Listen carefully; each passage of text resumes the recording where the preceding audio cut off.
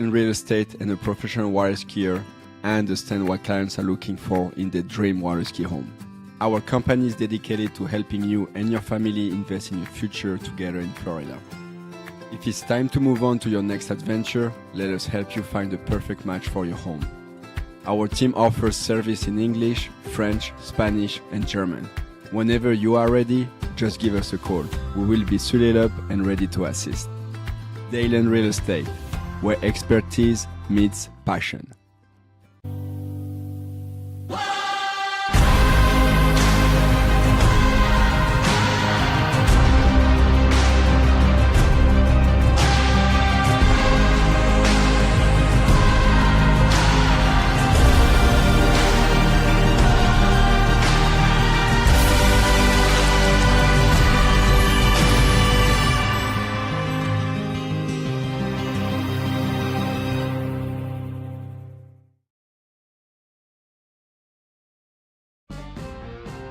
We are Radar, and this crew is the backbone of the Radar Nation. They live on the water day in and day out, devoting their lives to bringing skiing to the masses. We have designers, innovators, free spirits, and badass buoy slayers, all charging at 100% to grow the sport. There's no better group of individuals to be driving the ship that leads water skiing. Only one water skiing brand holds all 6 world records.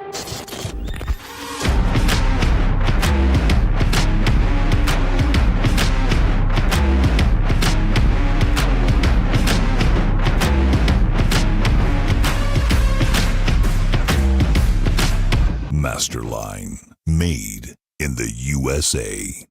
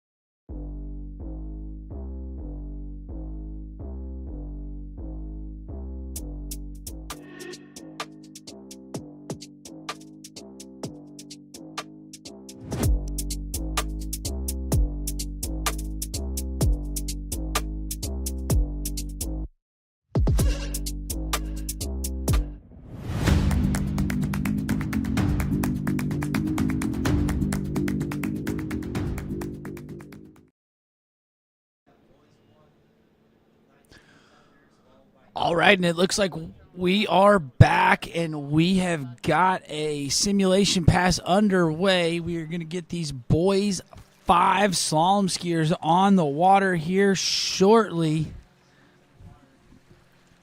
As we can see, we've got people camping on site.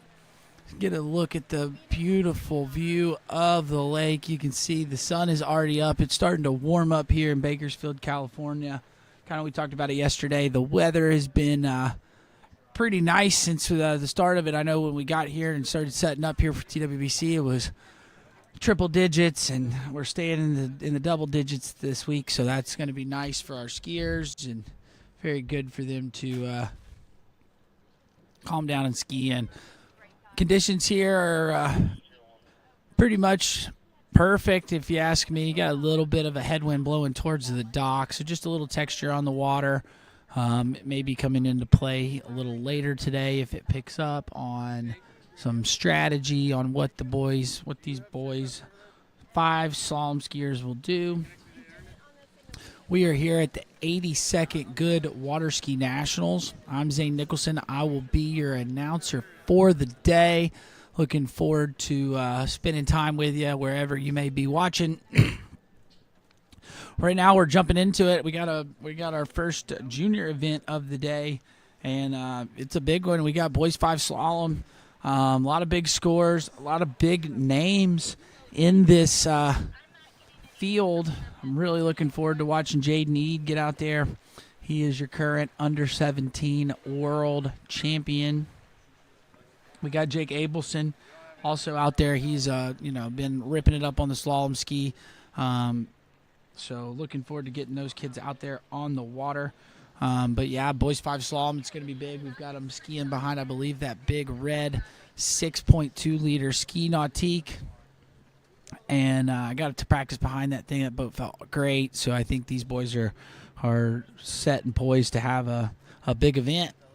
After this event, though, if you're tuning in, we have boys 2 slalom going on later following this boys 5 slalom event. And then we will roll right along into our jump event. We've got the boys 5 and boys 2 back-to-back going jump right after slalom. So be sure to hang out all day and get your fix of slalom and jump. If you want to watch some tricks, we got tricks starting a little later with Tony Lightfoot himself on Lake 1. And then we've also got tons more slalom over on Lake 2 with Ryan Shipper. But right now we are on the water, and this should be Charlie Chase, and this is 30 miles an hour, 15 off for Charlie, skiing out of Texas. He is your first skier in this boys 5 slalom event, and we are underway. Oh no, and just not feeling it there, going down around 2 ball. We'll take a look. A lot of times at Nationals, you see he kind of turned in a little uneasy. Looked like he picked his spot for the gate a little early and then had to check up because he was going to miss the gates, and caused him to not get a good swing into the course, and then having to drop that shoulder there at 2. And unfortunately for Charlie, going down a little bit early as your first skier out on the water today, probably not really what he had planned there, and a little bit unfortunate there for your first skier of the day. But we will get that boat down the end of the lake and move right along. Again, we're in Bakersfield, California, right outside Bakersfield. We're in the desert. It's been dry. It's been warm. Water is about 90 degrees, give or take a little bit. And, yeah, it's been skiing really awesome. Had a great day of slalom and jump yesterday. So I'm expecting big things out of it today. As we bring the boat back to the water, we should be grabbing our next skier in this boys 5 slalom event, and that should be Reed Treadway.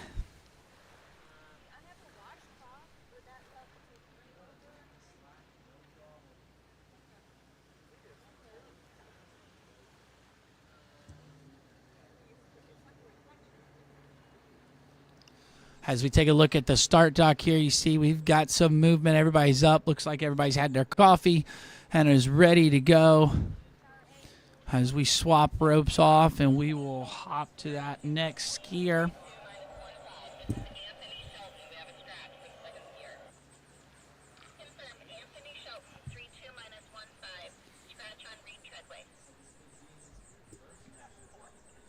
All right, and we are back up on the water. This is your second skier of the day, Reed Treadway, skiing out of Missouri.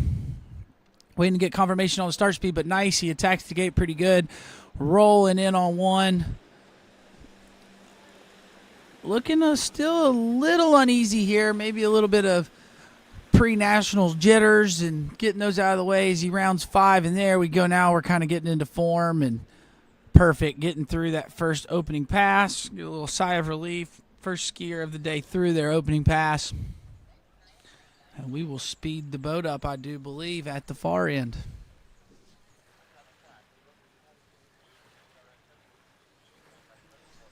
All right, and we just got confirmation. So he started at 32 miles an hour, and that was 15 off there for Reed. So we take a look at the replay.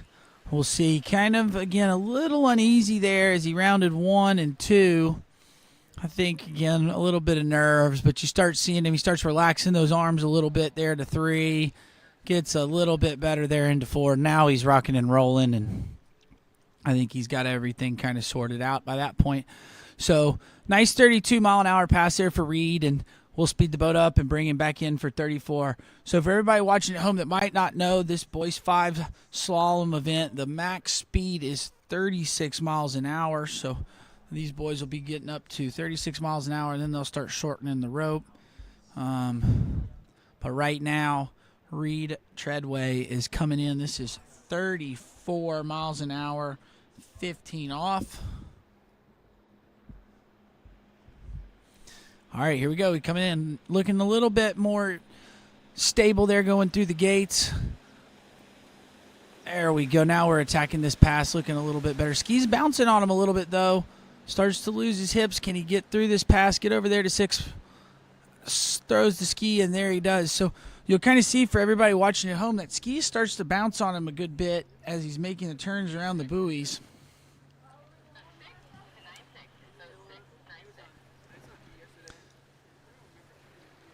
So let's take a look here. Looks like you see those hands kind of get a little bit away from him.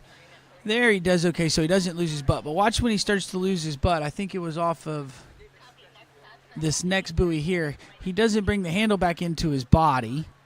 There, right there, you see. So he didn't bring his handle back into his body, so he loses his rear end. So now he's getting pulled down the lake. So again, there, doesn't bring the handle back in, and you see him kind of lose his rear end again off of that buoy. But really good job taking it down course. Gets outside his 6 ball, and best part about slalom is 6 is 6. So we will speed the boat up. We'll bring him back in. This should be this max speed of 36 miles an hour or 58K.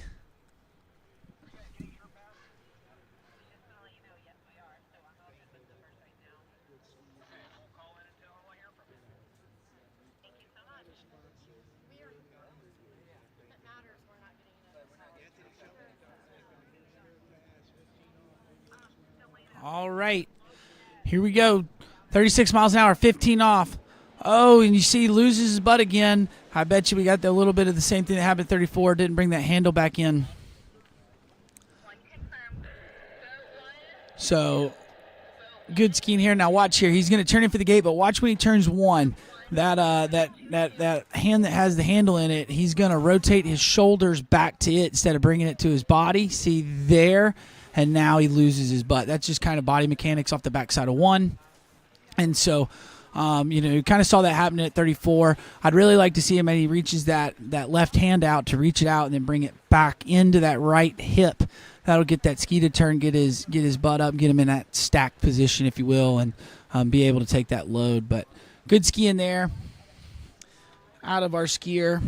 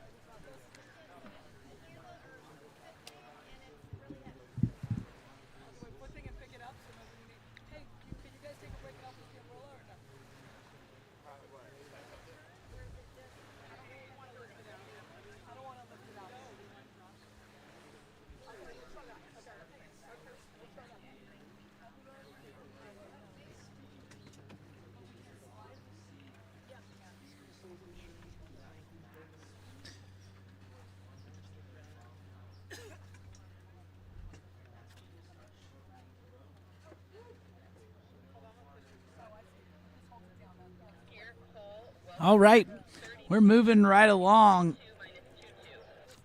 I think I got word that we had Reed Treadway was a scratch in this solemn event, and that might have been Anthony Shelton from Minnesota. So I'll have to wait on confirmation for that. I do believe this is 32 miles an hour, 22 off, and I'm pretty sure this is Cole Welfringer. All right, we got Cole coming in, 32 miles an hour, 22 off. So electing to go slower speed but shorter line length than the max speed and going to work up that way. And there you go. You got Cole looking really good there on pass number 1.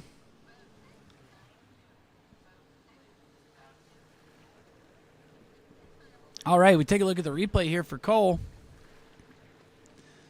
Getting a little sucked in here at the gate. I think that headwind's kind of messing with our skiers just a little bit. As you can see from home, we've got a little texture on the water, but I feel like these lakes kind of sit kind of perfect, and the wind kind of blows right off of the water. So if you're looking at the TV, it might not do the wind quite as much justice as these skiers are feeling here as they're going down the lake. So that's probably just giving them a little fits there on that opening pass. But again, a lot of these opening passes are a formality for these skiers, and they are just trying to use these to kind of get a feel of the lake, get a feel of their ski, get a feel of the boat, get a feel of the driver. So they're just running these passes to take a warm-up, and you see that there. So we'll speed Cole up here, your Kansas skier, up to 34 miles an hour, 22 off. Bring him back around the island behind that red ski nautique and let him pull out wide here for the gates. And here we go.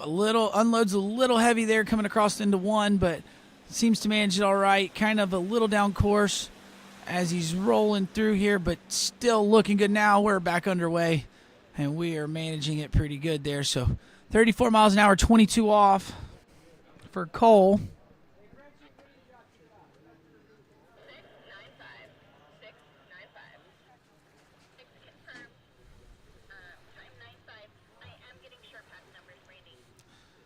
All right, there you go. You see right there coming through the wakes, he just kind of let his hands get away from him, unloads a little heavy, so the ski kind of shoots on him kind of fast, so that kind of makes him run down course there at 2, but now by the time he turns at 3 and gets over to 4, he is back into position, and there you go. Now you see textbook, he's back over the ski and moving like he'd like. So really good on the fly, game change right there for Cole, but got through it. So now we're going to speed the boat up. This should be that max speed, 36 miles an hour, 22 off on pass number 3 as we get him up behind the boat. Thank you for tuning in. This is the 82nd Goode Water Ski National Championships. This is Cole Welfringer from Kansas. This is 36 miles an hour, 22 off. There we go. Nice looking 1 here as we roll into 2. A little bit down course out of 3, but still looking pretty good as he makes his way over to 5. Can he get over to 6? A little bit broken over, but throws the ski outside of 6, and there you go. He ran that 36 miles an hour, 22 off pass. So first skier of the day, going to shorten the rope up.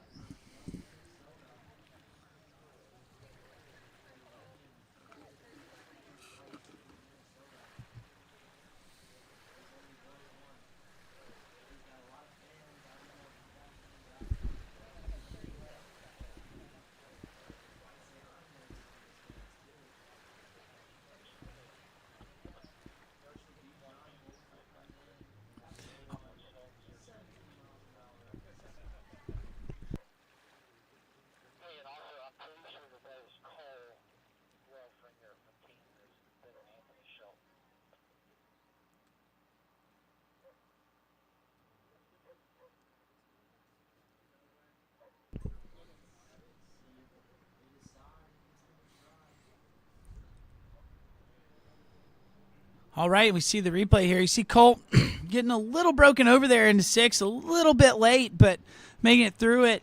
And now we're shortening the rope up. This will be 28 off, 36 miles an hour as we bring him back in. They're nice and wide on that nautique. Nice a turn in at the gates. Unloads again a little heavy into 1 ball. Just lets the hands get away. That's that offside turn there for him. So still looking good as he rounds 3 over to 4. Can he hang on? And there you go. 4 at 28 off. Your current leader, Cole Welfringer.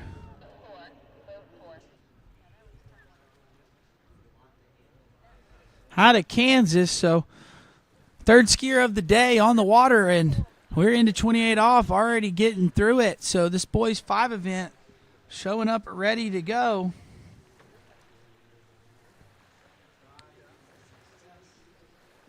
As we see, takes that hit and, yeah, makes it back in before the pre-gates. So good ski in there out of Cole.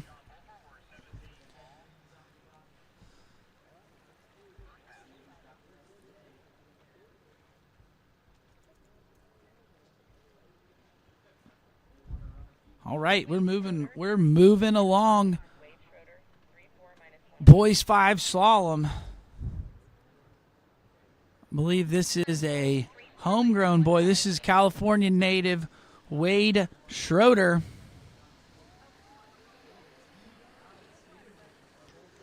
So didn't have to travel very far to make it to this event today. And here we go. We're bringing Wade in. This is pass number 1.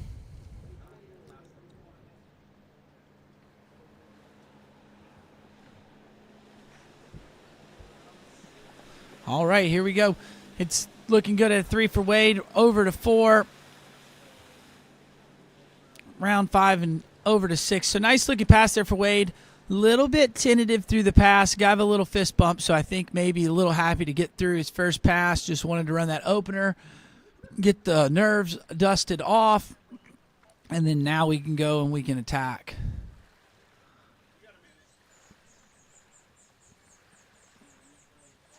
So here on the replay, you see Wade looking really strong.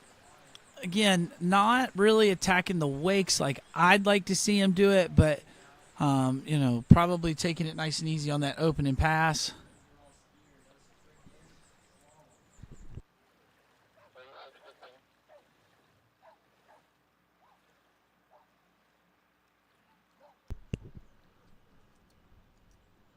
All right, there we go. That was opening pass for Wade Schroeder there. We're going to get that boat tightened up, bring him around the turn island.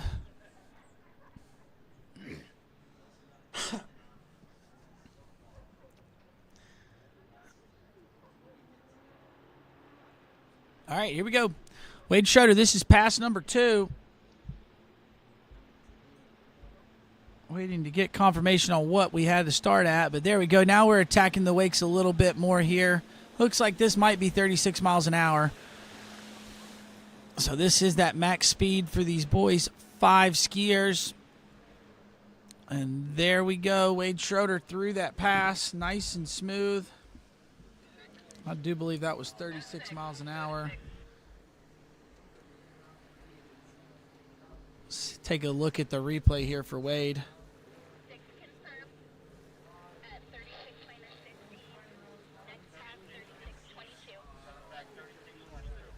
All right, and I did just get confirmation. So Wade started at 34 miles an hour, 15 off. So that would be 36 miles an hour, 15 off. So we're getting ready to shorten the rope up to 22 off here for Wade. You can kind of tell, I think he was a little more comfortable with that 36 mile an hour speed. So I bet you even as the rope gets shorter, he'll feel even more comfortable here and really get after this 22 off pass.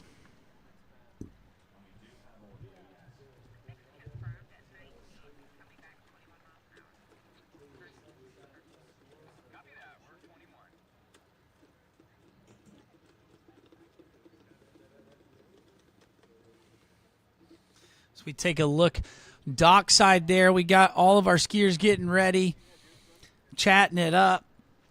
But right now, eyes on the water. This is Wade Schroeder. This is 22 off. Needs to run this pass if he wants to challenge the lead from our previous skier.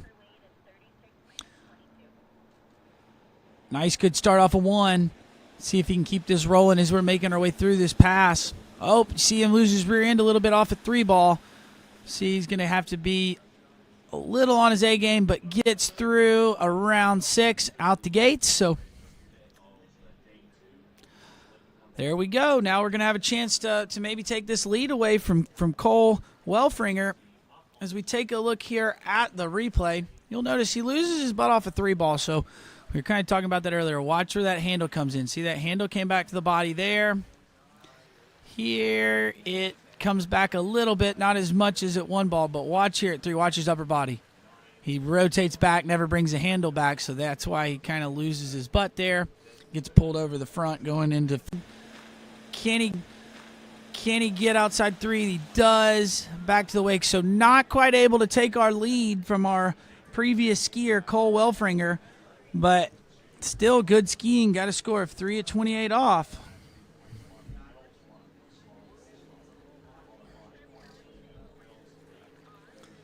All right, we'll drop Wade off at the dock. But real quick, we'll take a look at the replay. Watch him here. So he's a little slow off of 1. I think he was a little narrow at the gate, but watch here at 2. Hands are away. And there, he never brought the handle back, so really kind of got a slow turn. The handle kind of came into that inside hip, or if you will, so kind of gets that slow tail turn, has to check up. So unable to get outside of 4, but still looking good out there. We're rolling through this boys 5 slalom event. That was your 4th skier of the day. We have had 1 scratch so far, so looking pretty good. And I do believe our next skier on the water out of North Carolina, this is Landis Eller. So some people may know that Eller last name, Chris and April. They run Coble Ski School. They're in Lillington, North Carolina. Great facility. Landis growing up with mom and dad skiing, so look at him out here. He's got quite the technique. This is 34 miles an hour, 22 off, so starting a little bit slow, but getting dialed in and looking really good as he's rolling through this pass.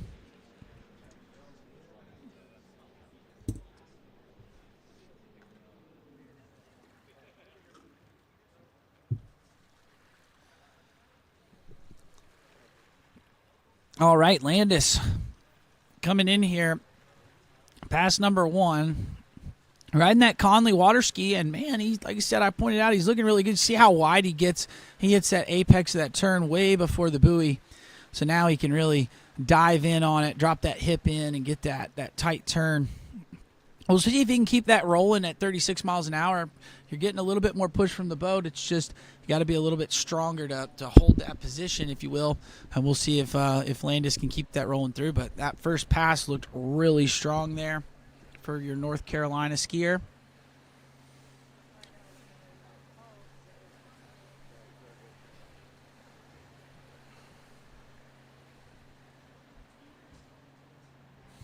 All right, Landis Eller. 36 miles an hour, 22 off.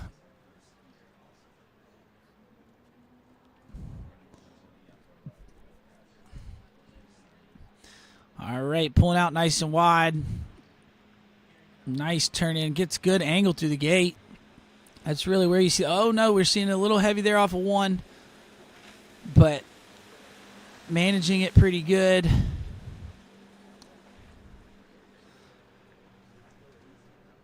All right, and there you go, Landis Eller, pass number 2.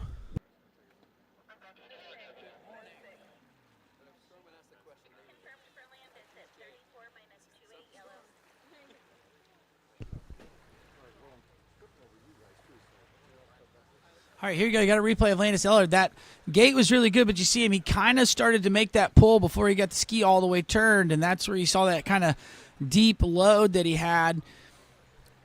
And then we kind of lose him here, but he's still managing, kind of eating up that rope and that speed that he gained from buoy 1, but manages it pretty well, gets through 36, 22 off. So now we'll be coming back in. This should be 28 off, 36 miles an hour. This is the pass where we're challenging for the lead. Looks like Landis normally runs this pass, so I'm expecting him. That pass right there looked pretty good. I expect him to maybe not make that bobble off of 1, and this pass to look a lot better than the 22 off. So,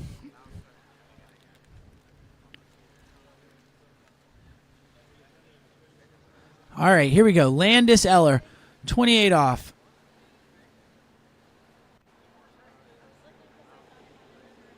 All right, a little bit shaky off of 2. Oh, no, and going down off a 3 ball. We'll have to take a look at the replay. We were a little shaky off a 2 ball. Not sure what happened there to Landis. So that's going to be 2.5 at 28 off. I think that's a little bit of a heartbreak there for Landis. But, I mean, looks good going through the gates here. See the turnoff 1. That's awesome turnoff of 1. You see him there off a 2 ball, though. He lets those hands get away, which doesn't bring that hip up and make the ski turn.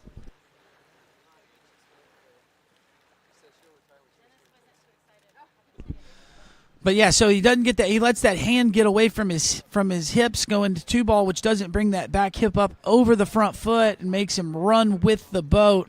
And then now he's kind of a little bit late going to 3 ball. Didn't get that offside pull as good as he'd like, and kind of dropped his shoulder. Got a little too much load over the front of the ski, and unable to hang on. So 2.5 at 28 off for Landis Eller. And that'll slot him into 3rd place right now. As we see that ski nautique coming back to the dock. Gonna make a change of ropes, and we will grab our next victim in this boys 5 slalom event.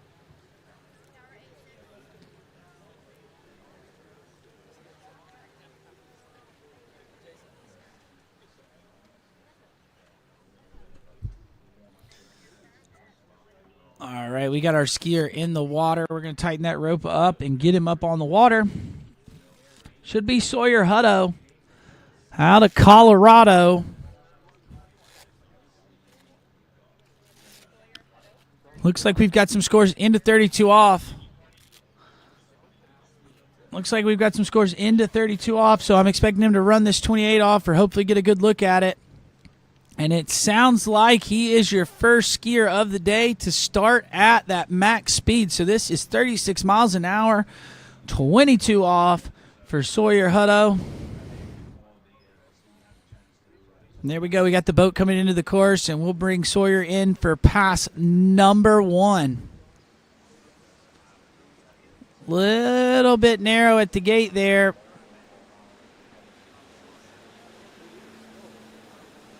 All right, there we go as we're rolling through pass number 1. So there we go, 36 miles an hour, 22 off for Sawyer.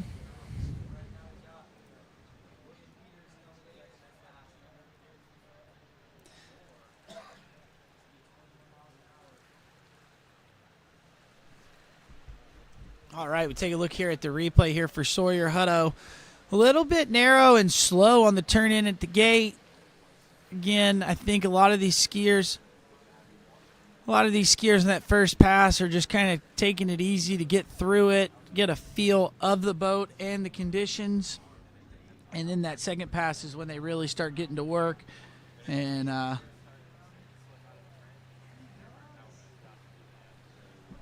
then they start attacking the pass. So, great skiing opening pass there. Sawyer Hutto out of Colorado. And we will bring him back in. It'll be 28 off, 36 miles an hour. Going to get to challenge the lead here pretty quick.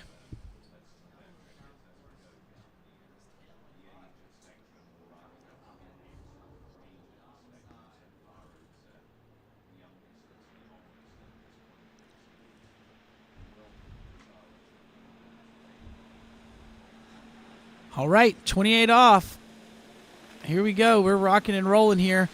Getting through it over to 4. That's going to be the tie for the lead there. Kind of missed the start of that one, but that will be unofficially a tie for the lead at 4 at 28 off there for Sawyer Hutto.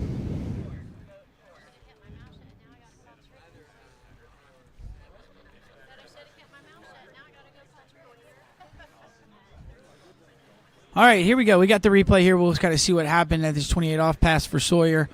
Turns in really good through the gates. I think he looks pretty good here at 1.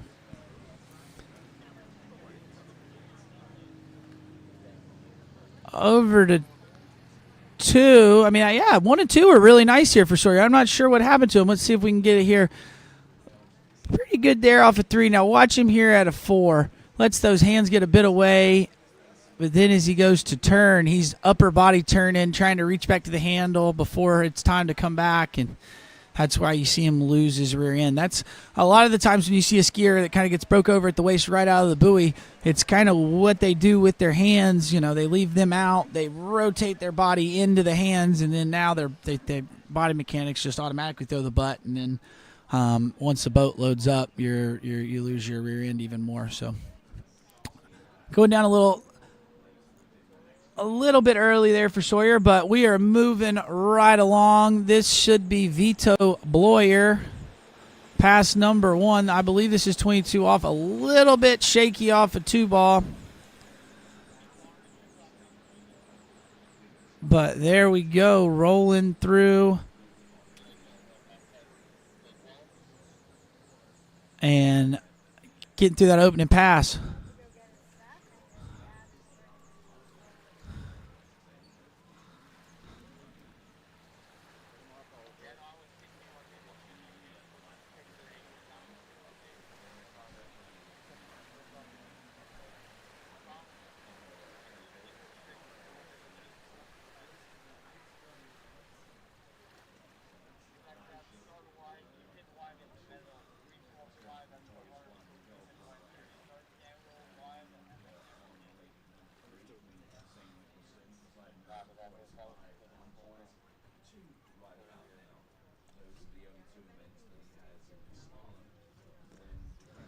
All right, there you go. You just saw the replay there. Vito Bloyer getting through 22 off. So I believe that was 36 miles an hour. Right now, we'll just take a chance to tell you, if you're watching at home, make sure you like and subscribe to the TWBC YouTube channel. I'll let you know when we go live all week long so you don't miss a moment of the action, as well as the pro tournaments coming up here in a few weeks. But right now on the water, we got Vito Bloyer. This should be 28 off, 36 miles an hour, I do believe, just by looking at the rope. So we'll have to get confirmation. Oh, getting a little shaky, but over to 5. I've unofficially your new leader in this boys 5 slalom event and your first skier through 28 off. So a little dicey there for Vito, but that seems to kind of be his ski style, and able to scrap it out and gets through that 28 off.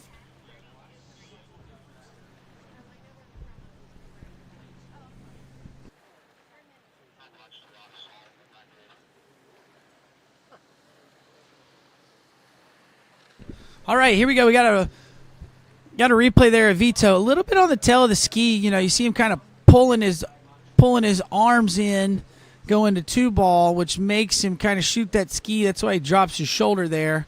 Same thing there. The hands are really far away going to 4-ball. That's why he kind of falls over.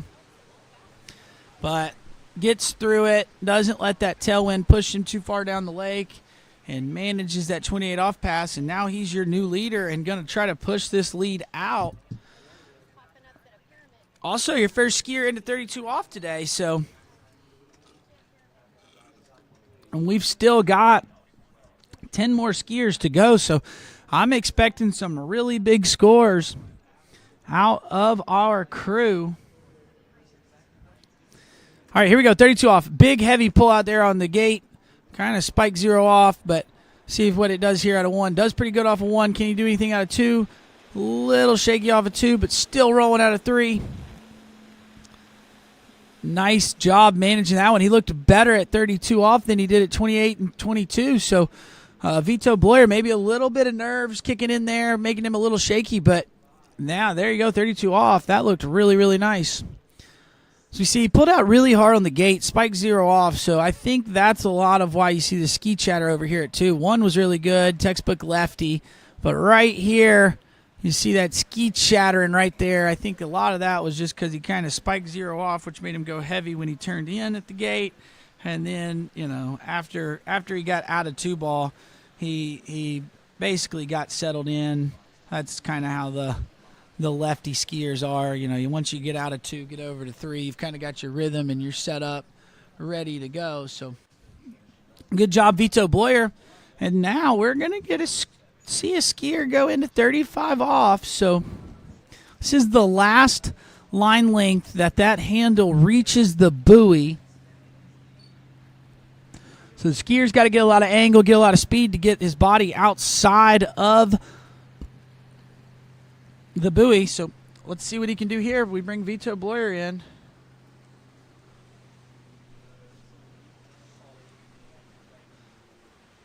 All right, Vito Bloyer, 35 off. He is your current leader, trying to push his lead out. Gets a good one. Let's see what he can do over two. You see the ski shoot in front of him.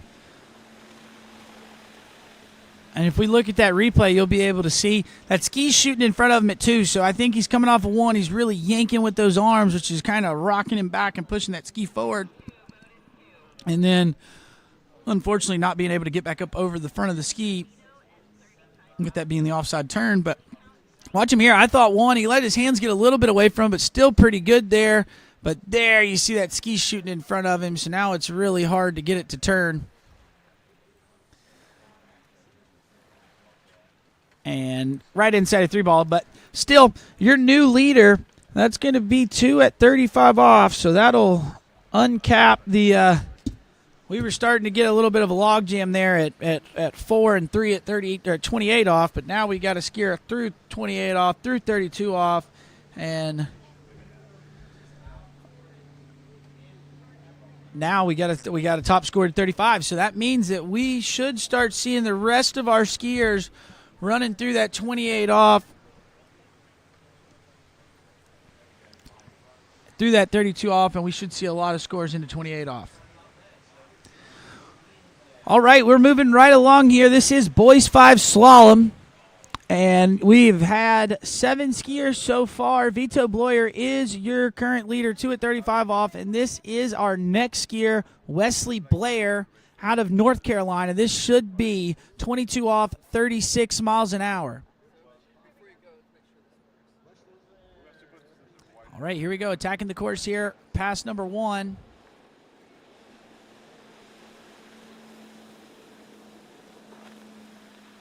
Looks good there as we make our way over 5. A little down course as we're going to 5, but still good opening pass there for Wesley.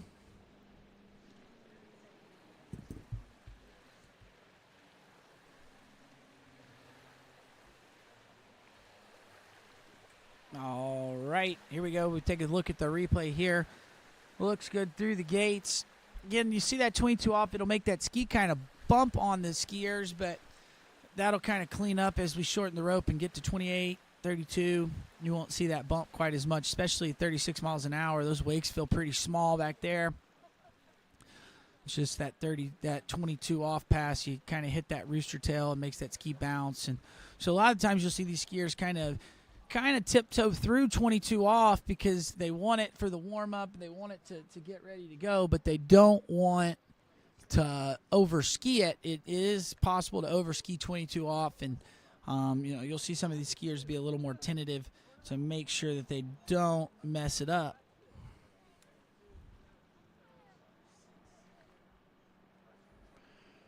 All right, Wesley Blair here. This is pass number 2. 28 off.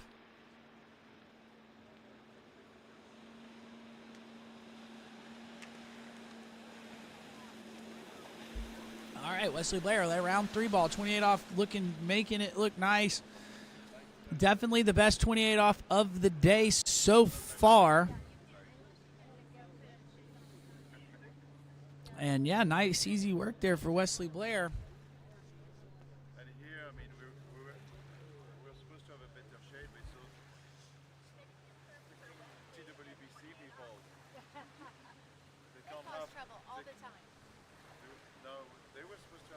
All right, take a look at the replay here for Wesley. Nice and strong at the gate, nice and wide when he turns in. Hopefully he can keep that rolling as we get through these passes. That'll set him up nice and strong. Get a good swing into the course. And you can just see there the ski's pushing back on him a little bit. So kind of, I mean, a lot of that's coming because it's not fully turned, but still looking really good. That was much better at 4 ball there, not pushing so much like he did at 2. And there we go. That was really, really nice 28 off pass for Wesley Blair.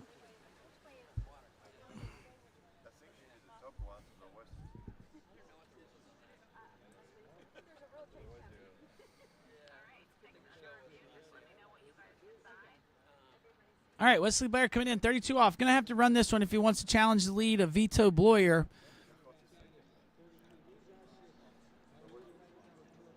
All right, here we go. Let's see what Wesley can do on pass number 3. Big one ball there. A little bit narrow into 2. Going to have to work over to 3. Getting back into it at 4. Gets around 5. Can he get over to 6? He's a little bit late here. Yes, he does, and out the gate. So second skier through 32 off in this boys 5 slalom event. We'll see. He was a little bit narrow at, was it 2 ball? We'll take a look here at the replay and see if we can see what all he did here. So I thought he did really good through the gate. Had a really strong 1 here. Goes to 2. He starts to swing his feet a little early and let go of the rope a little early. So that's why he's a little narrow there at 2. Now he's kind of having to work at 3, but gets that left foot forward turn 3 ball. Working at 4. Now it's just, can we get over to 5 and get around it, and then we're going to run it. So, yeah, so there you go. You see it right there. Left foot lefty. That's the advantages of being a lefty over a righty. If anybody's ever wondering if there's an advantage to one or the other, the righties get a better shot at the gate, but the lefties get 3 turns, 3 onside turns in the course instead of 2 offside turns. So, in case you're wondering, here's the schedule. I am Zane Nicholson. I am your announcer for the day. We've got Boys 5 Slalom going on, and right after this Boys 5 Slalom event, we will be rolling straight through to Boys 2 Slalom.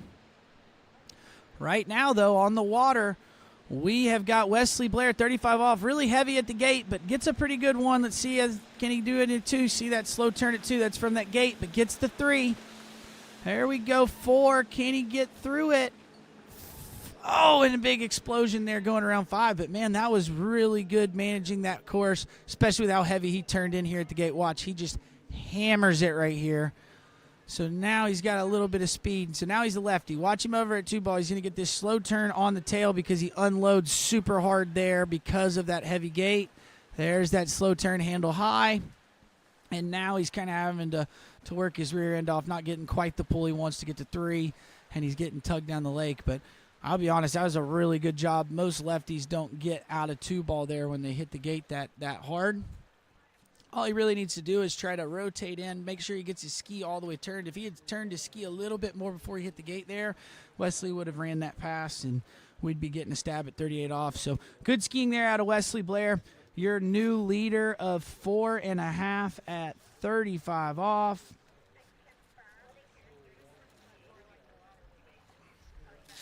And, yeah, pushing it out there for our next skiers.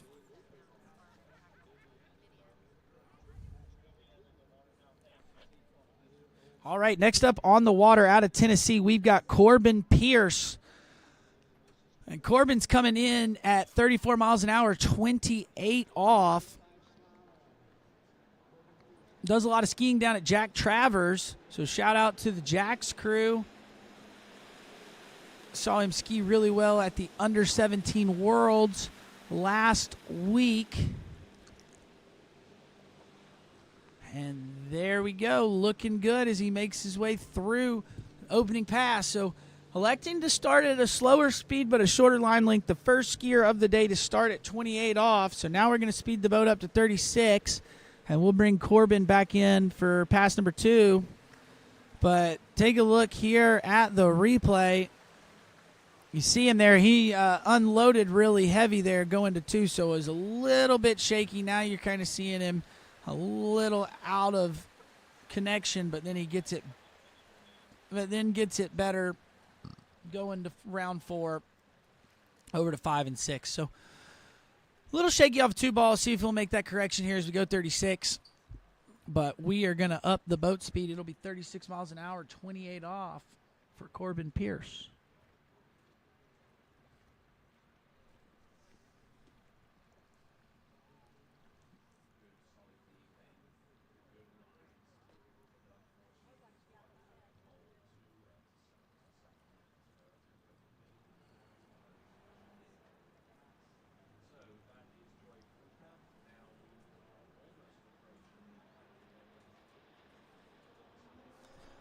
All right, Corbin Pierce coming back in. This is 28 off, 36 miles an hour. See what we've got as we bring him in. Big one ball, loses his butt a little bit off of 1. Going to have to work a little bit here into 3, but now we're back into it. There we go, Corbin, as we settle it down, get around 5 and over to 6.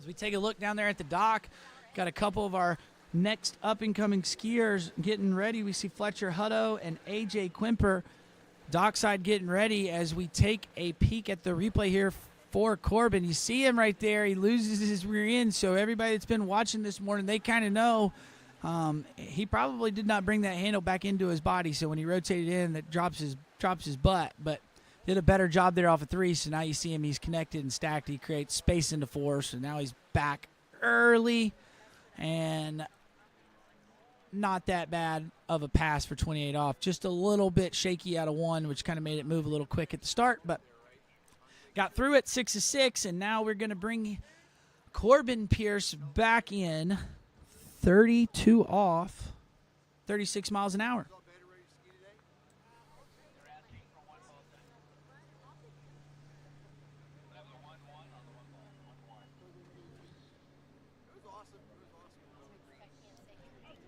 All right, here we go. Corbin Pierce, 32 off. Now, there's a little bit of a headwind blowing into the dock here, so let's see what he's got as he rounds 1. Way better job at 1 ball there. Good job at 2. Let's see if Corbin can get through it here. A little bit shaky off of 3. Had to check up there. So now we're working to 5. Can we get over to 6? Yes, we do.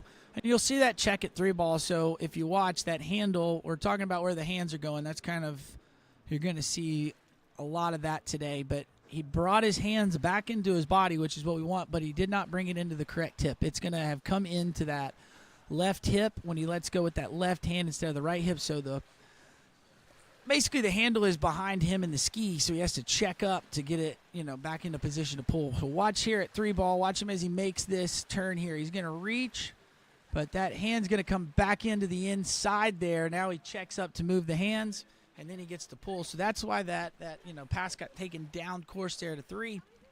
I thought the gate 1 and 2 were awesome. He made a good game change there, and attacked 1 ball, brought the hands in, so it set him up there. I think if he had the same 1 that he had coming down, it might have been a different story there. But best part about it is he got through 32 off.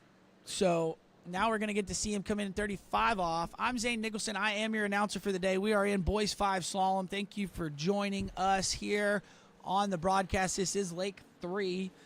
We are about halfway through this Boys 5 Slalom event. The lead right now is held by Wesley Blair from North Carolina with 4.5 at 35 off, and Corbin Pierce is taking his stab to challenge it. Got to get a full 5 if he wants to take the lead here. It's a pretty good gate. Loses his butt off of 1 a little bit, but managing it pretty well. A little late down course at a 3. Can he get over to 4? Throws the ski at 4. Going to have to make the S turn, and there he goes. He gets it. So that won't take the lead, but that'll put him into second place with 4 at 35 off. And great skiing there out of the Tennessee boy. I know the Nasty Boys from Tennessee will be pretty excited with that. As we take a look here at the replay. Now watch him again here out of 1. He's going to lose his butt. So same thing here. He drops that shoulder, brings that handle to that inside hip. So you're either going to get 2 things when it comes to the inside hip. You're going to get checked up and you're going to have a slow turn on the tail, or you're going to have it turn kind of hard because you drop your shoulder, and then you're going to have to lose your butt because you can't hold all that angle. That's kind of what you saw happen there to Corbin. Happened to him at 1 and happened to him at 3. I think if he had been a little bit better on where he had brought that handle in at 3, might have actually gotten to make a play on 4 and could have had a look at 5. So still good skiing out of Corbin, putting himself into second place right now. All right, and we are moving right along. We just saw Fletcher Hutto's brother on the water, Sawyer Hutto, a couple skiers ago, but now we've got another Hutto. This is Fletcher Hutto. This is 36 miles an hour, 28 off. out of Colorado. Saw his brother run 4 at 28 off, so bet you there's a little sibling rivalry going on here, and he definitely wants to make sure he gets a full 4. There you go. So he is the best Hutto of the day, but he wants to be the best skier of the day. So there we go. 28 off for Fletcher Hutto.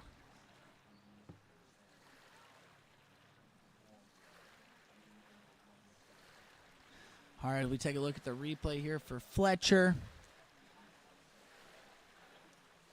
That was a nice looking start here. Just backside the buoys again. Way early to the balls, creating quite a bit of space. So then he has room to kind of backside the buoy. If you get to the buoy late, if you pull kind of straight to the buoy, we get there and you see a lot of skiers drop their shoulder. But there, he got a little bit late there to 5, so you kind of saw him have to drop the shoulder a little bit there. Not quite as early as he was at 1 and 3, and not as clean of a turn, but still nice opening pass for Fletcher Hutto.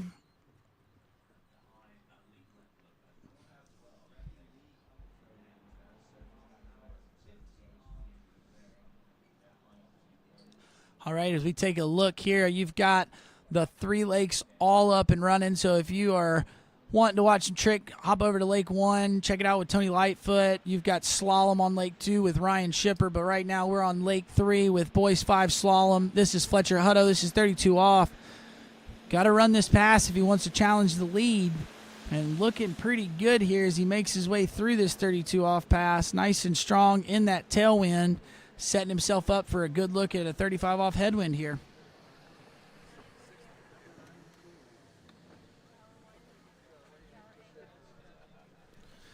Yeah, it was a little bit fast at the gate, but, you know, speed at the gate's not bad as long as you can keep the rope tight, and I thought he did a pretty good job there.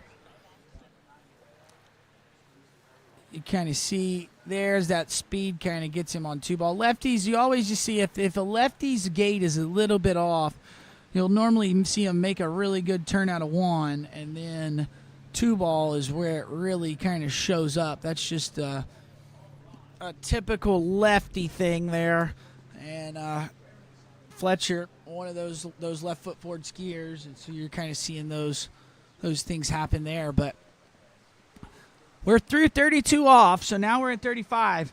Big thing that I really want to see Fletcher do here is I want to see him rotate his hips, get the ski fully turned before he loads up on the boat at the gate. That way his speed's really good into 1. He'll have good rope control and give himself a good chance to get down this pass. See if you can do it here. Make sure you pull out nice and smooth here, Fletcher. And that's pretty good there, bud. So he's out there going to roll in. Good turn in at the gate. Let's see what he can do off of 1. Nice job out of 1 there for Fletcher. Rolling over to 2, a little bit slow, but round 3, can he get over to 4? Does get over to 4. Can he get outside of 5-ball? Not quite outside of 5-ball, so he is going to tie your previous skier, Corbin Pierce, with 4 at 35 off. So let's take a look at this replay here in just a second, and we will see, again, rotation on the gate here was really good. Gets a really good 1, but watch him here as he goes to make this edge change. See how he pulls his hands in. He didn't let the feet swing. He kind of pulled his upper body to to swing the feet, and that causes him to not let the ski go all the way out, so he starts running with the boat. And now that's what you're seeing. He's just kind of getting pulled down the lake, getting a little bit later, trying to get a bigger turn, and it's really hard to do it when the ski doesn't go out from under you.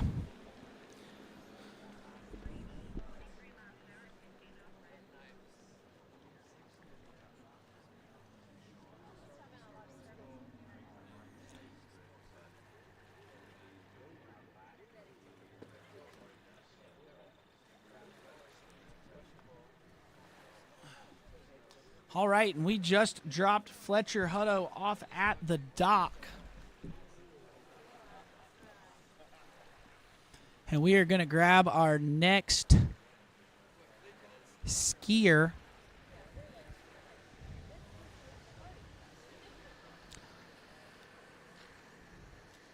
All right, so one of my more favorite skiers in this event here, I got to do a lot of skiing with our next skier the last month up in Virginia. This is AJ Quimper. I know he had kind of talked about maybe not making the trek out here, but I told him, I was like, you need to get out here and go skiing. He's been skiing really, really well this season, so I'm super excited to see AJ on the dock. Now we got him up on his ski, riding that KD water ski. And AJ is going to be starting at 28 off, 36 miles an hour. So electing for a strategy here, trying to get that 35 off headwind. Now, the big thing here AJ needs to do, AJ has a tendency to really like to yank on the boat, so I want to see him make sure he's just turning, not over skiing these passes. Looks good so far, so let's just see if he can stick with it here through 5 and over to 6, and there we go. Nice, good opening pass there for AJ Quimper, kind of shaking off probably a little bit of nerves here. This is the 82nd Goode U.S. Water Ski Nationals, so this is like the Super Bowl, if you will, for water skiing for these U.S. athletes. And here we go. We take a look at the replay for AJ. Nice, good, strong-looking one. See a lot of left foot forward skiers in this event. And AJ, textbook right there. I mean, he's on top of this pass. See how he's creating space. He's nice and early to all the buoys.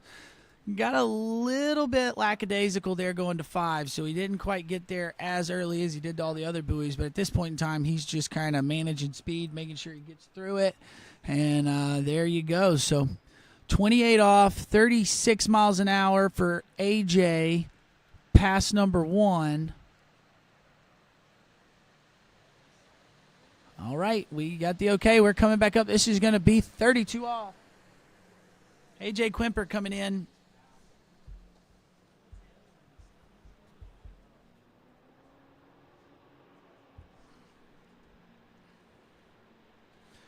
All right, 32 off for AJ. Let's see what he's got as he comes in. Pass number 2, 32 off. Going to need to run this one to challenge the lead. Got off the handle a little early into 2, so we're going to have to work a little bit here. But calm down, AJ. Don't go too heavy here off a 5 ball. And, yep, there we go. Got through that pass. So you'll kind of see here if we look at the replay, AJ, he does have a tendency to go a little bit heavy, a little bit strong into 2, and then he hops off the handle a little quick. So here, big thing he really wants to do is make sure that he's getting turned, getting the hands into the body where he wants to be and keeping them there, but not really using those biceps, if you will. You really want to use the triceps and the back muscles to keep everything low and tight when you swing through the edge change. There, that's an awesome looking lefty 3 ball. And that kind of got him back into the pass. You see there, too, he kind of got off the handle a little early going into 4, and he came up short. So going to want to make sure that he's getting a good gait, going to get nice and wide, not hammer it. And then go into 2, he's just got to really work nice and strong, get fully turned, and get the ski to shoot out for him like he did at 28 off. All right, well, we'll take a moment to tell you to like and subscribe to TWBC YouTube channel.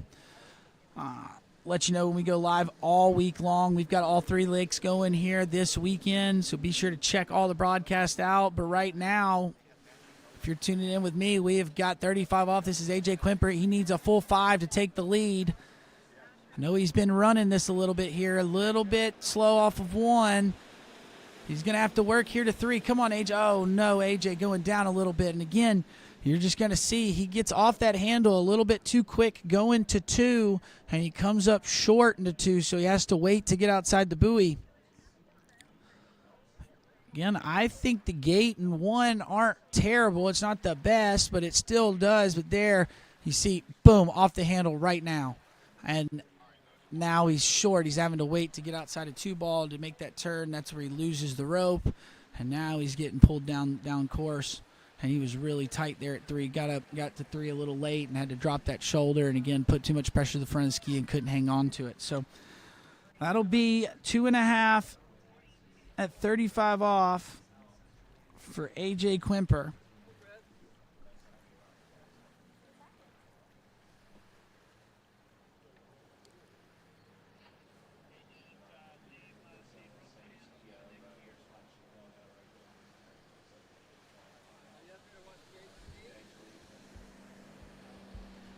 All right, as we see the starting dock, see our next skier on the water. I do believe that is Jaden Eid.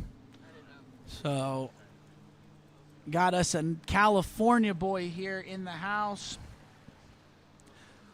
Full family of skiers.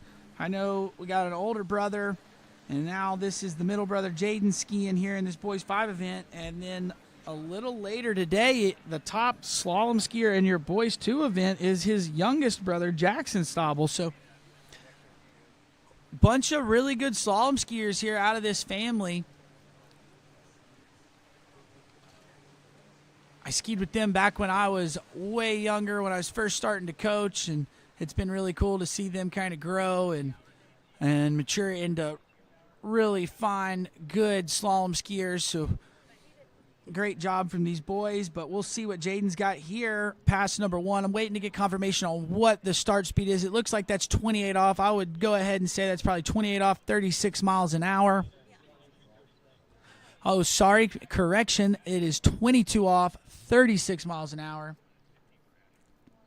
So electing to take that 35 off in the tailwind, just thinking about it. So I bet you he's kind of playing maybe 38 off. Knows that these top skiers are going to be able to get into 38 off and maybe even run it. So going to try to push that number out there here if we can get through these first few passes. But eyes on the water, pass number 1. This is Jaden Eid, 22 off, 36 miles an hour, rounds 5 ball, over to 6 and out the gates. And great looking pass there for Jaden.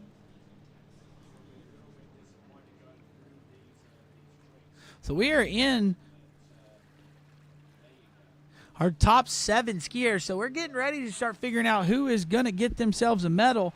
Wesley Blair, currently your leader, is put himself in a pretty good spot right now.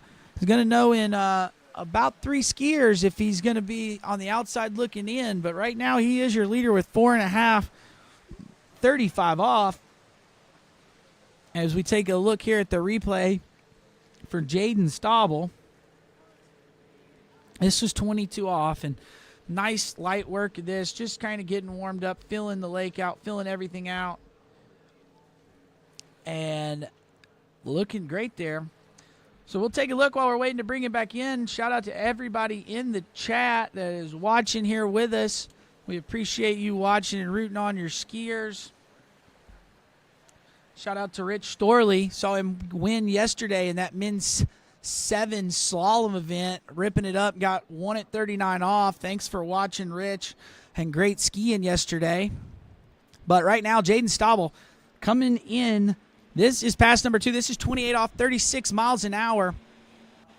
There we go. And now we're kind of seeing it. It was tiptoed through that 22 off pass just a touch. Again, I think maybe that was kind of a strategic play, and he's looking good here as he's rounding 5 and over to 6. 28 off, Jaden Eid.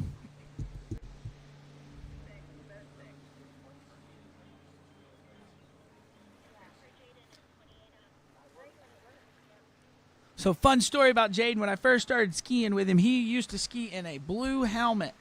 And that was kind of how I could always recognize him. He was always there, and he was rocking the blue. Still see that life jacket he's got on. He's got a little bit of blue to him, so good to still see him back to his roots. But, man, has he grown into quite the slalom skier. Super tall, stays stacked over the ski, rides it super duper well. So I'm expecting big scores here. I'm ready to see somebody get through that 35 off pass. It's we've been knocking on the door on it for the last, I don't know, 4 or 5 skiers, and I think we're getting ready to crack one here in just a moment. And then we'll see the floodgates open, and we'll see everybody getting the 38 off.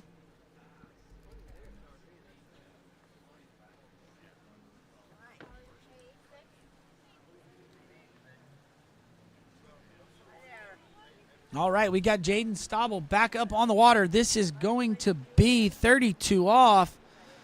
Rocking around 1 ball, making his way over to 2.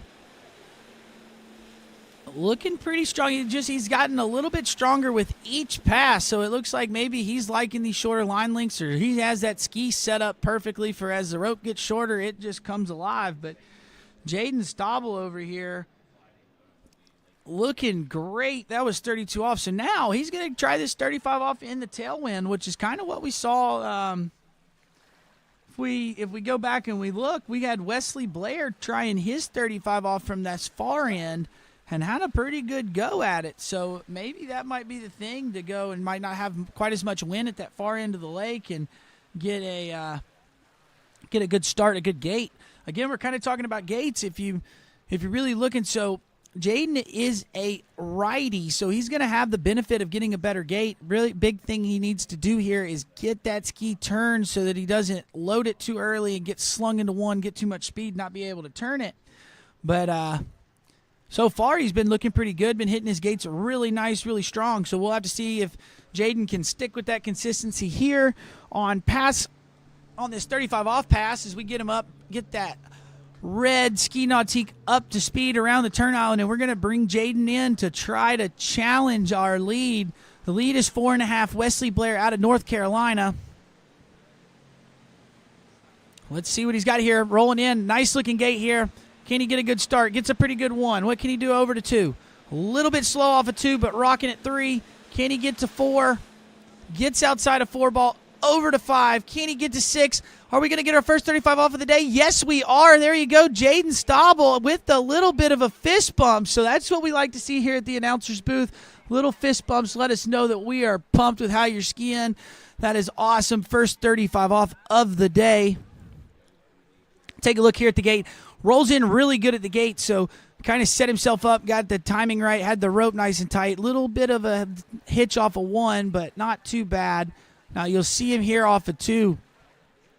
Really didn't bring that handle where it needed to be, so he's a little bit out of position here, but right there you go. He gets into position, gets that stack, that super strong position, good leverage, and now he's into it, rocking and rolling. So great skiing out of Jaden Stauble. First skier through 35 off, and now he's going to try to push his lead out here in this boys 5 slalom event. We've got 6 skiers after him, so he's going to try to up this score, make sure he can guarantee himself a medal. He's going to have to sit and wait a little bit, but right now he is on track to putting himself in a pretty good spot.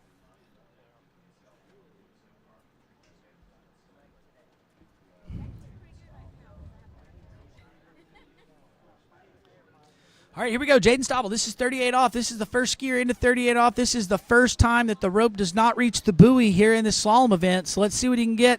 Rolls in at the gate, gets a pretty good look at the gate. Can he get a good 1? Gets to 1. Can he get to 2? Oh, and I think he was just happy with 1. So nice skiing there out of Jaden Stauble. It's going to kind of, I think, might leave the door open just a little bit for these next few skiers. Looks like we've got several scores at 3 and 4 at 38 off, and then that 1 at 38 off is going to kind of be that bubble score, so we'll see if it'll hold up. Conditions are looking pretty good. Kind of see there, I don't really think he had much intentions of making a play on 1, but great skiing out of Jaden. So he is your current leader with 6 skiers left. And as we bring him down the dock, we will take a look at our chat. Shout out to Richard Walter. Thanks for watching. Thanks for enjoying it. Hope we're doing a good job. And John Huntsinger asked what age group we're in. We're in boys 5. So I do believe this is like 16 to 17 years old. Or sorry, 16 to 18 years old. So these guys are in that junior event group. They're skiing 36 miles an hour. I am Zane Nicholson. I am your announcer for the day. We are rocking through this boys 5 slalom event, and then we're getting ready to go. After this event, we're going to go straight into boys 2. Should be a fun event to get through.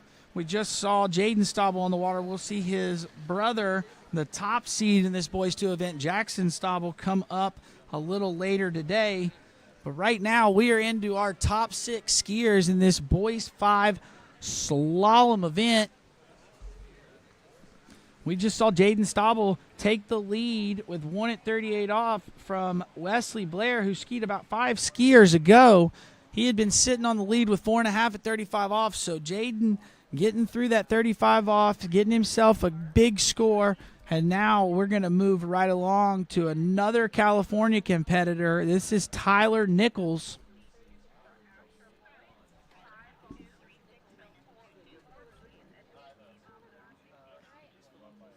All right, and it sounds like Tyler is going to be starting at 36 miles an hour, 22 off. So it seems like maybe the skiers are starting to think that tailwind 35 is the way to go. Have to take a look and see what Tyler's got here as he pulls out. Loses a little bit of speed there at the gate, having to kind of do an extra little tug to stay out there. But again, I'd say just looking at his average, he gets into 38 pretty consistently. So I would think that this is just a formality for him to get a feel of the lake in the water. And sure enough, it was. He got through 22 off, 36 miles an hour. Nice and easy, nice and smooth.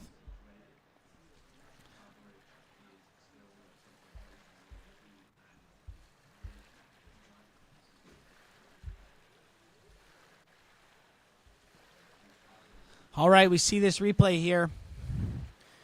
This is Tyler Nichols out of California. 22 off.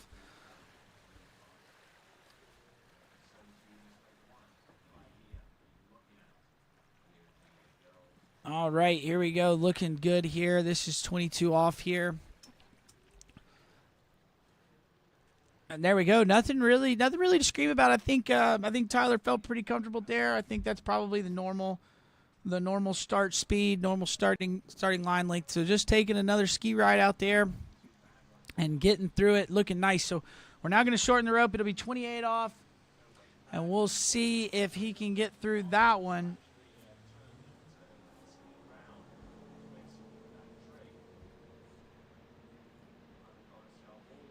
All right, here we go. 28 off, Tyler Nichols.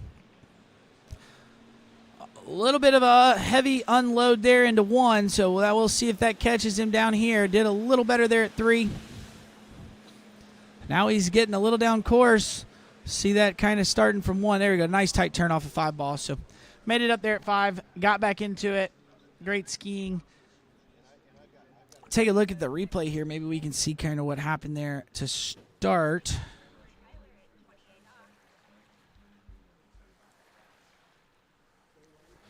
Look at him here. The hands go way high, and he unloads really quick, which makes that ski unload heavy.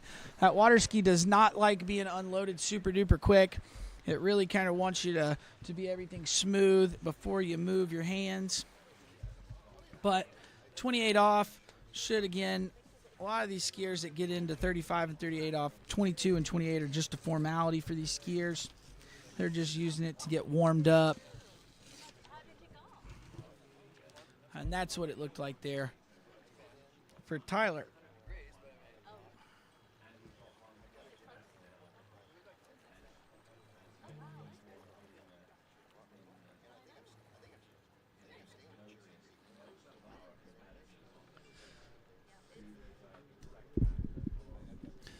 All right, here we go. We got Tyler Nichols coming up here. This is going to be 32 off.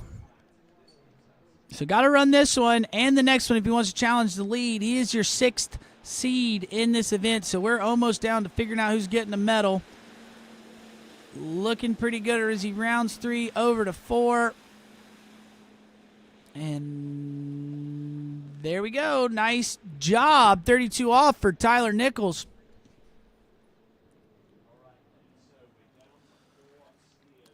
So, yeah, Tyler's looking strong. We'll have to take a look here and see. He's got an average of, looks like a couple at 38 off, if I'm not mistaken.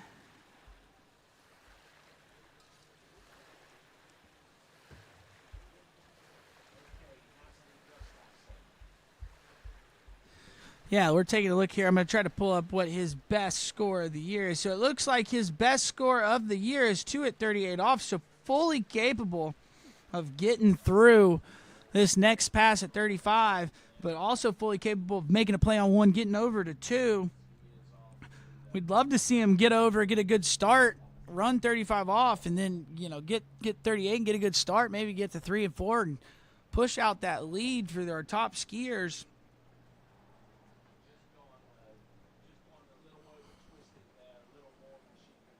All right, Tyler Nichols, this is 35 off. This is the money pass so far. You have got to run it. And let's see what Tyler has here as he pulls out wide on that ski nautique. Nice one ball. Had to double pump into one, so now we're going to be moving down course. Yep, and there we go. We fell down. A little unhappy with that. Again, you'll see on the replay here, he unloads heavy into one like he did on the pass before. So watch the hands go away and high, and he lets go really quick. So now he's pretty narrow at one. So now when he goes to make this pull over here to two, it's the offside pull. He just got there late and dropped his shoulder, put too much pressure to the nose of the ski. So really what he did, he needed to, when he got that turn out of one, needed to rotate his body a little bit more towards the shore, get the ski to point so he would have a little more space going to two. And then he would have been able, wouldn't felt like he had to drop that shoulder and have such a heavy turn. So a little bit of a letdown there for Tyler Nichols from California. That's only going to be 1.5 at 35 off. So we're down to our last 5 skiers. Getting ready to start handing out medals, figuring out who's getting what medal, where they're getting a medal.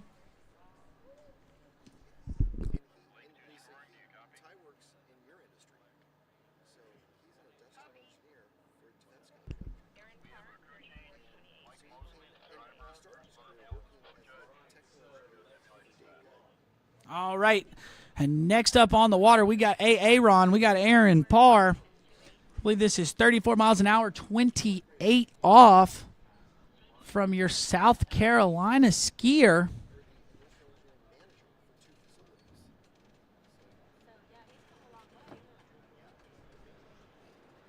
So electing to go a little bit slower, so he's playing for that 35 tailwind as well. And nice opening pass there, 34 miles an hour for Aaron Parr.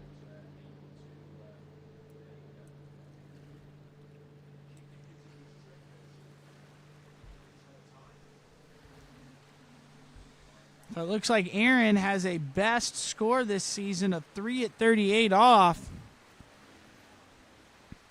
So good skiing out of him. Looks like he's also got a couple scores at 2 at 38 off. So been getting into 38 off quite a bit this season.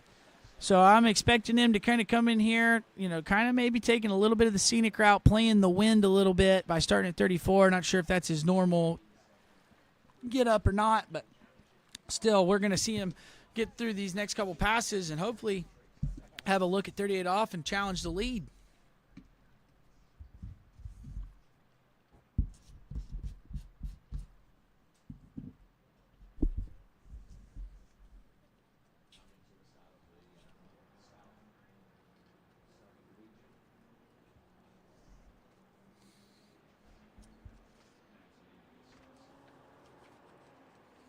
All right, here we go. 28 off, 36 miles an hour for Aaron Parr.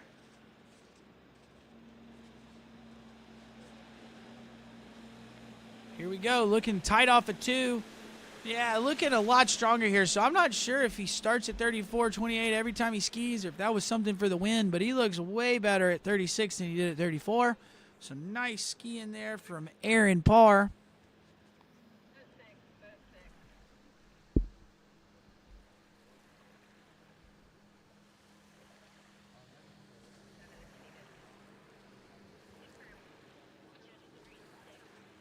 All right, we take a look at the replay here from Aaron. This is 36 miles an hour, so this is at max speed.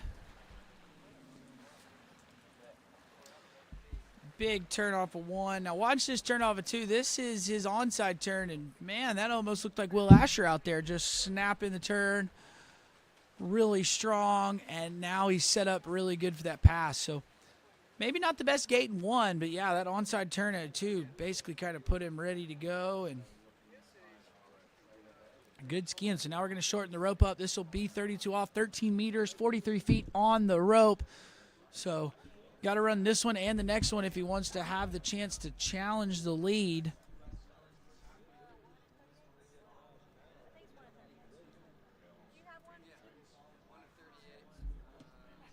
All right, as we take a look at the start dock, you saw Charlie Cross there getting ready. He'll be coming up in just a moment, but right now we got Aaron Parr on the water out of South Carolina. Coming in, gets a pretty good one. Let's see if he can get another big turn out of 2. There you go, got that onside turn, and now we're rolling. We are rocking and rolling. Great job out of 5 ball.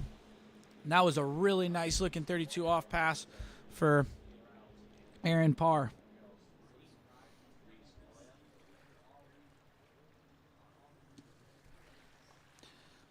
All right, we take a look at the replay here. I thought the gate in 1 was better at this 32 off pass than it was at 28. Probably because the rope's a little shorter, but there, look, nice job. Gets a good turn.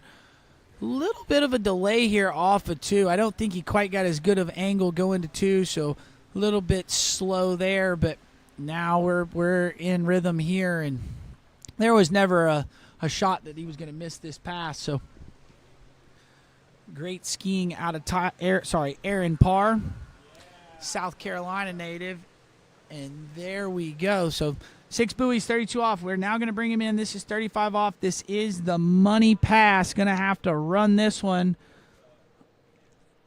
if he wants to have a chance at a medal. Right now you got Jaden Eid sitting on the bubble. So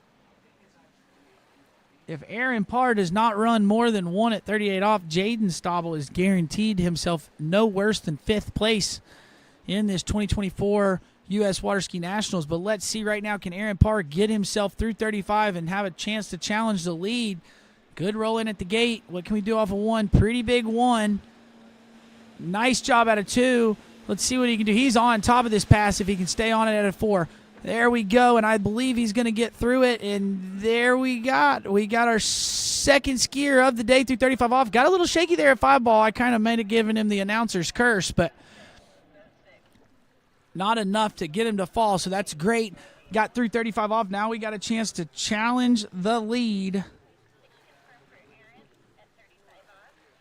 Now, take a look here. The start of this was awesome. I thought he did a really good job here out of 1. Kind of broke over, but gets right back into position.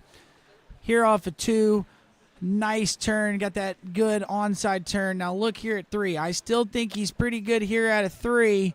It's somewhere here off of 4. Yeah, he's not quite getting fully turned there going to 4, so he got to 4 a little bit late. That's why 5 ball and 6 got a little shaky. He started losing his swing. When he turned off a 3 ball, he needs to keep turning those hips, keep rotating just a little bit more to get the ski to shoot out and get that apex in front of the buoy. But still managing the rope really well, getting through the pass, and now got a chance at 38 off. Well, I'm Zane Nicholson. I'm your announcer for the day. We are in Boys 5 Slalom. This is our top 5 seeds. Getting ready to figure out who's getting a medal, and we're going to crown a Boys 5 Slalom champion. I hope y'all are enjoying the webcast. I enjoy talking about slalom with you guys. Maybe we'll learn a little bit along the way as we're doing it. But right now, 38 off, Aaron Parr. Here we go, getting a pretty good gate. Let's see if he can get over to 2 ball. Gets a play on 1. Can he get to 2? Throws the ski outside of 2. There you go, and he is your new leader and has guaranteed himself no worse than 5th place with that. 2 at 38 off. And that's really good skiing there for Aaron. That's basically what his average is 2 at 38 off. And running here at the Nationals, he had 1 score of 3 at 38. And I think he might have been able to do it if he had just kind of taken what he had from the pool there. He's got to start thinking about turning his body a little bit more, creating more angle, more space. Think about where he's pointing that ski tip. Try to get it, go about 10 feet in front of the buoy instead of right at it. And he'll get a better look at 2 ball, be able to turn it. He's a righty, so if he could get over there and get a good look at it, he'll be able to turn it and get going. So great skiing there out of Aaron, your new leader, South Carolina guy. So great skiing, and he has pushed that lead out on these last 4 skiers.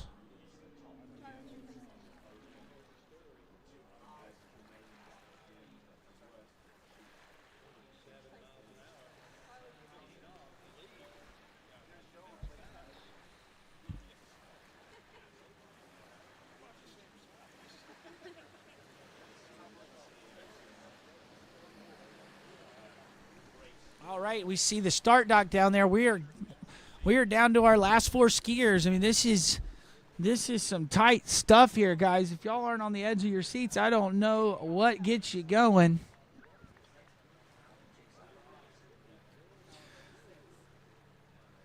All right, and I believe our next skier out of Texas, the SCR region, looks like we got some people already in the chat giving him a shout. Connor Pesic, he has started 28 off, 36 miles an hour. Been working on the TWBC crew all week, setting things up. He's been helping with a lot of these cameras angles and now taking some time off of his work duties and getting a ski ride in. And we'll see what Connor's got as we bring him in. This is pass number 1. Again, this is 36 miles an hour, 28 off. Going to have to get more than 2 at 38 off if he wants to take the lead from Aaron Parr from South Carolina. But let's see what Connor Pesic has here. Looks strong on this opening pass here of 28 off.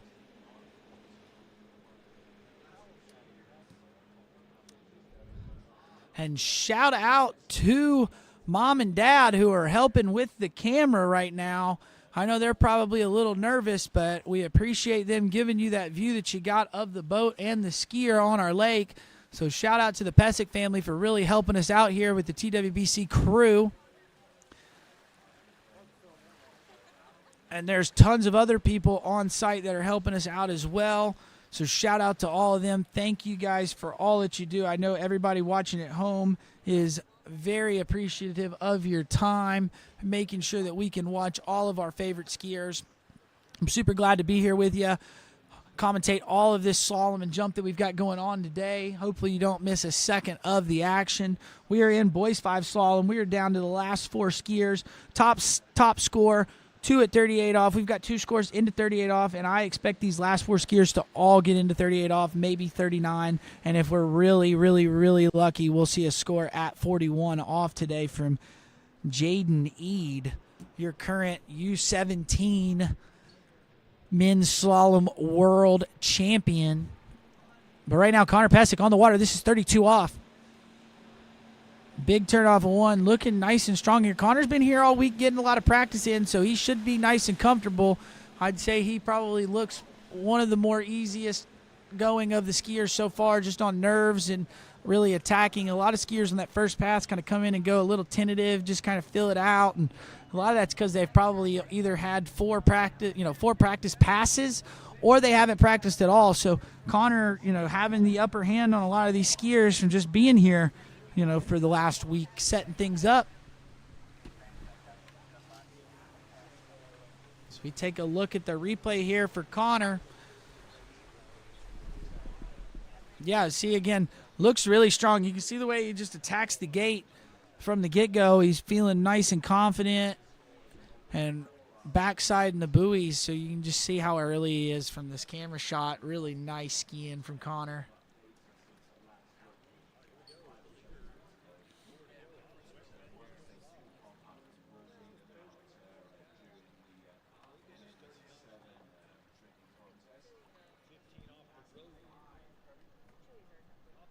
All right. That was a replay of 32 off. Now this is 35 off. This is the pass that you've got to run. And Connor electing to take it from a different direction.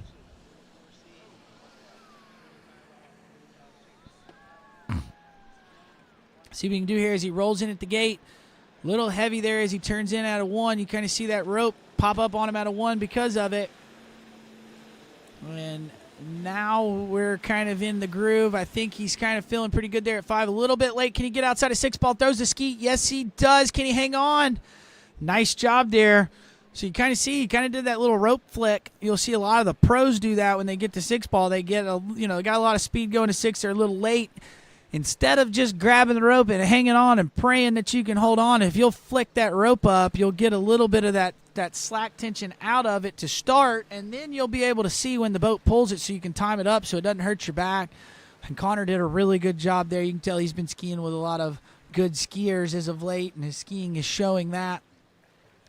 Now there you see he got off the handle real early into 3, so that caused him to come up short there. That's why he kind of got a little dicey here.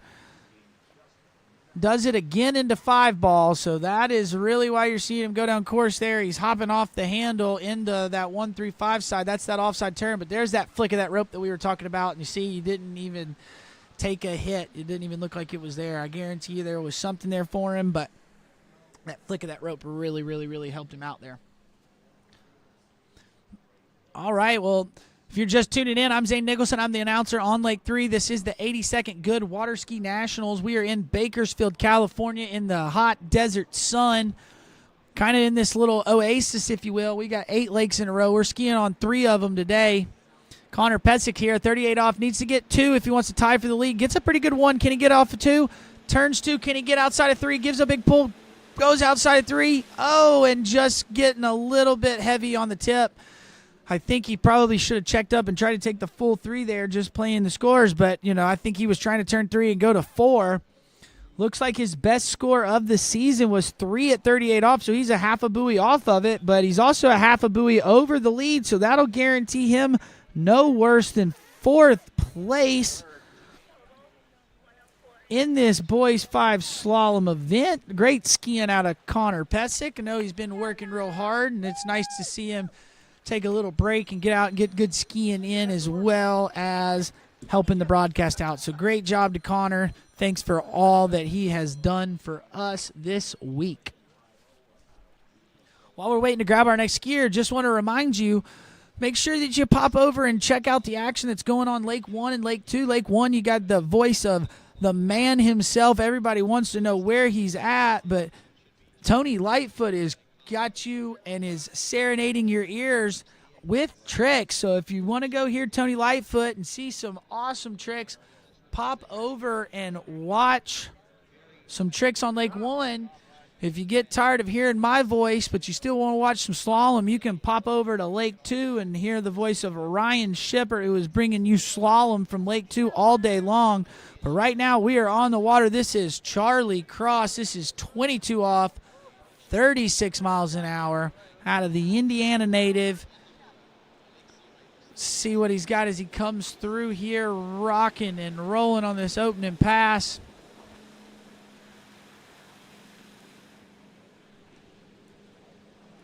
And looks really good. I've had the opportunity to get to ski with Charlie and his dad, Jeff, through the years. Just known them from skiing with Seth Stisher and some other places. A really great skiing family.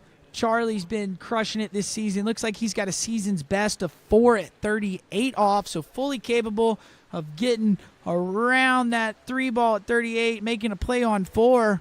I'd love to see maybe if he could get it together, get a good start here today, and possibly run it for the first time. That would be pretty awesome. I know I'd love to see that here from the announcer's booth. I bet everybody at home would love to see it as well.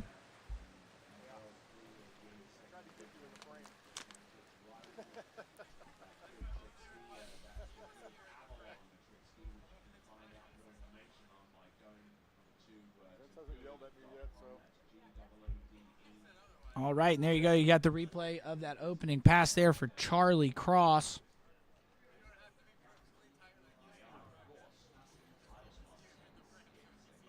Yeah, don't worry, I'm not.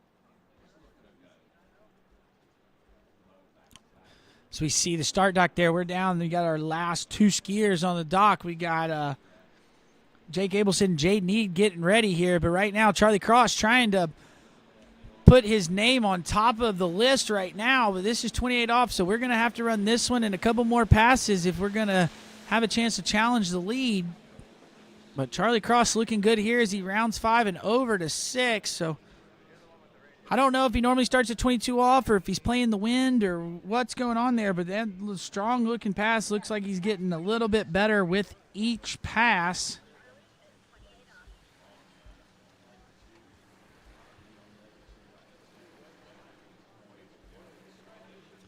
Take a look here at the 28 off.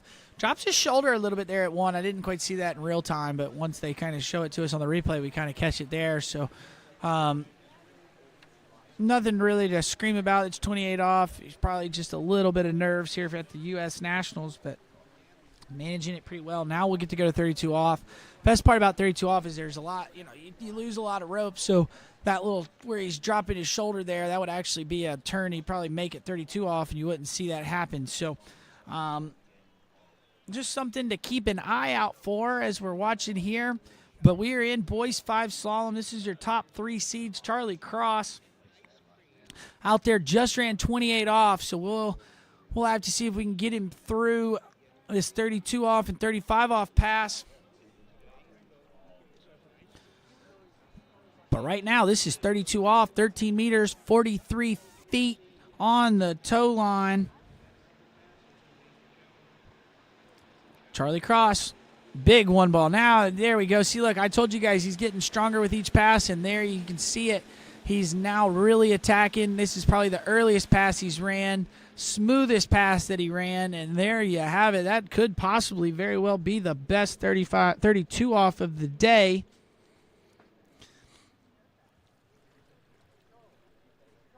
Yeah, take a look right here.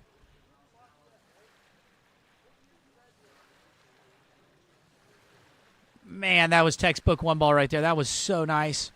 Just the gate and one. Really crushed it. You can really tell that he's now dialed in. I think he's really liking the way that boat is skiing, and he is just on top of this pass.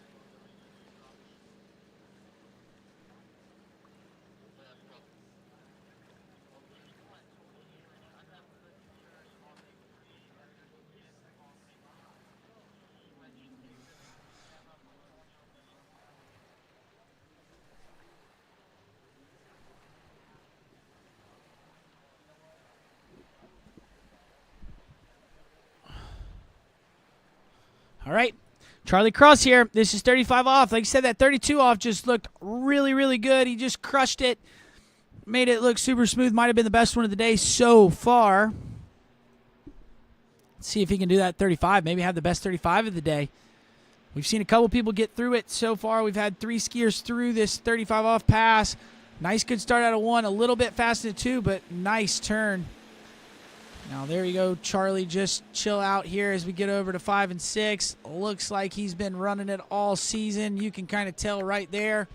Had a little bobble there, a little bit of extra speed in the 2, but not bothering him at all. And great job there for Charlie Cross. Now, Charlie knows what he's got to do. He's got to get a full 3 if he wants to take the lead, but I bet you he's not even thinking about taking the lead. He's probably thinking about pushing it out on these last 2 boys 5 skiers.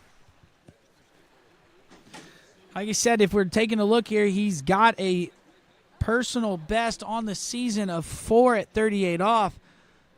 I'd like to see him just rock in and get the start that he did at 32 off and run the whole thing.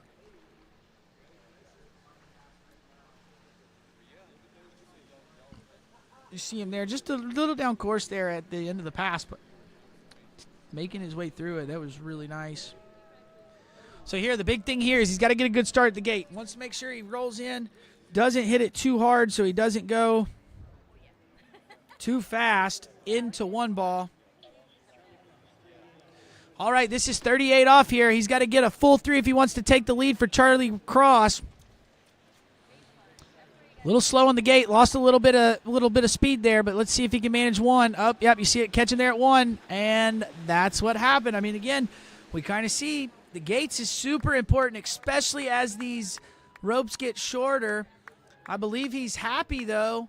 Got a round 1, so let's see, he loses speed there, so now when he turns in, he didn't get as much angle into 1, so now he's got to make a really big turn, slams it, and can't hold on to it. So that's why he was unable to get outside of 2. But that will be, we'll have to wait to get a full score, but that'll be at least 1 at 38 off. And as we take a look at the chat, we got a couple people in here that are cheering on Charlie. Thank you, Aaron Custer. His daughter's going to be skiing for me at ULM this season, so super glad that you are checking in. Matthew Duncan, also thank you for checking in, rooting on Charlie. I know he appreciates you watching. So I'm Zane Nicholson. I am your announcer today. We are down to our last 2 skiers in this Boys 5 slalom event. It has been quite the entertaining event so far this morning. We've got 2.5 at 38 off is your lead. Connor Pesic out of Texas, TWBC crew worker. We're super stoked here in the announcer's booth to have him ski so well. Charlie Cross seemed to be a little happy with how he skied there with his 1 at 38 off. So we'll see. That currently puts him in a tie with Jaden Eid, who we saw ski about 4 skiers ago with 1 at 38 off.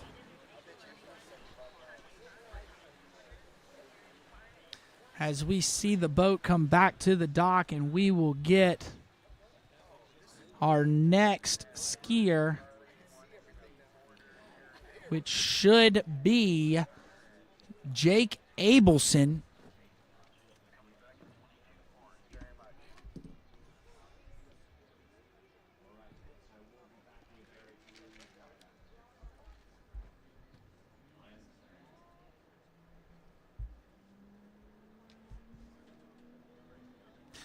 All right, Jake Abelson, next skier on the water. Looks like we are getting his rope hooked up. We are going to be bringing him in. It'll be 36 miles an hour. That top speed for this boys 3 competitors, 28 off.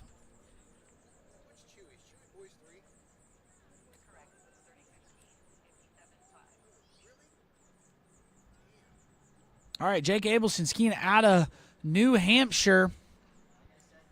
Known for his tricking. Quite the tricker out here.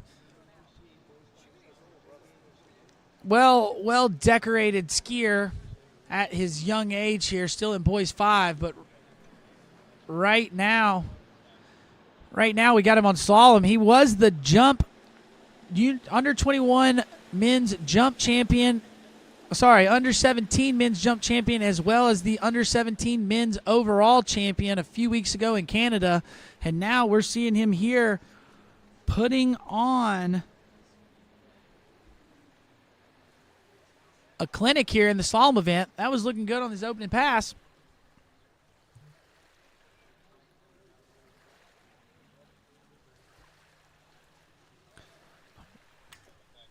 All right, as we take a look at the replay here, we've got several more messages coming in. Carl Garrett's here rooting on Jake, thinks he's going to get in at least 4 at 38 off, so hopefully we can see him do it. I'd love to see Jake get through this pass, if I'm going to be honest, Carl. I think conditions are perfect. He's going to have to put up a big score for our top seed skier, Jaden Eid, so we'll see if he can do it. Also, shout out to Kenny Hopper, who's watching from Colorado. He's giving a shout-out to those Hutto boys. Said they've been working really hard this summer, and we could see it. They were skiing really great this morning. Great to see Sawyer and Fletcher out there giving it a rip from Colorado. But shout-out Kenny Hopper for watching. Thank you for tuning in. But right now, eyes on the water, we have got Jake Abelson. This will be 32 off. So we're now down into the end of the business deal, not taking any scenic routes here with him. So 32 off, nice and strong off a 2-ball, looking good as he's making it to 3. And there you go. Again, just kind of a warm-up pass for Jake, if I'm being honest. It doesn't look like there is any doubt, just kind of getting a feel for it, riding that good water ski, and making it look really great out there.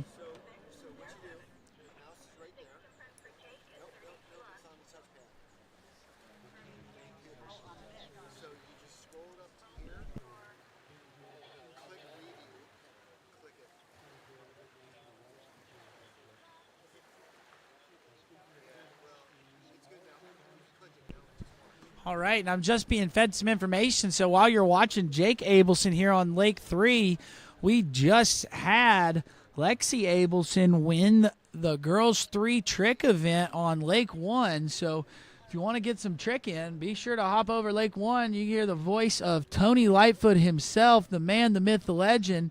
I know everybody's wondering where he's at, but he is there getting you through trick. But congrats to Lexi Abelson, and let's see if maybe we can get Jake in here, get him a gold medal in this Boys 5 slalom event. I think that would be huge for him. I know we obviously know he's really good at trick, really good at jump, but I think most people might not know that Jake crushes it on the slalom ski. But yeah, he's out there putting out a clinic. Now, this is 35 off, so this is, still should be pretty easy for him, but it's not an easy pass. So let's see as he rolls in here. Got a good start there. That ski's looking really good under him. As he's nice and early on 3, swinging to 4, and yeah, you can tell Jake runs 35 off probably about every time he skis. He'd probably do it with his eyes closed. So nice skiing there from Mr. Abelson getting through. So we're looking here at the scores. Looks like Jake's got a best on the season of 4.5 at 38 off. So able to get down this pass, and I mean, he's setting himself up here. Conditions are setting down. There's really no wind to even talk about right now. So just see if he can get him a good rotation, good turning at the gate, not load it too hard, and see if he can't get his swing into 1 really good. If he does that, we might see him get through this for the first time and put out a huge score for Jaden Eid to chase in this boys 5 slalom event.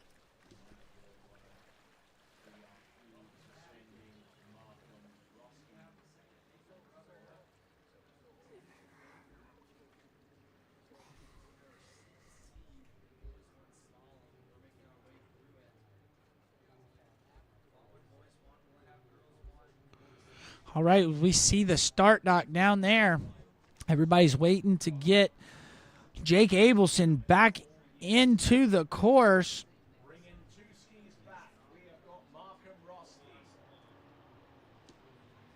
All right, 2.5 is the lead here. Held by Connor Pesic from Texas. Let's see what he's got here because he rolls in. A little heavy on the gate. Still going to make a play on 1. Let's see, can he get around 2? There you go. Down course here out of 2. Can he get on 3? Gets around 3. S turns.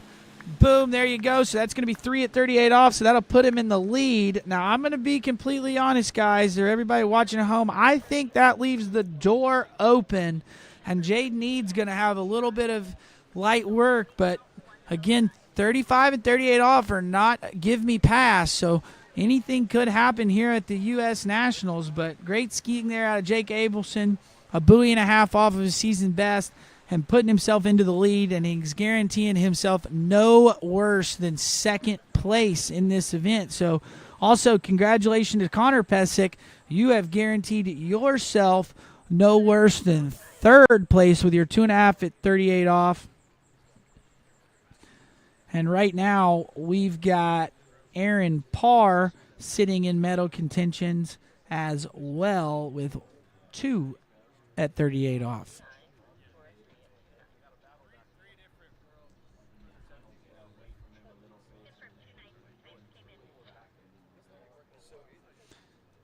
All right, now take a look at the schedule here. We are finishing up with boys 5 slalom right after this last skier, and then we'll roll right into boys 2 slalom right after this.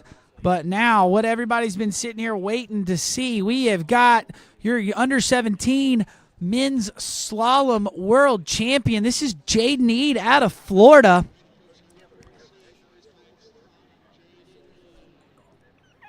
And fully capable of running 38 off. Coming in, this is 28 off, so going to get a feel for the lake. He is, like I said, your under 17 men's slalom world champion. And you can kind of see why there, just looking nice and smooth. That 28 off looked super good there. As we take a look at the replay here for Jaden, we'll shout out Heather Dixon for watching on the webcast. She is in Canada checking it out, so thank you, Heather. She is rooting on Jaden. We appreciate you watching. I know Jaden probably appreciates it as well. But here's a replay. This is 28 off. Slams one ball. Yeah, you can see this kid's basically a pro, and you can tell why.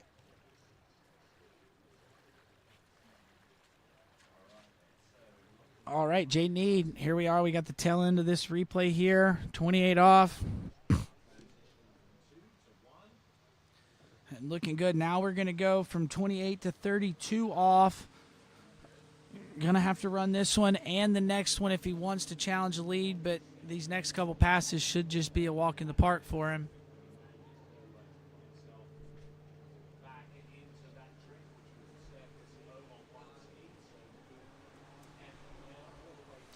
All All right, Jaden Eid coming in. Let's see what he's got here. He pulls out wide on that ski nautique. Good turn in at the gate. Nice swing out to 1. And there you go. You can see he just doesn't slam the ski too hard, but he allows that pull to generate him some more angle. And that's why he's staying so early. He's got really good swing, leverages the boat really well, and gets the feet to swing out from under him. So not having to work super duper hard. That's kind of the ticket there for everybody at home if they're wanting to kind of know what do the pro guys do different than just the average skier. And that's right here. Watch him turn. He doesn't snap the turn, but then as he pulls, he keeps turning his body so his feet swing, and he doesn't really move his upper body at all. It just swings out from under him. But, yeah, you see the angle he's created there, especially going to 3 series point. He's pointing like 12 feet in front of the buoy, and he's getting there super early, so he's able to backside the buoy. So that's really what he's doing really, really well, and looks really good out there while he's doing it.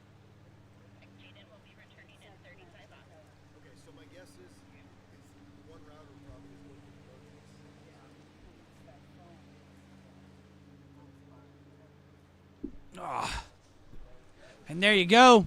If you're looking on the webcast, you can see we've got 3 webcasts going. You got Tony Lightfoot on Lake 1 running tricks. Ryan Shipper on Lake 2 running slalom. I believe he's got boys 1 slalom right now. So rocking through it. But this is 35 off. He's got to run it. This is Jaden Eid, your under 17 men's slalom world champion. Nice, good looking start there at 1. Good off of 2. And, yeah, this just looks like a 32 off pass for Jaden. Nice and smooth. A little bit late into 5 ball, but I think he was just kind of managing his way through the pass and looking really good there from Jaden.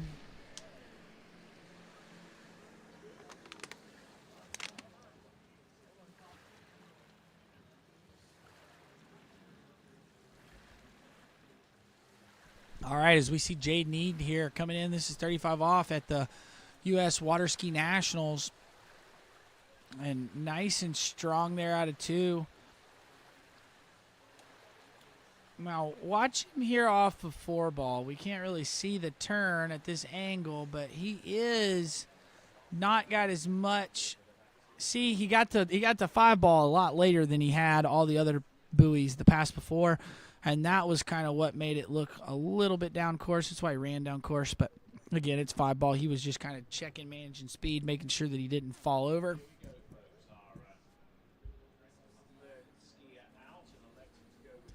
All right, this is 38 off. This is the medal pass. He has got to get more than 3. He ran 4 at 39 off at under 17 Worlds a few weekends ago. See what he can do here as he pulls out wide. Nice turning at the gate. Gets a good start there at 1. Let's see, can he make a play on 2? Yes, he does. Over to 3. Rounds 3, over to 4.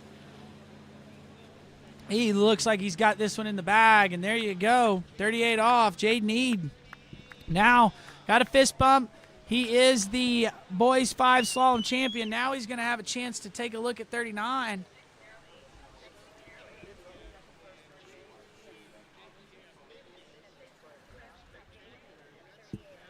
Watch this gate here. He just does it. He stays out nice and wide when he turns in. The rope is really tight, so that gets his swing out there. The big thing that he does really well is the rope stays tight all the time. He doesn't really slack it. See how early he is there off to 3 ball. He's creating that angle. Does a really good job. Does a really, really good job going to 4, and that kind of now he's there just managing speed. Getting through it. See, he got a way better angle going to 5 ball, though, that time, so he didn't end up running down course like he did at the 35 off pass. So great job for Jaden. Super excited about his new gold medal to add to the trophy case. But the job's not done. He has a personal best this season of 2 at 41 off, and I know Jaden's probably going to try to get down this 39 off. Going to need to get a really good start here if he's going to want to run it. So let's see what he does here at the gate. Nice, smooth pull. A little bit of a short pull out there on the gate pull out. And let's see what he can do off 2 ball here. Nice. He's got 3. Can he get around 4? There you go. And that was, again, you can tell he can run that pass. If he had pulled out a little bit more smooth and just as long as his, you kind of want your pull out and your glide to be the same length. But he kind of changed that up a little bit there on that pass compared to the other passes. And that's kind of what got him, again, here at the lefty, you see that textbook turn, but it catches him right here off a 2 ball. Now he's running with the boat, get that ski chatter, handle comes to the inside hip, and now we've got a lot of speed. So now he's checking, and then it's really, really, really hard as a lefty to turn that 4 ball with a ton of speed. So he's going to try to S-turn, and he's just going to take his 3.5 and take it to the dock. So congratulations to all of our skiers. Congratulations to Jaden Eid. He is your boys 5 slalom champion with 3.5 at 39 off. Congrats to Jake Abelson, 3 at 38 off. Connor Pesic getting on the podium, getting 3rd place with 2.5 at 38 off. And Aaron Parr in 4th place with 2 at 38 off. And then I'm pretty sure we've got a tie at 1 at 38 off here. I'll have to wait and get official confirmation. Okay, never mind. Scratch that. We do not have a tie. So congratulations to our skiers. And we are going to get a little bit of a boat crew change, and we are going to come back with boys 2 slalom. So don't go anywhere. We're going to take a quick commercial break. So go hit the loo, grab some popcorn, do whatever you need to do, and we'll be right back with boys 2 slalom right after this. What if I told you there was a place where the sounds of nature are only broken by the roar of a boat? Place where that summer feeling lasts all year long. Place where the Florida sun is only outshined by the smiles of the skiers. A place where first-time skiers can ski alongside world champions, and the world-class coaches work with all levels of skiers. What if I told you there was a place where life slows down, and your only job is to make lifelong memories? That place is Swiss Water Ski Resort. Book your trip at SwissWaterSkiResort.com.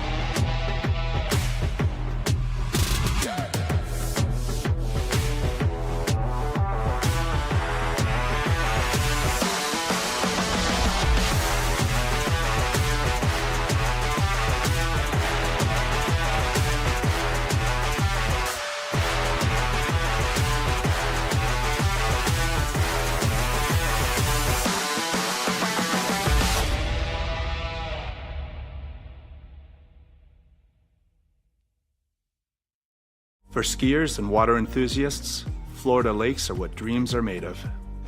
Combined with world-class golf, remarkable weather, natural beauty, theme parks, and so much more, it's easy to see that Florida is paradise. For more than 30 years, I've enjoyed Florida's lakes and many offerings. If you are interested in Florida real estate, let me be your guide and trusted advisor as you search for your paradise.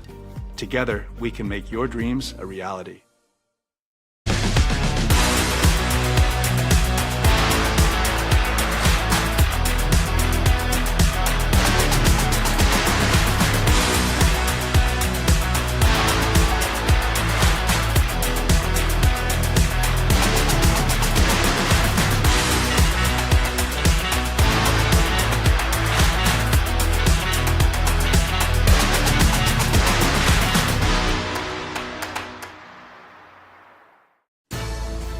At Dillinger Insurance, We have over 50 different carriers to shop your home, auto, and recreational vehicle insurance needs. We would love the opportunity to save you money. We insure million-dollar mansions, condos, mobile homes, rental homes, and everything in between. We know all about wind inspections, 4-point inspections, and how to get you the right coverage for your particular home. You've got questions, we've got answers. Can you remember the last time you had a rate decrease with your auto insurance? Let's take a look and see what we can do. We know all the ins and outs of getting our customers the best rates, coverages, and discounts, so put us to the test. Don't monkey around with your insurance. Call Dellinger Insurance today. We've got tons of companies to help find you the best prices and the best coverage for your particular needs on home and auto insurance. Go Knights!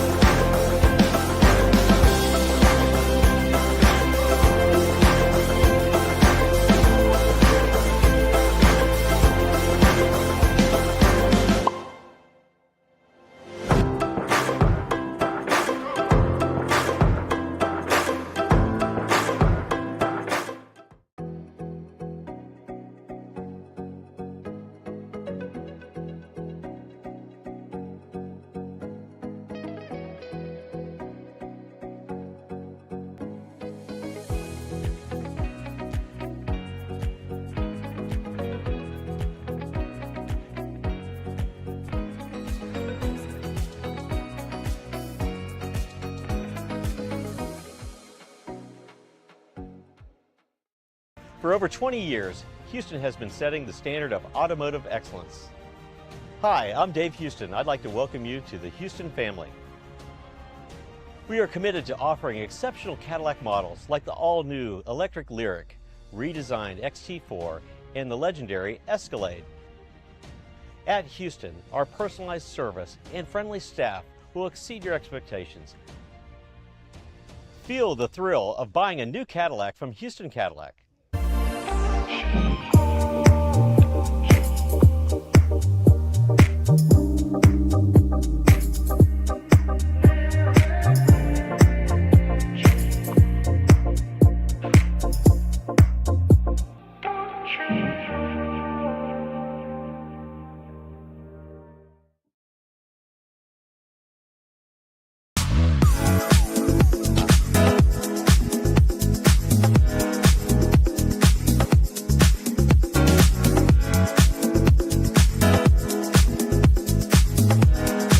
See you in Vienna.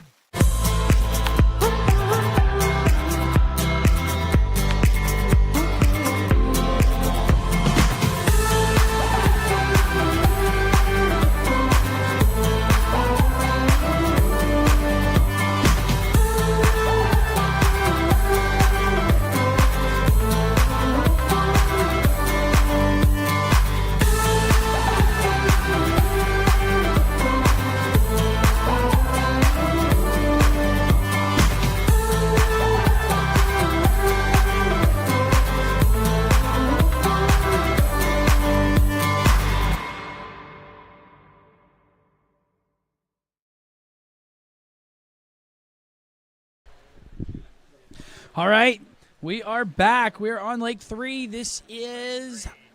We just saw boys 5 slalom, and now we are rolling right along. This is going to be a fun event, guys.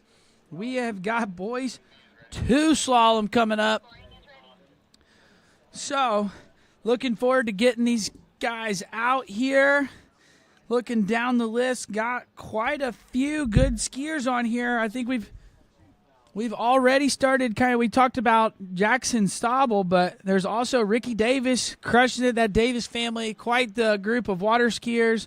Anders Gustafson, he is also on that list. And then Jacob Busher, that is your top 4 with Gavin Bickley being the top 5 skiers in this event. Looking really forward to getting these guys on the water. Our first skier on the water will be Rex McDermott. I'm going to be quite honest, of all the skiers in this list, I think Rex might have the best name of the bunch.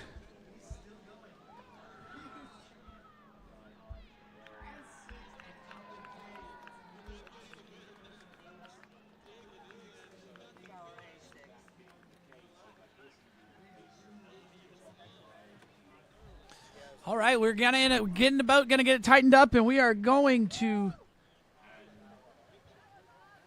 All right, and we are getting down. We went from 39 off, and we are now at 19 miles an hour. Long line here for Rex. Super excited to see Rex McDermott here competing in these nationals. So for everybody at home that might not know, we are in the Boys 2 Slalom event. Their max speed is 32 miles an hour. So Rex is out there on that full line. That is a 75-foot rope. I'm pulling out there nice and wide on that boat. Let's see what Rex has got as he rolls in. Really attacks those gates, gets through the gates. Let's see, can he get a big turn at 1? And yes, he does. There we go, Rex over to 2. Nice two-handed turn off a 2-ball. I really like to see kids do two-handed turns. It kind of keeps him in a good position. But see, he does that one-handed turn over there. Then does that, extra pump. Oh, no, and just going down a little bit early. And a little unfortunate there for Rex. Not what he was looking for. And that is a bit of a bummer. Our first skier of the day. It looked like he just kind of nicked that buoy there at 4-ball. But Rex he's a promising young skier. You can tell he is going to start making waves really quick. Super glad to see him here at the Nationals. As we see here, watch him attack this gate. Really goes through. Turns in here. And there we go. And the one thing I'd really like to point out on him, you see his ski doesn't bounce on him a whole lot. So he's really in a good pulling position. There he lets go of that rope. Big thing we were talking about in Boys 5, especially when we're teaching kids to let go with one hand. You want to see them let go, let that hand go out and up so it's level with the shoulders. But big importance is that hands come back to the body. If the hands come back to the body, now we're in, you're connected. It kind of gets you in that quote-unquote stacked position. So you're not going to get yanked by the boat. You see there, he starts getting pulled. His arms get away. And now he's having to double pull to get outside of that 4-ball, and that's kind of what happened to him there. If he'd get his hands a little closer to his body behind the boat, think about locking those elbows on the life jacket, he'd generate a little more speed across the course. But I know he's a little unhappy, a little bummed with that one, but Rex, super excited to have you here, and stick at it. I guarantee you it is going to pick up. You're looking really good out there.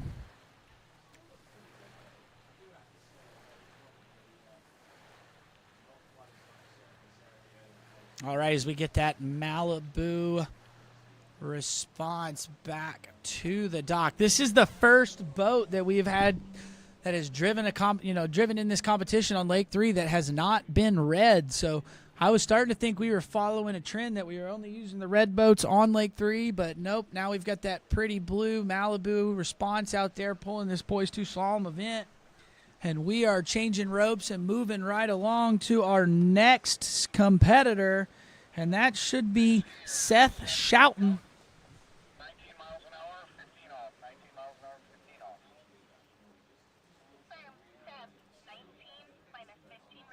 All right, and Seth also electing to start at 19 miles an hour, but is electing to go at that 15 off. So we just saw our first skier go out at long line. That's a 75-foot rope. This skier will be going out at 15 off, so this is a 60-foot rope, so it's not quite as much rope to manage, but the wakes are a little bit smaller. You got to generate a little more speed to get over them, so we'll see how this works out for Seth.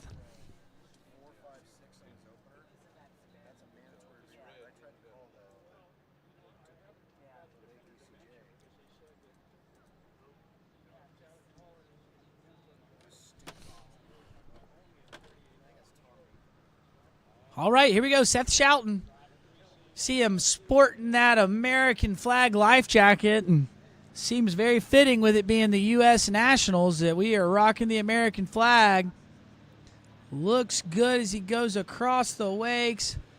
Rounds one ball over to two. There we go. We got nice, good two-handed turns. Again, I'm a big fan of the two-handed turns, especially at these slower speeds. I think it helps keep the skier in a better position so their pull is better. I think the pull is the most important part. The turns kind of come from the pull. So if we're not getting a good pull, can't get a good turn. And that's what those two-handed turns really teach these young skiers how to really work behind the boat and use their pull to get their turn to happen. So great job there on the opening pass for Seth. And we will take a look at this replay as we drop him down there and speed him up. And when we come back in, we should be going 21 miles an hour for pass number 2 for Seth Shelton.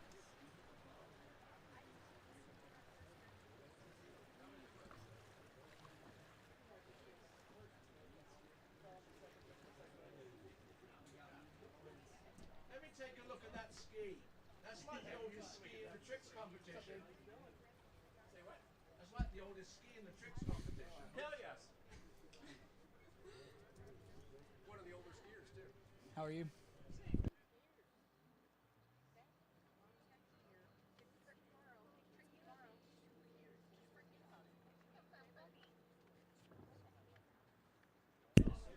All right, we just saw the replay there from Seth Shelton running his opening pass. He is your second skier here in this boys 2 slalom event.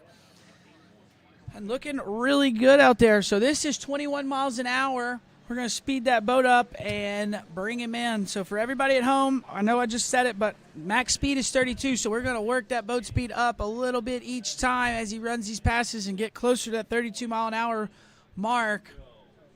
But this is 21 miles an hour right here.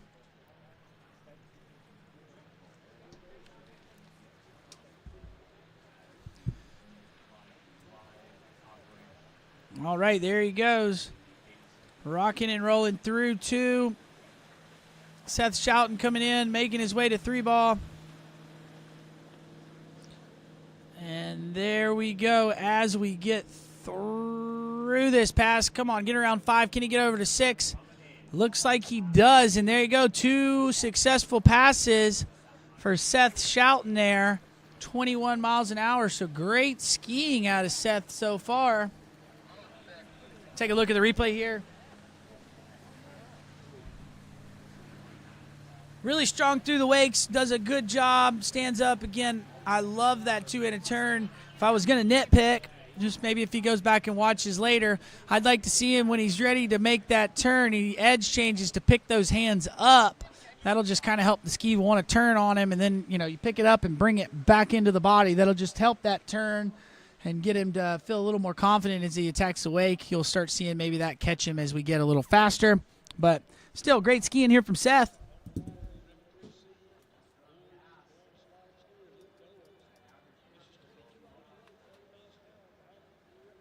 Coming back at 23.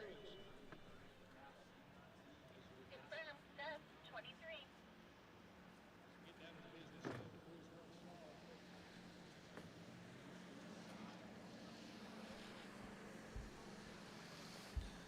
All right, here we go. Seth Shelton coming back in.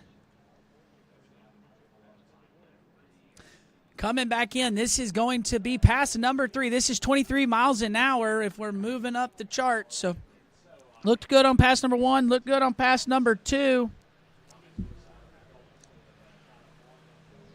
And here we go. Pass number 3, 23 miles an hour. Nice good start on one ball. There you go. Now look, we're starting to see him let go with one hand, so definitely had some practice at both, and I thought he did a good job with the two-handed turns, and now these one-handed turns are looking really good out here. Does a great job. I just noticed that Seth's out here ripping it up with no gloves. Now, you'll notice, most people at home will notice, most of the skiers are wearing gloves on their hands just to protect their hands from that handle. You know, when we're pulling on a big metal bar, it's not always the best, and our hands get to rip. But Seth is a tough cookie out there, rocking it with no gloves and ripping through it, as this is 23 miles an hour. This is Seth Shelton. This is the replay of pass number 3 for him.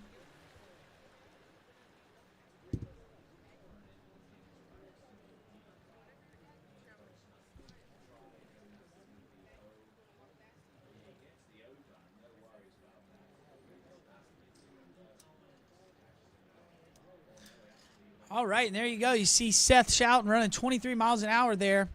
This is 15 off, so now we're working that boat speed up. So the next speed that we'll have, we call 25 miles an hour, but it is 24.9. Getting ready to tighten that rope up, and we will get Seth coming in at this 25 miles an hour pass. While we're waiting to bring him in, shout out to the Schroeders that are watching. We just saw their son skiing in the boys 5 slalom event. Wade Schroeder ripped it up out there, got it into 28 off. So thank you guys for watching and checking out the webcast.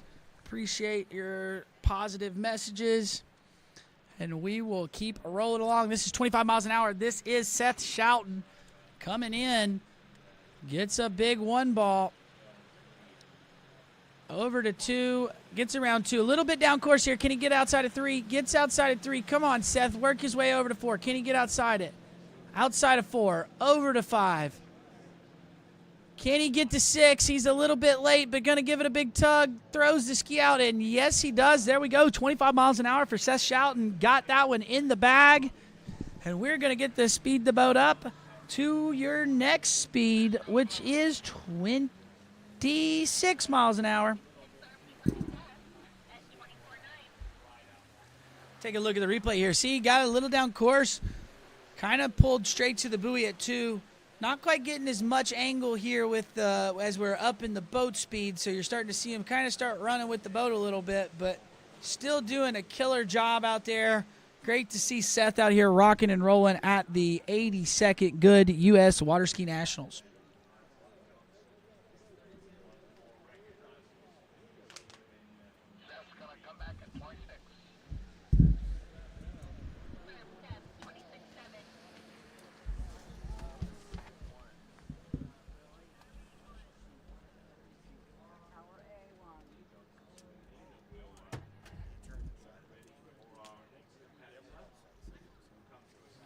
All right, we got Seth up on the water. We're going to bring him back in. This should be 26 miles an hour. This is pass number 5, so he is getting his money's worth here on the entry fee.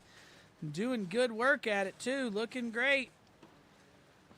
Now, let's see what he's got here. Was a little down course there on that 25-mile-an-hour pass, so let's see if he can get a little bit of a better gait here and set himself up for a good start. Rolling in nice and strong through the wakes. Big one ball. Can he get over to 2? Yes, he can. Rounds 2. Working his way to 3. Come on, Seth. All right, we're a little late. We're going to have to work. Can he get outside of 4? Yes, he can. Over to 5. Can he get outside of 5 ball?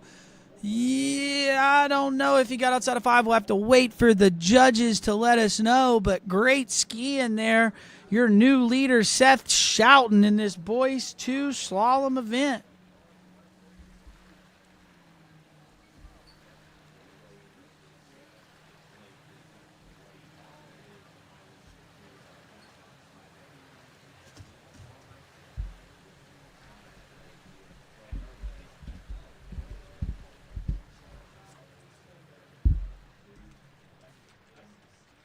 All right, there we go. We're taking a look at Seth Shelton.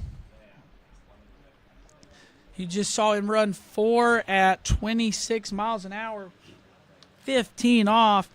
Your current leader And great skiing from Seth.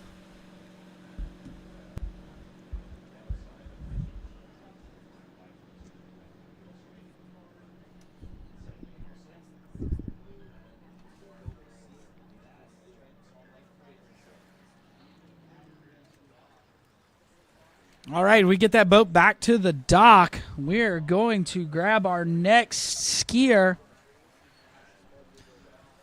Our next skier ought to be Walker Blair. I believe he's a North Carolina skier, and I'm pretty sure we just saw his brother take a rip not too long ago in that boys 5 slalom event, running 4.5 at 35 off. Sat on top of the lead for about half an hour and looked really good out there. So now let's see what Walker's got as we bring the boat back in, switch the rope out, and get him on the water.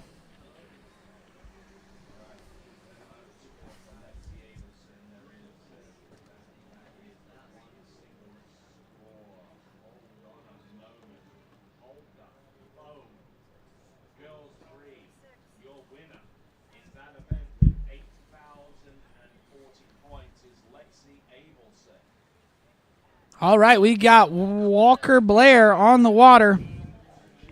He just jumped in, so we're going to get that rope tight, and we are going to bring him in for his first pass. Now, this is going to be 28 miles an hour, 15 off, so we're now kind of up to a little bit faster speeds. We just saw our last skier, Seth Shelton, going 26 miles an hour, so let's see what Walker has here.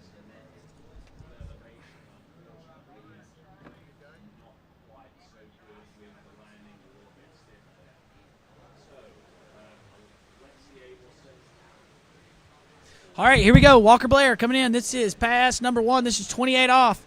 So we've got a couple passes to run before we can start shortening the rope. But Walker right here looking pretty good as he's working his way through this pass on that HO Syndicate water ski. And there you go. Walker Blair through 28 miles an hour. So great skiing from the North Carolinian.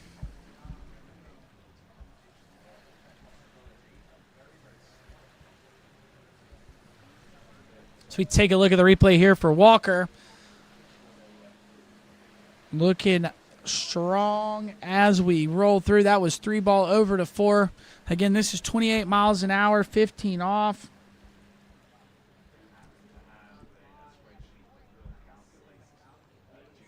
And there you go, Walker Blair looking strong as he makes it through that pass. So now we're going to speed the boat up.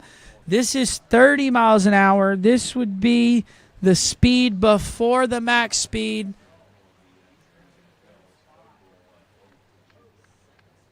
As we tighten the boat up, get that rope tight, and we will bring Walker Blair back in for 30 miles an hour.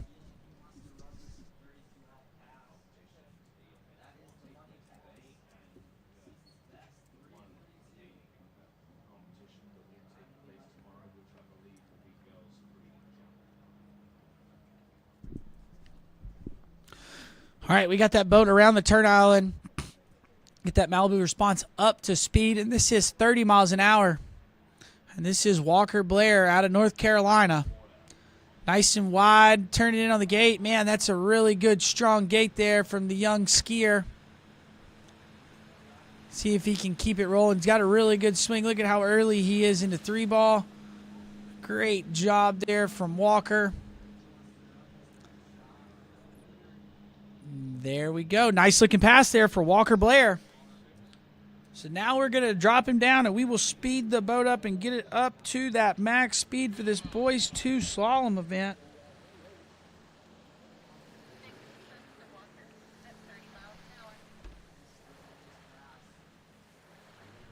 So take a look here at the replay. Pass number 2 for Walker.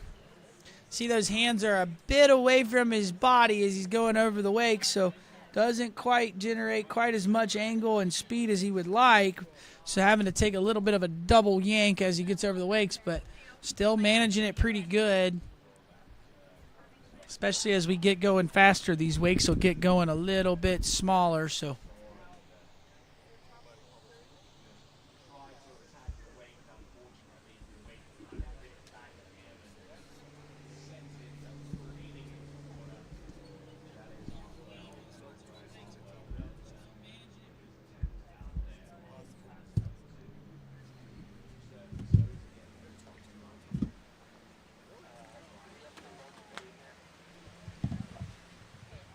all right, here we go. Walker Blair. This is the top speed for this boys 2 slalom event. This is 15 off. Again, he's got that good turn in for the gate. A little bit of a double pull into one. Managing it pretty good, though. Oh, there you go. You see him kind of start losing his butt. Can he make it up here, though? Long pull to 4. We're now in a little bit of trouble. Can he get outside of 5? Oh, no, and just right inside a 5 ball there for Walker Blair. But he is your new leader with 4 at 15 off.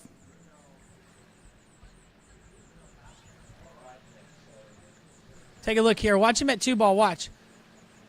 See, he brings those hands in. He started dropping that shoulder, started leaning with the shoulder instead of turning the hips, getting turned. And that's why the boat kind of pulled him up there. And now skiing straight to the buoy, started getting pulled down course. But still really, really strong skiing out of our 3rd skier of the day, Walker Blair.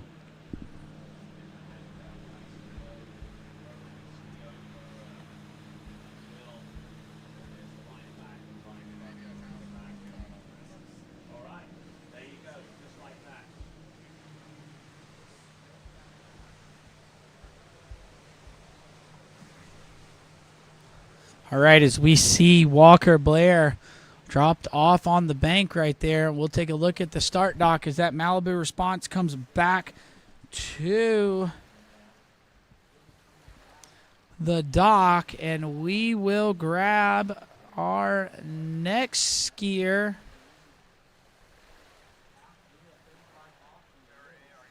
All right, as we're waiting to grab our next skier, we'll take a look at our schedule. So we just had boys 5 slalom. We are currently in boys 2 slalom. And then right after this slalom event, we're going to swap things around and we're going to run these same 2 divisions again. So we'll have boys 5 jump and boys 2 jump. And we'll round the day out with men's 6 and women's 6 jump and finishing out strong with our women's 7 jump event. So I'm looking forward to it. Got a lot more slalom to go, and then we're going to get into some jump. Things are livening up here in Bakersfield. Yesterday was the first day of competition, and we're getting more and more people on site, a little bit more of a buzz. The sun's up. It's about 95 degrees here in the desert. And things are going so smooth.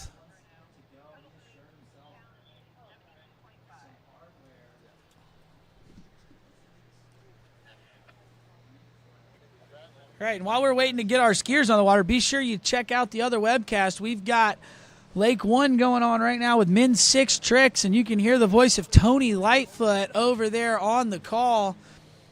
And then if you're getting tired of hearing me, you can rock over to Lake 2, ski with Ryan Shipper. He'll be the voice on Lake 2. We've got slalom going on over there all day long. But right now, Lake 3, we are on boys 2 slalom. We've just had our 3rd skier of the competition go, and we are moving rapidly along to our 4th skier. And this should be Henry Hazard, and this is 26 miles an hour at 22 off. So using that zero-based scoring that we use here, going to kind of start at the shorter line length and slower speed, but man, does he look good as he rounds 1 and 2.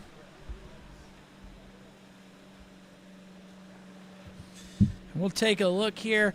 Had a little bit of bobble going there to 5. Saw his hands get away from him, kind of getting pulled up there, but making his way through it. Henry Hazard, good skiing.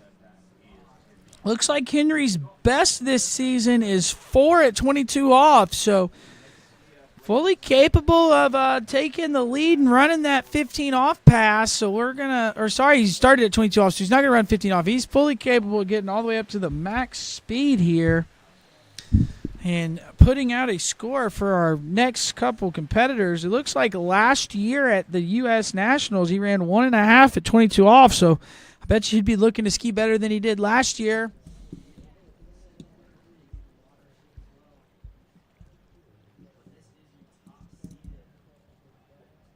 All right, and shout out to Ella Martin, who is watching the Hazard boys. So it looks like we've got Henry skiing, and in 2 more skiers, we're going to have his brother Johnny taking a rip. So shout out to you, Ella, for watching. We appreciate you rooting on your skiers and letting us know that you are enjoying the broadcast.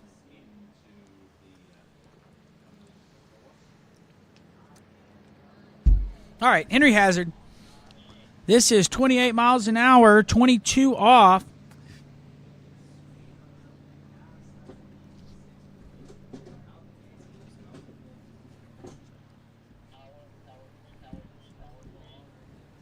All right, here we go. Henry Hazard. Pass number 2, 28 off. So you see that ski bouncing on him. That is coming from those hands.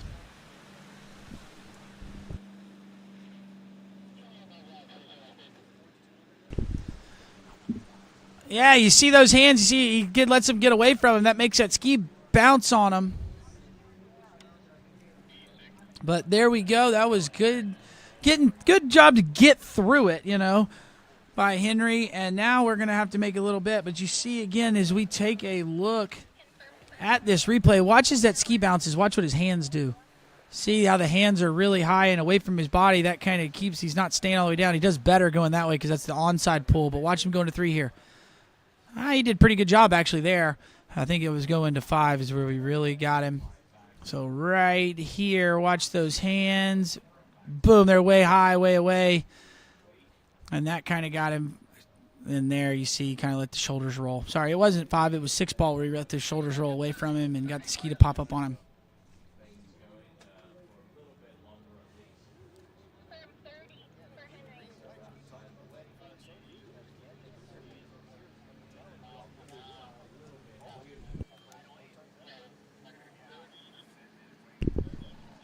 All right, so now we've got Henry Hazard coming in. This is going to be 30 miles an hour, 22 off. So we are a step down from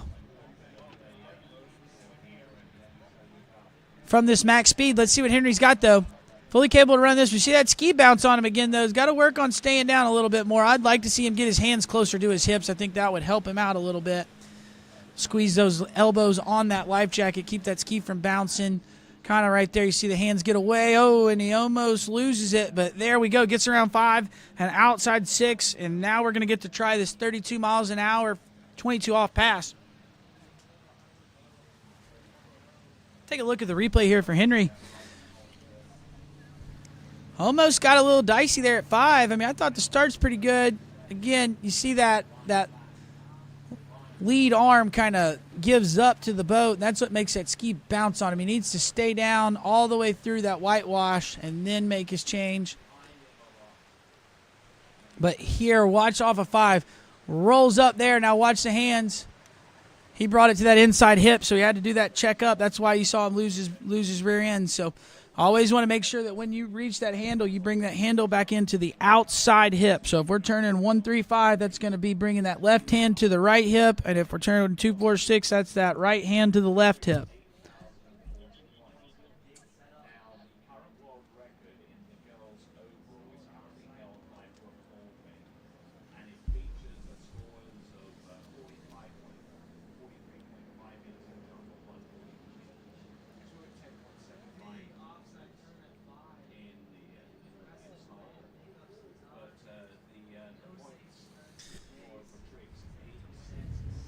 All right, here we go. This is 32 miles an hour, 22 off. So got 1.5 last year at Nationals. Let's see if he can do better than that. There we go. We're already better than last year. Round 3 over to 4. Come on, bud. Get it around 4. Can he get 5? Yes, he does. I do believe. Can he get to 6? There you go. And I believe that's the best score of the season from what I'm looking at here online for Henry Hazard. Great skiing, bud. Getting through 22 off. 32 miles an hour. So that means we're going to get to shorten the rope up. Try 28 off. He is your current leader. That means Ella Martin in the chat will be going really ecstatic wherever she's watching. Her skier Henry Hazard made his way through 22 off. It might be a tournament PB from what I'm looking at here. I believe that is a tournament PB, so he should be pretty ecstatic down there by the start dock, knowing that he's got the lead, getting ready to push that lead out even further. Probably got a little competition with his brother Johnny. If he's anything like me and my sister, it's always a friendly competition every day for bragging rights, and Henry's trying to push that score out to make Johnny have to work a little harder today. All right. All right, here we go. This is 32 miles an hour, 28 off for Henry Hazard.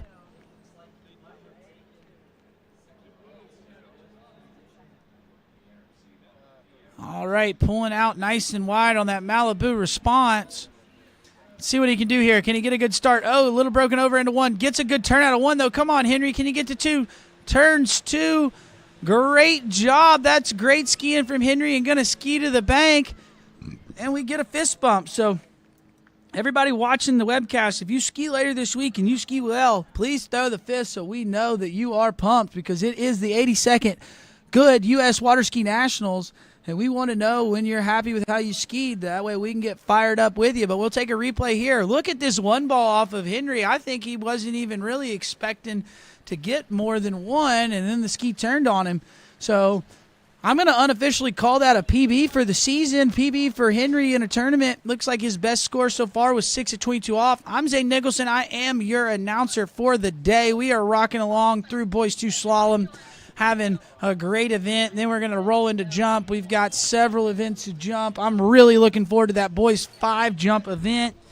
Going to be a great one. We've got the lights of Jaden Eid, Corbin Pierce, Vito Bloyer, Jake Abelson, your under-17 men's jump champion, world champion from a few weeks ago. So going to be a fun little competition there in the jump event. But right now we've got us a competition going right now in the Boys 2 Slalom event.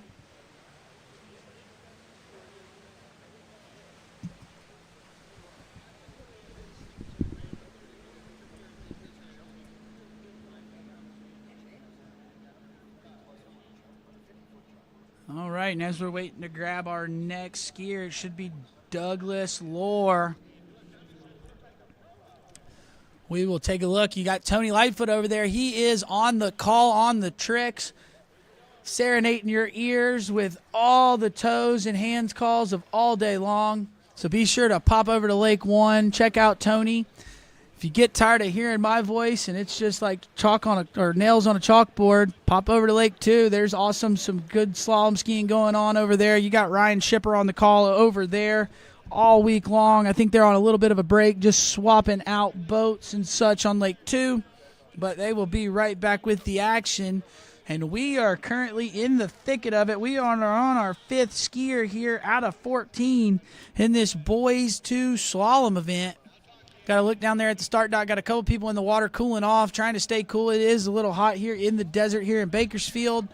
And we've got some good skiing coming up.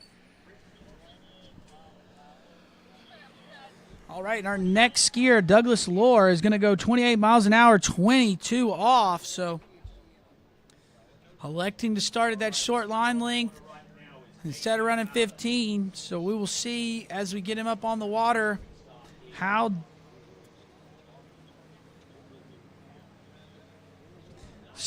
it goes right now. We got Douglas Lohr on the water. Shout out to Harold B. watching on the webcast. We appreciate you checking in and enjoying this awesome Boys 2 Slalom event. Right now you've got Douglas Lohr on the water looking good as he's rounding 2-ball.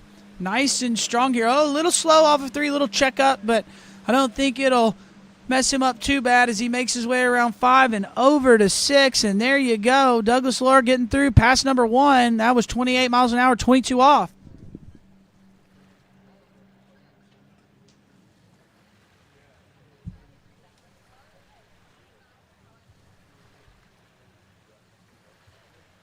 All right, we see the replay here for Douglas. Look at here. Let's see what happens here to him on 3-ball. Why does he have that little check? Oh, you see where that handle came? It came to that inside hip, so had to kind of check up to move the handle to where he needed to be to get in a good pulling position. If you pull it to that inside hip, what happens is you get the ski and your body in front of the handle, and how do you yank on the rope there? Well, you got to move the handle back in between you and the boat so then you can pull on it, and that's kind of what you're seeing there when you get that slow turn there out of Douglas on buoy number 3.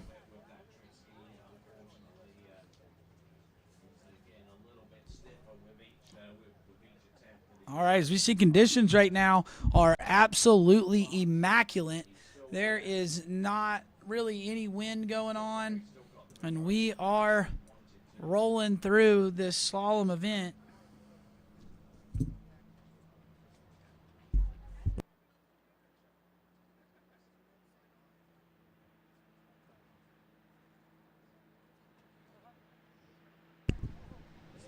Just in here.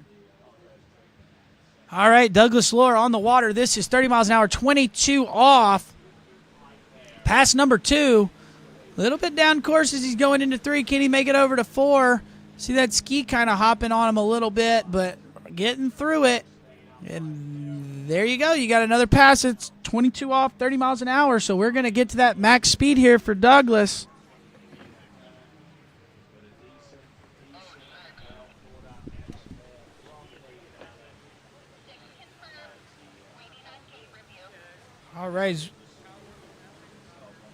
All right, and it sounds like we have a gate review here for Douglas Lohr. It looked pretty close. I think he got it, but I'm always benefit of the doubt to the skier.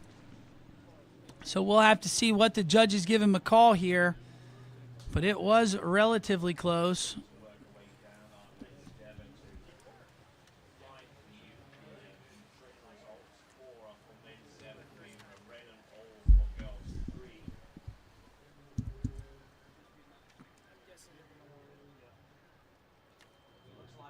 And it looks like we're still under a gate review.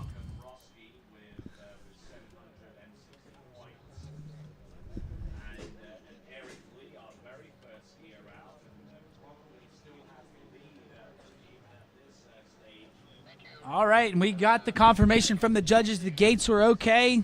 I told you guys, I've been watching a lot of slalom over the years. I thought he made it through it just on the path in which he took, and the judges agreed with me. Got the gates, so now that means we are up to this max speed. This is 22 off, 32 miles an hour.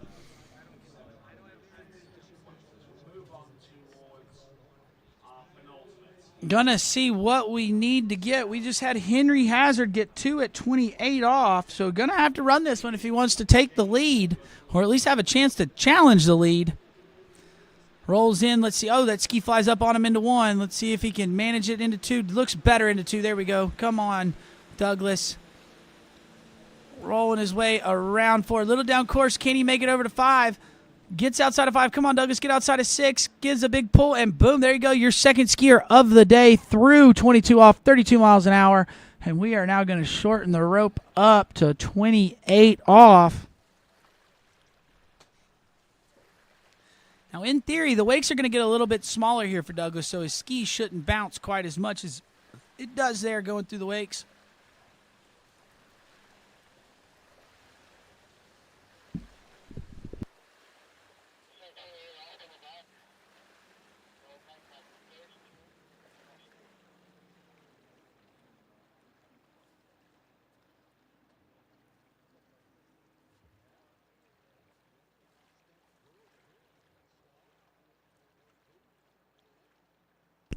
All right, we see the start dock down there. We got our next competitors getting ready.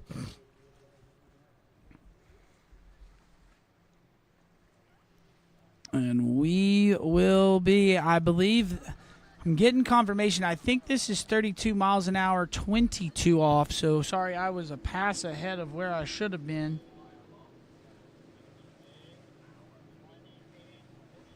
Okay, sorry, let me correct that. Vincent Stadelbar is in my ear over here and trying to screw me up all day. But it is. I was correct when I was on the call. This is 28 off, 32 miles an hour. Got to get more than 2. Big 1 ball. Can he get outside of 2? Gives a pull. Oh, and not quite able to get outside of 1. So Henry Hazard is still on your leader, but Douglas Lohr has bumped himself into second place with 1 at 28 off. So take a look here. Had a pretty good gate, just not really loading up quite as hard as he should have off of the buoy at 1 ball to get him over to 2 and just right inside of 2. So looked a little bit let down on that one. Wanted a little bit more, but still pretty good skiing out of your skier Douglas Lohr right there. And we will keep moving along with our next skier, and that should be Johnny Hazard. So we just saw his brother ski 2 skiers ago. Now you got Johnny. Got a little bit of a better average than Henry. I think Henry put out a pretty big score. Might have gotten a PB for the day, so that'll be huge. And let's see if Johnny can have the same luck that Henry has had.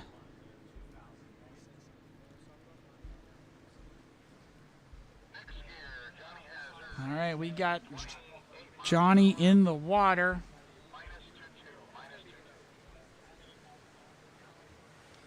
And this is 28 miles an hour, 22 off. Just by looking at the scores from this season, it looks like Johnny has a best score of 3.5 at 28 off, so fully capable of taking down that 22 off pass. Going to have to run a couple to get to that max speed and then take a look at 22 off. But let's see right now. This is 28 miles an hour. This is 22 off, and this is Johnny Hazard.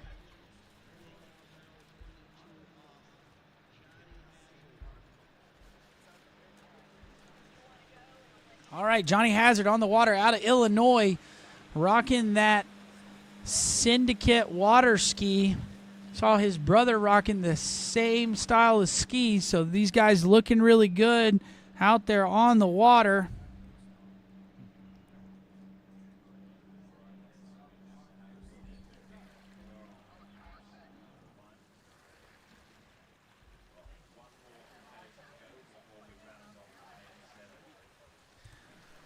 All right, we see the replay here of Johnny Hazard on the water.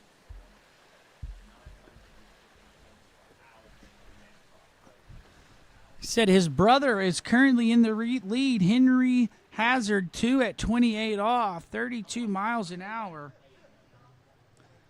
So we'll see which is the better of the Hazard boys today. Will it be Henry or will it be Johnny?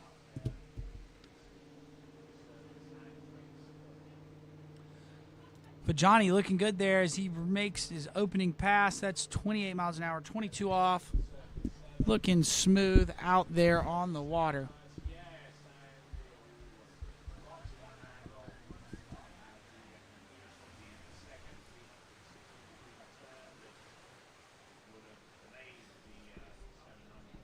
All right, Johnny Hazard back up on the water.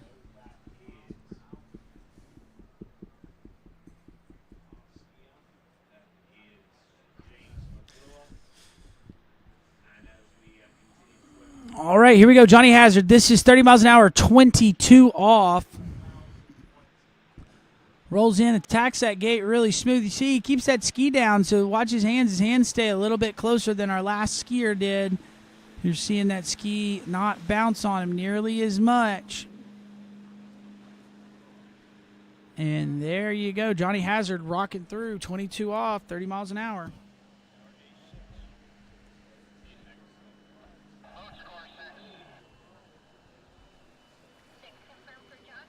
Right, and here is the replay for Johnny Hazard.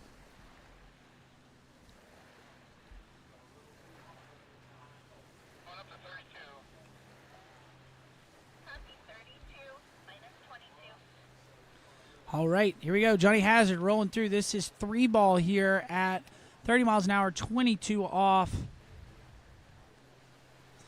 looking pretty good. See, he's kind of running down course a little bit. I would like to see him get a little bit more cross-course angle behind the boat just to make sure that we're not getting towed down the lake by the boat. But looking really good, really strong.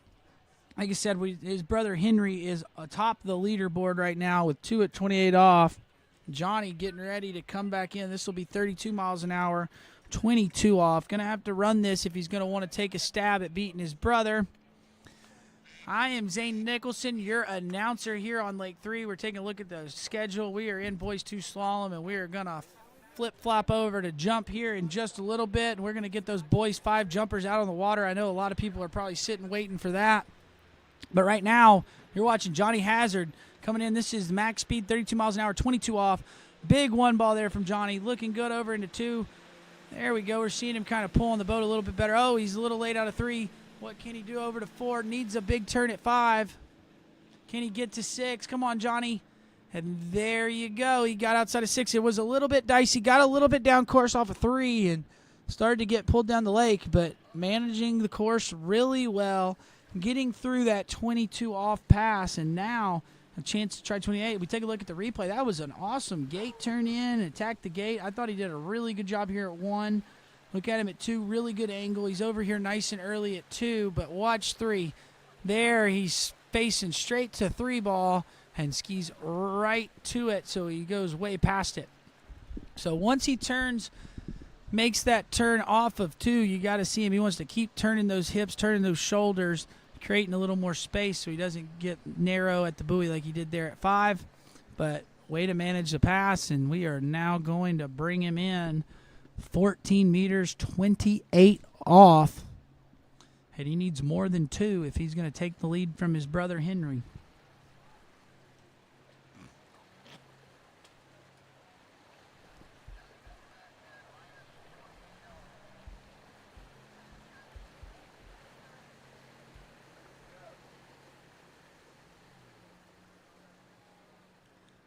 All right, here we go. We got 28 off. We are challenging the lead. Henry Hazard is on the top of the leaderboard right now. This is his brother Johnny Hazard. Has a personal best of 3.5 at 28 off. Let's see if he can do here at 1. Gets a pretty good 1 over to 2. Rounds 2, go into 3. Loses his rear end a little bit. Throws the ski outside it. Oh, and pops the handle. But I would say that is unofficially 2.5 at 28 off. And there you have it. Johnny Hazard is your best of the Hazard boys today. Look at this 1 ball. The gate and 1 were really nice. Kind of let his hands get a little bit away from him, but he did a good job here. But watch off of 2. See how high those hands come. So now he's running with the boat, and there he didn't quite get his hands into where he needed to be, and he needed to be loading up on the boat sooner, not waiting for the boat to load on him. That's kind of what caught him. So still great skiing, though. 2.5, 28 off out of both of the Hazard boys.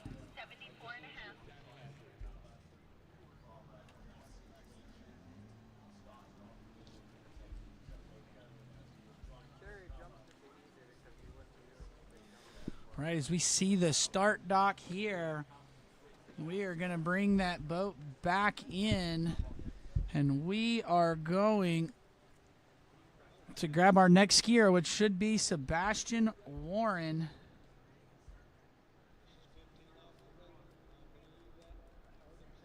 Take a look here from Sebastian.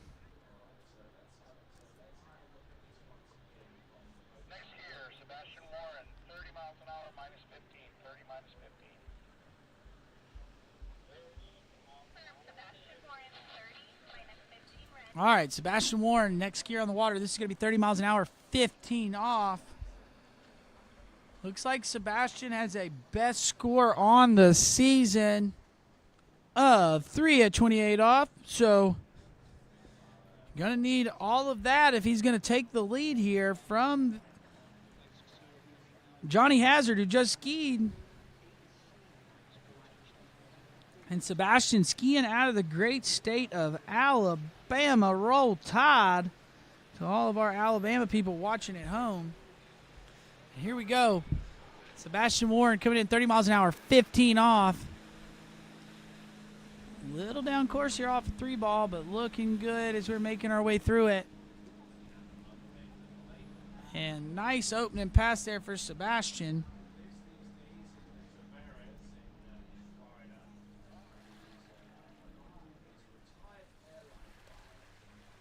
right, we take a look at the replay here from Sebastian. Looking smooth here. Got a little bit of that Robert Hazelwood style with that reach and that bringing it back in. Looks just like a mini Robert Hazelwood, if I'm being honest. So great, nice looking style there from Sebastian.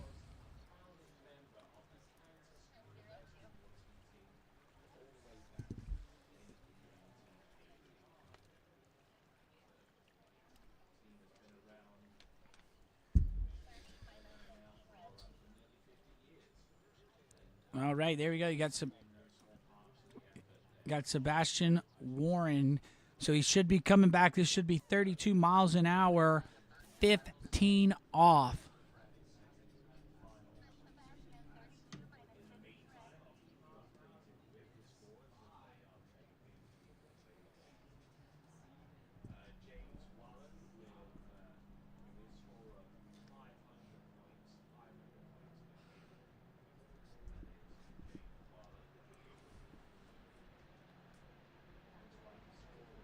All right, here we go. Sebastian Warren, this is 15 off. This is 32 miles an hour.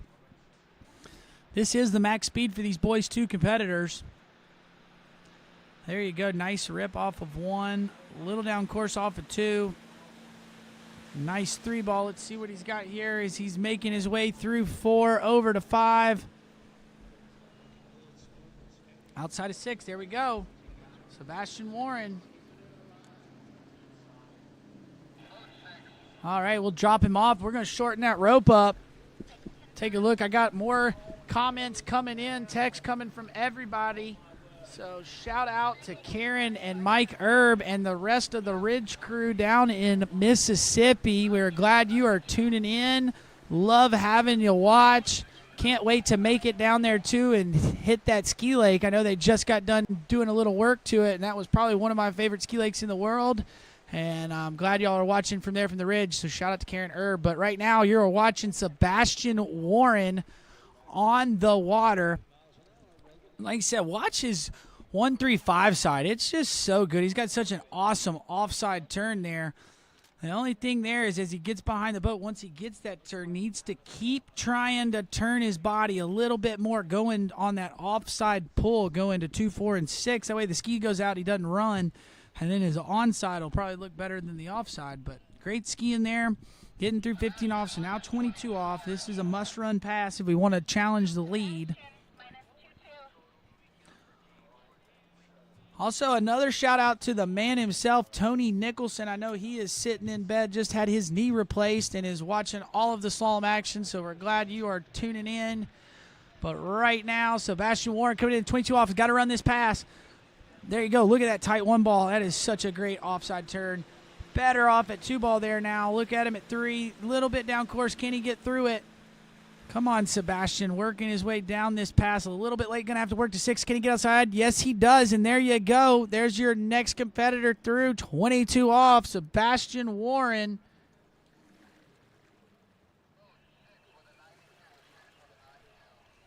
Here we go. Take a look at the replay. Again, ranting and raving about this offside turn, but watch this right here.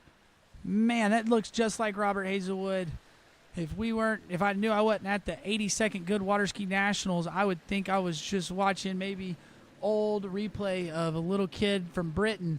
But there we go. We got Sebastian Warren out here rocking and rolling. Now, it gets a little bit late there. You see, kind of, once he went from his pull, went straight to his reach, and that caused him to run with the boat a little bit. Same thing there, right? Goes from a pull straight to a reach. You got to make sure that you do an edge change. I use the word stand-up when I coach, so you want to pull, hit your stand-up before you let go. That way the ski unloads and you keep your momentum going outbound. What happens is you see skiers that go from a pull straight to a let go. The ski unloads kind of heavy and then stops carrying out. And then they kind of get to running with the boat. So just something to keep in mind as you are watching these skiers out here. But that's okay. Sebastian Warren got through that 22 off pass. Now he is at 28 off. Like I said earlier, he has a best of 3 at 28 off on the season. He's going to need all of that and more if he wants to take out the lead. Not more, just need all 3 if he's going to get the lead here. Big one ball. Let's see what he can do off of 2. Can he get a play on 2? Gets a play on 2 over to 3. Can he get outside of 3? He does. Rocking to 4. Gets outside of 4. Come on, Sebastian. Pull. Nice. Can he get the 6 ball? Go, Sebastian. Go. Throws the ski out and hangs on. Good job, Sebastian. And it looks like he went right inside of 6 ball, and he knew it. So that is going to be officially 5 at 28 off, but I thought he had this one going. Watch again. Watch 1 ball. Here we go. He's going to rip the turn, set himself up really nice. Now let's see what happens going into 2. I think he does a pretty good job here, too.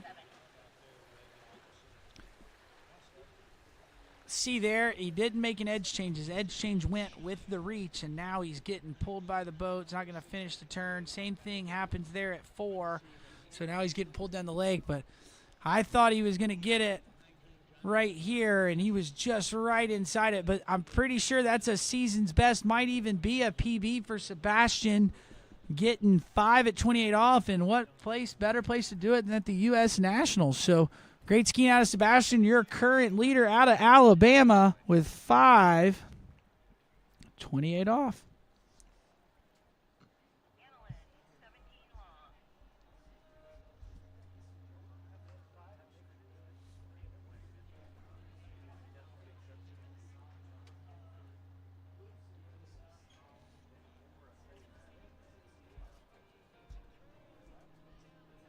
All right. We are moving along. This is boys 2 slalom. Just saw Sebastian Warren on the water out of Alabama. He is your current leader, 5 at 28 off. I am Zane Nicholson. I am your announcer for the day. Hope you guys are enjoying the broadcast at home or wherever you may be watching.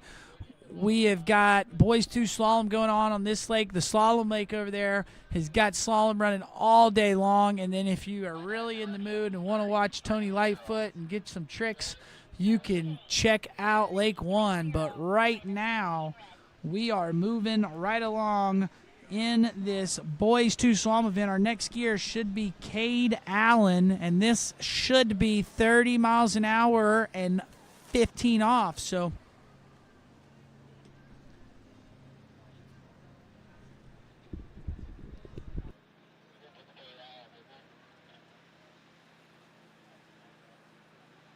all right, Cade Allen on the water, 30 mile an hour, 15 off.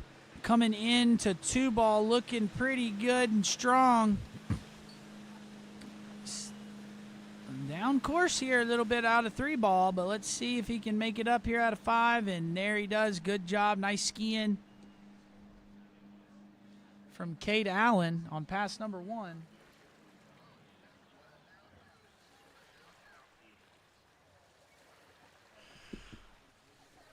All right, here we go. We got the replay here of Cade Allen, pass number 1. So, again, if we're looking, he does have a tendency to get off of the handle a bit early, especially on that 1-3-5 side. That's what causes him to run down the lake a little bit, but we'll see if he can make a few adjustments and clean that up here for this 32 mile an hour pass.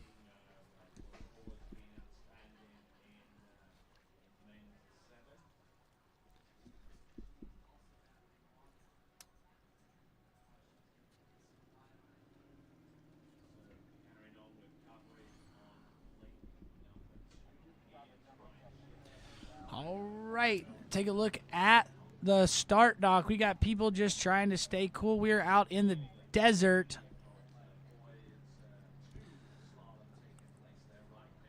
All right, boys 2 slalom. This is Cade Allen up on the water. This is 32 miles an hour, 15 off, pulling out nice and wide on that Malibu response. There we go, looking a little better. Got unloaded a little heavy there into 2. But still looking pretty good. As we take a look here around 5. Good job over to 6. And there you got it. There's 15 off, 32 miles an hour for Cade Allen. Now taking a look at Cade Allen's scores over the season. Looks like he has got a best of 4.5 at 28 off. So fully capable of taking this lead. As we go through, see him unload real heavy there at 2, gets the hands away from his body. And that kind of caused that ski to bounce a little bit, but he was still pretty good here as he rounds 4. Yeah, he got a good pull over there. The floor ball made it up there. So nice skiing out of Cade on this pass number 2.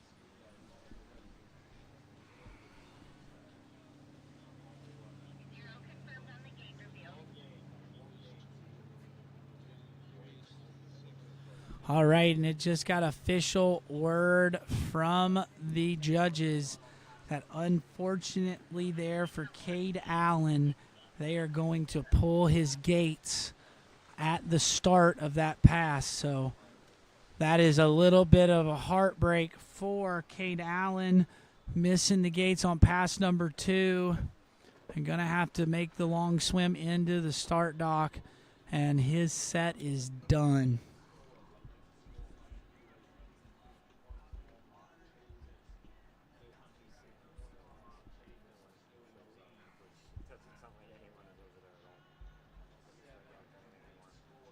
All right.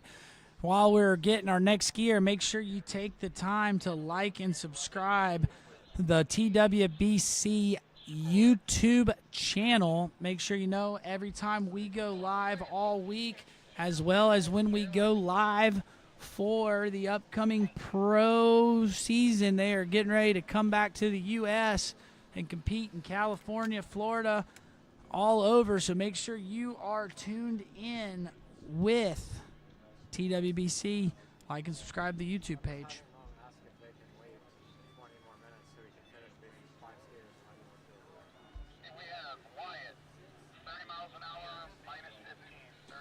All right,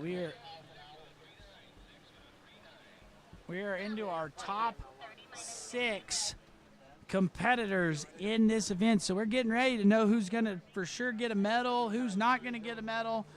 Only time will tell.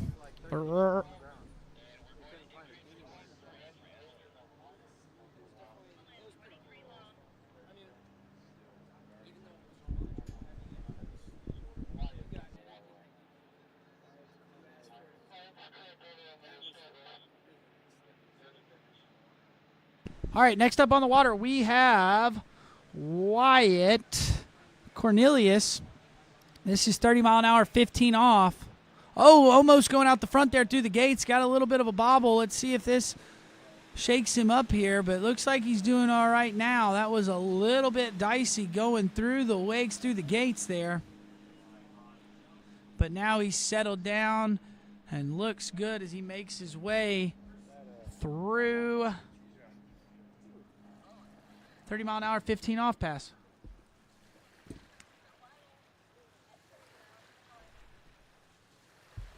Now Wyatt Cornelius here, look, almost sticks that tip going through the gates. That was almost an upset there for Wyatt.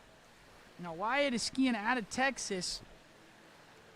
One of these SCR boys competing here at the Nationals this week.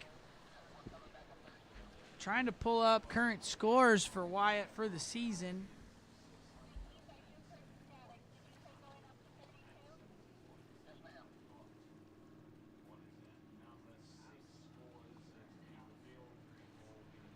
All right, we just saw the replay of pass number 1 there for Wyatt. Shout out to some more people in the chat. We have got Dustin Peterson rooting on Wyatt. So shout out, Dustin. Thanks for watching.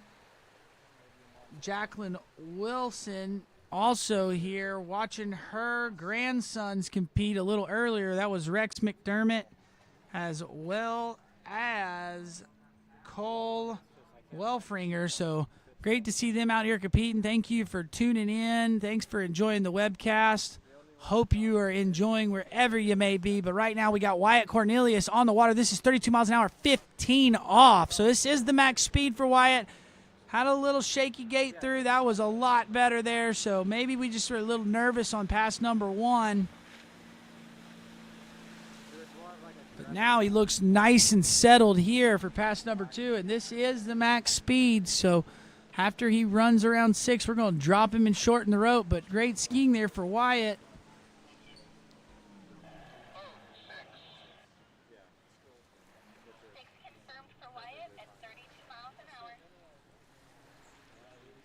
All right, take a look here.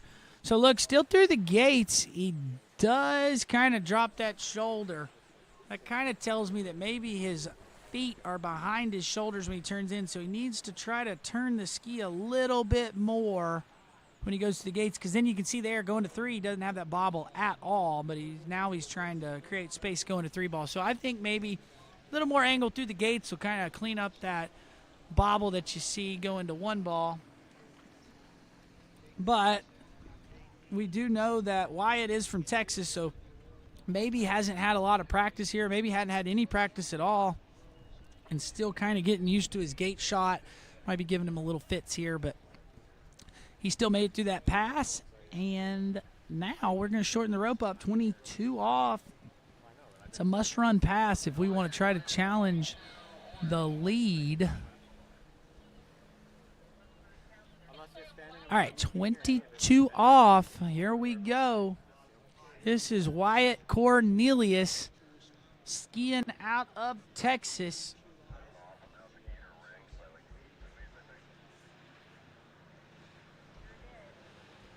All right, here we go. We got Wyatt Cornelius coming in. That was passing. This is 22 off, so rocking through it at 3, getting around 4. We took a bit of a digger. I hope he is okay. Let's see if he gives us a bit of a wave. And he's looking for his ski, so I believe he's all right. Let's take a look here what happened. We kind of stuffed that tip, and it's going to that 135 side, so that's kind of where we were messing up a little bit earlier. But I thought he did a really good job there through the gates and going to 1. Check out here. So good going to 3. We let go. I think he's pretty good there at 3. What happens to him here at 4? You see those hands.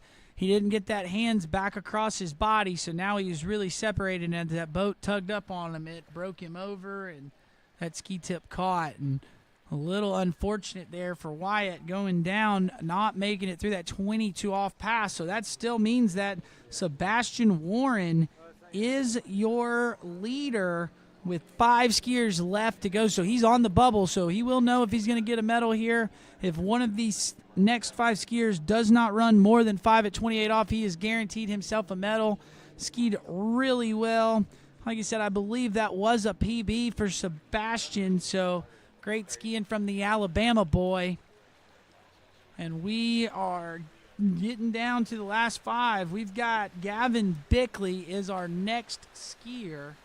And big fan of the Bickley family. Get to ski with them quite a bit at Jack Travers Water Ski School, so I know there's probably a crew at Travers that is watching. Shout out to all of you guys. Thanks for watching and cheering on your skier and everything that you guys do for the sport. And Gavin Bickley, he's the youngest of the 2 Bickley boys, but man, can he rip. He has got it going.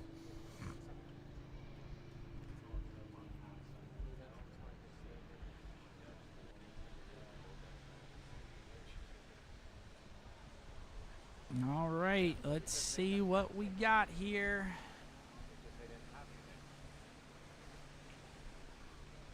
All right, and we got a little bit of, while we're waiting to get Gavin up, we can take a look at that 0 off response explanations, just so if anybody's ever curious of what you got. So that A setting, when you load up on the boat doesn't pull back quite as hard, but then when it unloads and kind of backs off on the pull, it doesn't do it so fast. So a lot of these younger skiers you'll see use that A setting just to kind of give them something to pull on going to the buoy. A lot of the pros even use that A setting because they like that, have something kind of still pulling on them as they make that edge change. So that's kind of what you'll see. That's the common denominator, is most people use that A2 setting. Every now and then you get somebody else that swaps around, but A2 just on paper really makes the most sense on what the boat and the 0 off should be doing. But we are moving right along. This is Gavin Bickley, and this is 30 mile an hour, 15 off.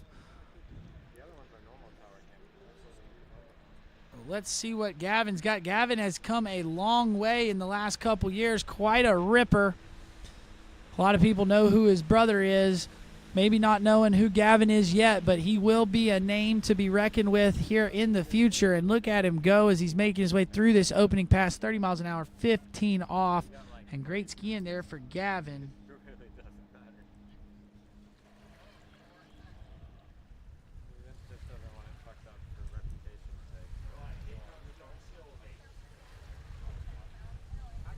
All right, as we take a look at the replay here, we got Gavin.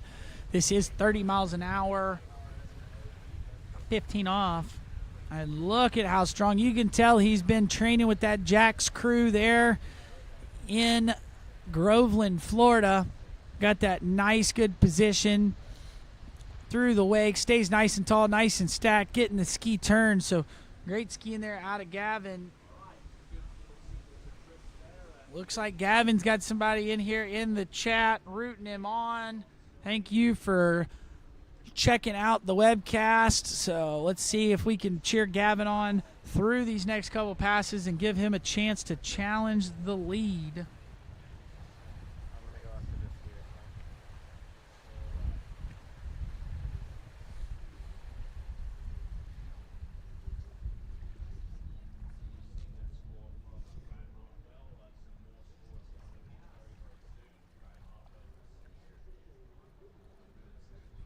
All right, Gavin Bickley, this is the max speed. This is 15 off, so still should be a little bit of a warm-up pass for Gavin. As we see him here, nice, good start, tack on one. You can see he's not getting pulled down the lake. Let's see if he can keep it that way off a 3-ball. Good job over to 4, nice and early. And Gavin, man, he is out here to ski today. Brought his A game, looking really, really good.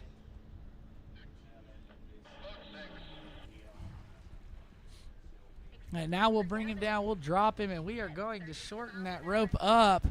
And we are going to try that 16-meter pass, 22 off. Take a look at these gates, man. He hits the gates really smooth. See how he attacks one ball. Super nice position across the wakes. Yeah, there you go, Gavin. He is your top 5. He's in the top. We are in the top 5 skiers. He's your 5th seed in this boys 2 slalom event. So if he can ski to his placement, he will guarantee himself a medal. He knows he's got to get more than 5 at 28 off if he wants to challenge the lead. But I know Gavin, he's going to try to get through that 28 off pass and push the lead out for these last 5 skiers.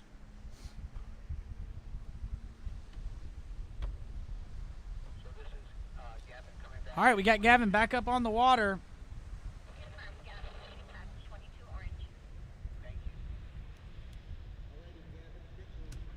All right, this is 22 off. This is Gavin Bickley. Looking really strong off of 1. That was a nice, good turn off of 1 ball. Let's see if he can keep this rolling all the way through. A little bit behind off a 3 ball, but still doing good as he hits 4 over to 5. And there you go, Gavin. He looks like he's going to get through 22 off, and we're going to have our another skier into 28 off. So I know there's a lot of people in this live chat right now who are rooting for Gavin.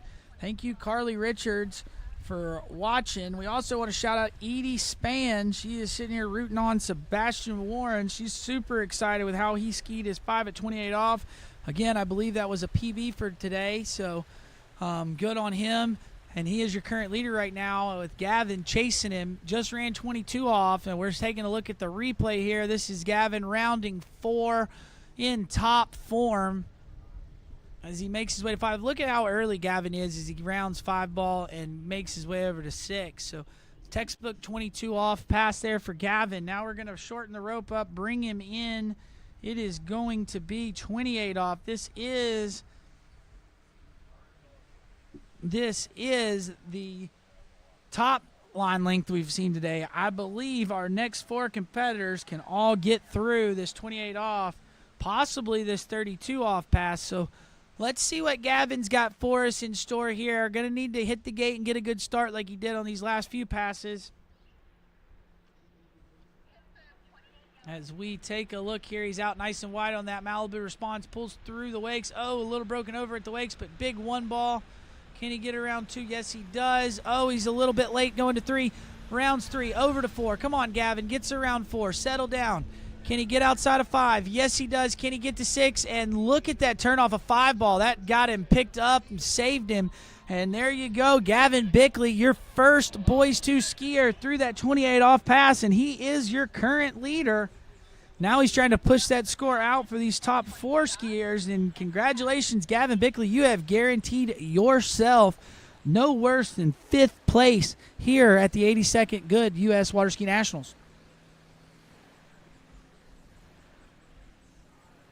Take a look at this replay. You see him, a little bit of bobble through the gates here, and I think it took him a couple buoys to kind of get his wits back about him. You know, he was kind of freaking out here, tried to get it all at one spot, and you see he couldn't hold it, didn't get the hands across the body like he needed to, so now he had to take it down course. But watch right here. Good pull to 4, gets the turn, gets the handle in, so now he exits out 4, very efficient, and then 5 ball right here really gets the hands in where he needs to go, so he's super efficient on 5 ball, and now he's back in good shape, going to 6. Kind of missed that, but still great skiing out of Gavin Bickley. Gavin, minus 32.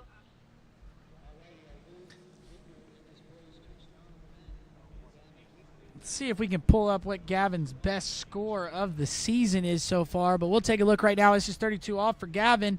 He is your leader, going to try to push this lead out. Big, heavy pull out on the boat, so a little bit different than what we have been seeing. Let's see what he gets. Can he get a good 1 ball? Gets a good 1 ball. Come on, Gavin, get over to 2.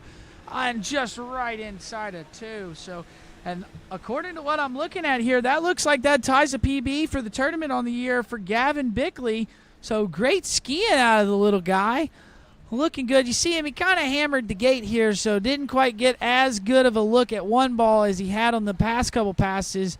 And then there, didn't quite get the hands back connected to his body, so was pulling unconnected, not able to get as much speed as he would like, but still great skiing out of Gavin Bickley. He is your new leader. Shout out to Linda Giddens. I know she is checking out the webcast, watching Gavin take a ski ride. I know she helped out with the Bickley family. She was my coach as a kid, so super excited to have her watching as we see Gavin skiing down the lake. Your current Boys 2 leader. We've got 4 skiers left, so Gavin Bickley, your first skier to secure a medal here in this Boys 2 slalom event.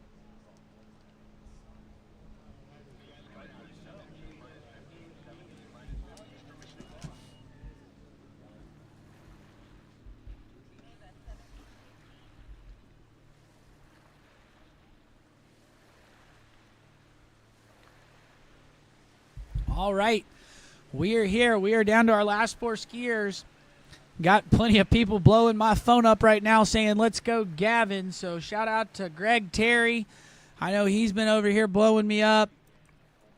And I know everybody in Georgia is there rooting on their skier. So thank you for checking it out. I'm Zane Nicholson. I am your announcer today. I'm rocking Lake 3 all day today. You got Tony Lightfoot right over there. He is on the trick lake running your tricks all weekend long.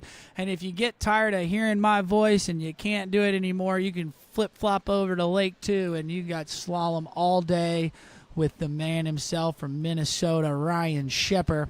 But we are moving along. We're in our top 4 competitors in this Boys 2 slalom event. We've got Jacob Busher is our next skier.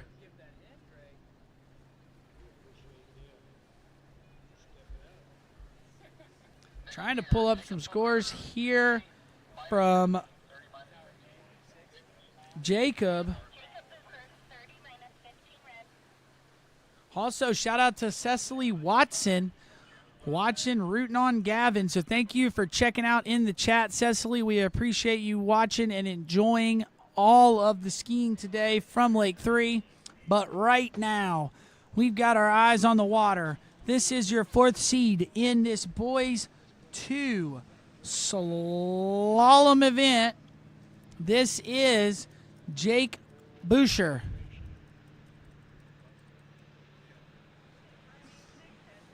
All right, making his way through this opening pass. Nice and smooth. Look at this good form he's got there. Gets really countered into the buoy, which allows that ski to roll up under him. So nice skiing there on the opening pass for Jake.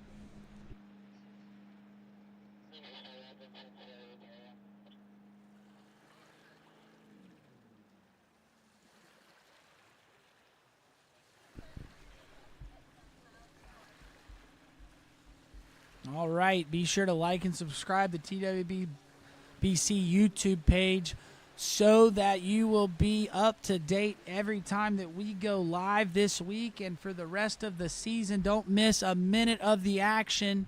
TWBC bringing you all the skiing live.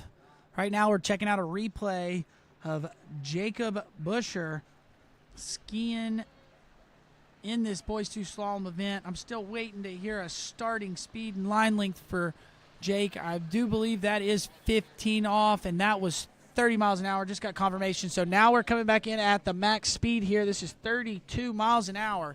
So this is the top speed for these boys 2 skiers. So we'll see what Jake's got in store for us as we get up to speed. This is the max speed.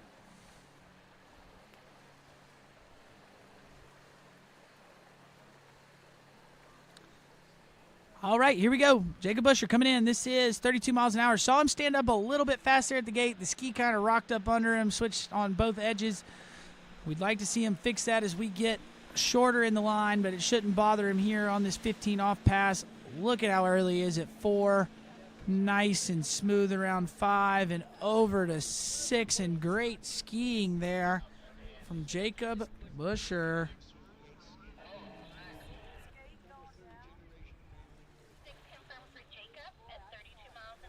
All right, we take a look at the replay here. You see that ski kind of, I don't know, back and forth on him a little bit. So not quite settled there when he turned in, but still, once he got through the gates, he looked really, really nice. So Jake here taking a look. Looks like at regionals a couple weeks ago ran 2.5 at 32 off. So that would be enough to take the lead from Gavin Bickley, but he's got to make it through 2 more passes before we can even think about that. This was 15 off 32 miles an hour, so we're getting ready to shorten the rope up and bring Jake back in. It'll be 22 off.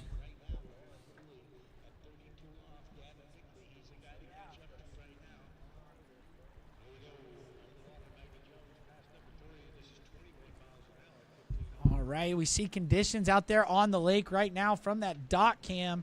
There is really no wind to write about. There is no conditions. It is flat, calm. We are in the desert, in this oasis out here in Bakersfield, California.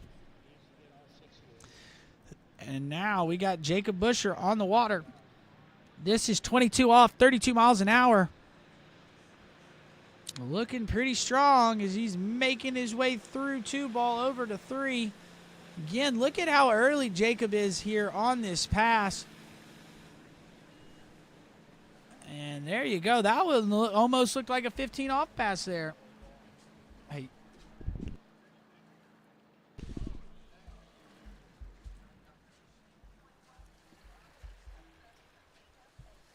All right, take a look here at this replay.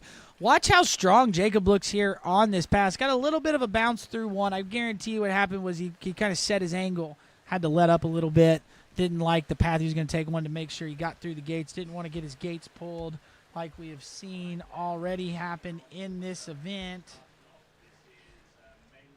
But there we go. Get him over to 4, rounding over 5. See, look at how early he is at 5 ball. I mean, we haven't seen any of our skiers be that early waiting on 5 and 6 at 22 off yet this whole set. So great job there from Jacob. That's awesome skiing.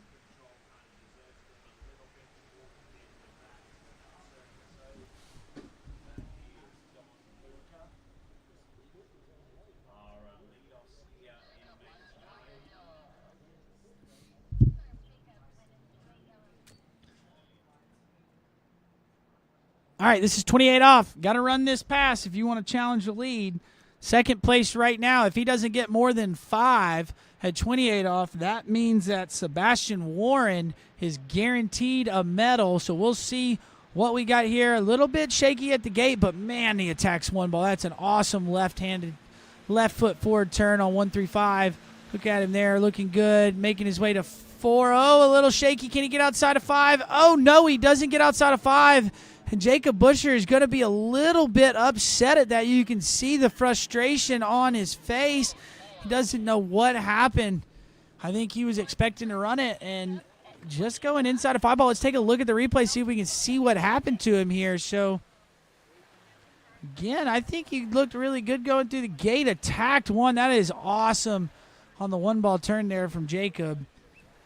See what he has here out of 2. Brings that handle to the inside hip a little bit off of 2, so you got a little bit of a check there, but still not too bad off of 3. Now watch him here off of 4, what he does. Hands are away from him, and you see how that comes to that inside hip, so he's got to check up to get the handle in the right spot, and now that boat beat him, and he went right inside of 5 ball. So unfortunate there for Jacob Busher. That is going to be 4 at 28 off, which means congratulations to Sebastian Warren. You have guaranteed yourself a medal at this year's Nationals.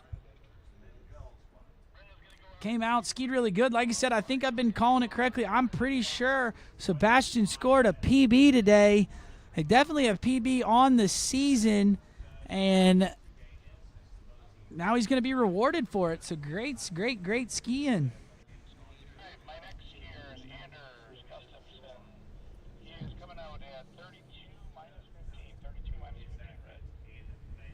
All right, and Jake had quite a few people here in the chat giving him courage. So thank you, Brandy, for checking in. Ryan Kreider, thank you for checking in. We appreciate you watching all of the slalom skiing going on this morning.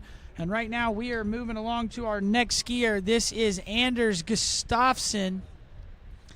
Look at how tall this kid is. He's probably the tallest one in the bunch. And making good work of that. That is a really strong. You see he leverages the boat really well. Making his way through this starting pass, and this is 15 off, so great skiing there from Anders.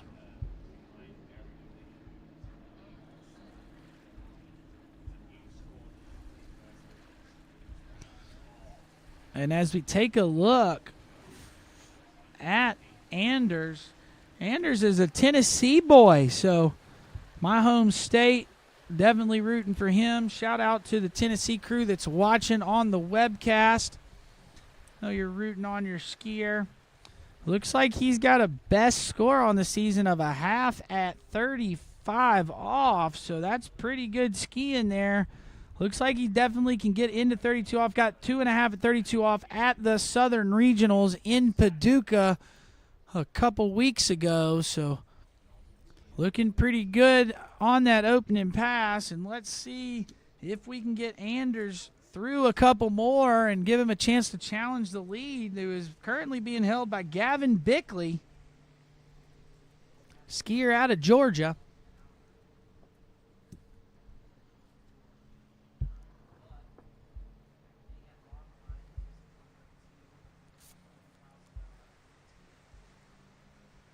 All right, here we go. We got Anders Gustafsson coming in. This is pass number 2.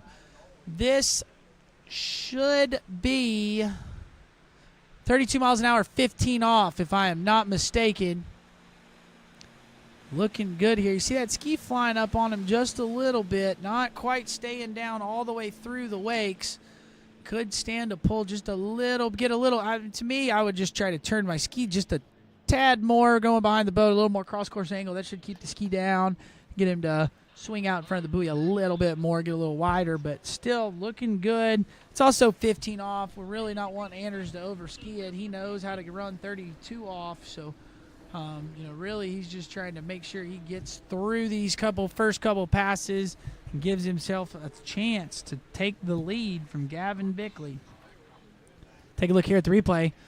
Good job off of 1. Now you see that ski kind of hopping on him. That's those hands getting away from you right there. You see they're getting a little high. You want to keep them nice and low. Keep those elbows locked on that life jacket. But there we go. We got Anders Gustafsson. This is that max speed, 15 off. So 32 miles an hour, 15 off, getting through it.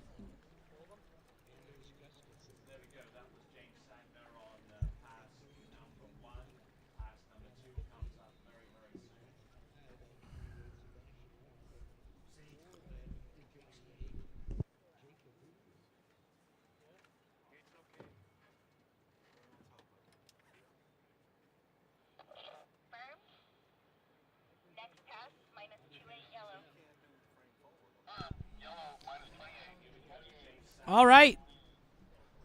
Well, so now I stand corrected. So that was, I do believe, 22 off, and this will be 28 off. So now, got to run this one if he wants to have a chance to challenge the lead. See what he's got as he pulls out on the gates. Losing a little bit of speed there, a little bit of width, so going to be a little narrow. Going to run with the boat just a sliver.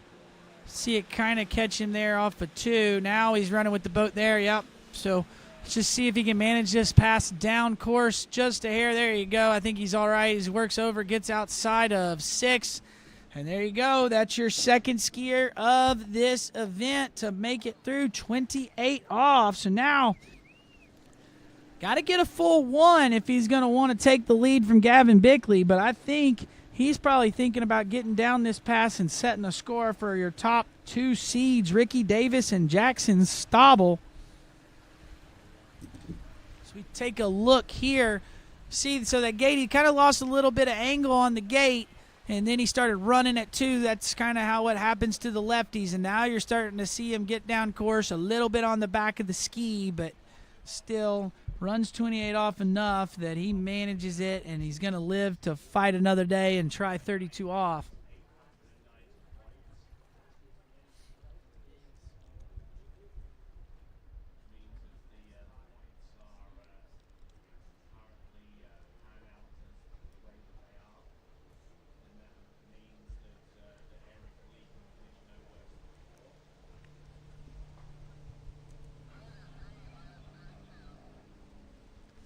All right, here we go. This is 32 off. This is Anders Gustafsson out of Tennessee.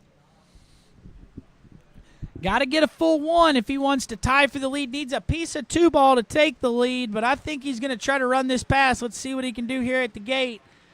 Looks pretty good as he rolls in there. Let's see what he's got. Big 1 ball. Can he get over to 2? Gets outside of 2. Can he get to 3? Yeah, he's so tall he's going to get there. Going to keep skiing. Come on, Anders. Gets over to 4, outside of 4. Can he get outside of 5? He is a little bit down course. Outside 5. Can he get to 6? Yeah, he does. There you go. And he got through 32 off. Anders Gustafsson, I was thinking he was a little bit late, but there you go. You see that tall frame on him really helping him out there as he got later down the course. And there you have it, your first skier through 32 off in this event. All right, here we go. That was a little bit of a delay off of 1, so now he's got a lot of speed. As a lefty, it's really hard to turn 2 ball, but he did a good job there getting the ski turned, and now just taking it down course, using that onside turn right there with the speed, so now he gets in it. There you go. I'm still with how late he was there going to 4. That's impressive. He's able to turn it. We kind of lose him a little bit here at 5, but nice turn, makes it back up. Yeah, it was the turn at 3 and 4 that really put him back in it. I don't know how he was making that ski turn with that speed, but great job, Anders Gustafsson, your leader in this Boys 2 event, and setting the bar, going to poke it out there. So, like I said, we had looked. I think his best score on the season was a half at 35 off. So let's see if he can get here. Let's see if we can get a pretty good gate. I know that wind caught him the time before when we were doing 28 off and caused him to run. He's really going to get a good gate, get rotated in, get the ski fully turned before he pulls on the boat so his speed's right into 1. He's set up. Let's see if he can get it. Oh, a little heavy on the turn in there. Let's see what he does out of 1 ball. Gets the 1. Can he hold on? There you go. He got 1 at 35 off. So that's going to be a big score there from Anders Gustafsson with 3 skiers left. Now, looking at the scores, it looks like our next skier, Ricky Davis out of Virginia, has got a score this season of 3 at 35 off. So going to be able to challenge this lead, but it looks like he got, at the Eastern region, got 3 at 35 off, and then the rest of his scores have been like 1.5 at 35. So we're right here in the thicket of it. It's going to be pretty tight. We're going to see what Ricky's got coming up. He'll be our next skier, and then we'll be waiting for our top-seeded skier out of California, and that will be Jackson Stabel. But we'll take a look here as Anders Gustafsson comes down the lake. Your new leader in boys 2, setting the bar, setting the mark, and putting it out there for our last 2 skiers.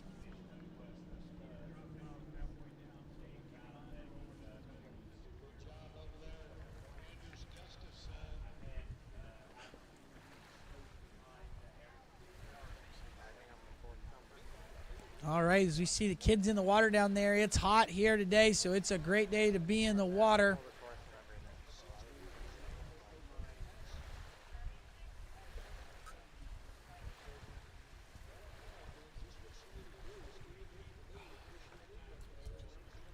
All right, we see Anders getting out of the water as the boat comes back to the dock, and we will get to our last 2 slalom skiers of the day here on Lake 3, and then we will move on to the Boys 5 jump event.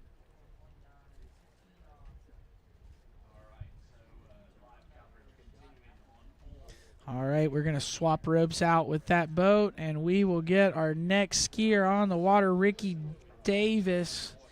That Davis family, quite a group of skiers, if you ask me. I know a lot of people might know the name Cameron Davis. That's the oldest sister. She has been rocking and rolling, but they are all super strong skiers.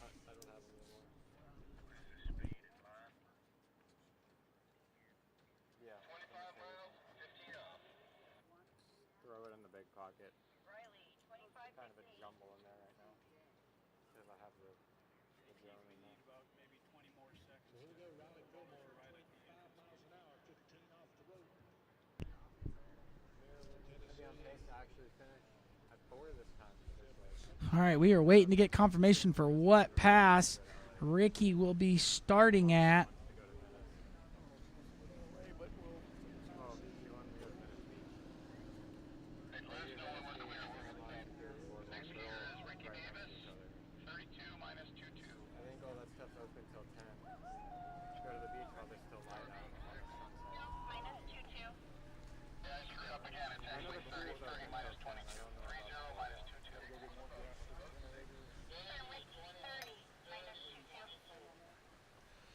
All right, we got confirmation. We got our next skier in the water. The rope's tightening up, and it is going to be 30 miles an hour, 22 off, and this is going to be Ricky Davis out of the Eastern region, skiing out of Virginia. He is your second seed here in this Boys 2 Slalom event. We are down to our last 2 slalom skiers of the day here on Lake 3. Check out those American flag shorts. It is super fitting for Ricky to have those on here at the U.S. Water Ski Nationals. We've been saying that all week about these skiers. And here we go, Ricky coming in. Wow, check out that form. Looks really good here on this opening pass. This is 30 miles an hour, 22 off.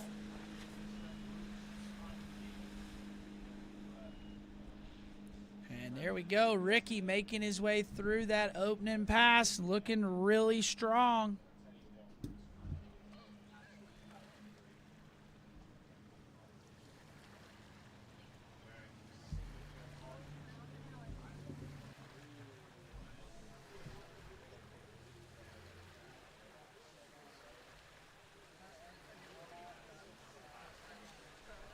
Right, and there you got it. You see Ricky ripping it up out there on pass number 1. This is the replay of his first pass. This is 30 miles an hour, 22 off. So we're getting ready to speed the boat up, bring him in at that max speed for these Boys 2 slalom skiers.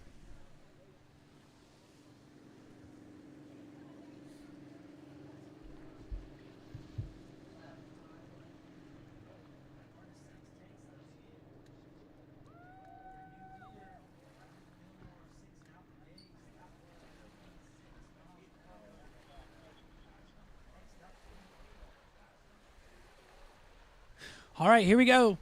We're getting ready to tighten that rope up and get him up to speed behind that Malibu response. But this is Ricky Davis. This is 32 miles an hour, 22 off. Especially with where the ramp is, the counter come won't be. That's the hardest part, is normally they try to flying right next to the tower. All right, here we go. 32 miles an hour, 22 off. This is Ricky Davis.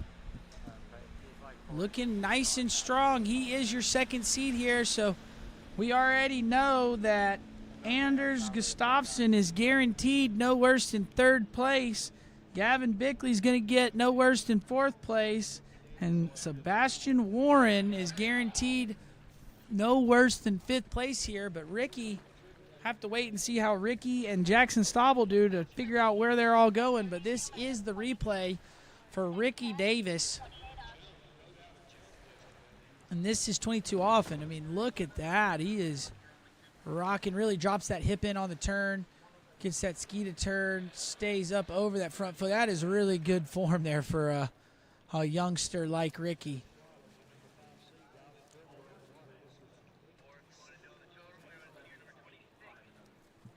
And there you go. Ricky Davis threw that pass.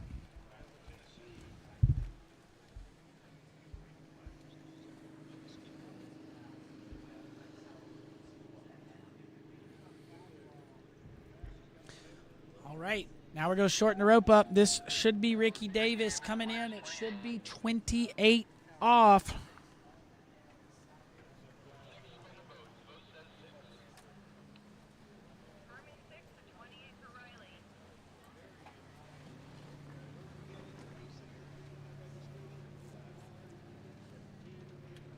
All right, here we go. Ricky Davis on the water, 28 off. Got to run this one, got to run the next one if he's going to challenge the lead. Set by your last skier, Anders Gustafsson, won at 35 off, but here we go, 28 off, tacking one ball. Big turn out of one. Looking good off a three ball. Yeah, he is on top of this one. And there you go. Ricky Davis through pass numero 3.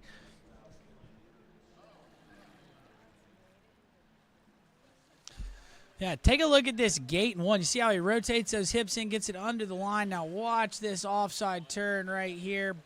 Boom, that was awesome. Gets the handle in where he needs to go. Now he's on top of the pass. Right after one, he kind of knew he was set. And now he's just managing the rope here. Great job, Ricky. Good skiing. Got the hands a touch away from him there going to 4, so he kind of got going down course just a sliver, but not too bad. Like I said, after his one ball, he kind of had that pass in the bag. So great skiing there from Ricky.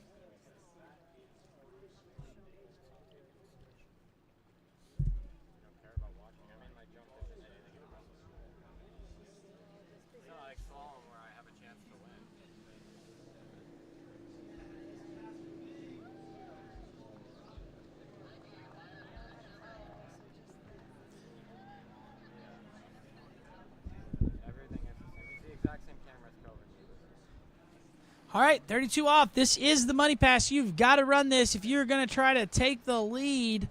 And this is Ricky Davis. This is your second-seeded skier in this event. Let's see what he's got. Can he get another big one? Yeah, there you go. That's awesome one ball there. And look how early is it, too. Kind of waited a little bit to start the turn there at 2, so run him down course. Big 3 ball.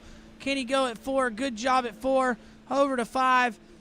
And nice 32 off. That's a good-looking pass there for Ricky Davis. Crushing that 32 off pass. Now we'll take a look at the replay. You'll kind of see he got at a little bit of a bobble. His offside turn is so good. Watch, he gets all this angle because he's got that good pull going that way. Now when he turns 1, he gets a really good turn, but then he doesn't really keep moving. He kind of lets up and goes towards 2. So he has to wait to make that turn. He feels a little narrow. So if I was just going to critique his skiing a little bit, right here he gets it, needs to keep rotating just a little bit more so he feels like he's a little wider, doesn't have to wait to turn at the buoys. But great skiing there from Ricky Davis, running 32 off. Now he's currently your second. He's sitting in second with 35 off to go. Needs to get a full one to tie for the lead from Anders Gustafsson. Really think he's going to need to get down this one if he's going to put the pressure out on Jackson Stabel. So we'll see what Ricky's got. Like I said a couple weeks ago at the Eastern Regionals, he ran 3 at 35 off. So we'll see if he can get a good start at the gate, attack 1 like he's been doing, and see if he can get a good start. Let's see. Nice, good pull out here on the gates. Turns in. Oh, no, and he only gets a half. So that means that Anders Gustafsson is still in the lead with 1 at 35 off. So that means he is guaranteed no worse than silver medal here at the Nationals. We just have to wait and see how Jackson Stabel will fare.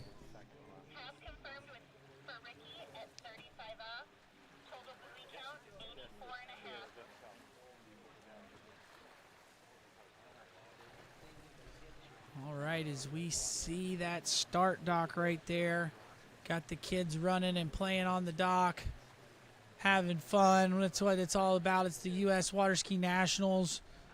Lots of families here, lots of kids enjoying the day. We have had all junior skiers so far today. We are getting ready to have some juniors jump coming up here shortly.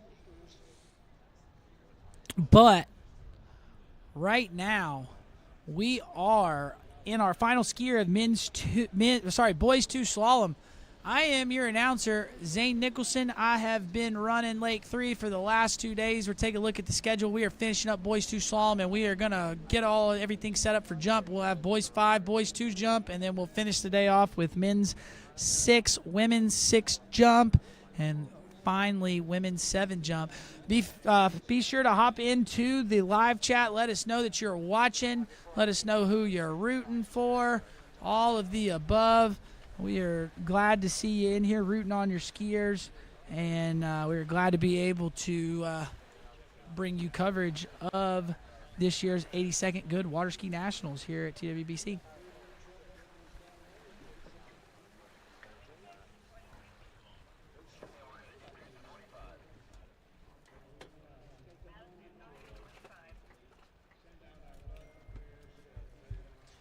All right, we got that rope switched out, and we are going to get to our final skier of the day in the slalom event on this lake. And this is your top seed in this boys 2 slalom event. This is Jackson Stabel. Now, just from perusing the internet, I've seen that this kid has skied really well this season. I know at the Western Regionals, Jackson ran 1 at 38 off, which was a new PB for him. So we'll see. Maybe we can get a new PB out of Jackson. But this is 32 miles an hour, 22 off, starting at that max speed. Let's see what he's got as he comes in here. Nice looking strong 1. We saw Jackson's brother ski earlier in the boys 5 slalom event, skied pretty well. You saw Jaden Stabel running 1 at 38 off, so maybe we'll have a bit of competition and see who the best Stabel of the day is. Right now, you've got Jaden winning that competition with 1 at 38, but right now Jackson Stabel just ran 22 off, 32 miles an hour. Take a look at the replay right here.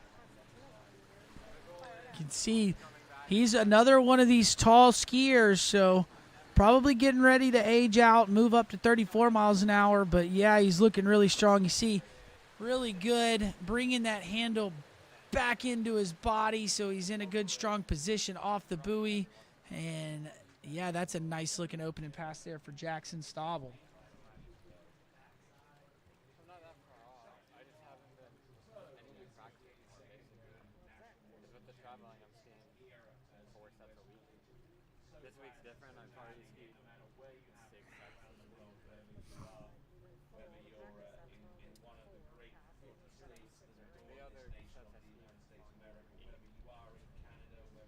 Not for fun, but like not official practice.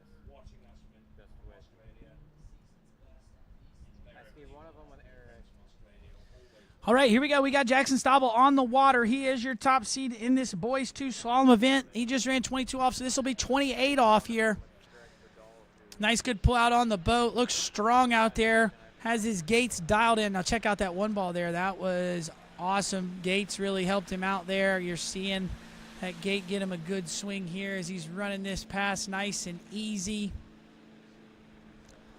Yeah, there you go. That's the best 28 off of the day, in my opinion, right there from Jackson Stauble.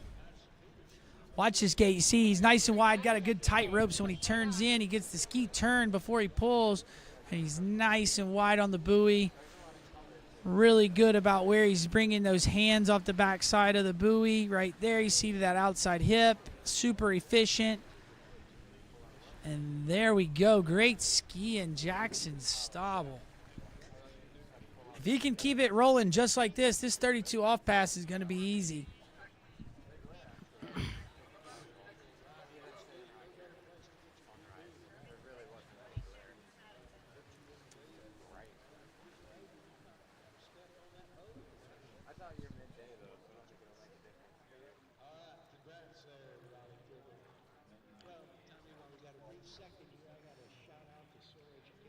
All right, we're in boys 2 slalom here. We're on Lake 3. We're on our last slalom skier of the day. We have seen some killer scores. Best score of the day, 3.539, set by your boys 5 slalom champion, Jaden Eid.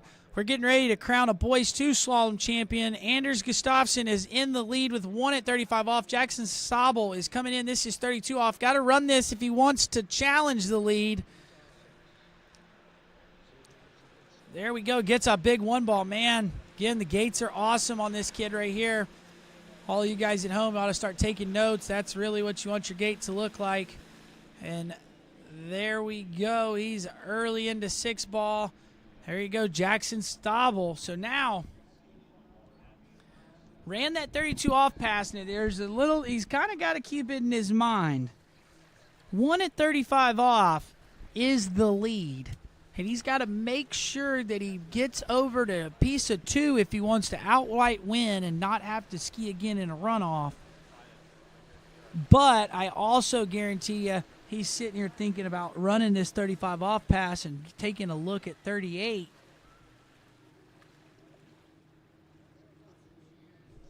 I mean, this is such a good pass here from 32 off from Jackson. Yeah, like I said, he's been coached up really well, really good on where his hands, where his body position is. He's getting everything to the right spot. So you're not really seeing any bobbles from him, just purely because when you're in, if your hands are connected, it's not going to allow your upper body to move. And Jackson's doing a really, really good job of it. All right, so here you go. This is for all the marbles.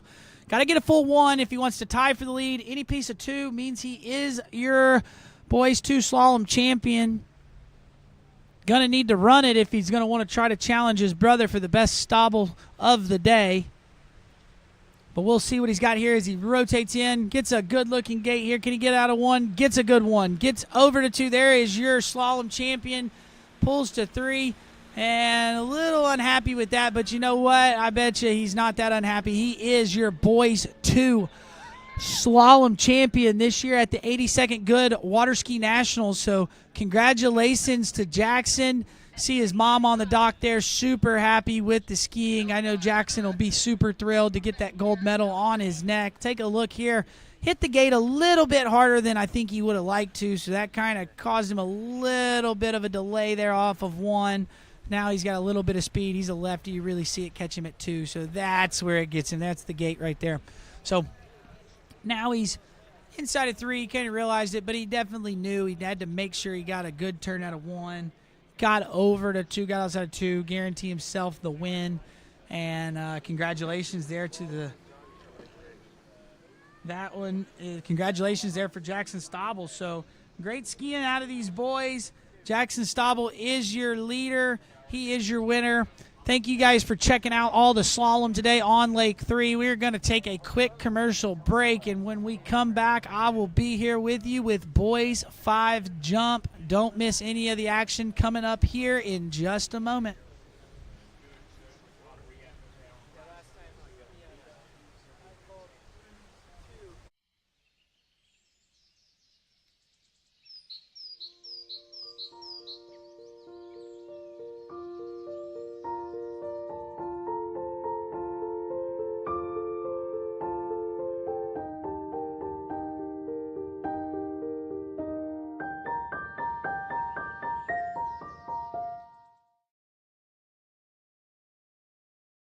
For skiers and water enthusiasts, Florida lakes are what dreams are made of. Combined with world-class golf, remarkable weather, natural beauty, theme parks, and so much more, it's easy to see that Florida is paradise. For more than 30 years, I've enjoyed Florida's lakes and many offerings. If you are interested in Florida real estate, let me be your guide and trusted advisor as you search for your paradise. Together, we can make your dreams a reality.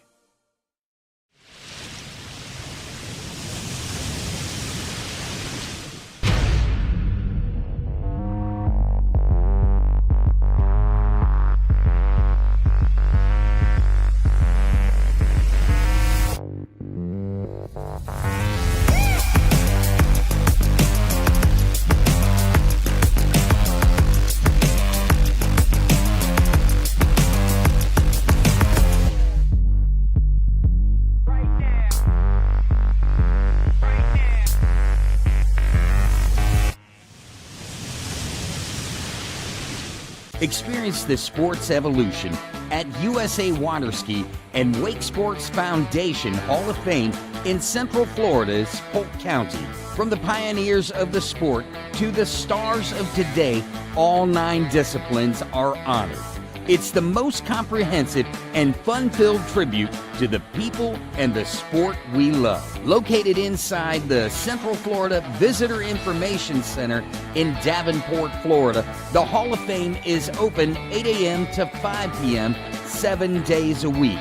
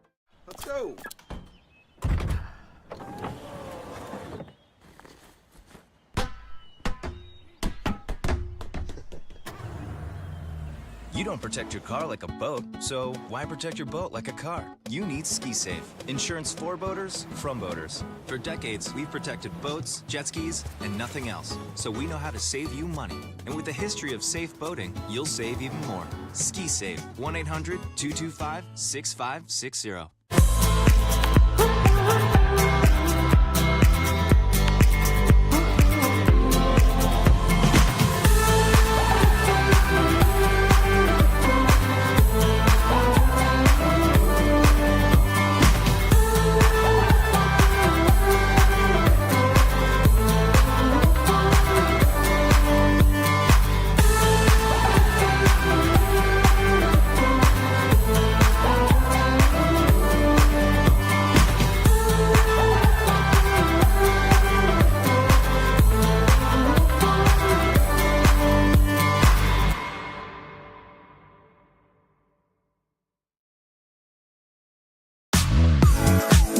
Where do competition standards meet the highest culinary standards? Where do the old masters meet the new masters? Where do first-class conditions meet first-class hotels? Where does the purest joie de vivre meet the purest drinking water quality? Only 30 minutes from the airport and Vienna city center.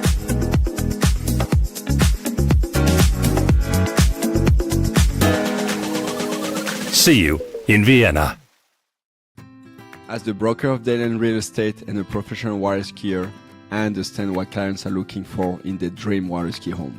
Our company is dedicated to helping you and your family invest in your future together in Florida. If it's time to move on to your next adventure, let us help you find the perfect match for your home.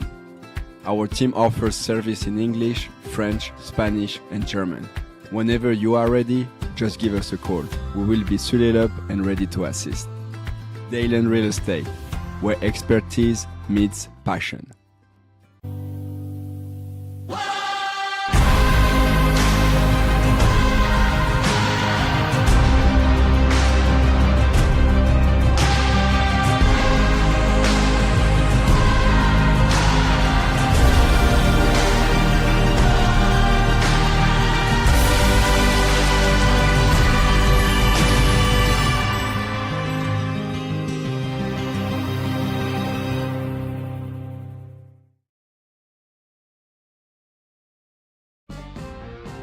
We are Radar, and this crew is the backbone of the Radar Nation. They live on the water day in and day out, devoting their lives to bringing skiing to the masses. We have designers, innovators, free spirits, and badass buoy slayers, all charging at 100% to grow the sport. There's no better group of individuals to be driving the ship that leads water skiing.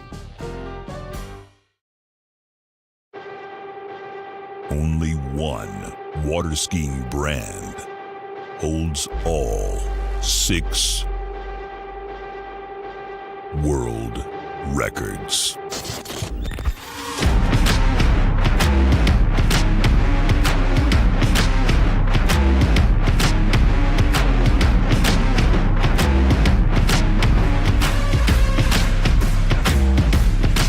Masterline, made in the USA.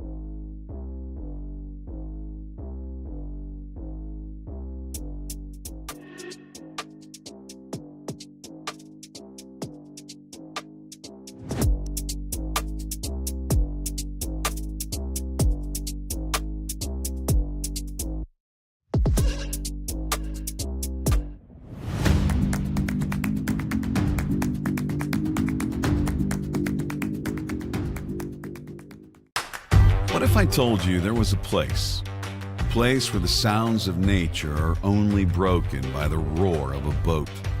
A place where that summer feeling lasts all year long.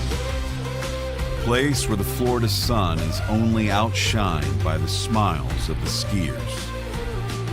A place where first-time skiers can ski alongside world champions, and the world-class coaches work with all levels of skiers. What if I told you there was a place where life slows down and your only job is to make lifelong memories?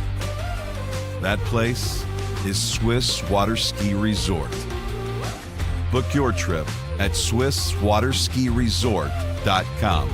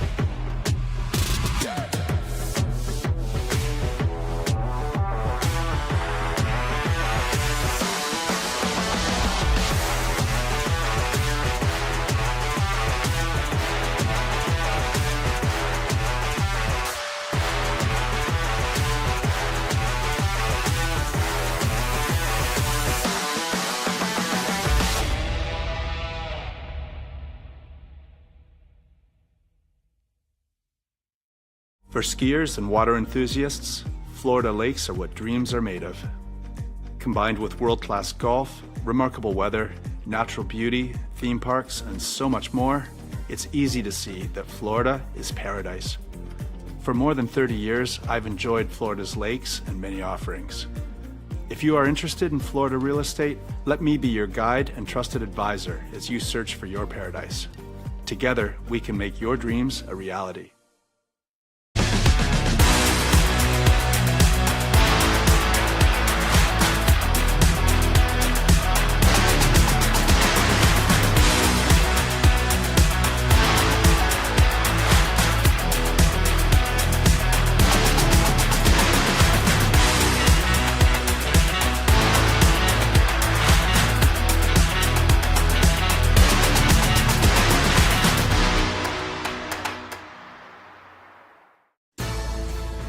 Dillinger Insurance, we have over 50 different carriers to shop your home, auto, and recreational vehicle insurance needs. We would love the opportunity to save you money. We insure $1 million mansions, condos, mobile homes, rental homes, and everything in between. We know all about wind inspections, 4-point inspections, and how to get you the right coverage for your particular home. You've got questions, we've got answers. Can you remember the last time you had a rate decrease with your auto insurance? Let's take a look and see what we can do. We know all the ins and outs of getting our customers the best rates, coverages, and discounts, so put us to the test. Don't monkey around with your insurance. Call Dellinger Insurance today. We've got tons of companies to help find you the best prices and the best coverage for your particular needs on home and auto insurance. Go Knights!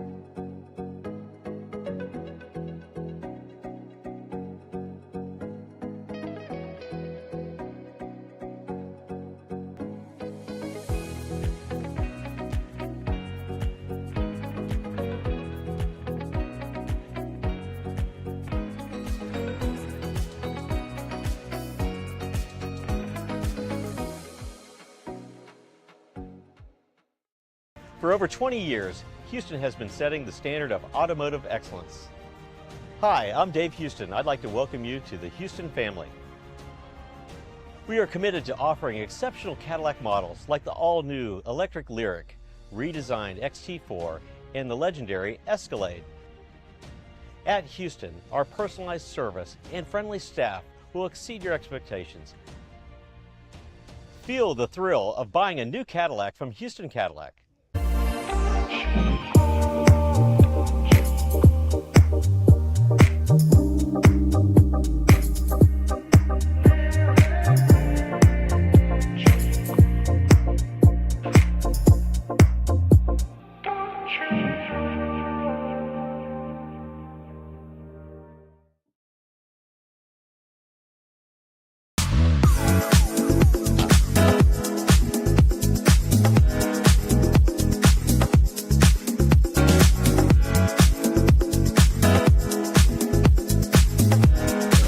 See you in Vienna.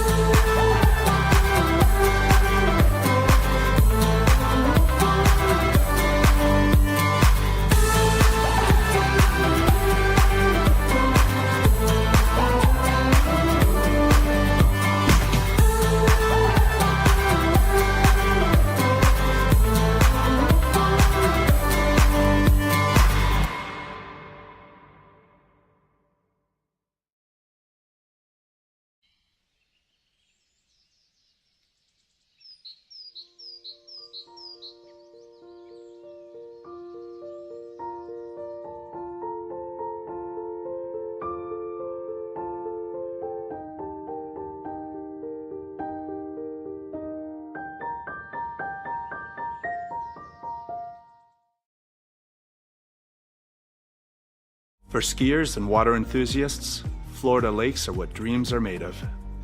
Combined with world-class golf, remarkable weather, natural beauty, theme parks, and so much more, it's easy to see that Florida is paradise. For more than 30 years, I've enjoyed Florida's lakes and many offerings. If you are interested in Florida real estate, let me be your guide and trusted advisor as you search for your paradise. Together, we can make your dreams a reality.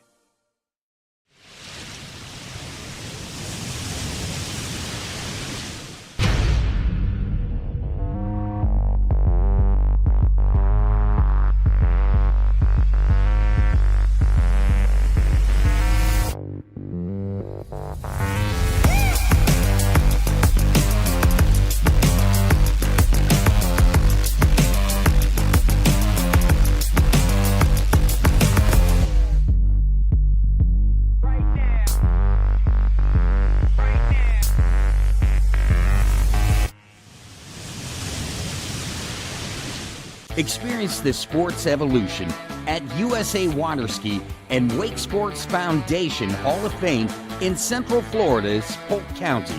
From the pioneers of the sport to the stars of today, all 9 disciplines are honored. It's the most comprehensive and fun-filled tribute to the people and the sport we love. Located inside the Central Florida Visitor Information Center in Davenport, Florida, the Hall of Fame is open 8 a.m. to 5 p.m. 7 days a week.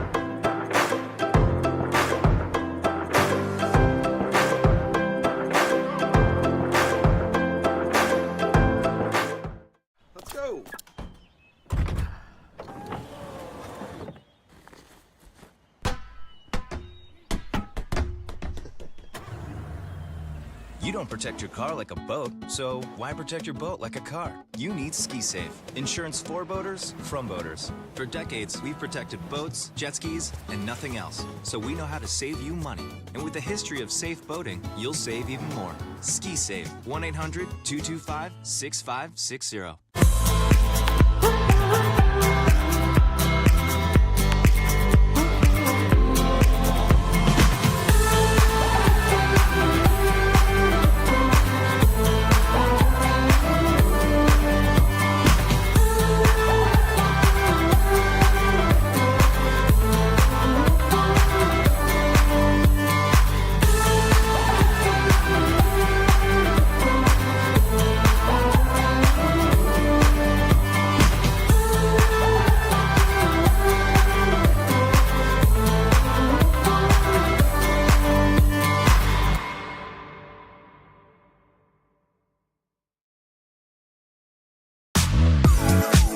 Where do competition standards meet the highest culinary standards? Where do the old masters meet the new masters? Where do first-class conditions meet first-class hotels? Where does the purest joie de vivre meet the purest drinking water quality? Only 30 minutes from the airport and Vienna city center.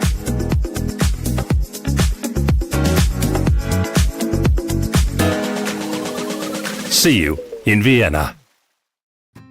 As the broker of Dayland Real Estate and a professional water skier, I understand what clients are looking for in their dream water ski home. Our company is dedicated to helping you and your family invest in your future together in Florida. If it's time to move on to your next adventure, let us help you find the perfect match for your home. Our team offers service in English, French, Spanish, and German. Whenever you are ready, just give us a call. We will be suited up and ready to assist. Dayland Real Estate, where expertise meets passion.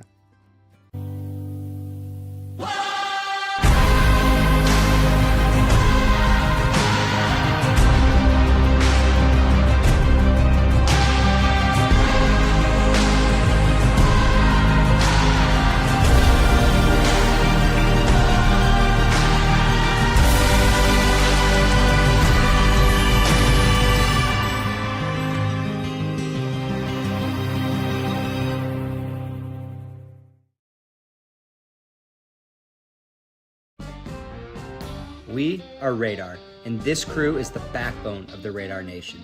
They live on the water day in and day out, devoting their lives to bringing skiing to the masses. We have designers, innovators, free spirits, and badass buoy slayers, all charging at 100% to grow the sport. There's no better group of individuals to be driving the ship that leads water skiing. Only one water skiing brand holds all 6 world records.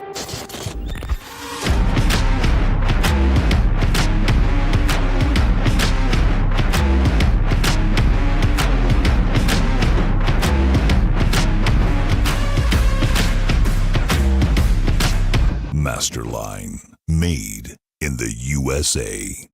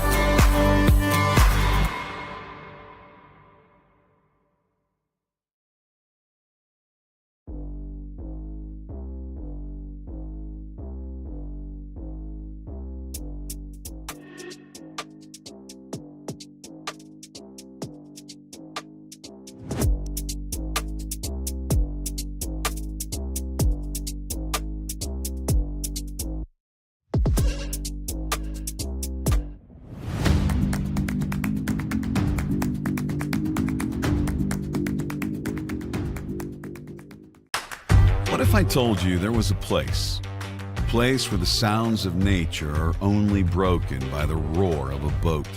A place where that summer feeling lasts all year long. A place where the Florida sun is only outshined by the smiles of the skiers. A place where first-time skiers can ski alongside world champions, and the world-class coaches work with all levels of skiers. What if I told you there was a place where life slows down and your only job is to make lifelong memories? That place is Swiss Water Ski Resort. Book your trip at SwissWaterSkiResort.com.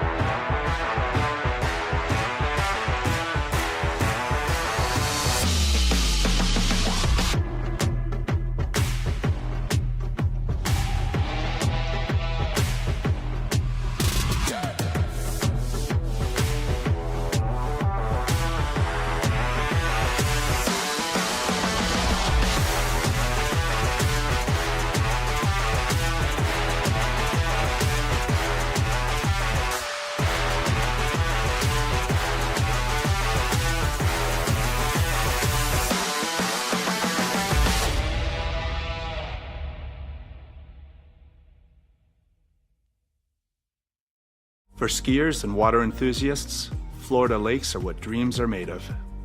Combined with world-class golf, remarkable weather, natural beauty, theme parks, and so much more, it's easy to see that Florida is paradise. For more than 30 years, I've enjoyed Florida's lakes and many offerings. If you are interested in Florida real estate, let me be your guide and trusted advisor as you search for your paradise. Together, we can make your dreams a reality.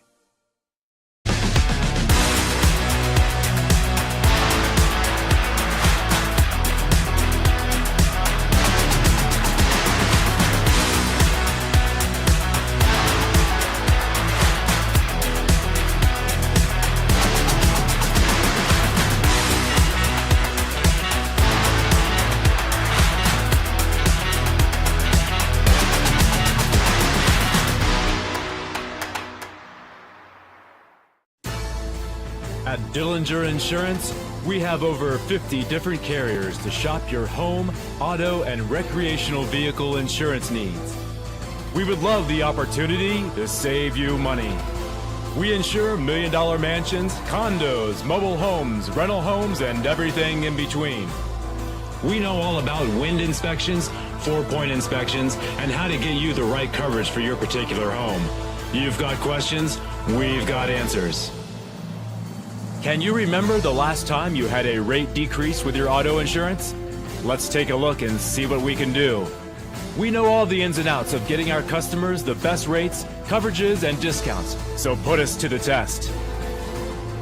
Don't monkey around with your insurance. Call Dillinger Insurance today. We've got tons of companies to help find you the best prices and the best coverage for your particular needs on home and auto insurance.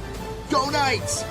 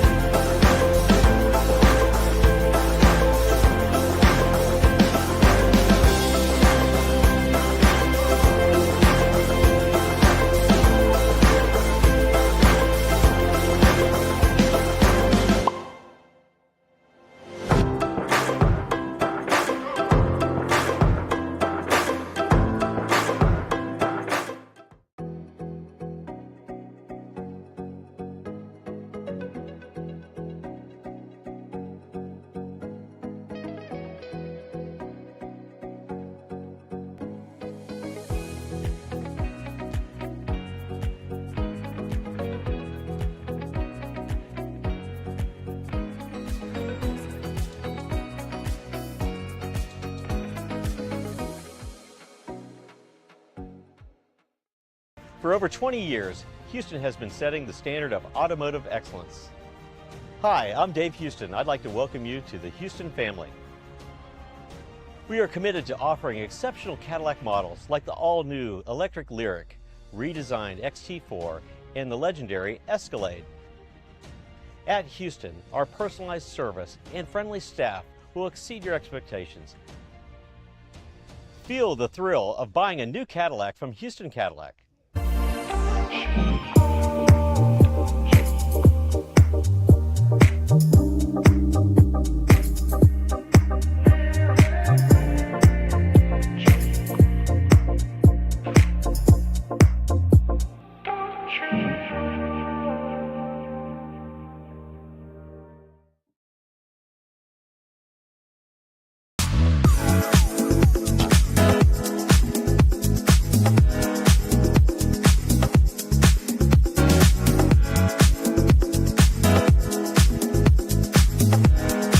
See you in Vienna.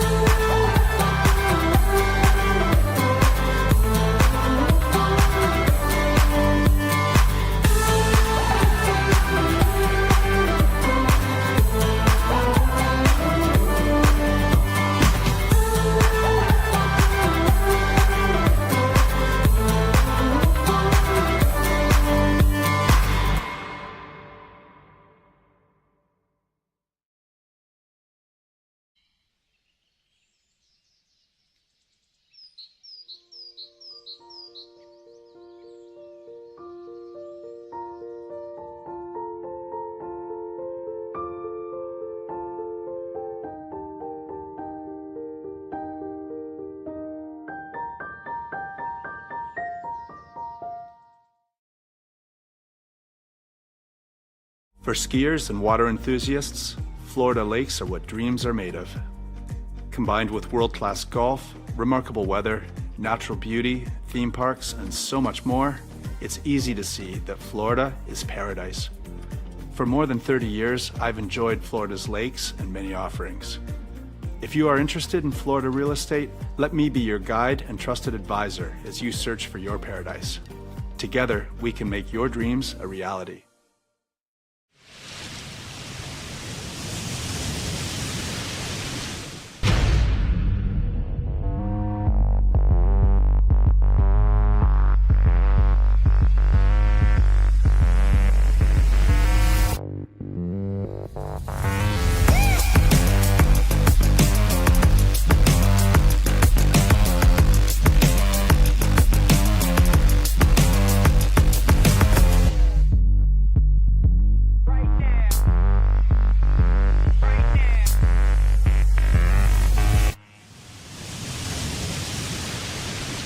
Experience the sports evolution at USA Waterski and Wake Sports Foundation Hall of Fame in Central Florida's Polk County.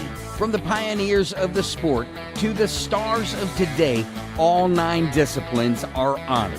It's the most comprehensive and fun-filled tribute to the people and the sport we love. Located inside the Central Florida Visitor Information Center in Davenport, Florida, the Hall of Fame is open 8 a.m. to 5 p.m. 7 days a week.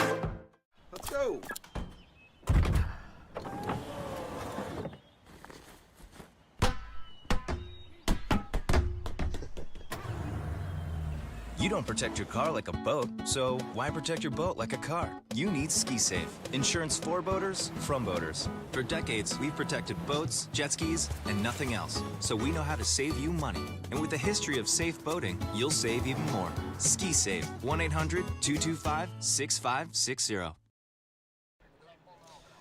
All right, welcome back, ladies and gentlemen. We are now into the jump event. We are on Lake 3, so this is the Jump Lake. And we had a little bit of Boys 5 and Boys 2 slalom action this morning. And we have got the course set up for jump, and we are rolling in to our first jump event of the day. This is the Boys 5 jump event. Just ran a simulation pass with that boat. Looks like the boys are jumping behind a Mastercraft today. So looking forward to getting them out there on the water, getting them over.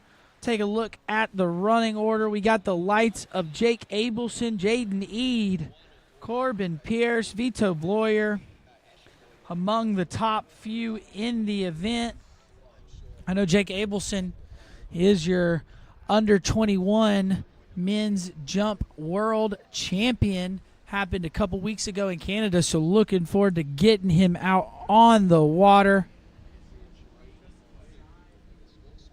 But right now, we're rolling in. We're getting ready to put our first skier on the water, and that'll be Cole Welfringer.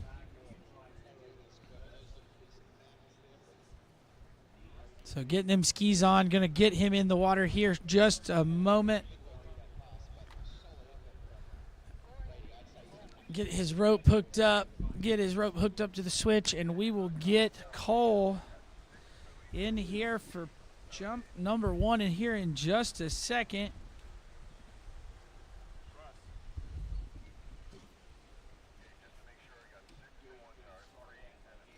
All right, and Cole coming from Kansas.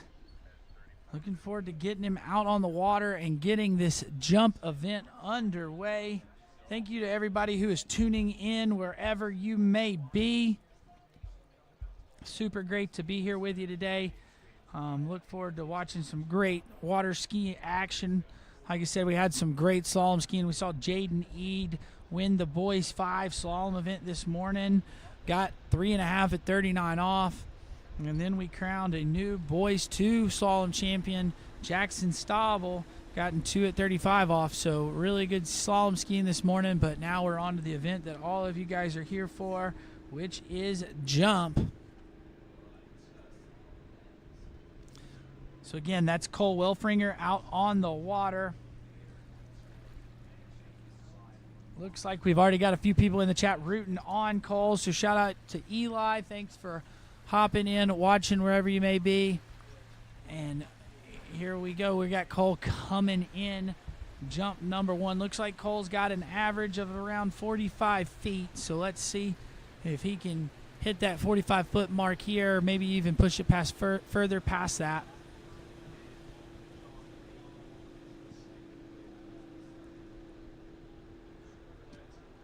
All right, cutting out on that ramp nice and wide. Going to get over, get a good look. Oh, and upside down he goes. Gives us a wave. He is okay. Have to take a look at the replay and see what happened to him there.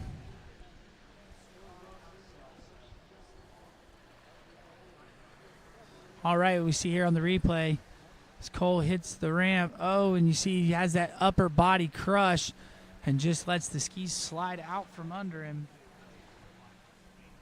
But the best part about this jump event is we have multiple jumps, so we're going to get him back up on the skis and bring him back in, and we'll have him for jump number 2 here in just a second.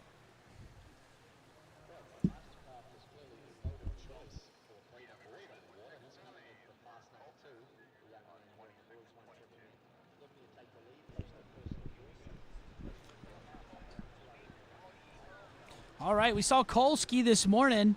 Out here, he's our first competitor on the water here in this jump event. We saw him ski this morning, skied pretty well, ran 4 at 28 off, so looking to add to those overall points that he already received from slalom this morning. And like I said, skier out of Kansas. So we're going to get that Mastercraft turned around and bring Cole back in. And this will be jump number 2. Now, I had a bit of a fall on jump number 1, kind of went upside down. We'll see if we can stay over the skis this time, keep our upper body nice and still, and get over the ramp here.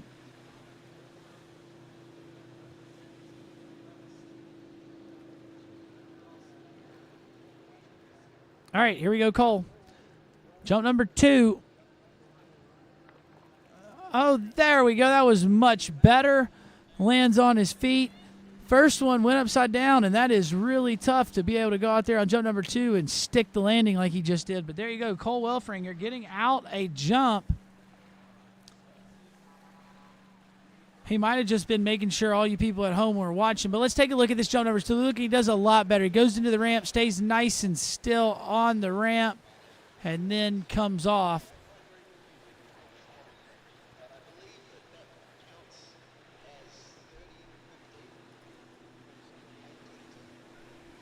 All right, there we go. We got Cole. We're waiting on an official distance for jump number 2.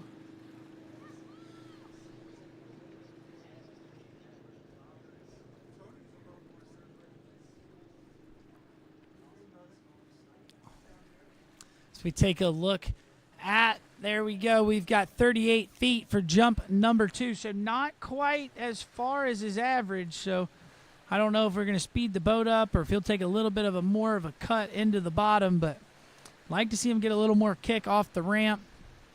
Keep his upper body nice and still. Get a little extra feet out of this third jump. All right, here we go. We are bringing Cole Welfringer back into the course. This is jump number 3. Coming into the bottom of the ramp. Up and over. Sticks the landing again. So there we go. We are 2 for 3 for Cole.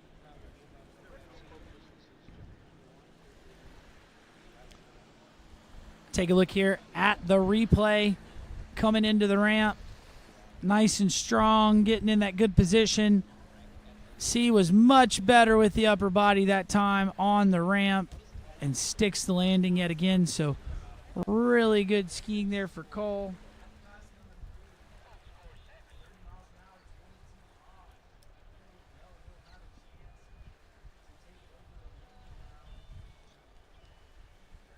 All right, take a look down there at the start dock. See everybody getting ready. Cole Welfringer just had 2 successful jumps. The first jump was 38 feet, or wait on a distance on the second.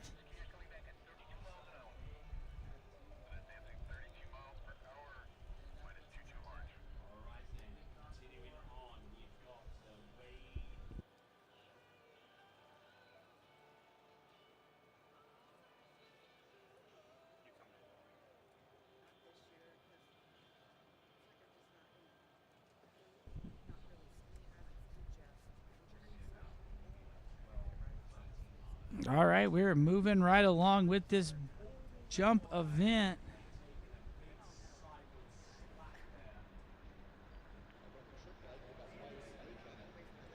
And this should be Tyler Nichols, your next jumper in this Boys 5 jump event. Tyler, skier out of California. Saw him ski again this morning, ran 1 at 35 off, so had a pretty good slalom score there. As we take a look at Cole Welfringer's furthest jump, his third jump was about 1/10 of a meter shorter than the second jump, so his furthest jump will be 38 feet. That will add to his NOPS points there. Okay, here we go. We got Tyler Nichols, California skier here. Got a bit of an average of about 48 feet. So he's kind of in about the same boat as our first skier, Cole Welfringer. So let's see what Tyler's got as we bring him in. Jump number 1. Got a little bit of a cut there, looking pretty good. Up and over, yes, and much better jump. That looked pretty good for jump number 1. I unofficially would say that. I would leap him into the lead here.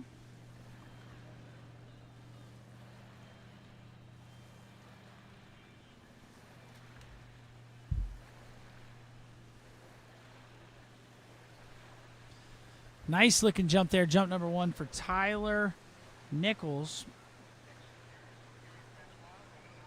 As we see him come back down the lake, getting the distance from the jump, from the boat.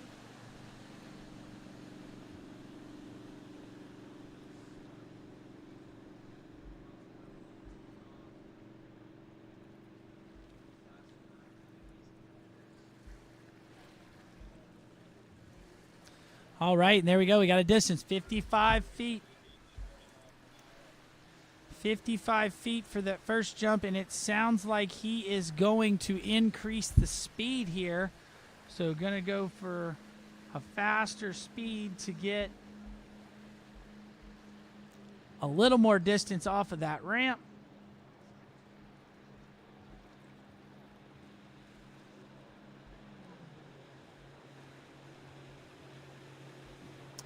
All right, let's see what Tyler Nichols has here. Going to get a little bit more speed here from the boat. Let's see, cutting out to the ramp. Takes about the same spot, up and over. Oh, and not quite able to land that one. Looked like as we started getting the boat to go a little faster, he started kind of yanking on his arms a little bit more. Started yanking on his arms a little bit more. Got him to kind of fall backwards. But still really good looking form, though. Cutting into the bottom. It was just at the bottom of the ramp. He kind of started pulling. I think you might have been watching that bottom corner of the ramp.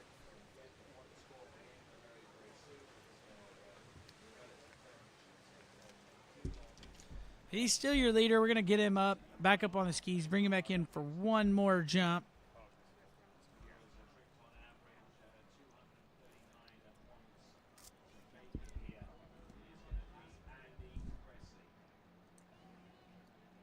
All right, taking a look at the schedule real quick. We are in boys 5 jump, but after this, we will roll into boys 2 jump. So make sure you stay tuned. If you want to watch some tricks, tune in to Lake 1 with Tony Lightfoot. And if you're still wanting to get more slalom, hop on over to Lake 2 with Ryan Shipper. He will be taking you through all the slalom today. Right now we're on the jump lake. This is Tyler Nichols, California skier. We're in boys 5 jump. He's your second skier in this event. Has an average of 48 feet, so looks like he bettered that on jump number 1 with 55 feet. Now we increased the boat speed there on jump number 2 and wasn't quite able to ride it out. But we're going to get him up, bring him back in, jump number 3, see if we can get those skis up under him and get a further jump on this last and final attempt.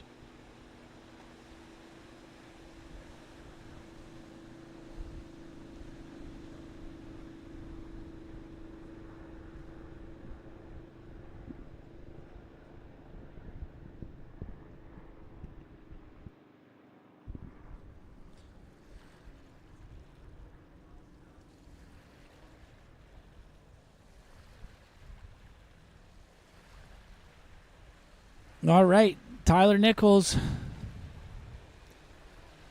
coming in. Now this is going to be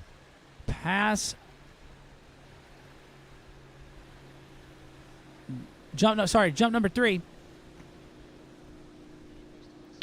All right, Tyler Nichols, jump number 3. Here we go, bringing him in. We have increased the boat speed from jump 1. Let's see what he can do over the ramp.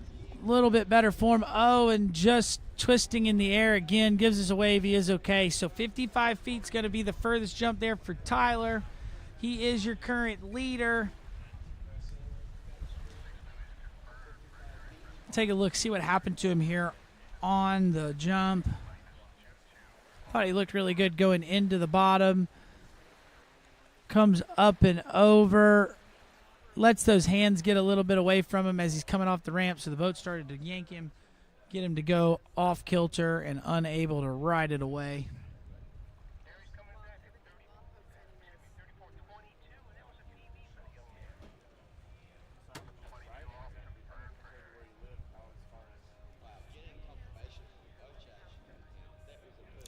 All right, we got the boat back to the dock. We are going to grab our next jumper, next victim to go over Big Red, and that will be Connor Pesic. He's been working with the TWBC crew all week, helping set up so that you guys at home can watch this event wherever you may be. Saw him ski this morning. I had a pretty good slalom event this morning. Ran 2.5 at 38 off. Got himself a bronze medal in the slalom event. So looking to see how he can fare in this overall event. Looks like he is coming in with an average of about 67 feet. So should be able to jump into the lead. But we'll have to see.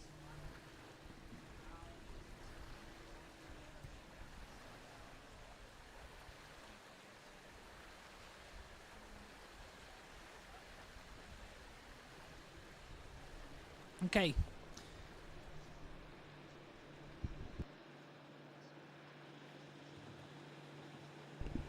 Connor Pesic coming in. This is jump number 1.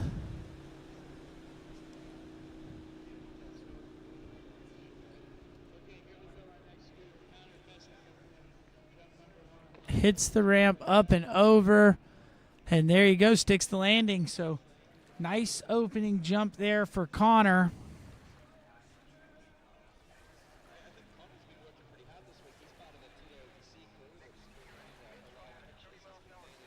And that looked pretty good. I'd say that's somewhere in that 55-foot mark.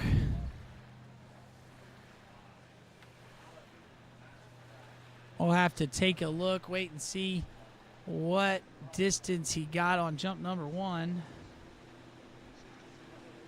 Giving a flex to the camera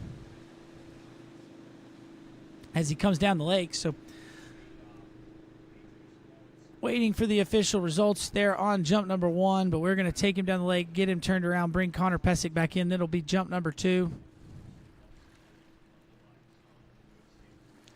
All right, looks like 63 feet, so further than your last jumper, Tyler Nichols, 63 feet. So that's a little bit shorter than his average by about 3 feet, so we'll see if he can better his score here on jump number 2, maybe get a little more speed into the bottom of the ramp, get a little more kick off the top, and get a little more distance.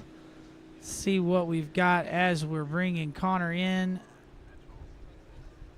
Cutting in nice and hard, up and over. And there you go. I think that was a little bit further there.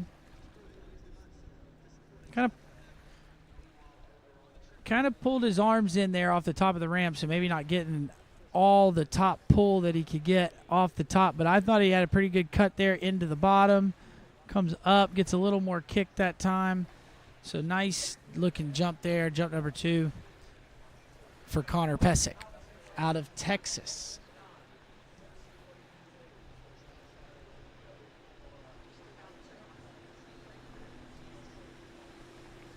All right. Flying like a bird going down the lake. I think he thinks that jump was further than the first one. He said it has an average of about 67 feet. So it's about 4 feet shy of that average there on jump number 1. And there you go, 71 feet. It was further. Connor Pesic gonna up his score and kind of put some pressure on the next skiers coming up, Landis Eller and Cole Daras. See what he can do here. See if he's going to bring it down a little bit, if he can get a little later into the bottom of the ramp, get a little more kick, a little more lift.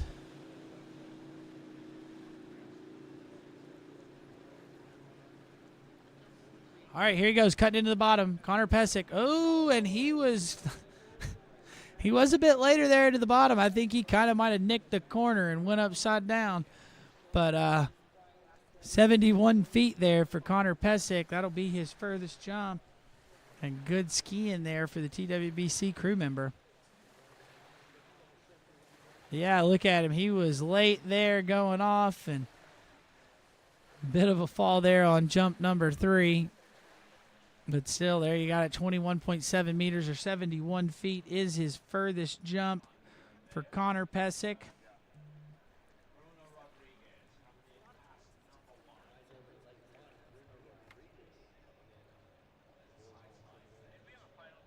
As we take a look at the start dock, we have got our next skier getting his skis on. This is Landis Eller,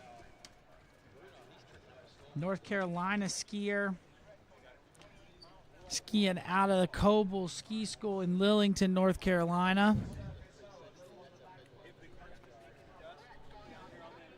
Know his dad, Chris, really good jumper, so probably got him coached up. Landis will be looking really good, expecting big things out of him here on his jump set.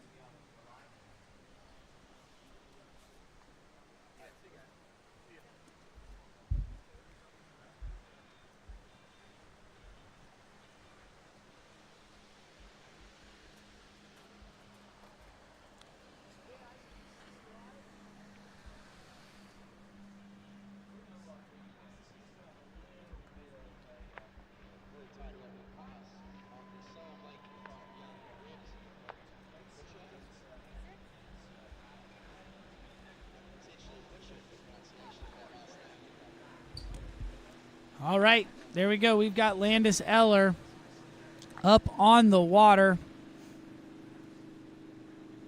Taking him down the lake. We're going to bring him in. It'll be jump number 1.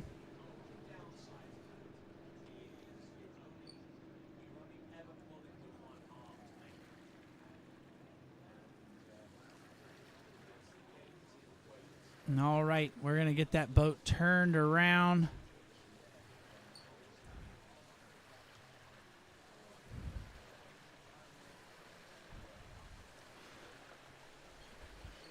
All right, we're in boys 5 jump. We've had 3 jumpers so far. We're on our 4th jumper out of this 15 skier group.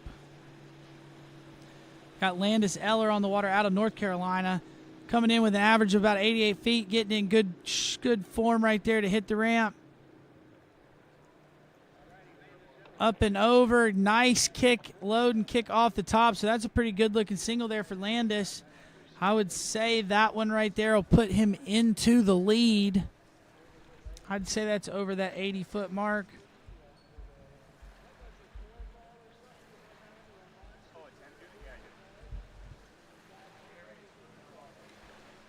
Yeah, nice lift off the top as you see there on the replay.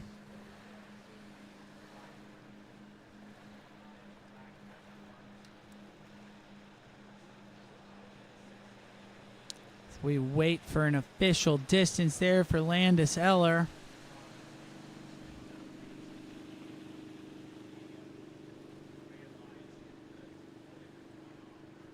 There you go, 87 feet. So right there at his average. So maybe we'll see him kick one further here on jump number 2. But that was a nice opening jump, getting a feel for the ramp, feel for the boat.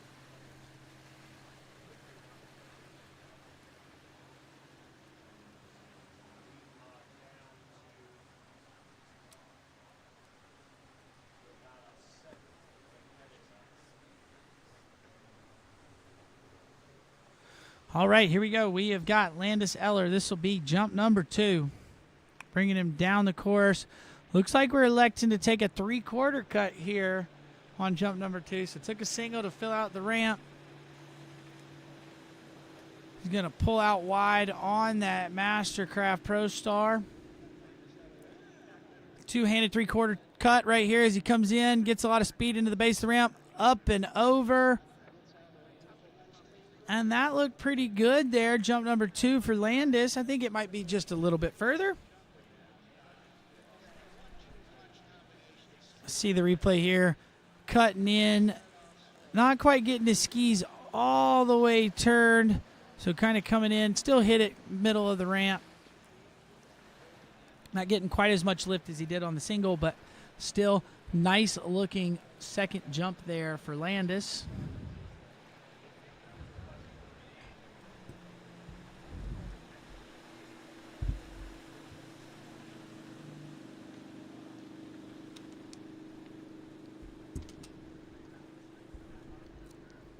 All right, we see Landis Eller going back down the lake towards those mountains, and we got a distance. That is 97 feet, so 10 feet further for Landis. And that is up in his lead right now and putting it out there for the next few skiers. Looks like the next few skiers have an average somewhere right there at that 100-foot marker, a little bit under it, so I think Landis is trying to get it pushed out past that point.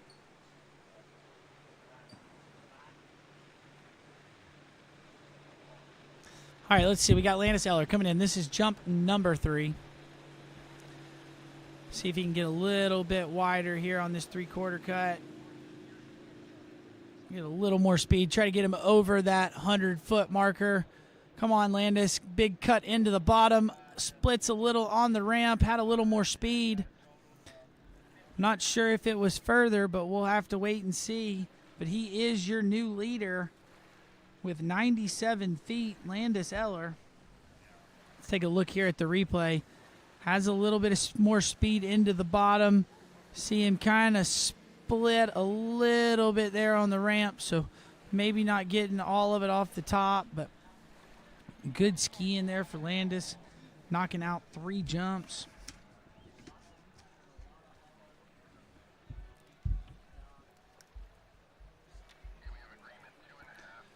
And we will wait to get the results on that jump, but looking dockside, you'll see our next skier getting ready in this boys 5 jump event.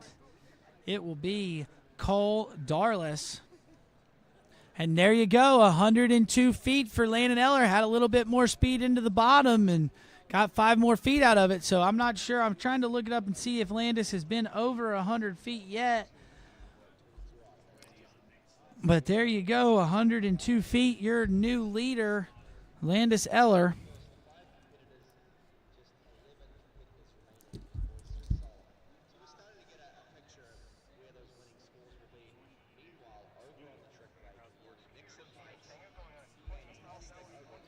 All right, Cole Darlis on the water.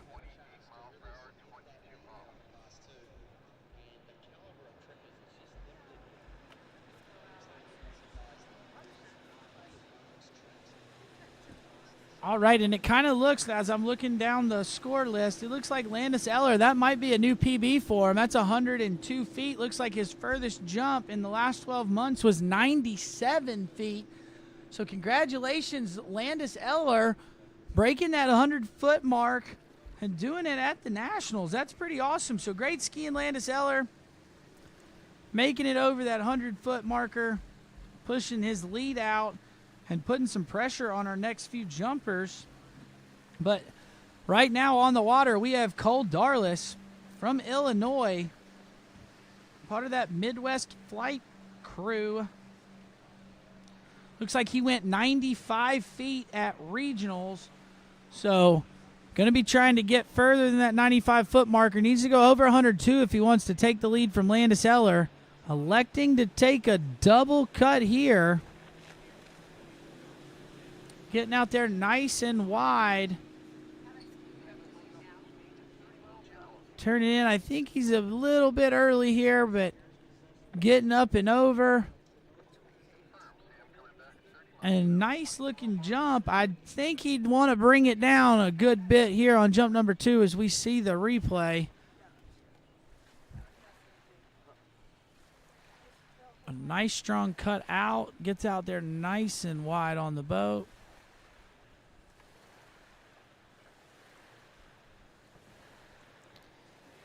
See, so early. He's kind of wanting to turn and he never gets the skis fully turned, so now he's kind of going to start getting pulled into the ramp and not get as much speed into the bottom as he would like. Kind of slips out there a little bit trying to push, and up and over, lands that jump, get him through. I think he will make a few adjustments here, and we'll see him come back in jump number 2 here in just a second.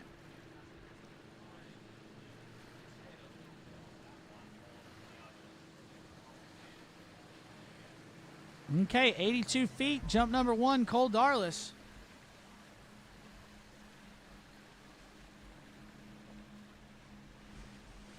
$82 feet for Cole Darlis.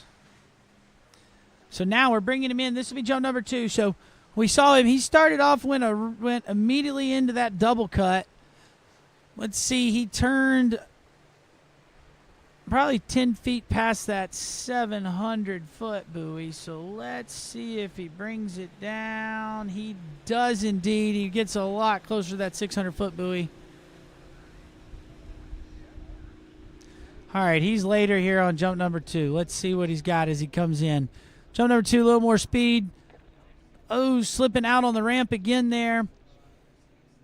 So not quite getting the distance that he might be looking for, but I think he had a little more speed. He was in a little bit of a better spot there on jump number 2.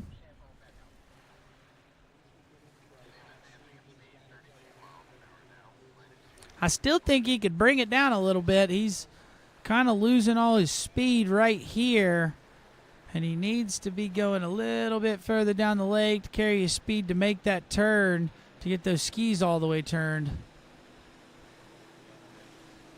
85 feet, so he did have a little bit more speed. That slip out probably didn't get as much as the speed as he, as much distance as he did have speed, but better his second jump, 85 feet. And that'll put him into second place, chasing Landis Eller, your previous jumper who jumped into that 100-foot club and went 102 feet.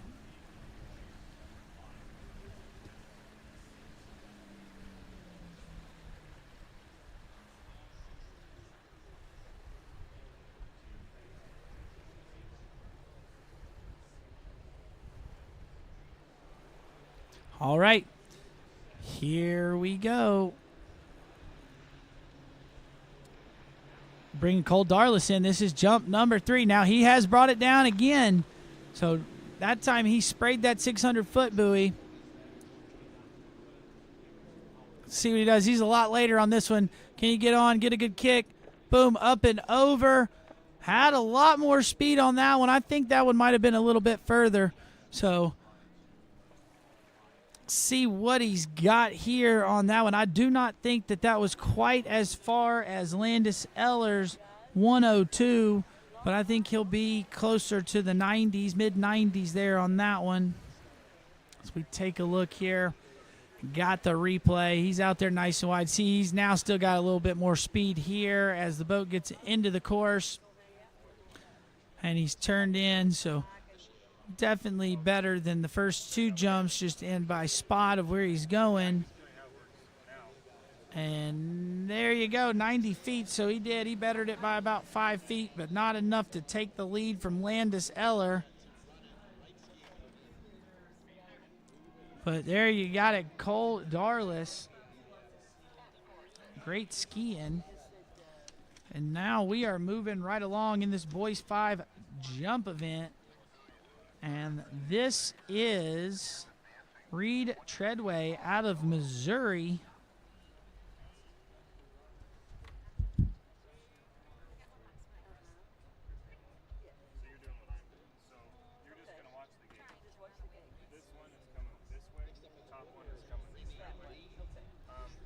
All right, not sure what we're waiting on here. Okay, looks like we've got the okay. We're going to tighten the boat up and bring our next skier, Reed Treadway, into the course. So Reed this morning in slalom. Looks like he was our second skier off the dock. So we did see him slalom this morning, and now we're seeing him in the jump event. Comes in with an average of 95 feet. So right there in that ballpark.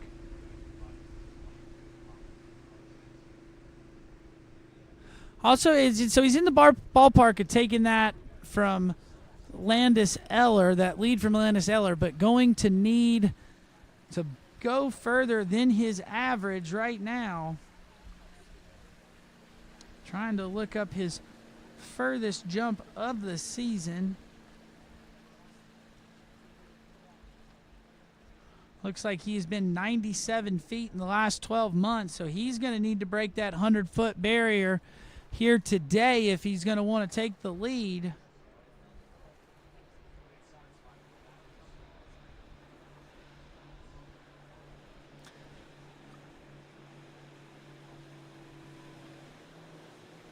All right, here we go. This is Reed Treadway coming in. Jump number 1, electing to go three-quarter cut straight away. Coming in, and I think he might have been a little later than he would have liked to be there on jump number 1, so we'll see. They'll come pick him up, bring him back in jump number 2, see if he can make a few adjustments and get on the ramp, get over, and get a scoring jump.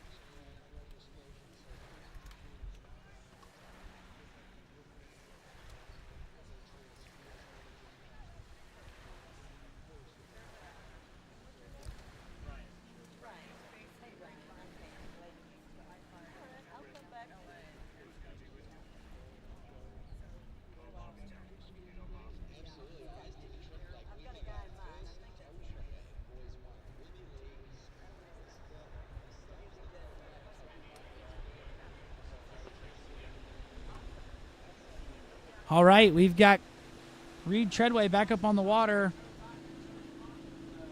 And we're going to bring him in jump number 2. We had a pass on jump number 1.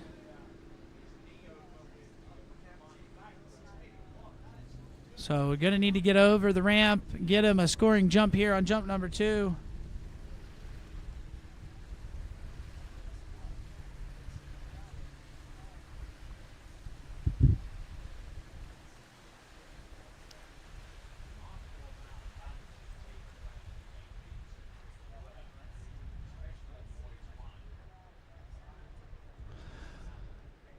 All right, here we go. Reed Treadway out of Missouri had a pass on jump number 1. Let's see if he's probably going to back it up just a hair here on jump number 2.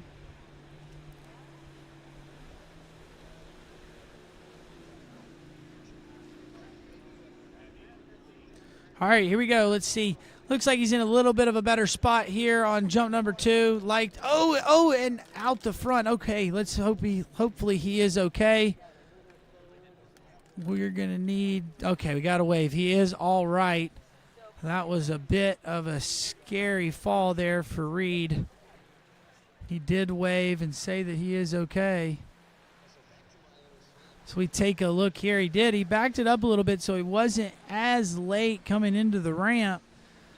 Comes in, you see those hands starting to get away from getting pulled up and dropping that right tip and rolling over the skis. Glad that he is okay.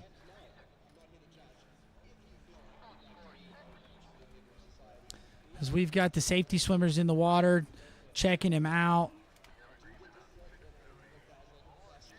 He did give us a wave. It looks like they're collecting his skis, talking to him. So it seems like Reed is all right. We don't seem to have an injury at the moment. But we hate to see that in the jump event. So while they're tending to Reed, we'll sit here. Hopefully he's okay. And we'll hit a commercial break real quick, and we'll be right back after this.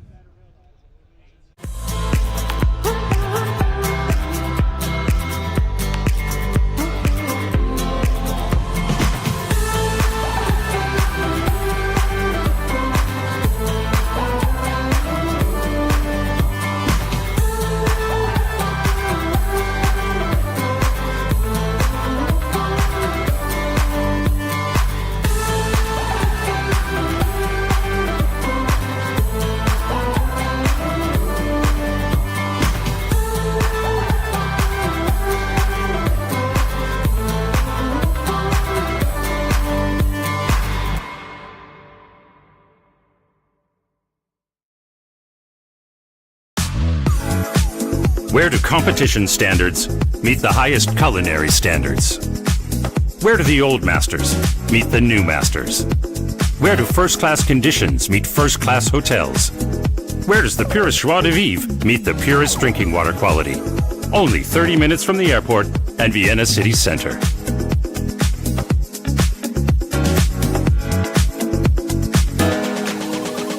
See you in Vienna. As the broker of Dayland Real Estate and a professional water skier, I understand what clients are looking for in their dream water ski home. Our company is dedicated to helping you and your family invest in your future together in Florida. If it's time to move on to your next adventure, let us help you find the perfect match for your home. Our team offers service in English, French, Spanish, and German. Whenever you are ready, just give us a call. We will be suited up and ready to assist. Dayland Real Estate, where expertise meets passion.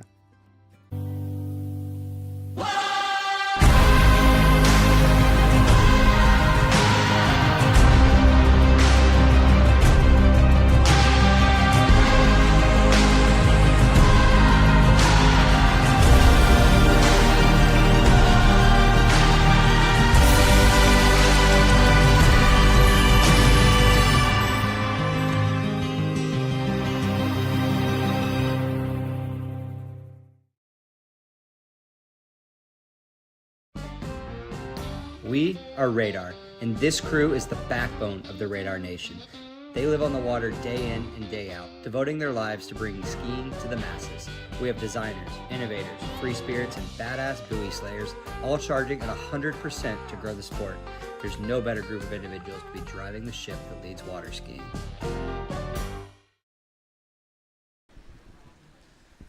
All right, welcome back. We are here. This is Boys 5 Jump.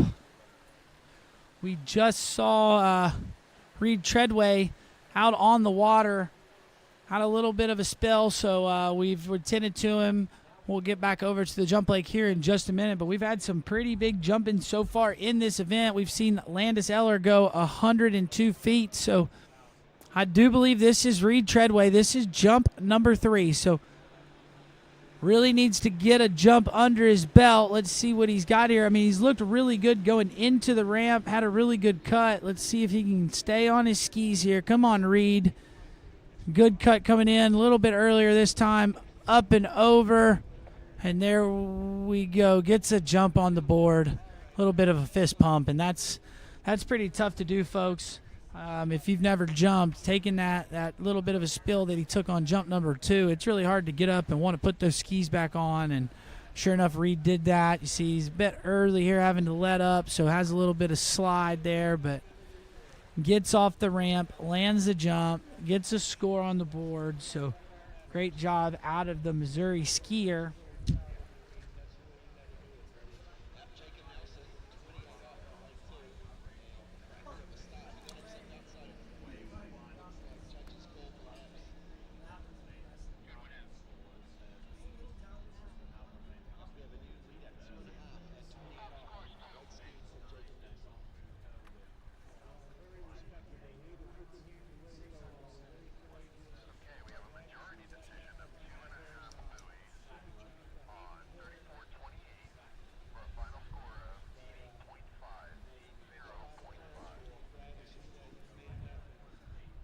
All right, and we are rolling along.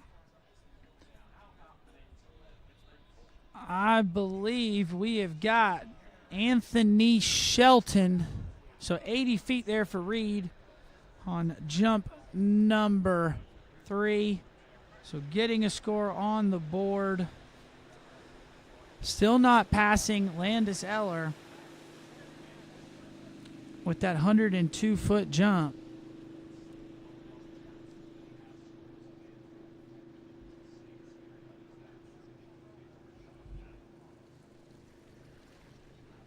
All right, but our next skier on the water, this is Anthony Shelton.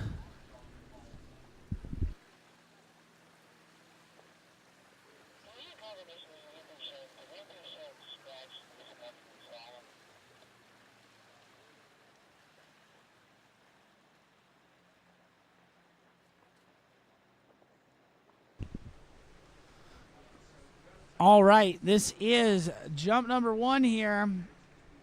Said we got to go further than 102 feet, set by Landis Eller.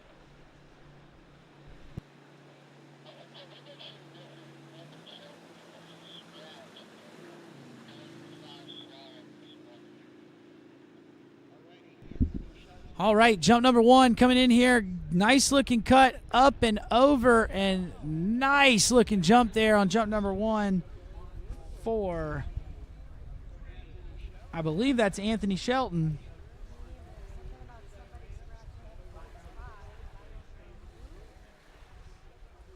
All right, there you go. You see him cutting in. Nice looking cut here for our jumper.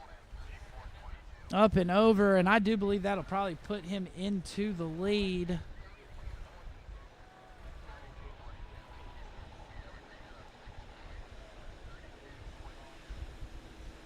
All right, and 124 feet there for Anthony Shelton on jump number 1.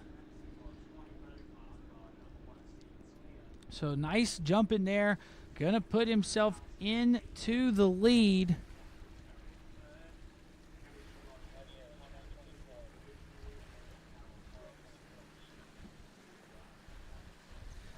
So nice jump in there. Anthony Shelton, good looking opening jump. So like I said, that was 124 feet or 37.7 meters if it comes down to it, if we get that tight. But we're going to see, I think Anthony will be trying to bring it down a little bit down the lake and get a little more speed into the bottom, see if he can't get a little more lift. All right, we take a look. This is jump number 2. This is Anthony Shelton pulling out nice and hard there on that Mastercraft Pro Star. Looks like he brought it down a little bit down the lake. Get his skis turned.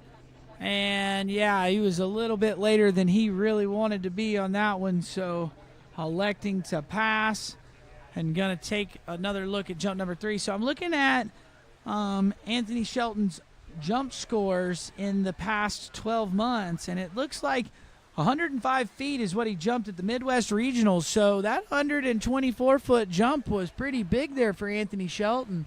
So I bet she's pretty pleased with that. And now going to try to go up over, get over that 130-foot mark, I'd say would be the next spot where he's trying to go. So taking a pass there on jump number 2, not liking his look into the ramp, so that boat's going to pick him up, get him pulled back, and we will bring him in on jump number 3 in just a second. He is your current leader right now.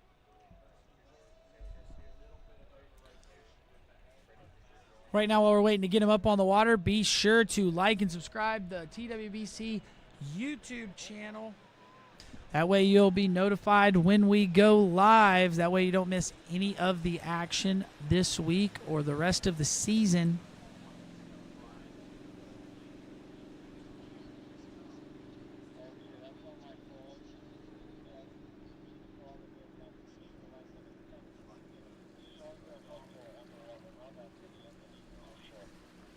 Okay, and so I've just been notified that Anthony Shelton is a scratch. So on the water, I'm sorry to everybody watching. This is Sawyer Hutto out of Colorado, and that was a big jump there, 124 feet on jump number 1 for Sawyer Hutto.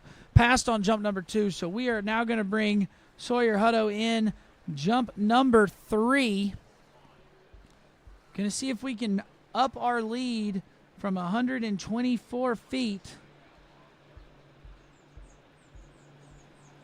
Let's see what we've got as we pull out here jump number 3.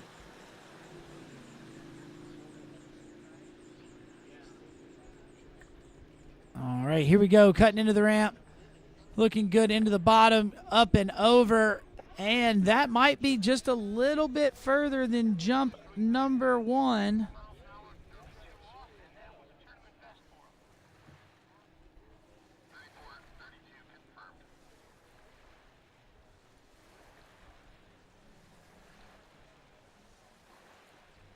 All right, Sawyer Hutto.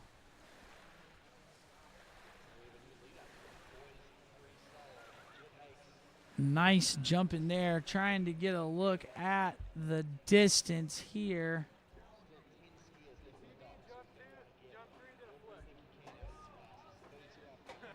All right, as we see everybody swimming around the dock, enjoying the weather. We are out here in Bakersfield in the desert. And 117 feet there on jump number 3, so not quite as far as jump number 1, but that'll still keep him in the lead. 124 feet there for Sawyer Hutto. So now we keep moving right along. This is Jaden Eid. Had a pretty good slalom round this morning. Ran 1 at 38 off. Was one of the few skiers to get through that 35 off. We only had 6 skiers get into 38 off, so great skiing out of Jaden this morning. Now he's here in this jump event, coming in with an average of 122 feet.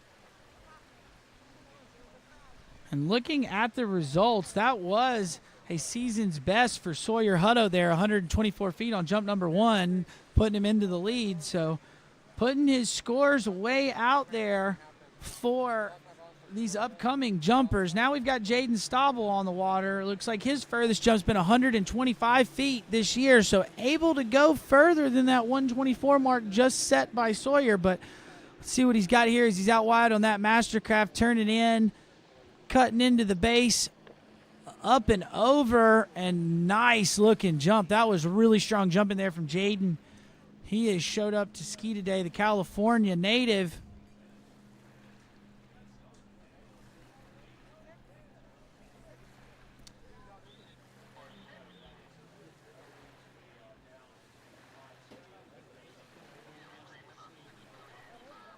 All right, take a look at the replay here. This is Jaden Eid coming in. This is jump 1. Look, nice, good form, staying nice and strong all the way through that top left corner, getting good lift off the top. I will unofficially say that that was the furthest jump we've seen of the day. We will see here in just a moment when we get the official jump, and I'm incorrect. That was just a little bit shorter. It's a foot shorter than Sawyer Hutto, so 123 feet there. Jump number 1 for Jaden Eid. Think he's got a little bit more in the tank there. I think he could bring it down just a little bit down the lake, get a little more speed into the bottom, and get some kick off the top. But we'll turn him around the turn aisle and bring him in jump number 2, see if he can do just that. While you're waiting to get him into the jump course, be sure to like and subscribe at the TWBC YouTube page and channel. That way you are notified every time we go live this week. All right, Jaden Eid, this is jump number 2. Getting a nice, good cut out there on the jump. Now turning in, maybe about in the same spot, maybe a little bit later there. Got a little bit more speed.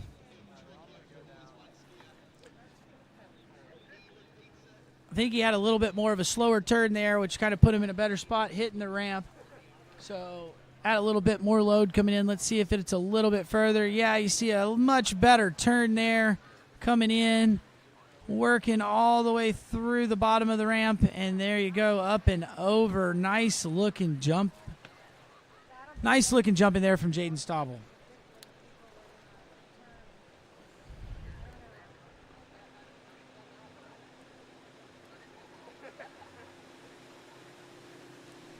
All right, and there you go. He's your new leader, 127 feet, and that is a season's furthest for Jaden.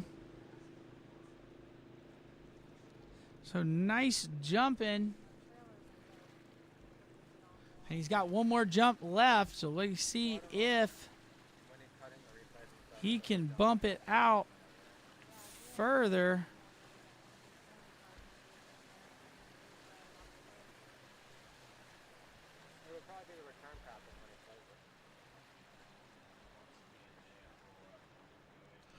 All right, here we go. This is Jaden Eid. This is boys 5 jump. We have 6 more skiers to go after Jaden. So let's see what he's got here. He is your leader, 127 feet. Can he get over that 130-foot marker? Gets a nice looking turn here, cuts in, up and over. And I think that was in about the same ballpark, maybe just a touch further.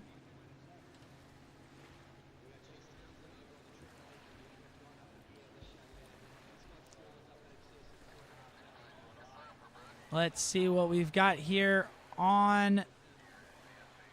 Nice looking kick off the ramp. Got a little more height off the ramp. I do believe that was further, so we'll have to wait and see on the results. And yes, it was. He broke that 130-foot marker. That was 131 feet. 131 feet, so great jumping from Jaden Eid. That'll put some pressure on these next couple skiers. So already having a pretty good tournament so far. Jaden Eid won at 38 off in slalom and 131 feet in jump. I'll have to see what he's got in the trick event later this week.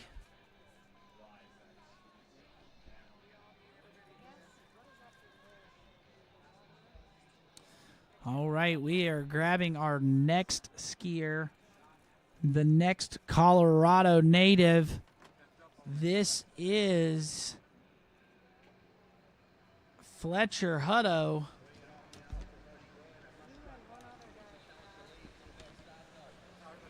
Looks like Fletcher Hutto ran 4 at 35 off this morning. So he's right there in the thick of this overall competition.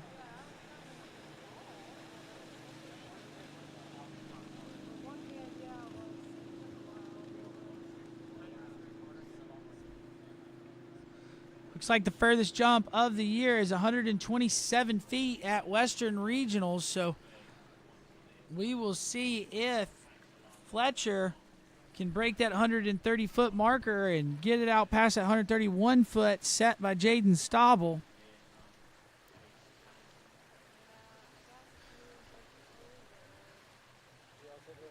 We are in our last 6 competitors here in this boys 5 jump event.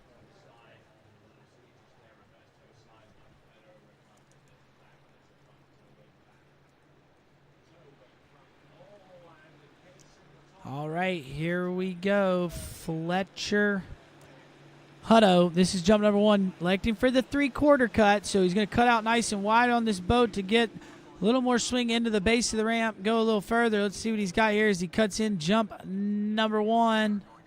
Oh, and hits the bottom corner. He was a little late there, turned in with some slack. Came off the ramp pretty good, but that was flirting with the corner there.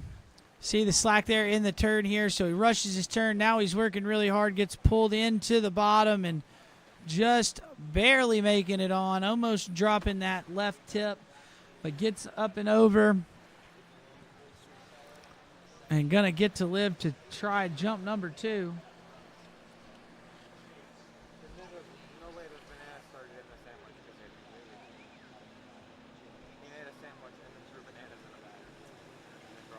All right, as we wait for an official distance there for Fletcher Hutto, and it looks like 117 feet. So that'll put him in to 3rd place right now, right behind his brother Sawyer. So I think he'll be looking to maybe clean up that turn a little bit, get a little bit better swing into the bottom.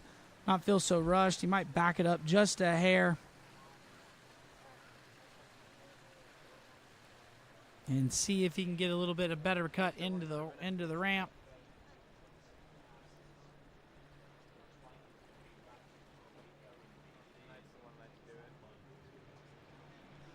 All right, here we go. This is Fletcher Hutto, 117 feet, first jump. Pulling out there nice and wide on that Mastercraft Pro Star.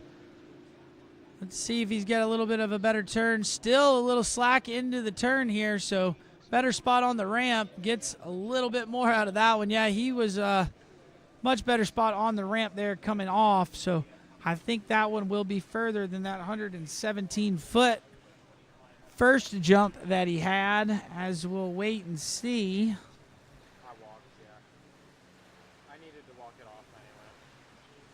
Take a look here. See, he gets on the ramp better here, so he didn't have that tip flutter quite as bad. Got a little more kick and lift off of that one, so I expect that one to be further in the 120s.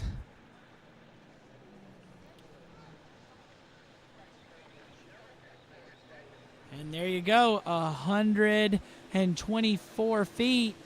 And he ties his brother straight outright in meters as well. So they both went 37.7 meters, and that is 124 feet.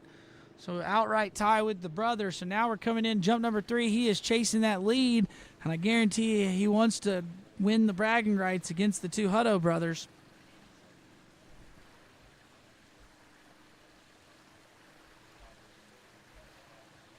All right, I am your announcer, Zane Nichols, and we are rolling right along through boys 5 jump. Right after this event, we are going to roll into boys 2 jump, so don't miss a second of the action. We are over halfway through this event.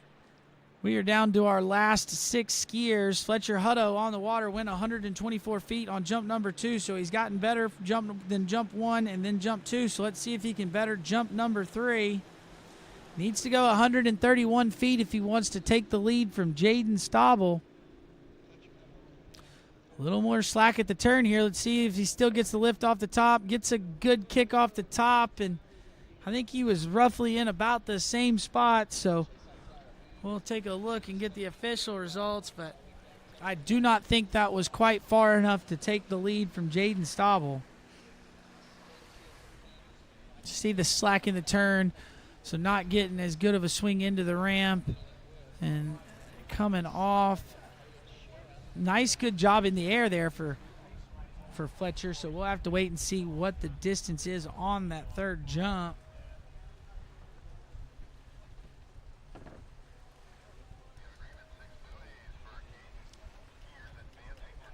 And 123 feet, so not further than jump number 2. So him and his brother both tied outright in the jump event. Both pretty consistent jumpers. Looked good out there. Both Hutto brothers skiing out of Colorado. So great job to those two. And we will move along with our next skier. This is Mr. Wesley Blair. And Wesley skied pretty well this morning in the slalom event, ran 4.5 at 35 off, and stayed on top of the lead for about 30 minutes. So had a good slalom round. Let's see if he can add to it by having a good jump event here.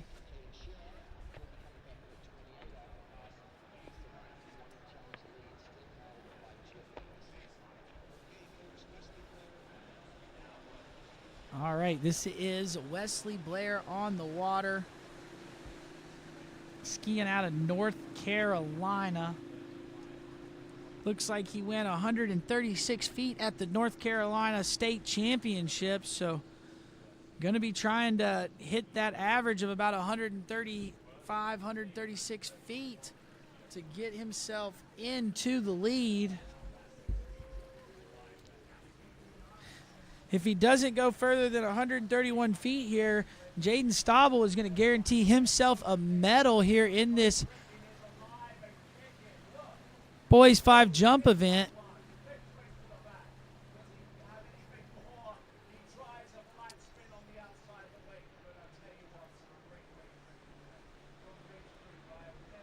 All right, we've got Wesley Blair right here on the water. Coming out, this is jump number 1, so has an average of 135 feet, has been 136 feet this year. Let's see, looks pretty good here on the turn. Coming in, he's a bit late off of the top, but nice pull, and yeah, that was a really good looking first jump. I think that's going to be somewhere around that 130-foot marker. Should be pretty good. Really close to the lead, if not the lead there. So we take a look at the replay. Nice position here. Kind of starts to give up just a little bit into the ramp, so Knight not getting all his kick through. Still good looking skiing there. Jump number 1 for Wesley Blair.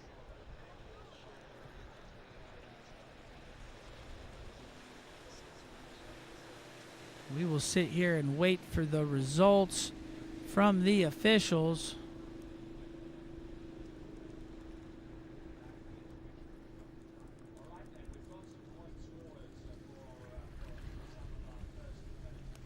All right, 137 feet. So your new leader, Wesley Blair, going as further than he has all season.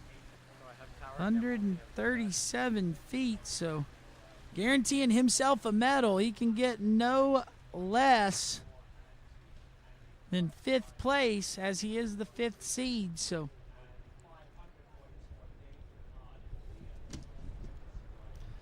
now let's see if he can better that, get over that 140-foot marker.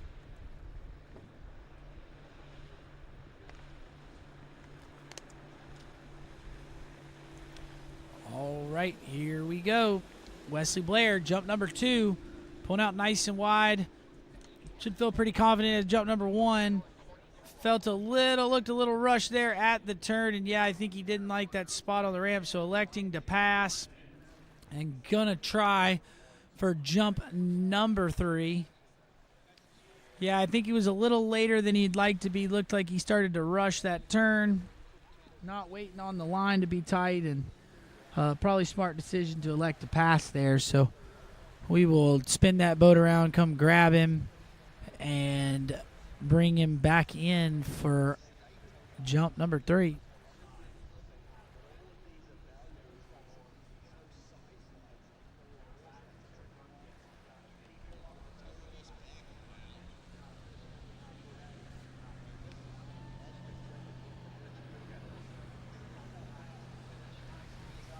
All right, Wesley Blair just saw a pass on jump number 2, but been skiing really well. Had a good slalom set this morning, 4.5, 35 off, just jumped 137 feet, jump number 1, and we are going to bring him back in for his 3rd and final attempt.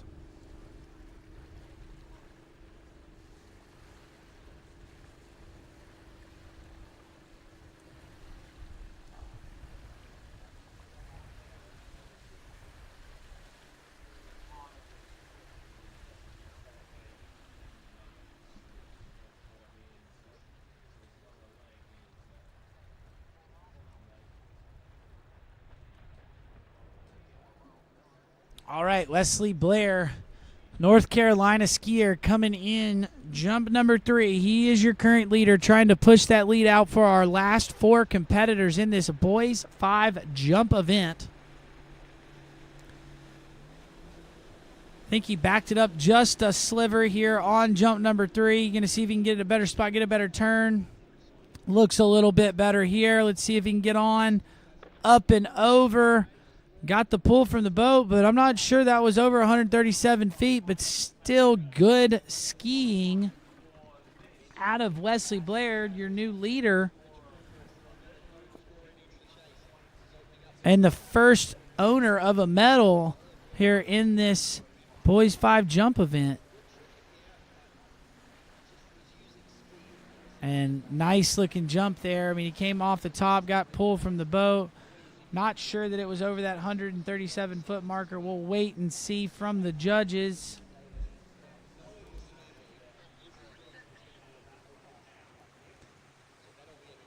And it was not nearly as far as the first jump, 132 feet. So nice jump in there from Wesley Blair.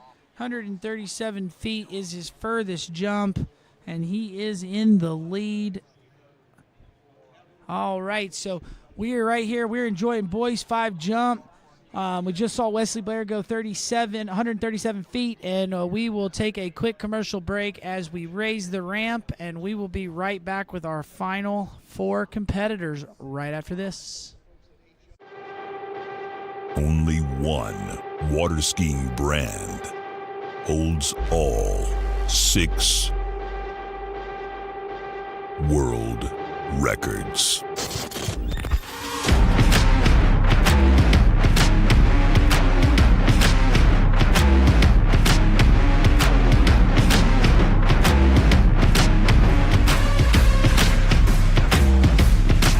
Masterline, made in the USA.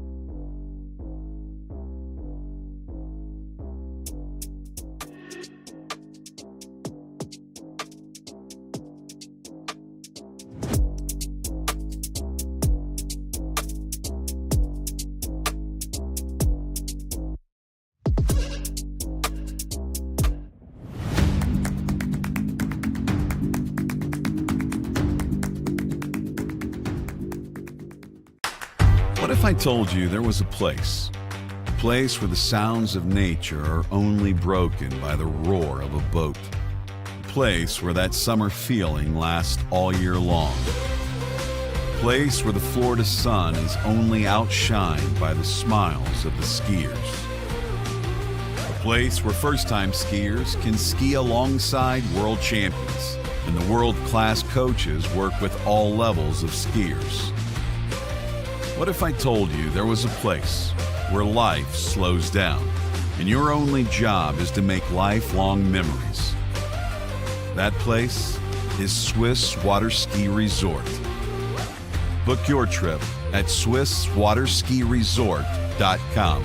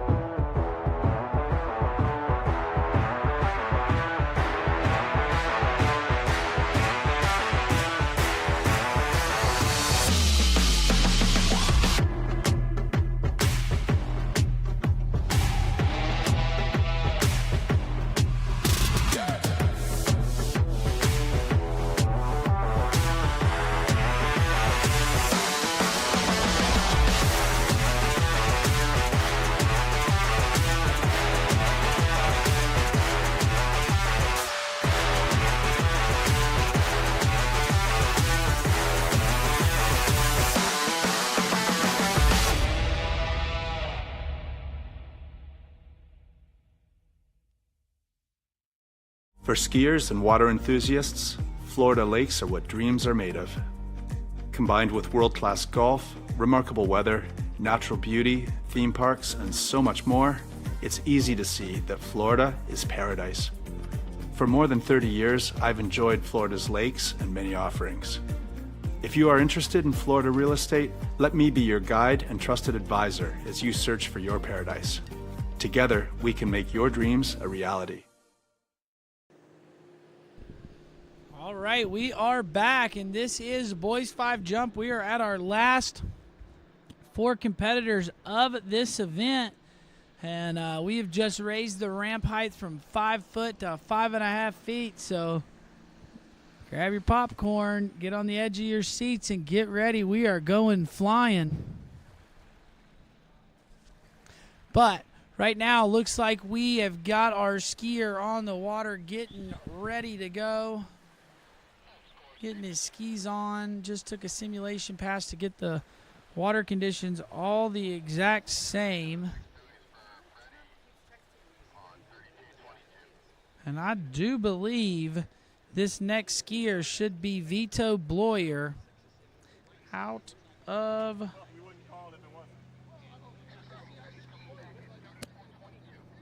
Yeah, I'm pretty sure.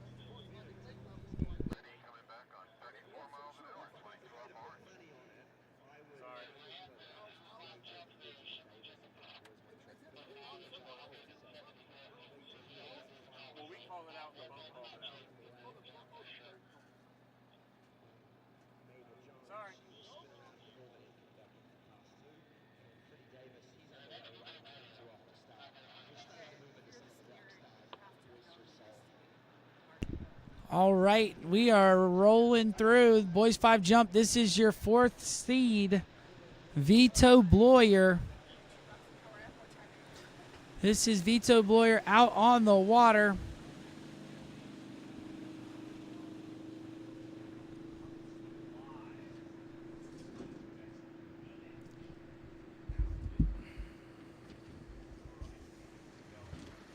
Vito ran into 35 off this morning, got 2 at 35, so pretty good skiing out of the Western Region skier. Looks like he's skiing out of Colorado.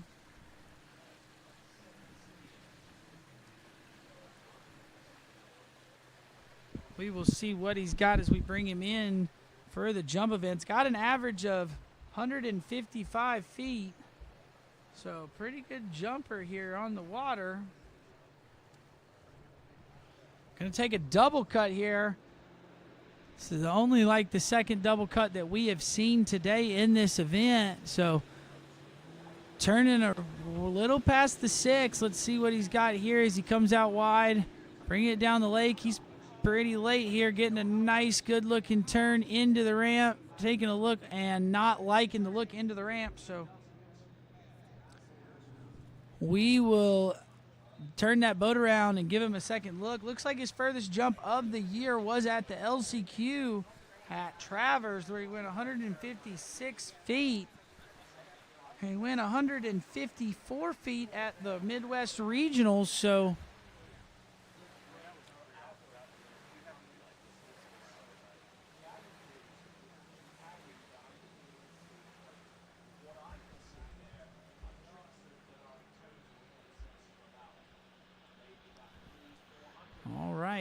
we are tightening the rope up. We're going to get Vito Bloyer back on the skis, back down the lake, and bring him back in, jump number 2. So we are chasing the lead of Wesley Blair. He has the lead right now at 137 feet. He had jumped on a 5-foot ramp, so not taking the 5.5 foot. Wesley, these boys have hit their mark and are able to up that ramp, so they're up into the height for a little bit more distance, and we will see what Vito can do here after we spin him around that turd island and bring him back in for jump number 2.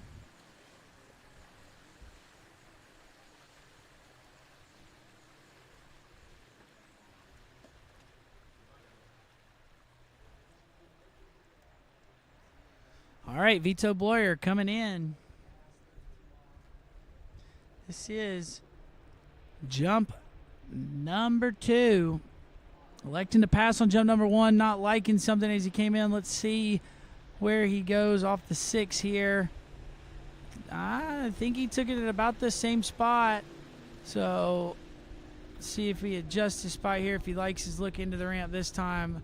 Looking like a little bit of a better turn here into the ramp, coming in, up and over. And there you go. That was a nice looking jump there. Jump number 2. You're going to get a scoring jump there out of Vito.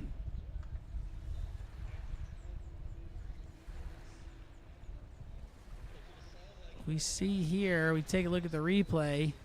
Turned a bit after the 6. Out here nice and wide. Sets that ski down. Does a really good out and in right here.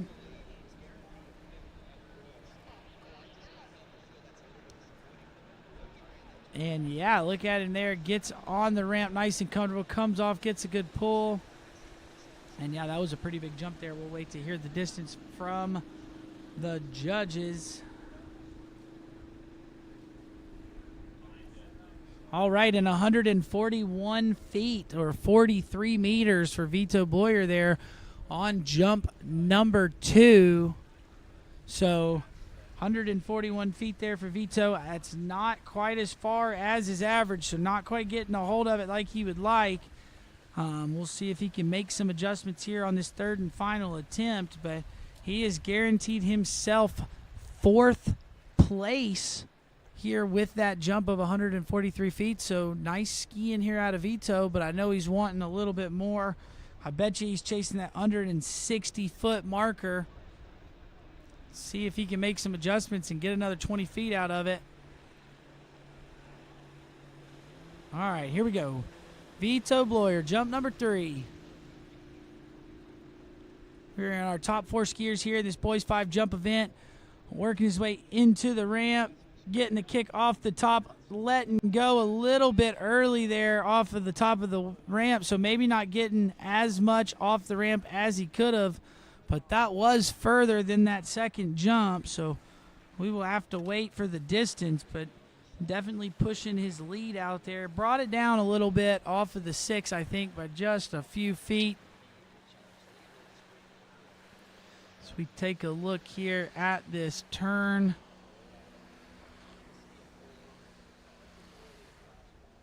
Really gets those skis turned.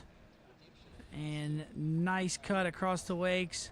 Up and over. See, right off the right here, the hand come off immediately. He reached over and grabbed it, but he already knew. He already lost the pull from the boat. So had a lot more speed on that one, but didn't quite get all of it off of the top. And he did have more speed. That was 149 feet, but I think if he had been able to keep both hands on, he would have gone maybe closer to that 160-foot marker. He had the speed. He was in a pretty good spot, but just not liking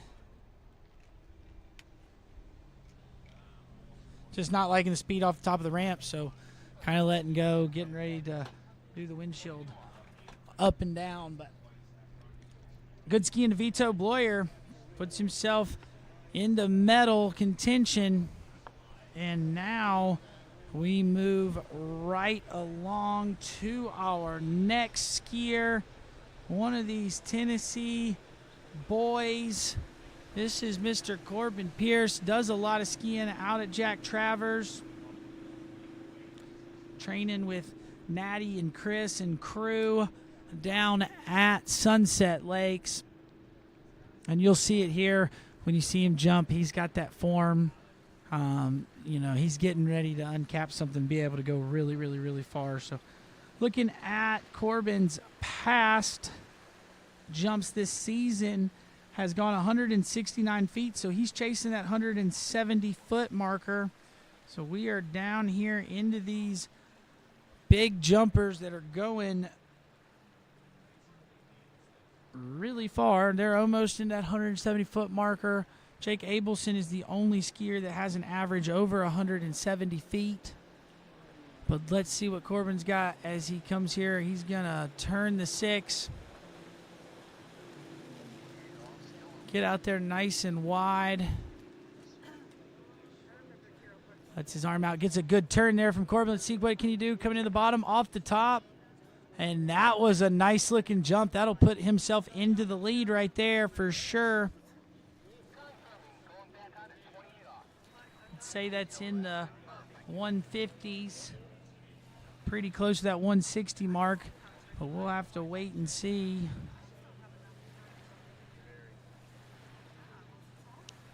And look here, if you see, he lets that handle all the way out when he makes that turn, which helps him get those skis turned just a little bit more. Here he goes out, and then he brings everything back in.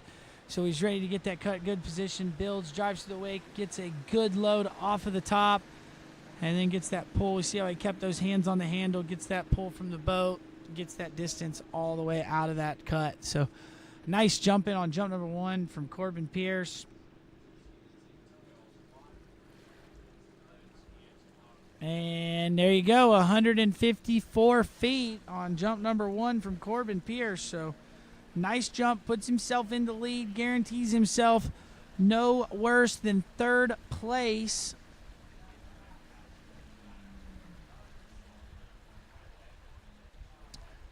But I know he's pushing it out. He's chasing that 170-foot marker here. So we saw him jump a couple of weeks ago at the U17 World Championships. Did a really good job. Came away with a good jump. Let's see if he can get a hold of one here today. Now he backs it up just a little bit there. Turns to 6. So maybe going to try to get a little more turn, build into the ramp a little bit more here. Out, back in on that turn.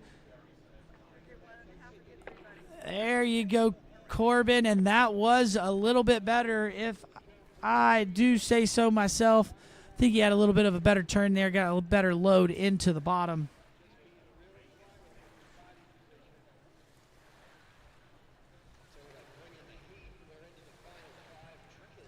All right, as we take a look at the replay, shout out to Mr. Ham Wallace, one of them Tennessee Nasty boys.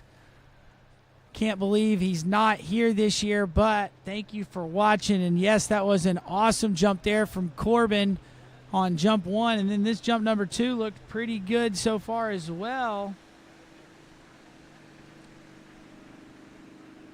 We will have to see the distance here. And there you go, 160 feet, so about 6 feet further on that one. So better jump than jump number 1, getting better on jump number 2. Let's see if he can better it on jump number 3. No, he's chasing that 170-foot marker, so hopefully we can get a little bit more speed into the bottom, a little more kick off the top, and get that extra 10 feet that he's looking for here.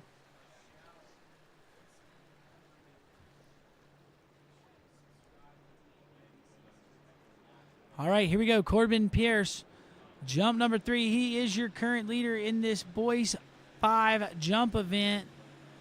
Making the cut around the 6, pulling out nice and wide. All right, let's see if he can get into a better spot here, get a little more distance on this third and final attempt. Coming in, up and over. And I think he did get a little bit more on that one. We'll have to wait and see, but that was 3 solid jumps from Corbin Pierce there, so great skiing out of the young Tennessean. Also saw him in the slalom event, had a pretty good slalom score, so 4:35 off, so he is right here in the thicket of these overall championships here in this boys 5 overall division.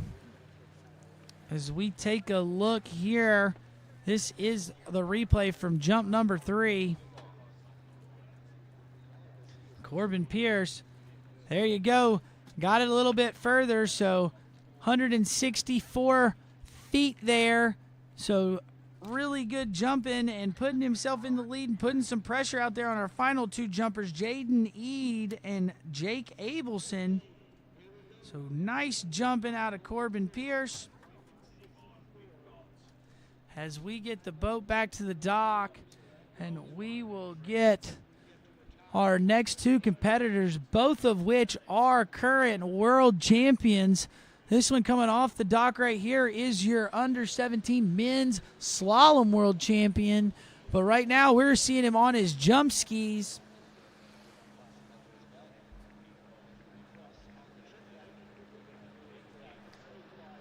As we take him down, we'll take a look and see what's the furthest jump we've got so far this season from our skier, Jaden Eid.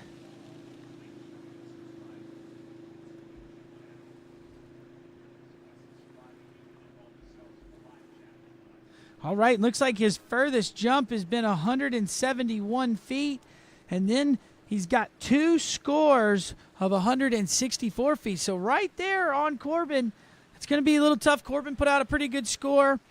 Going to make these last 2 skiers have to work for it.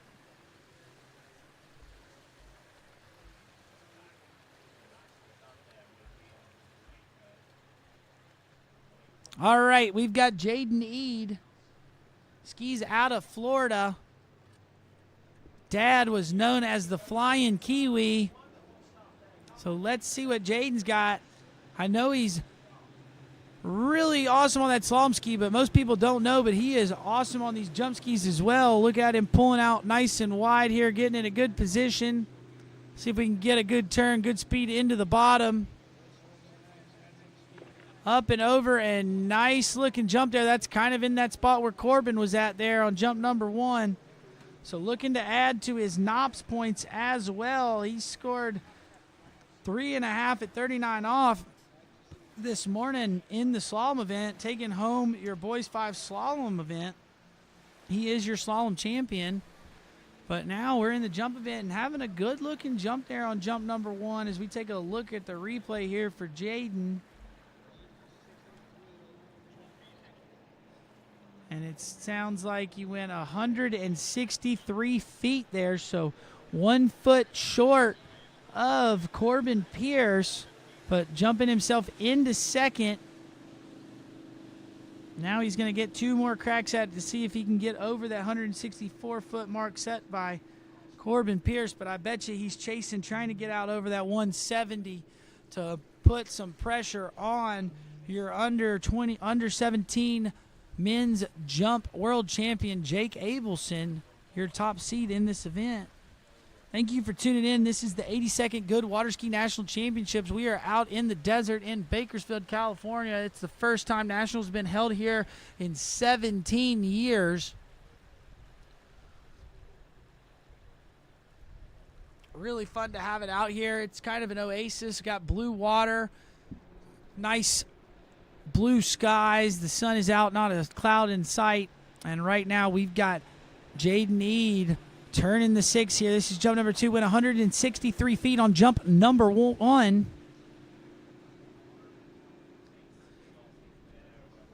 Turning in, coming in, jump 2. Not liking the look at the ramp there on jump number 2, so now leaving it up to jump number 3 if he wants to take a chance to take this lead from the Tennessean Corbin Pierce.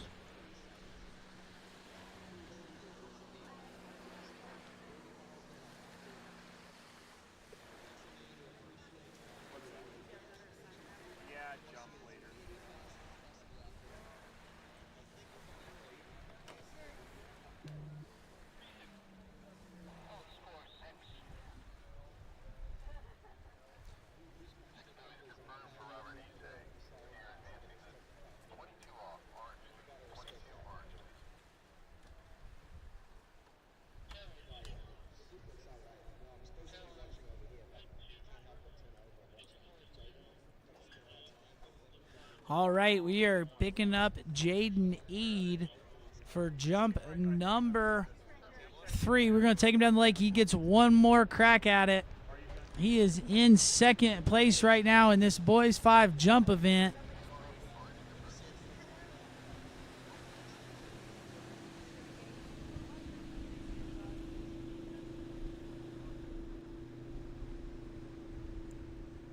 Right, and while we take Jaden down the lake, shout out Jacob Duffy in the chat watching these boys 5 jumpers.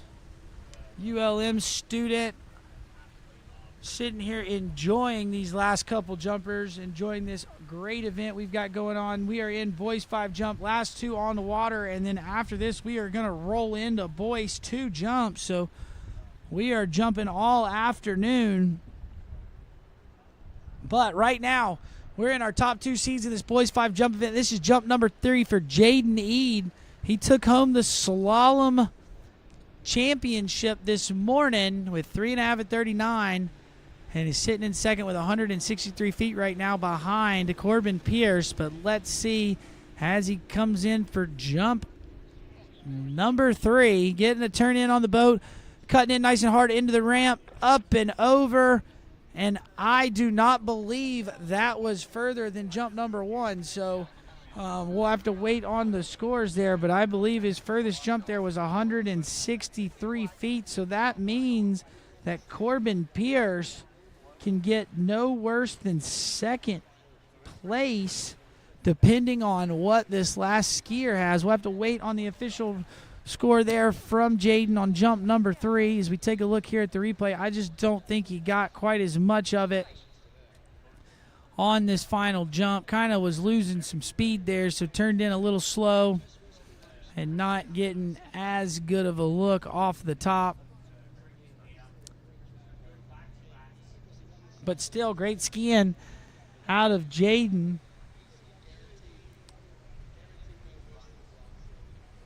As we drop him off at the dock, and we will grab our final competitor. And there you go, 154 feet, so not further than Corbin Pierce. So right now, Corbin Pierce is sitting in the lead with 164 feet or 50 meters outright. So got Jake Abelson on the water, has an average of 174 feet.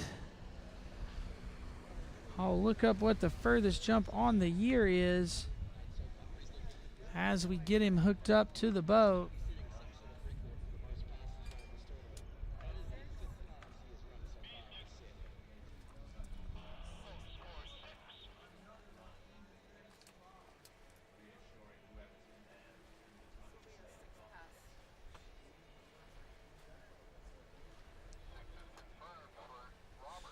All right, we got Jake Abelson in the water, got him up on top of the water on his skis. I was telling you he had an average of 174 feet, but his furthest jump of the season, and he's done it a couple of times, is 178 feet. So we will have to see if he can get it out there. Now, other than those two 178s, everything else has been about 170 feet here. So fully capable to get over that 164 mark or 50 meters set by Corbin Pierce, but still not easy to get out over that mark. So we'll have to take him down. We're going to spin him around, bring him in, jump number one. See what Jake Abelson, your under 21 men's jump world champion, has here.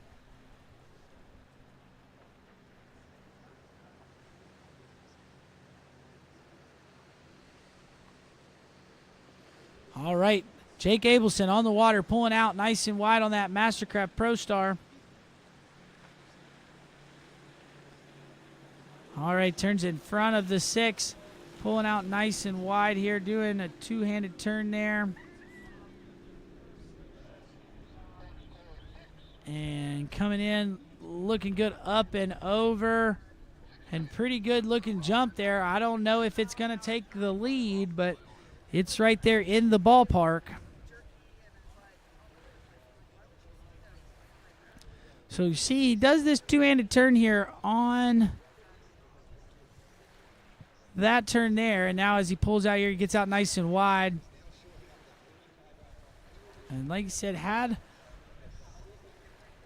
a good bit of speed there into the bottom. It looked pretty good. It was in the ballpark of where Corbin and Jaden Eid landed, but we'll have to wait and see.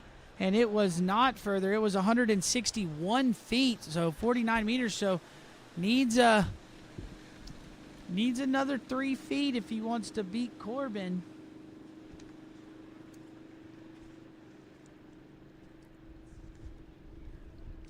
So just taking a look, Jake earlier today got second place in the slalom event with 3 at 38 off. So looking to really pad his stats here on the overall event.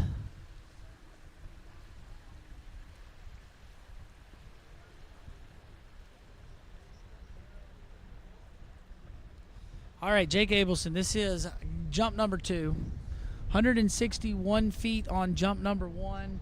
We got the wind kicking up a little bit. Gonna have a nice little headwind here. All right, here we go. Jake Abelson on the water. This is jump number 2. All right, coming in, cutting in here, picking up that ski, getting up and over, and there you go. I believe that is it. That will be your Boys 5 jump champion. Have to wait on our official results there on it, but let's take a look at the replay. That was definitely further than jump number 1, and I believe it was further than 3 feet. I believe that was closer to that 170, 175 foot mark.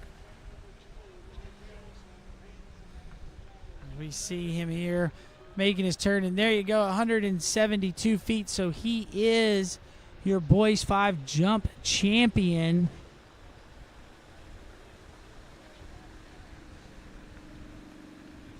So nice looking jump there. Got a lot of kick off of that one, and leaps himself into the win.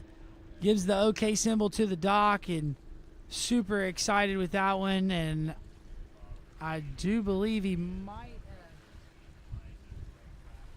have. Okay, he's going to come in for jump number 3. Going to try to, I think he's trying to break that 180 foot mark, which is really what he's going for. He's got the wind now just doing this for himself. Got a good little wind blowing into his face coming into the jump. So see if he can get a little more lift off of the jump, get an extra 8 feet out of it, break that 180 foot mark that I think he's chasing. All right, sets that ski down nice and hard here. Turns closer to the 6 now this time. Let's see what he's got here on jump number 3.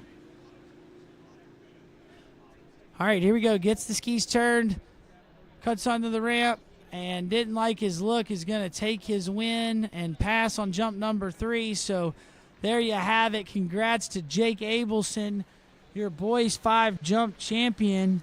Congrats to Corbin Pierce, who jumped better than his seeding and ended up in 2nd place. And then Jaden Eid rounding out with a bronze medal there. So great skiing out of our skiers here in this Boys 5 event.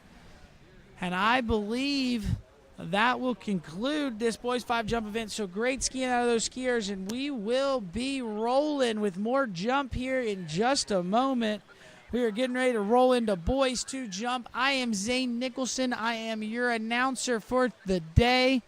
I hope you are enjoying the broadcast, and we will be right back with Boys 2 jump right after this.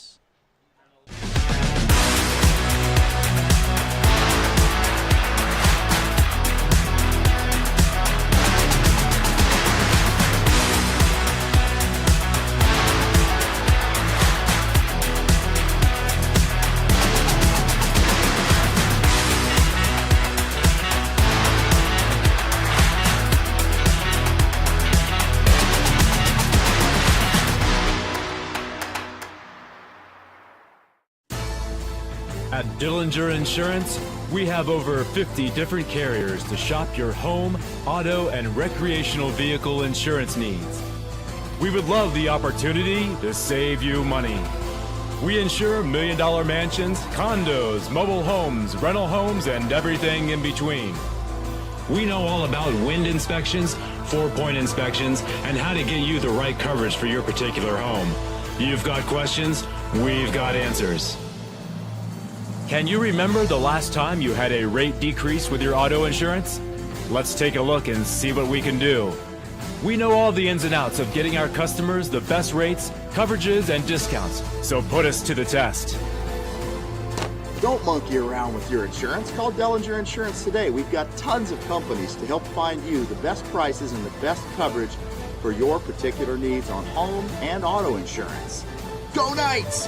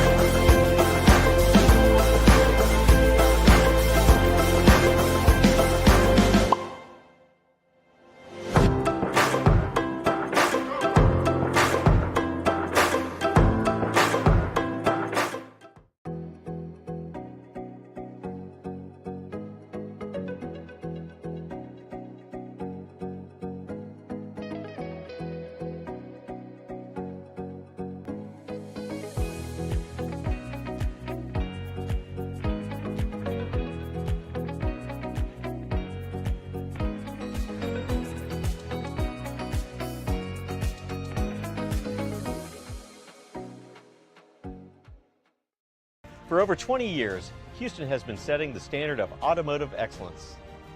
Hi, I'm Dave Houston. I'd like to welcome you to the Houston family. We are committed to offering exceptional Cadillac models like the all-new electric Lyriq, redesigned XT4, and the legendary Escalade. At Houston, our personalized service and friendly staff will exceed your expectations. Feel the thrill of buying a new Cadillac from Houston Cadillac.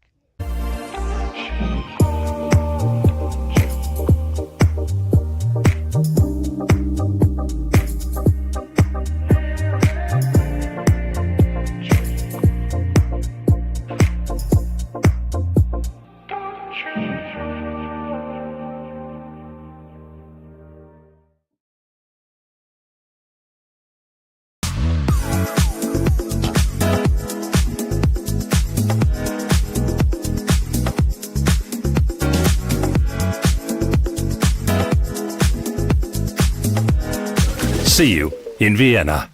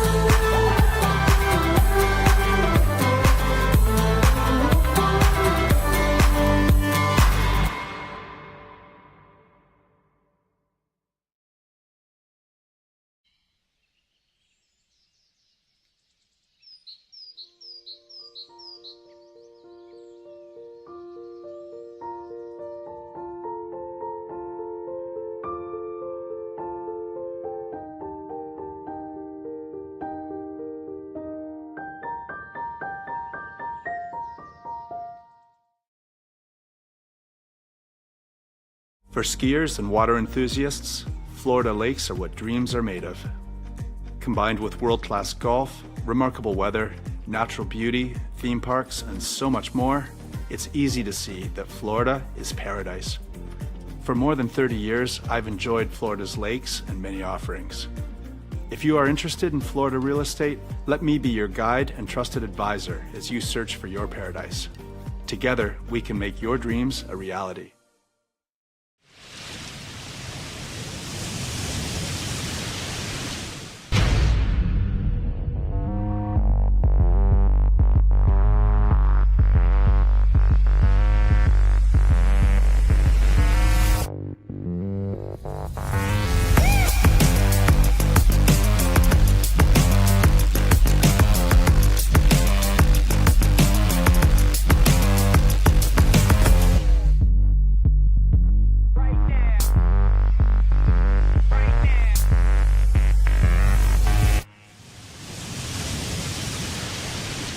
Experience the sports evolution at USA Waterski and Wake Sports Foundation Hall of Fame in Central Florida's Polk County. From the pioneers of the sport to the stars of today, all 9 disciplines are honored. It's the most comprehensive and fun-filled tribute to the people and the sport we love. Located inside the Central Florida Visitor Information Center in Davenport, Florida, the Hall of Fame is open 8 a.m. to 5 p.m. 7 days a week.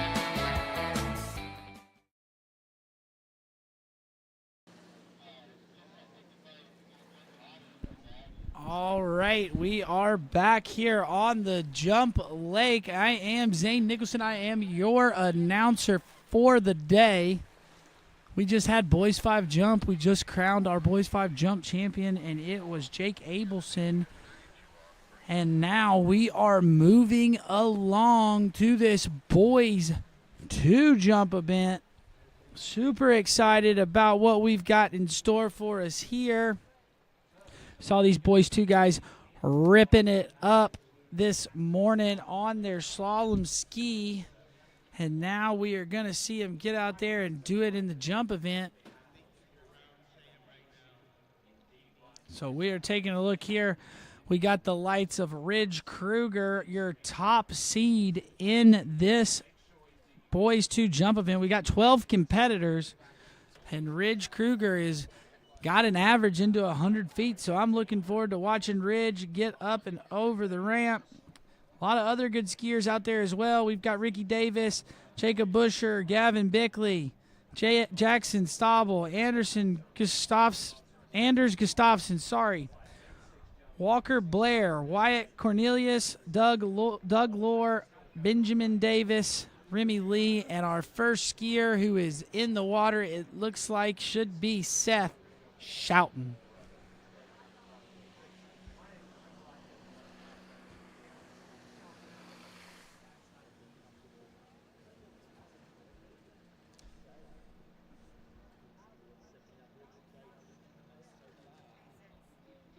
All right. First skier out of Alabama. This is Seth Shelton. So roll tide for all the Alabama people watching at home. Let's see what Seth's been jumping this season. Looks like he has a furthest jump of 36 feet. So gonna get us started off right. Gonna try to get up and over the ramp and land on his skis. Had a jump of 34 feet at the Southern Regionals. So we'll see if we can get him to complete a jump here on his first jump.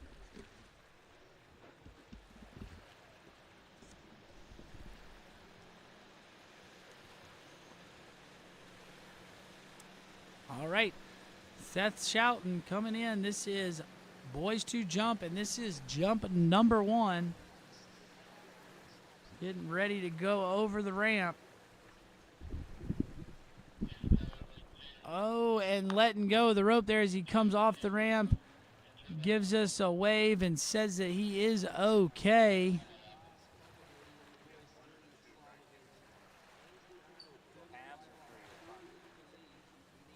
See him go up and over. Kind of crushes with the upper body. Kind of letting go of the handle, and score of 0 on jump number 1.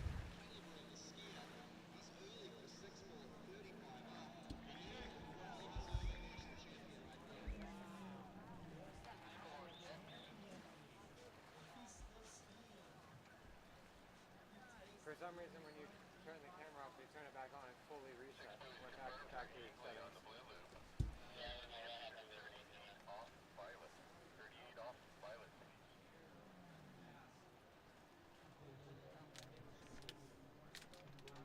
That was really bad timing for that to happen.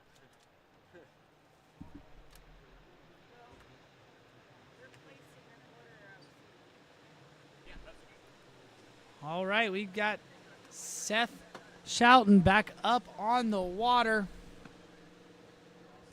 Alabama boy, your first jumper in this boys 2 jump event.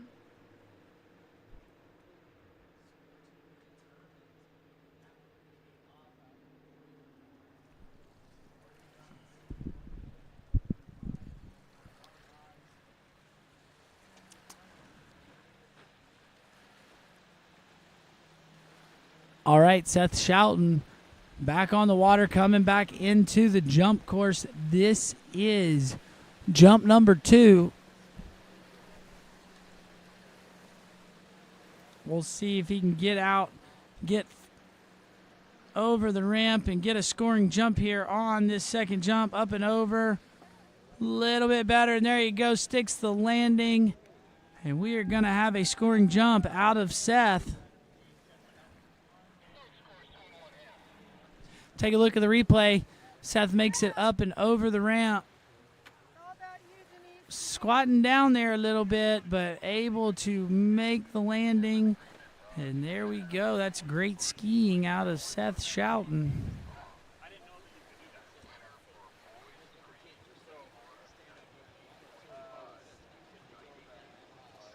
All right, we're waiting to get an official distance for Seth Shelton here. on jump number 2. And there you go, 35 feet. That looks like that is right there at his average. So he's 1 foot off of making a season's best, maybe a PB here. We'll have to see if he can get a little bit more out of this one. Maybe not quite sit down so much on the skis as he's going up over the ramp. Get a little bit more kick off the top here. We're just glad to see Seth out here competing at the 82nd Goode Water Ski Nationals. And here he comes, Seth Shelton. This is jump number 3. Got a scoring jump of 35 feet. So going to try to get over that season's best. Oh, squatting down a little bit, but still sticks the landing. Nice job there for Seth Shelton, the Alabama boy. And we will see if he's gotten a little bit more distance on that final jump.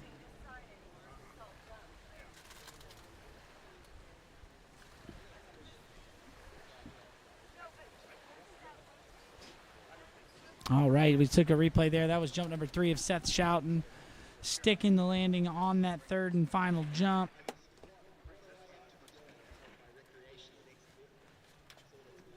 And we will drop Seth off and grab our next skier in this competition. And that should be Remy Lee.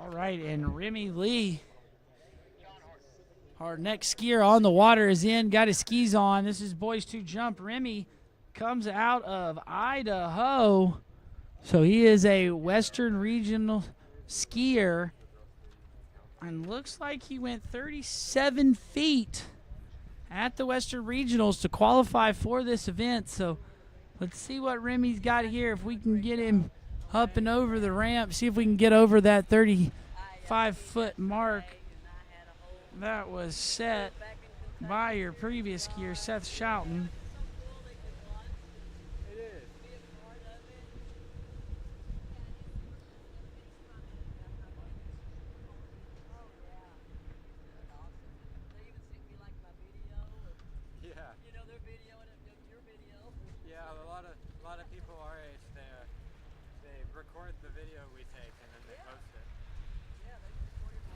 All right, we got the boat turned around. We got Remy Lee coming in to the jump course.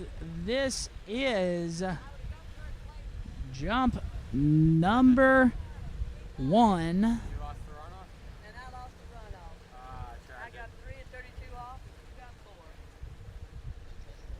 But I'm happy.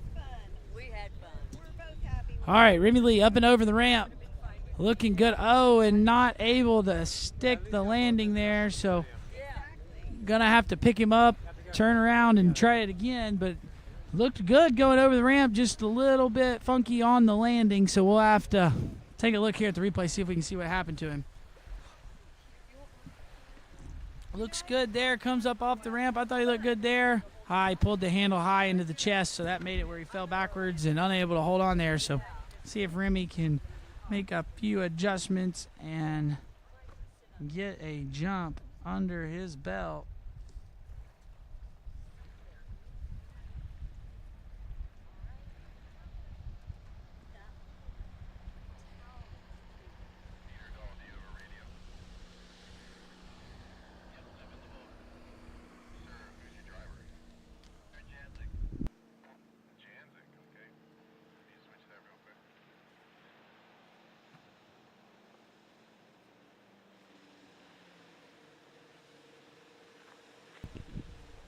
All right, Remy Lee back up on the water. Had a fall on jump number 1. We're going to see if we can get him back down the lake, get him up here, and get him a scoring jump here for jump number 2.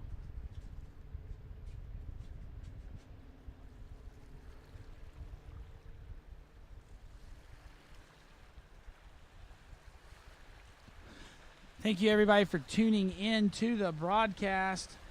We're enjoying having you here. This is the 82nd Goode Water Ski Nationals. We are in Bakersfield, California. We have Remy Lee on the water. Jump number 2. This is boys 2 jump. Trying to get a score under his belt. Let's see what Remy can do. Cutting out there to the ramp. Getting ready to go up and over.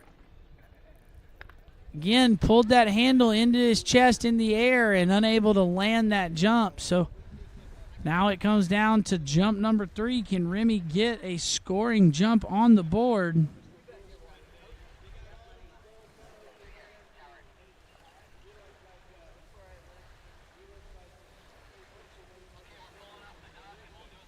As we see the replay here, look, he comes off the ramp, looks good, and then boom, right there, he pulls that handle into his chest. Needs to keep it down and low, and it'll make it easier for him to land that jump.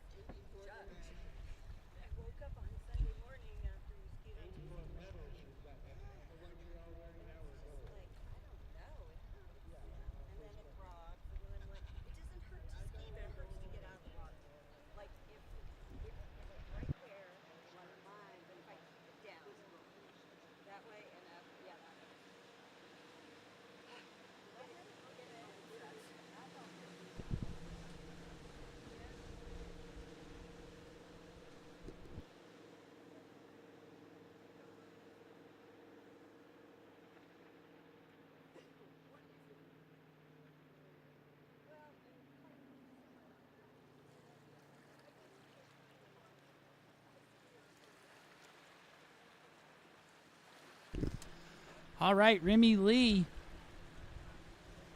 back on the water. This is jump number 3.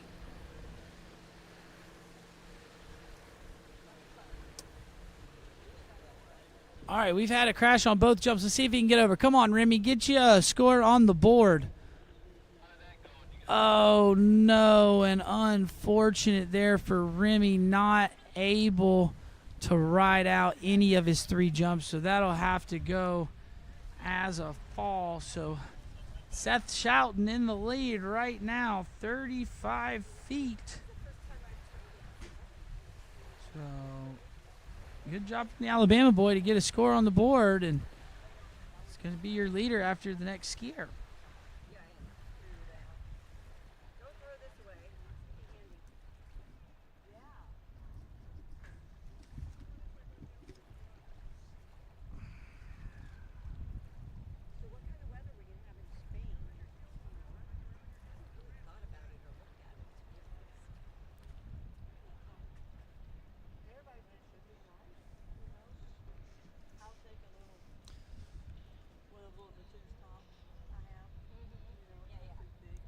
All right, as we see the boat come to the dock, we are going to pick up our next skier.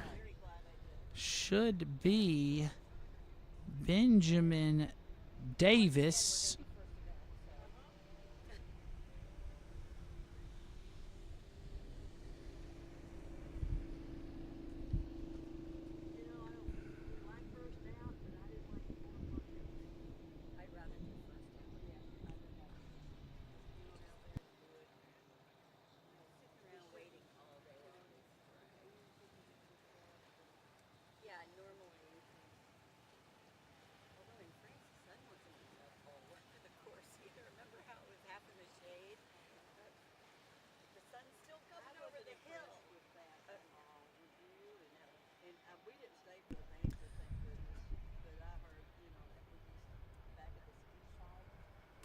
All right, we got Benjamin Davis on the water.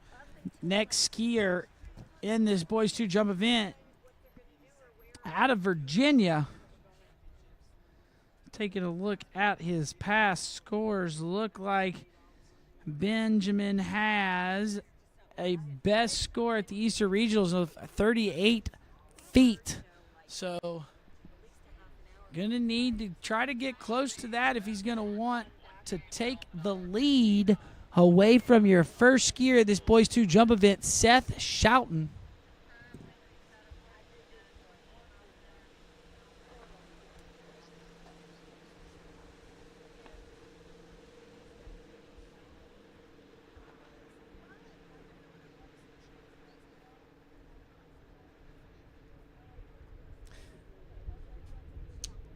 All right, we got Benjamin Davis. We're going to spin him around on that Nautique, ski Nautique, that bright red ski Nautique, and bring him in. It will be jump number 1.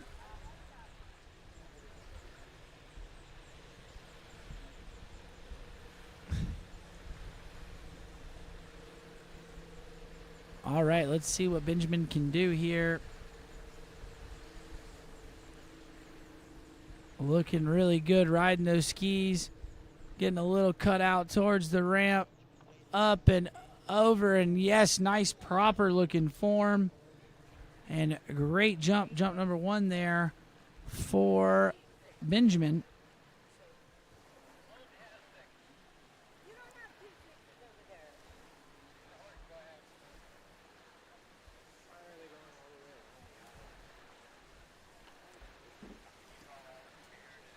All right, as we see, that looks like the replay of our last skier, Remy Lee. So we'll wait and get a replay here of Benjamin Davis here in just a moment.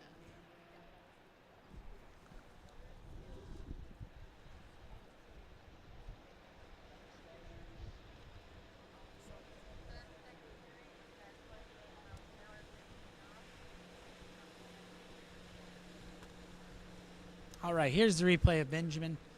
And nice looking jump up and over the ramp. Getting a first score on the board. See if it's over that 35-foot mark.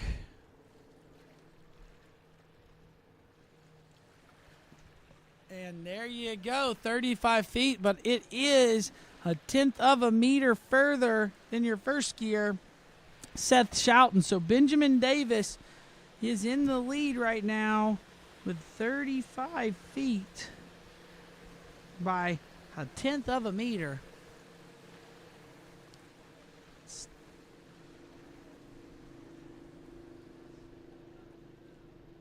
All right, Benjamin Davis, jump number 2. Got up and over and looking good there on his second jump. Getting another score in the books. It might be a little further, you don't know, trying to push his lead out over the competition.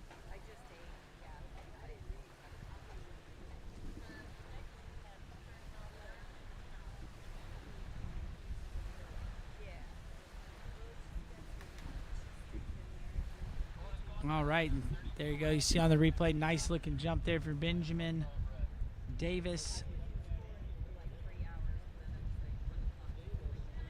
And there you go. It was a little bit further, 38 feet, and then that will tie the PB of the season. 38 feet, and that is a good looking jump.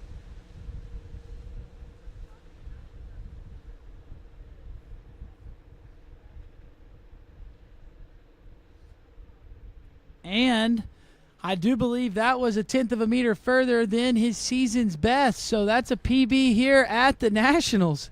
So great job there for the young skier Benjamin Davis out of Virginia, leaping himself into the lead. Now let's see, can he get a little bit more here? Maybe break that 40-foot mark. It's looked really good going over the ramp so far on these first 2. Let's see if he can keep it the same here. All right, getting a little cut out here. Up and over. Nice looking jump, and it's about in that same ballpark, but it might be a little bit further. We'll have to take a look and see. As we look at the replay, Benjamin Davis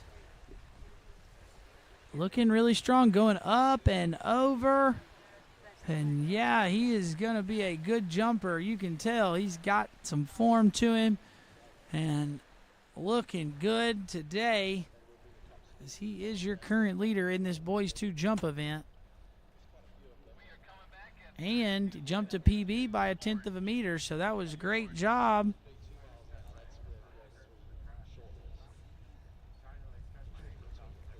All right, there you go. That's 41 feet, so I believe that is a new PB there for Benjamin Davis, and great jumping, getting out over those skis and putting himself in the lead by 6 feet. So great job, Benjamin Davis. And now we are going to move along in this event. It is boys to jump, and this is Mr. Douglas Lohr.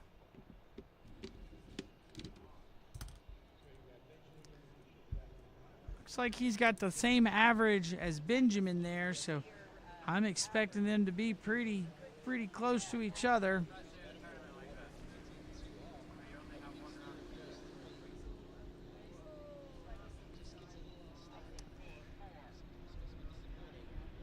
All right, Douglas Lohr on the water. Skis out of Florida. Has a best score of 38 feet. So you see him checking out the ramp as he's going by it. Now cutting on those skis, getting nice and comfortable. And we will get him down the lake and bring him in for jump number 1 here in just a second.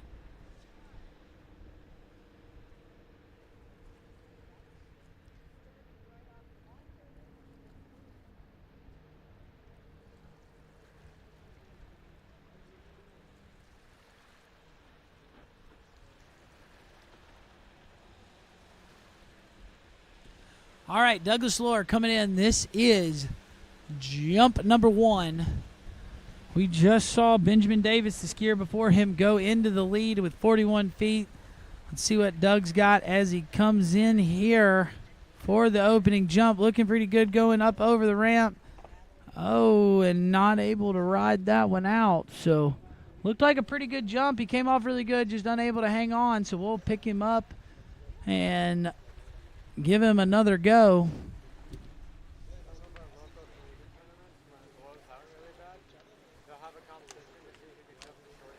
All right, we'll take a look at the replay here. See, look, he goes up over the ramp, looks really good. Nice, good position there. But that handle goes high and comes to his chest, and it's really hard to hang on to the rope when you do that.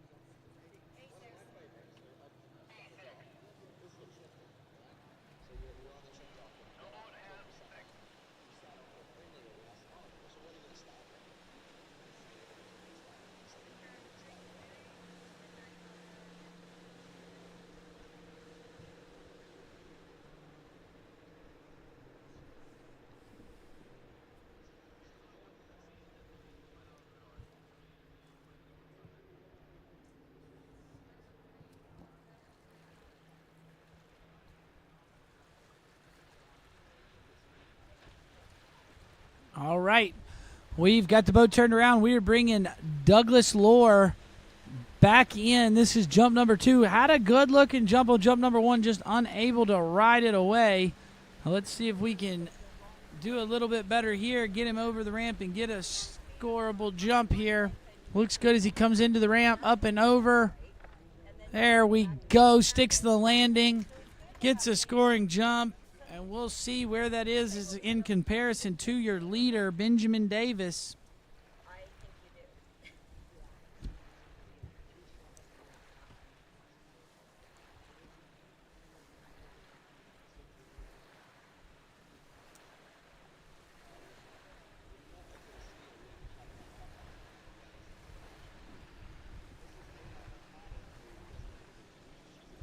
All right, and there you go. You got a new leader. That's 43 feet, Douglas Lohr. Jump number 2. So now we're going to get to come back in, take one more stab at it, see if we can't push that lead out a bit further.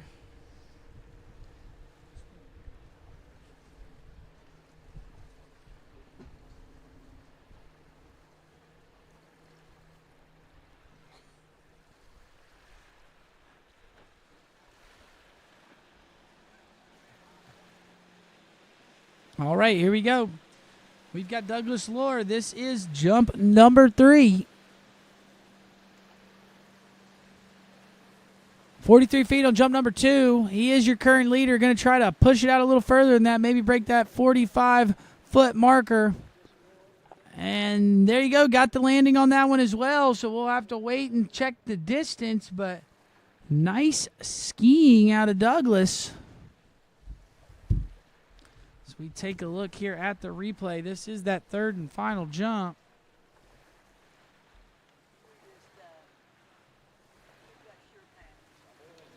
And I'm not sure that one was as far as the first jump on jump number 2, but we will wait and see as the boat drops him off, and we will get ready to grab our next competitor. It was a little bit further. That was 45 feet, so that was 45 feet, bumping his lead out by 2 feet. Breaking that 45-foot barrier, so great skiing there out of Doug.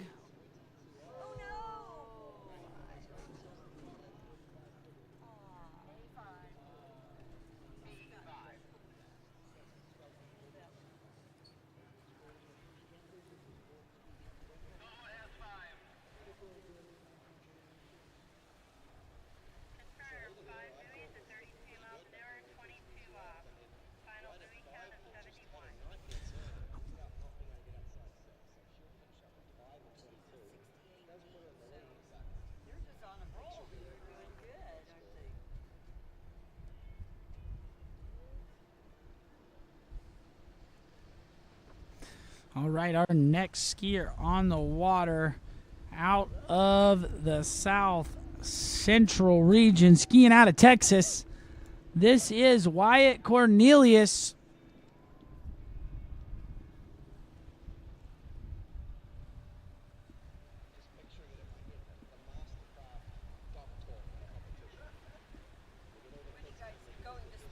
All right, we got him up on the water. Wyatt Cornelius out of Texas. Take a look and see what his past scores are this season.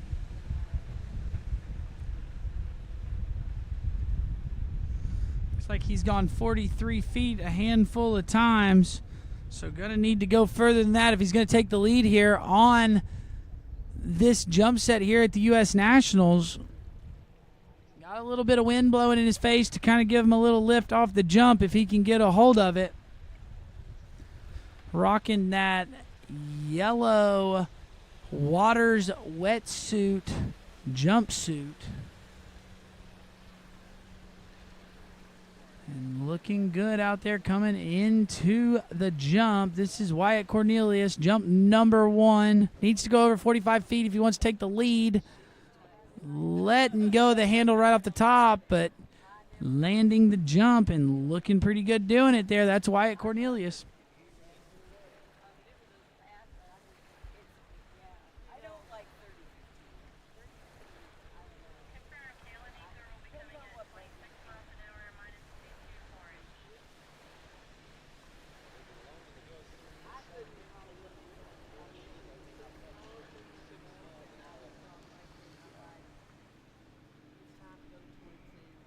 All right, Wyatt Cornelius getting a good jump on jump number 1.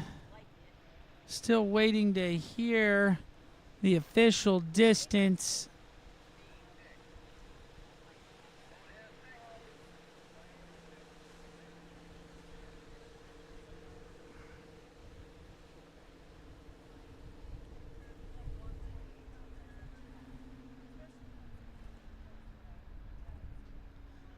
Looks like we have got a bit of a technical difficulty. I think we had a fast time on that one, so we don't have a score yet for Wyatt Cornelius.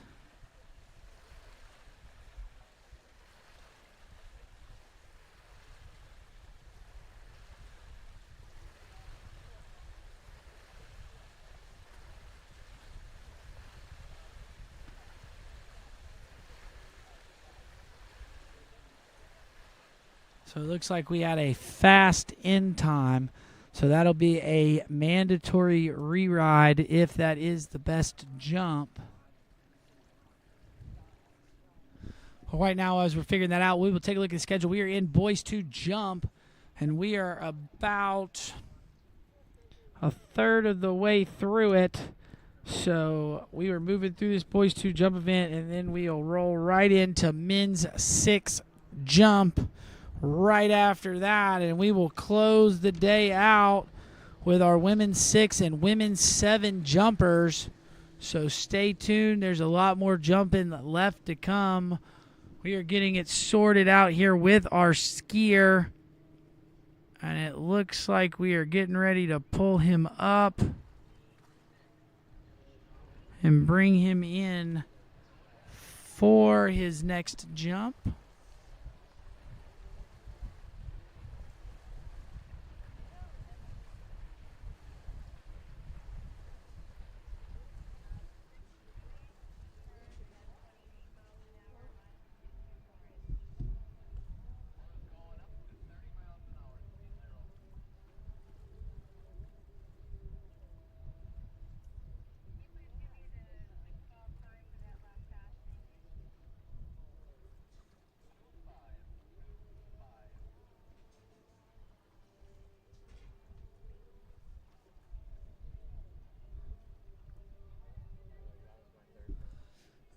All right, so it looks like the judges have got it sorted out. So, yes, we did have a fast end time there.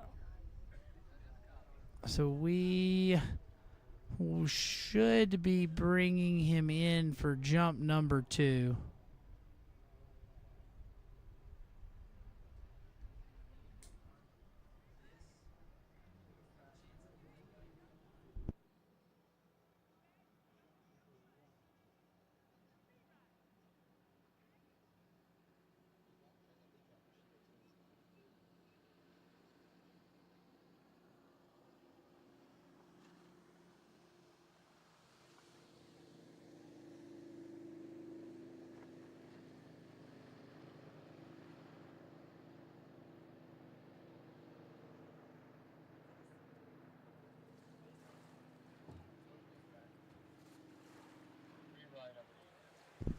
All right, we are coming back in. This is Wyatt Cornelius out of Texas. I do believe this is a reride, so this should be jump numero uno, and we will see what Wyatt's got as we bring him into the jump course.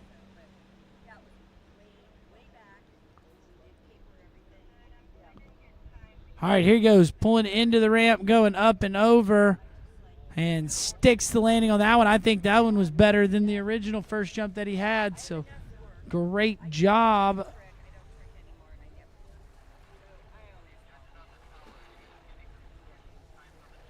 As we take a look here at the replay in just a second, you'll see he kept his hands on the handle a little bit longer, so allowing him to get a little bit more pull off of the top.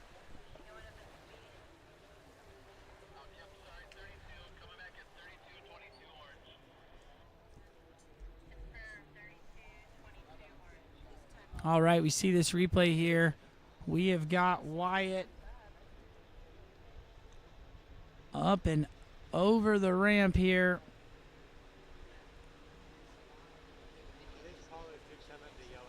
A nice looking jump there, jump number 1. We're sitting here waiting on the official results for that jump. Fences all over the radio if you're not on them the second they turn the island. All right, and 41 feet there. 41 feet. So that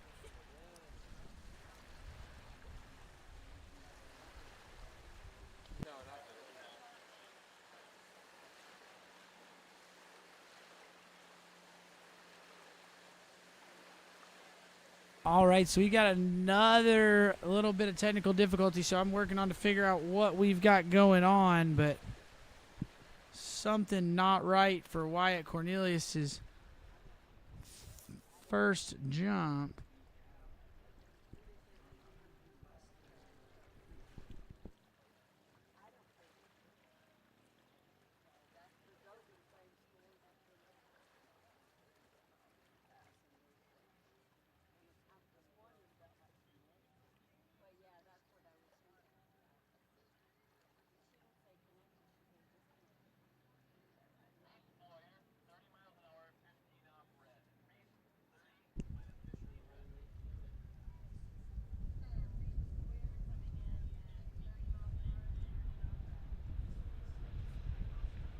All right, so we are pulling the skier back up.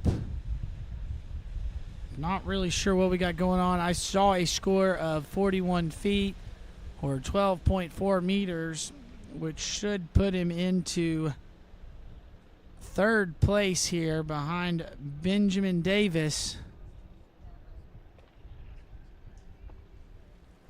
There we go. Got another jump under his belt. He's got those landings down pat.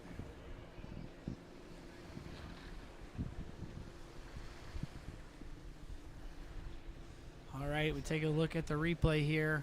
This is Wyatt Cornelius. Handle a little high there, but able to ride it out.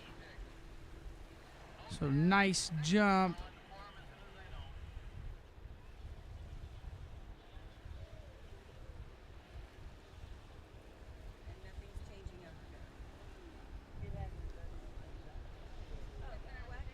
I'm trying to figure out what we got going here on these re-rides. So that should have been jump number 2.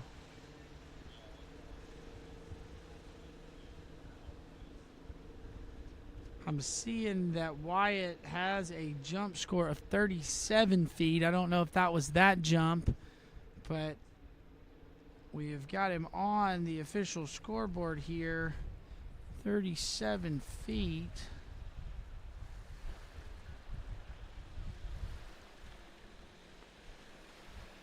All right, we got him coming back in. I'm not sure what jump this is, but we have got Wyatt Cornelius out of Texas on the water.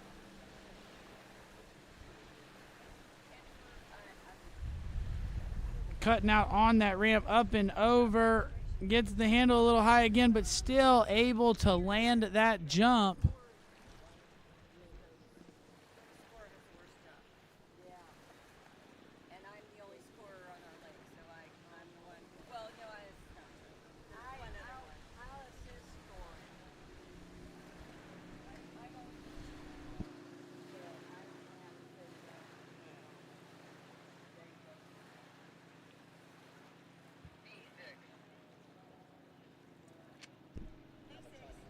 All right, so Wyatt Cornelius, it looks like we had a couple re-rides here. So that was jump number 2, I believe.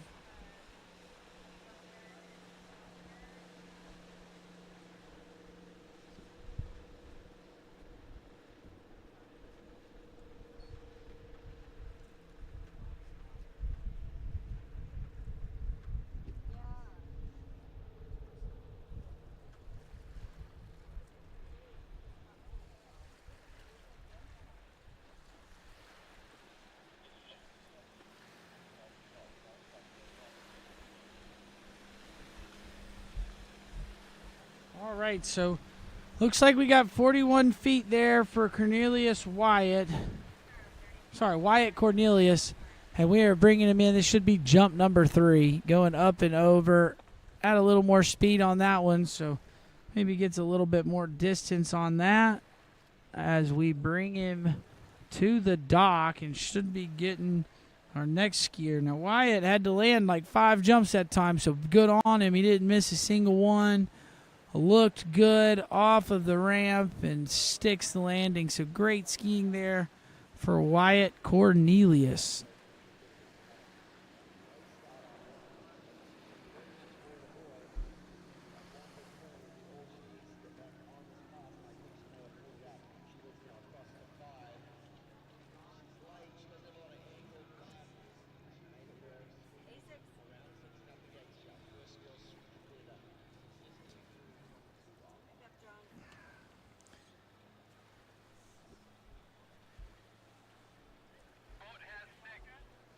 All right, we're trying to figure out what that final score was for Wyatt.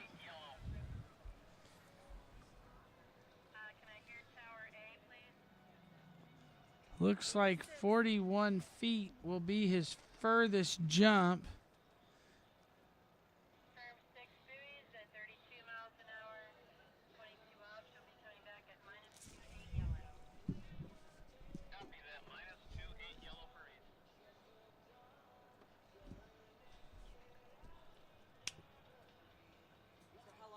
Staying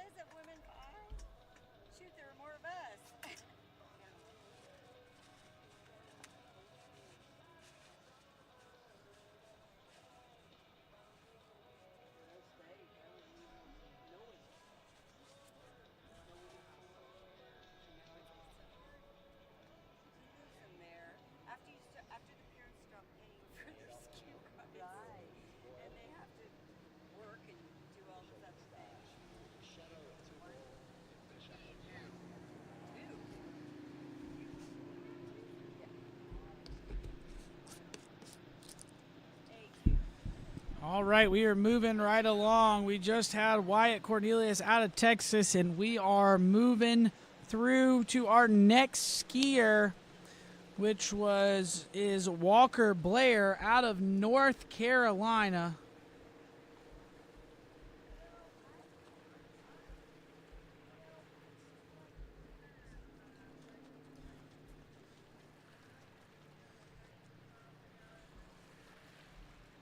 All right, let's see what Walker's been skiing this season. We'll take a look at some scores. Looks like Walker has an average of about 45 feet. We'll see as we bring him in. He's getting ready for jump number 1. Cutting out on that ramp. Looks, oh boy, he goes upside down. I hope he's okay. Gives us a wave really quick. It lets us know he's all right, so the boat will spin back to him, and we'll pick him up.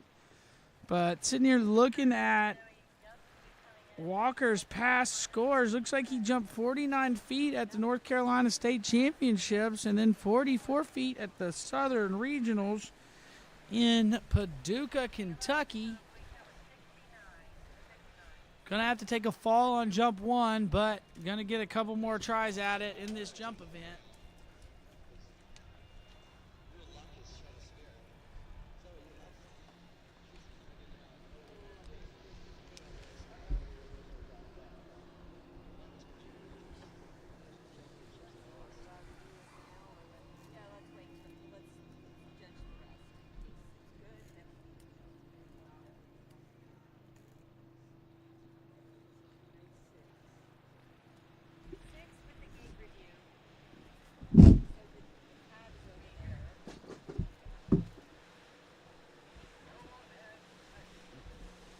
All right, Walker Blair back up on the water, North Carolina skier. This is the halfway mark in this boys 2 jump event.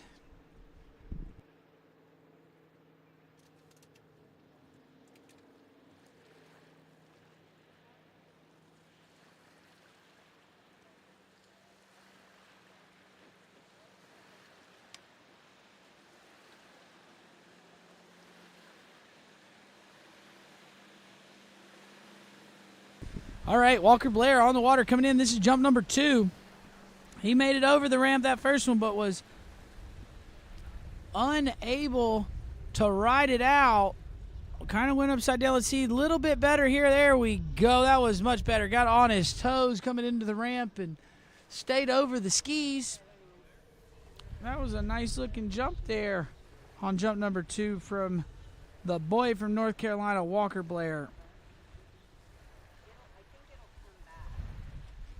As we take a look at the replay,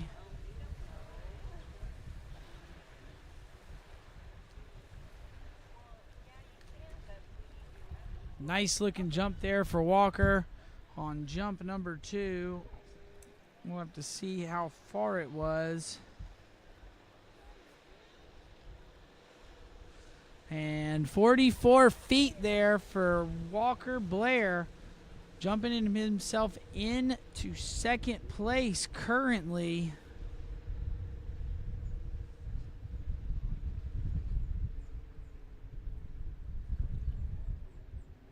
So 44 feet there on jump number 2. So pretty close there. Trying to take the lead from Douglas Lohr. Skied a couple skiers ago. All right, here we go. We got Walker coming in. This is jump number 3. See what he got as he cuts out on the ramp. Can he get up and over, stay over the skis? Yes, he does. Rides it away, sticks the landing. And great looking jump there on jump number 3 for Walker Blair.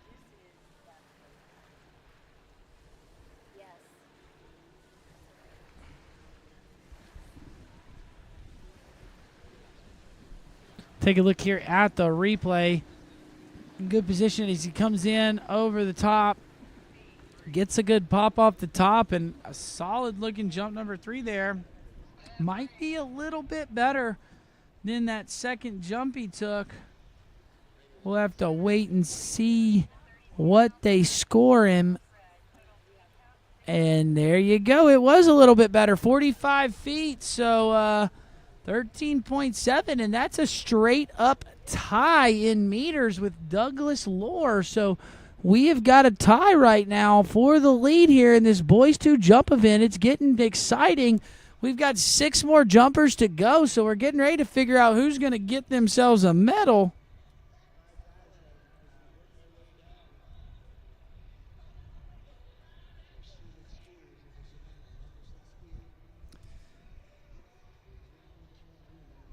All right, we've got our next skier in the water. Tennessee native Anders Gustafsson. If he's from Tennessee, I know he's down there skiing with a bunch of them nasty boys, and they have got him going well. Looks like he's got an average of 52 feet, so pretty good jumping out of the young Tennessean. Take a look here, see what his furthest jump of the season has been.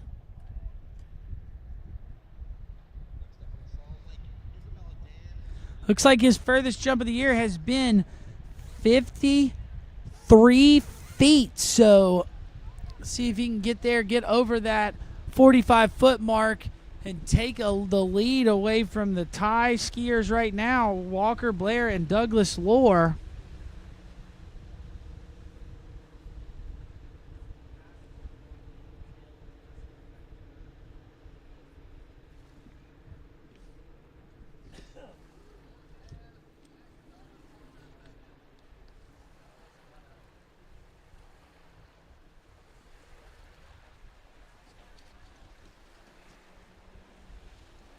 Okay, here we go. Anders Gustafsson coming in. This is jump number 1. Got to go further than 45 feet if he wants to take the lead here in this Boys 2 jump event. Getting in position, nice good form as he cuts into the ramp. Up and over. Nice looking jump there on that opening jump. Good form. Got something. Now I think he'll be trying to build on that. Maybe cut a little bit later before he takes that cut into the ramp, get a little more speed, and try to get over that 55-foot mark that he's probably chasing right now.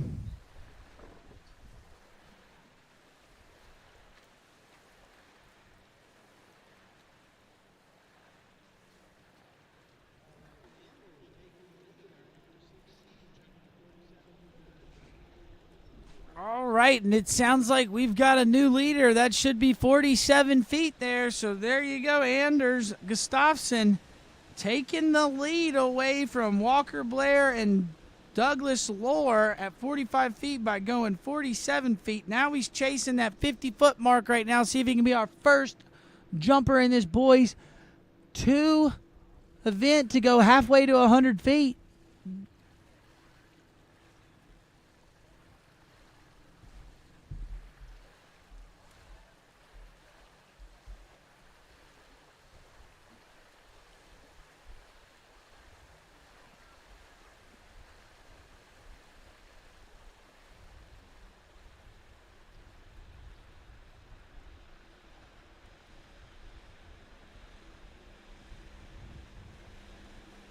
All right, we have got Anders Gustafsson coming in, jump number 2. Going to take a little bit of a 3/4 cut here at it, see if he can get a little more speed into the bottom.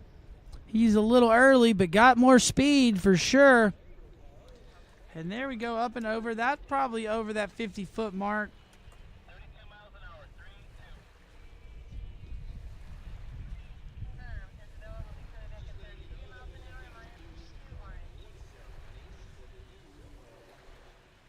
All right, we see right here Anders Gustafsson coming in all over the jump on jump number 2.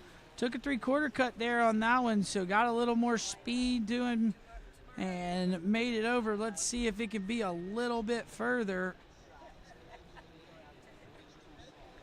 And it is a little bit further. That's going to be 49 feet, so right there on the bubble of hitting that 50-foot mark and being our first competitor in this Boys 2 event halfway to 100.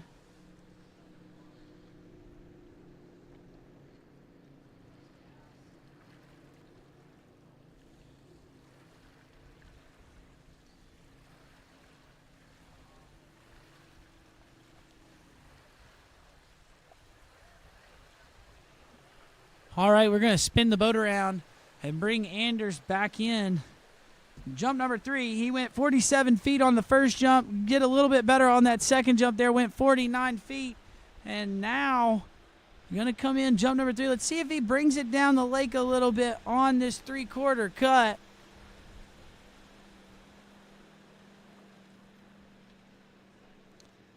Gets those ski bit so he's not hitting it on that far left side of the jump, but still does a good job. The young skier out of Tennessee, Anders Gustafsson.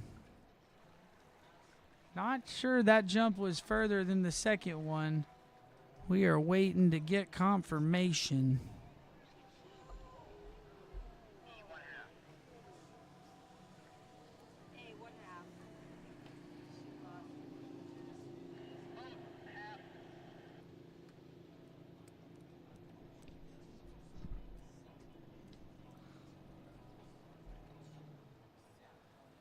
All right, we are moving along now. We are in our top 5 competitors. And there you go, the exact same score as the first one. That was 49 feet. So going to stay there in the lead with that 49-foot jump. That was Anders Gustafsson. Great skiing out of the Tennessee. And I'm Zane Nicholson. I am your announcer. We are finishing up jump for the day. We are almost to the end of boys 2, and then we'll get in our men's 6 and women's 6 jump event and finish out the day with women's 7 jump. But right now, we have got our eyes on the water. This is Jackson Stauble out of California. We just saw Jackson Stauble ski in the boys 2 slalom event, and he took home the gold medal. He is your boys 2 slalom champion, now trying to add to his NOPS points and see how he can fare in this overall event. Got a pretty good little race here going between Jackson Stauble, Ricky Davis, and Gavin Bickley. Say Jacob Buscher's probably in there too. I'd have to crunch some numbers, but yeah, this is shaping out to be a really good overall competition. But right now, Jackson Stauble on the water, jump number 1, up and over the ramp, gets a good kick off the top, and can he land it? Yes, he does. And that's probably right there at that 50-foot mark, so he might be able to take the lead away from Anders Gustafsson and guarantee himself a medal here if he can go over that 49-foot marker.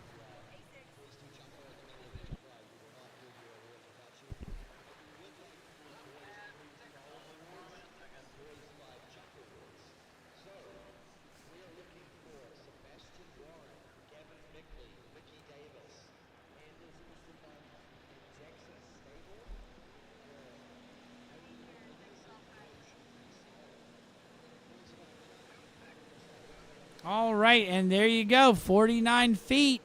That was right there in the same ballpark as Anders, and that's a straight-up tie. They even tied in meters, so we have got a 2-way tie for the lead right here. Going to need to go a little bit further if he's going to want to take that lead and guarantee himself a medal here at the 82nd Goode U.S. Water Ski Nationals.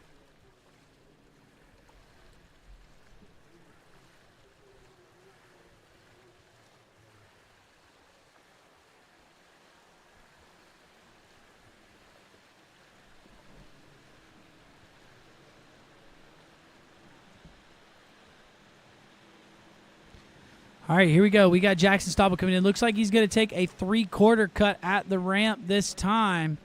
So pulling out nice and wide on that ski nautique.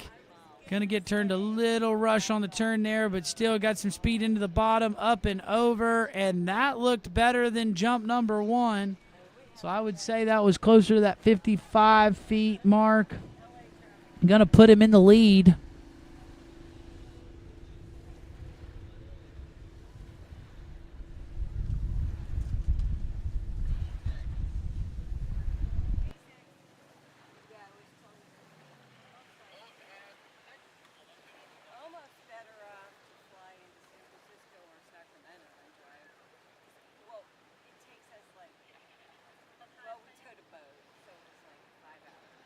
All right, we just saw a replay there. Jump number 2 from Jackson Stauble. Nice looking jump, and sure enough, it was much, much, much better. 64 feet, so that is better than his average. I'll have to take a look and see what his best score of the year is. That might be it. That might be a PB and jump. You never know. Let's get over here and take a look. The California boy skiing really well today.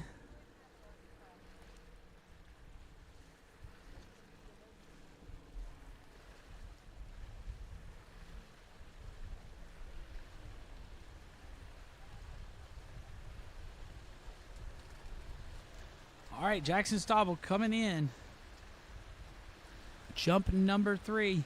Looks like his best jump was at Western Regionals where he went 60 feet, so he out-jumped that there on jump number 2 at 64 feet. Let's see if he can get a little more out of this 3/4 cut. If he can turn with tight rope here, it'll be a little bit better, but there we go. Still a pretty good spot, up and over. Hangs on. I'm not sure that was quite as far as the one before it, but still really good-looking jump there for Jackson Stauble, guaranteeing himself a medal here at the U.S. Nationals. As we take a look at the replay, see that left tip just kind of dropping on him just a little bit, but still great skiing out of the California native Jackson Stauble. He is your Boys 2 slalom champion and can get no worse than 5th place in this Boys 2 jump event. And there you go. That was about the same. It was a 1/10 of a meter further, so 64 feet again for Jackson Stauble, but it was a bit further on jump number 3. So great skiing out of Jackson. And like I said, that will guarantee him no worse than 5th place here in this Boys 2 jump event.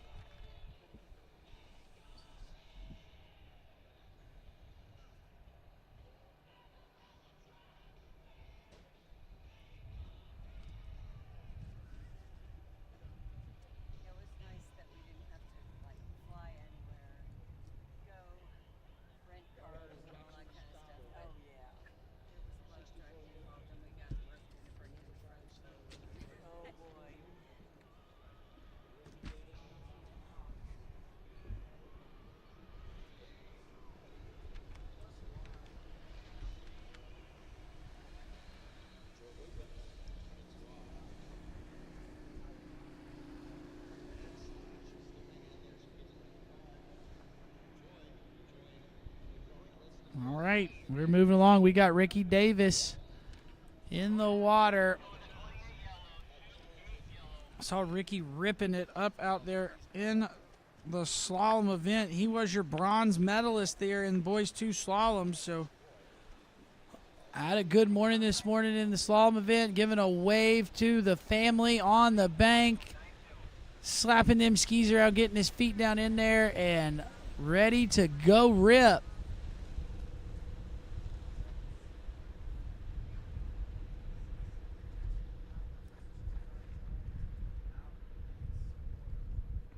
So Ricky coming in out of the Eastern region, skiing from Virginia. Looks like he went 82 feet at the Virginia States. Been right there at that 80-foot mark, so I'm expecting him to be able to jump himself into the lead here on jump number 1. If I go further than 64 feet, looks like he's going to start off with a 3/4 cut. Going to get right into it. We've seen a 3/4 cut so far this morning, but it's always been after we landed a jump. So Ricky coming in, going straight after it.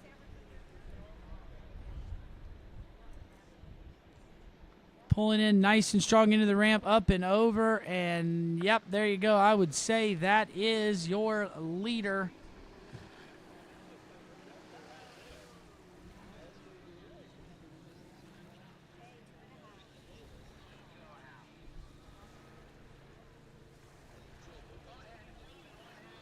All right, nice jump in there from Ricky. Take a look here at the turn into the ramp.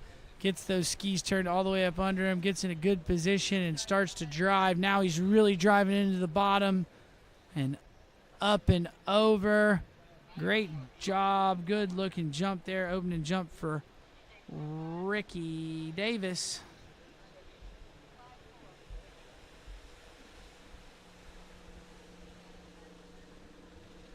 And there you go. He's 83 feet, so he is your new leader.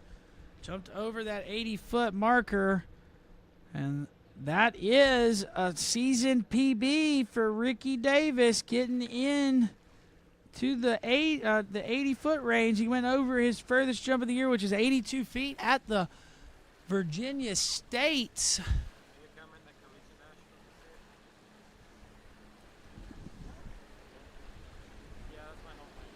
Virginia State's hosted out at Lake Holly, so shout out to the crew in Virginia. All right, Ricky Davis coming in. This is jump number 2. Got an 83-footer on jump number 1. So now let's see what he can do here on this second jump. Felt the ramp out pretty good. Looks like he's cutting at it a little harder this time. Oh, slips out on his heels. Oh, and just unable to get his feet back under him, but still had a lot of speed into the base of the ramp there, Ricky did. So we can see if he can try to get that much speed here on this next jump, but skid a little more over his toes so he doesn't slip out the back. Take a look here at the replay. Coming in, gets in here. Now watch him. He starts kind of pulling those arms in, bending them, and that makes him slip to his heels. So you got to see him. He wants to keep driving through the bottom, not pulling in, not rocking to the tails of the skis, but still really good skiing out of Ricky Davis, who is your current leader, 83 feet. Had a fall on jump 2, so we're going to pick him up, get him behind the boat, bring him back in, and take one more stab at this jump.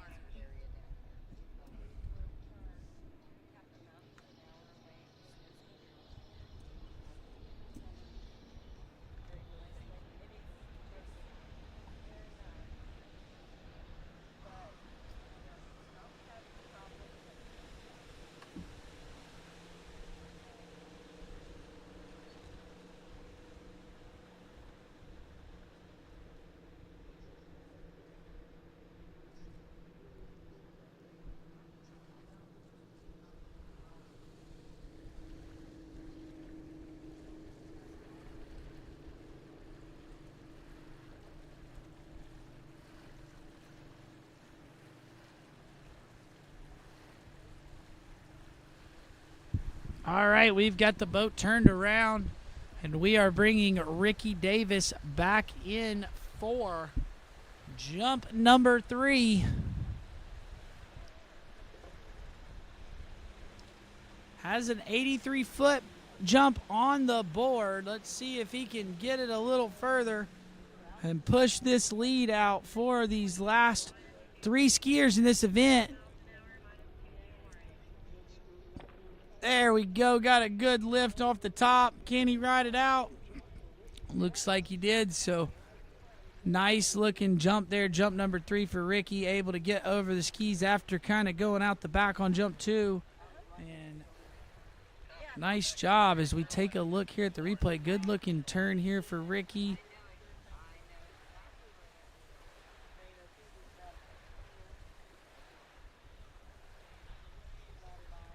Gets up and over. Nice jump number 3 for Ricky Davis.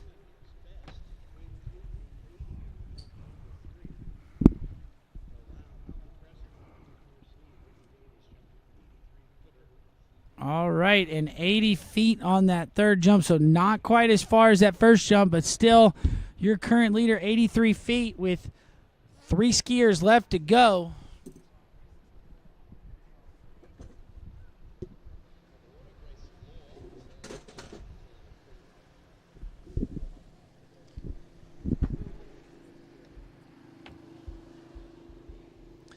All right, we are moving along. We are in our top 3 competitors. We know Jackson Stauble is getting a medal, and we know Ricky Davis is getting a medal. They have guaranteed them play it themselves 5th and 4th. We'll see what Jacob Busher has to say here about that. If he can take away the lead here going as with the last two skiers after him up.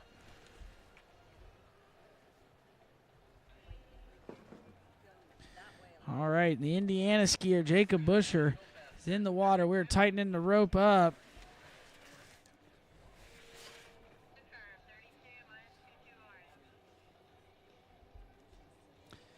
Looks like Jacob went 87 feet at the Midwest Regionals a couple weeks ago. So gonna need to get every bit of that if he wants to try to push this lead out, take the lead away from Ricky Davis and push the lead out on Gavin Bickley and Ridge Kruger.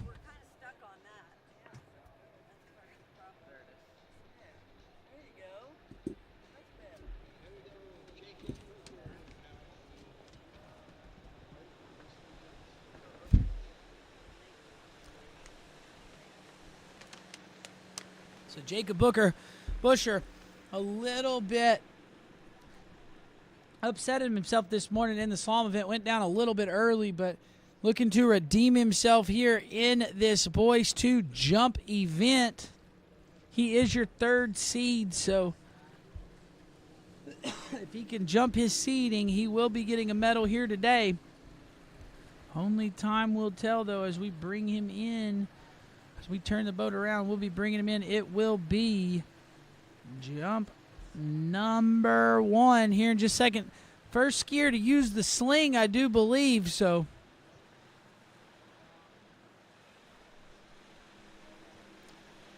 Let's see what he's got here. So Jacob Busher here pulling out nice and wide on that red ski nautique.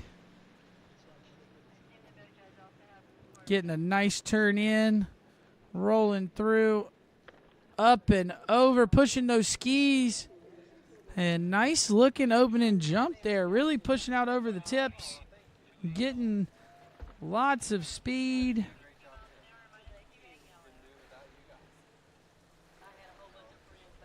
So we take a look at the dock there. You see Freddie Kruger talking to Ridge Kruger, giving him a little bit of last minute tips to his son.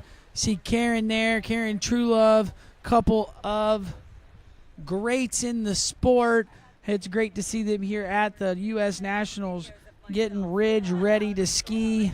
This is a family sport here with water skiing. It's great to see it. And right now you're looking at another kid that is in a big family of skiers. This is Jacob Busher out of Indiana. Busher family's out here competing. I know his sister's been skiing a little bit today.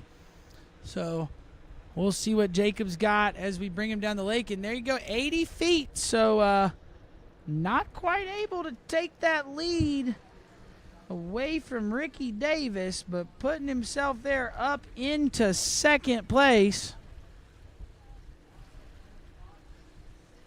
Guarantees himself a medal with that jump, but I believe he'll be trying to get a little bit more out of this one. Looks like we're chasing that 90-foot mark. Really what we're trying to get to. I know they're ultimately trying to get to 100 feet. That would be awesome. So let's see if we can get it here, get a little bit of a better turn in.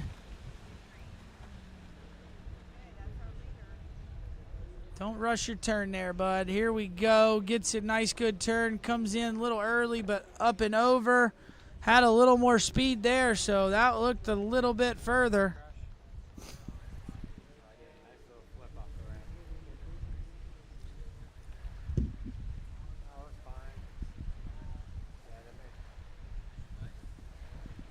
You see him make the turn. Yeah, I was much better here at the turn on jump number 2 than he was on jump 1. You see, he kind of got him over there a little bit quicker, but still had more speed off of it. Came off the ramp pretty good. And I do believe that was a further jump. I think that might be the lead, but we'll have to wait and see here on the results. And there you go. He's your new leader, 84 feet, so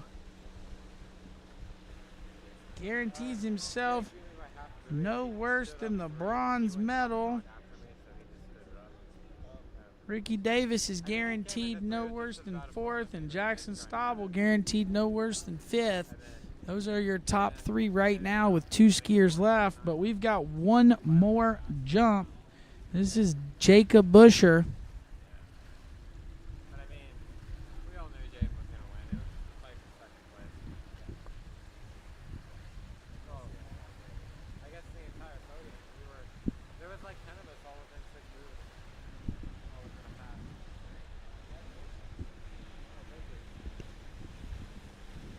Yeah, I'm happy with it considering I haven't been skiing super well. All right, here we go. Jump number 3. This is Jacob Busher coming in. Nice, good turn. A little bit better spot coming into the ramp. So let's see. Yeah, there we go. That looked like a better jump. So nice jump 3 there from Jacob.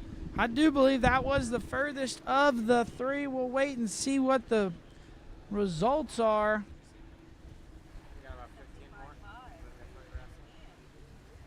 But nice skiing from your Indiana skiers. We see this replay here. He comes in a little better spot on the ramp, up and over. That was a good-looking jump there.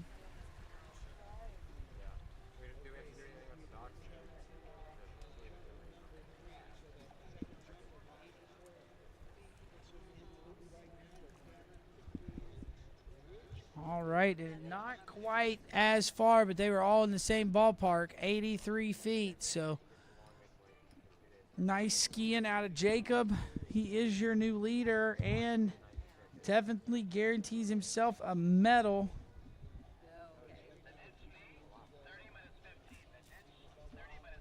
We're into our top 2 skiers here in this jump event.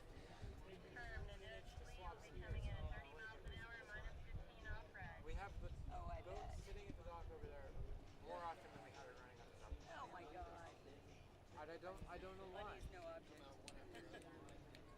Yeah, they ran it fast for our division. All right, we got the skis on. We're on our 2nd seed in this boys 2 jump event. This is none other than Gavin Bickley. Super fun kid. I know him from Jax. I go down there and ski during the summer every now and then, and that crew, the Bickley crew, is normally there. So we are sitting here rooting on Gavin. See if we can get him through. So he's got to go further than 84 feet if he wants to take the lead.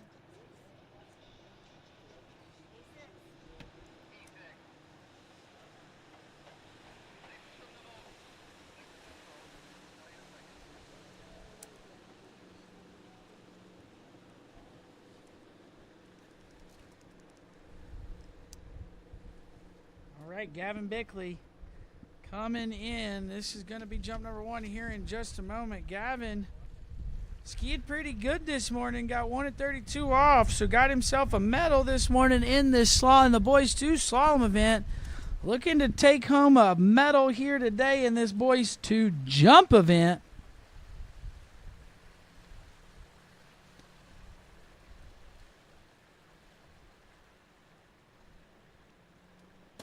Got Greg Terry in the chat here rooting on his boy Gavin. I don't know about you, Greg, but I'm on the edge of my seat ready to see this jump go. And here we go, our first double cut of the day in this boys 2 jump event. Turning right in front of the 5.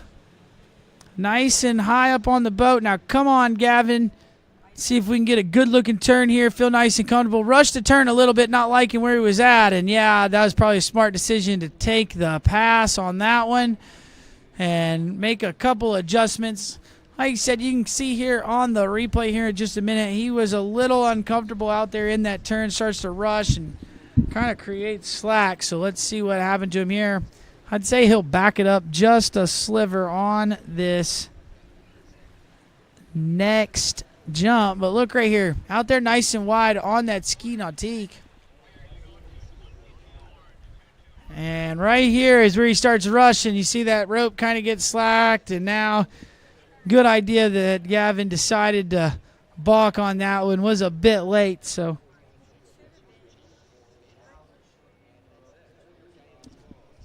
here we go.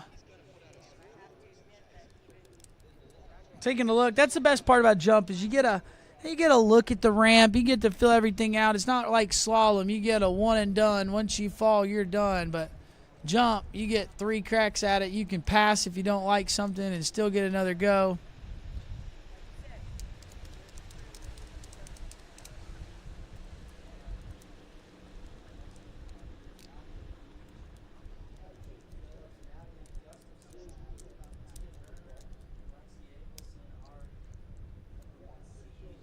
All right. Also in the chat, we got Shannon Waters saying, "Go Gavin."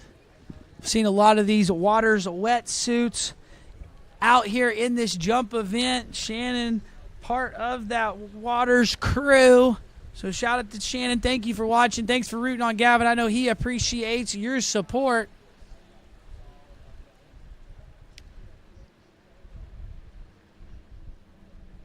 But right now, eyes are on the water. We've got Gavin Bickley, skier out of Georgia.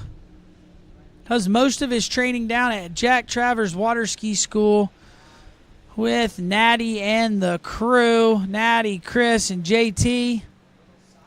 Stick that ski down just a little bit. Let's see if he's a little bit more comfortable here in his turn. Looks a lot better there on the turn. Now he's going to be better into the ramp. Up and over. Good kick. Oh, no, and Gavin just unable to land that. And that was a good, solid-looking jump.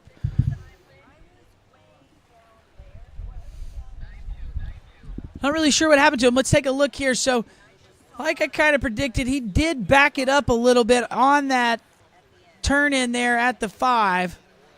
So you see him kind of sitting those skis in. That kind of means he was pulling with his arms as he was swinging out up on the boat. So he had to sit the ski down just to kind of get his balance again. But then here he relaxes here on the turn, gets a nice, good-looking turn, cuts into the base, looks really well, picks that ski up into the bottom, up and over.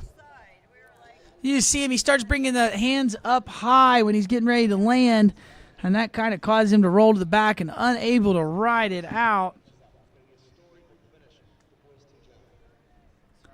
So now pressure is on for Gavin Bickley. We've got a pass and a fall, so he's now got to get a jump under his belt. I believe he can do it. Looks like people in our chat believe that Gavin will land a jump, so here we go. Let's give him positive energy here as Gavin. We take him down the lake and get one more crack at this jump in this Boys 2 jump event.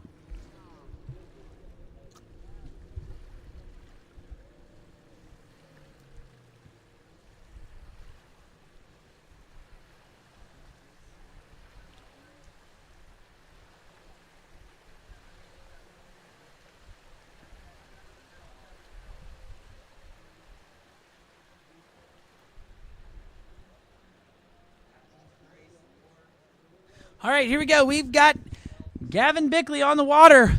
This is a must-land jump here. Going to need to get a good setup. Pulls out nice and wide on the boat. Like I said, we've backed it up a little bit here, even more now. So there we go. That was a little bit better as he's pulling out wide there on that ski nautique. Let's see if he gets a really good turn. Nice turn. Come on, Gavin. Get into the bottom. Big kick. Up and over. Oh, no, and Gavin Bickley unable to land that third and final jump, so that's going to go as a fall, and that is a bit of a bummer for our second-seeded skier.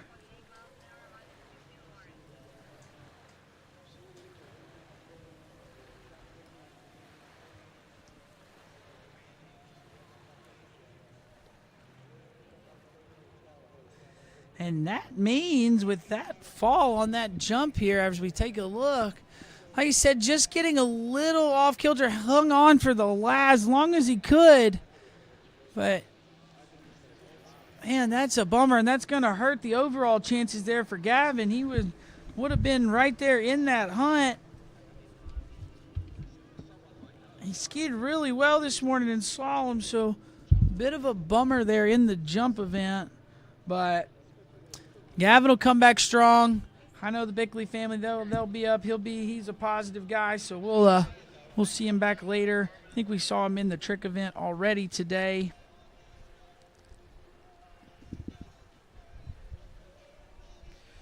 But with that fall now, that means that Anders Gustafsson jumped himself into medal contention there. So he got 49 feet, and that will get him no worse than 5th place here. But right now, I think who everybody is here to watch in this Boys 2 Jump event, he has quite the name on himself. And that's because his dad is a living legend in the sport, Mr. Freddie Krueger. But we're not talking about Freddie right now. We are talking about the little flying man himself. This is Ridge Krueger. This is a Boys 2 skier, has been over 100 feet. Big, huge scores. I think his average is like 102.5 feet. So we'll have to see what his furthest jump is. But let me tell you, this kid can absolutely rip, is not scared of that jump whatsoever.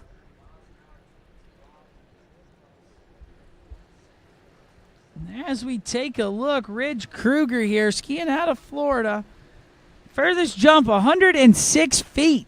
So, going to try to get over that 84-foot mark to start, just to get him into the lead. But then I think we will be trying to push that 106-foot mark. I'm not sure what the Boys 2 national record is, but I would think Ridge is probably kind of in the ballpark here. Taking that double cut. Now, this is the second double cut we've seen so far today. About the same spot where Gavin was on jump number 1, so let's see how Ridge goes here. Calm out there. Nice, smooth turn. Look at him going up and over. Big jump there for Ridge, and I would say that would take home the gold.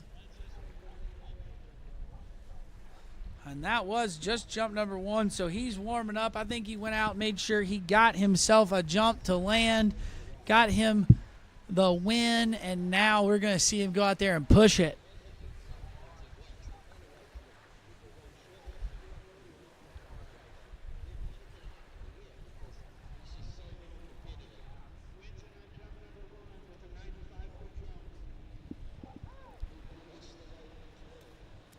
All right, and this is a big jump here for Ridge. You see him gets a bunch of kick off of that jump just like his dad. Tell he skis with the legend himself just about every day, and you can see it out there. And there you have it. He is your Boys 2 jump champion, 95 feet, but he is not done. That was only jump number 1. I now know he's trying to push it out and get a PB. We would love to see him get over that 106, maybe break that 110 barrier.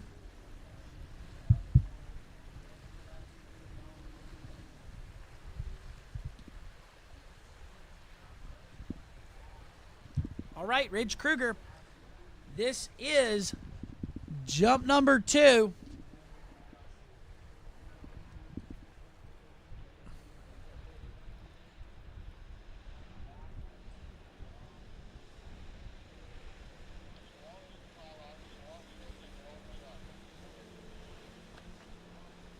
All right, Ridge Krueger coming in here, cutting in nice, getting through, boom, up and over the jump skis, and I do believe that was a little bit further. That might be close to that 100-foot mark.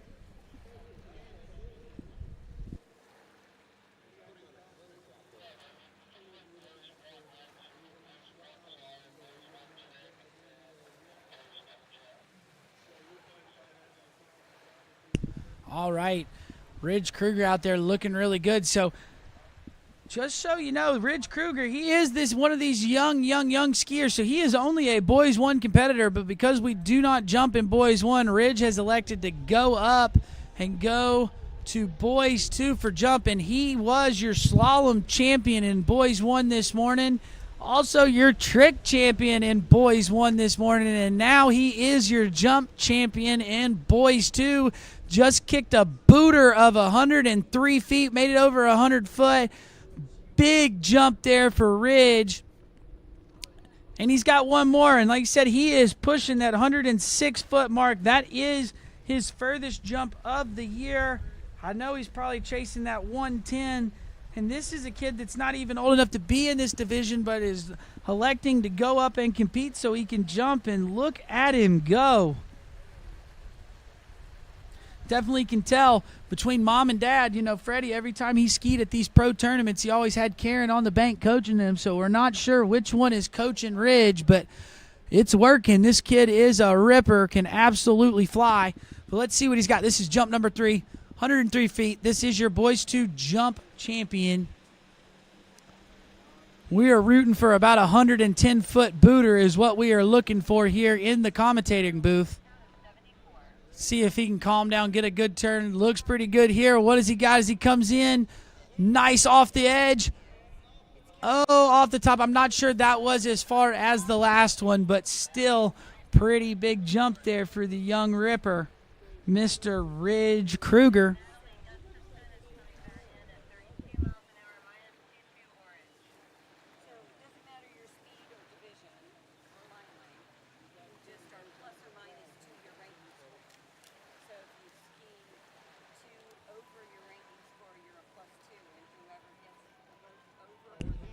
All right, here we go. We got Ridge Kruger coming back in. This is the replay, so we're going to take a look at this last jump here.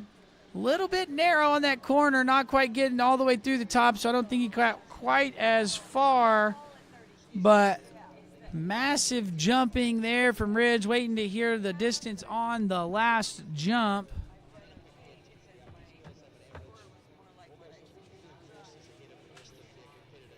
And it looks like Ridge Kruger is your national champion with his furthest jump of 103 feet. So that last jump was not as far as the second one, but still killer.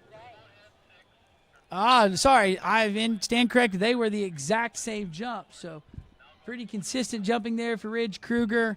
Great skiing out of the youngster. Way to come and take home this Boys 2 jump championship. All right, well, I'm Zane Nicholson. I'm your announcer. You just got through the junior jump event of the day. We will take a quick commercial break and roll through men's 6 and women's 6 jump in just a moment. Be back right after this.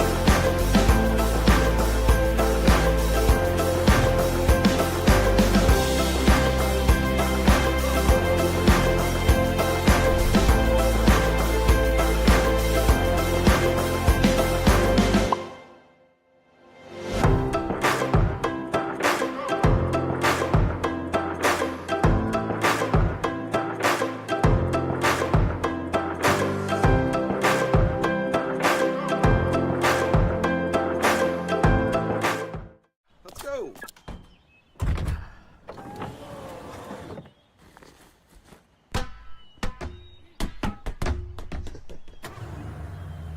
You don't protect your car like a boat, so why protect your boat like a car? You need Ski Safe. Insurance for boaters, from boaters. For decades, we've protected boats, jet skis, and nothing else. So we know how to save you money. And with a history of safe boating, you'll save even more. Ski Safe. 1-800-225-6560.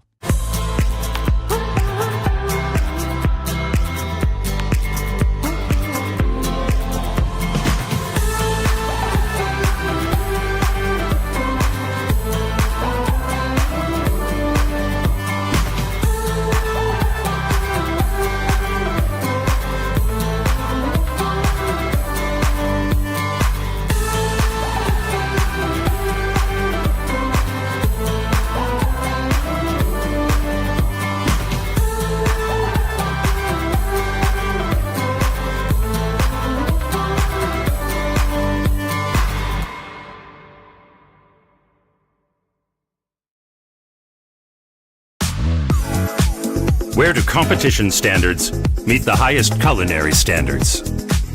Where do the old masters meet the new masters? Where do first-class conditions meet first-class hotels? Where does the purest joie de vivre meet the purest drinking water quality? Only 30 minutes from the airport and Vienna city center.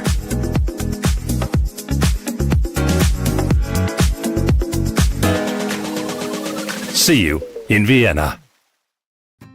As the broker of Dayland Real Estate and a professional water skier, I understand what clients are looking for in their dream water ski home. Our company is dedicated to helping you and your family invest in your future together in Florida.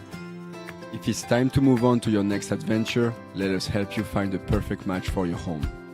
Our team offers service in English, French, Spanish, and German. Whenever you are ready, just give us a call. We will be suited up and ready to assist. Dayland Real Estate, where expertise meets passion.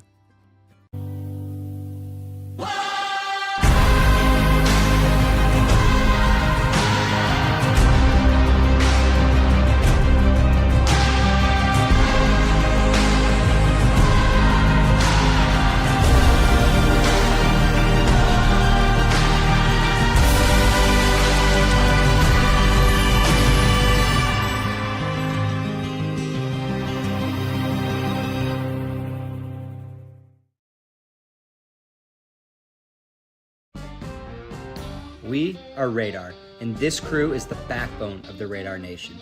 They live on the water day in and day out, devoting their lives to bringing skiing to the masses. We have designers, innovators, free spirits, and badass buoy slayers, all charging at 100% to grow the sport. There's no better group of individuals to be driving the ship that leads water skiing. Only one water skiing brand holds all 6 world records.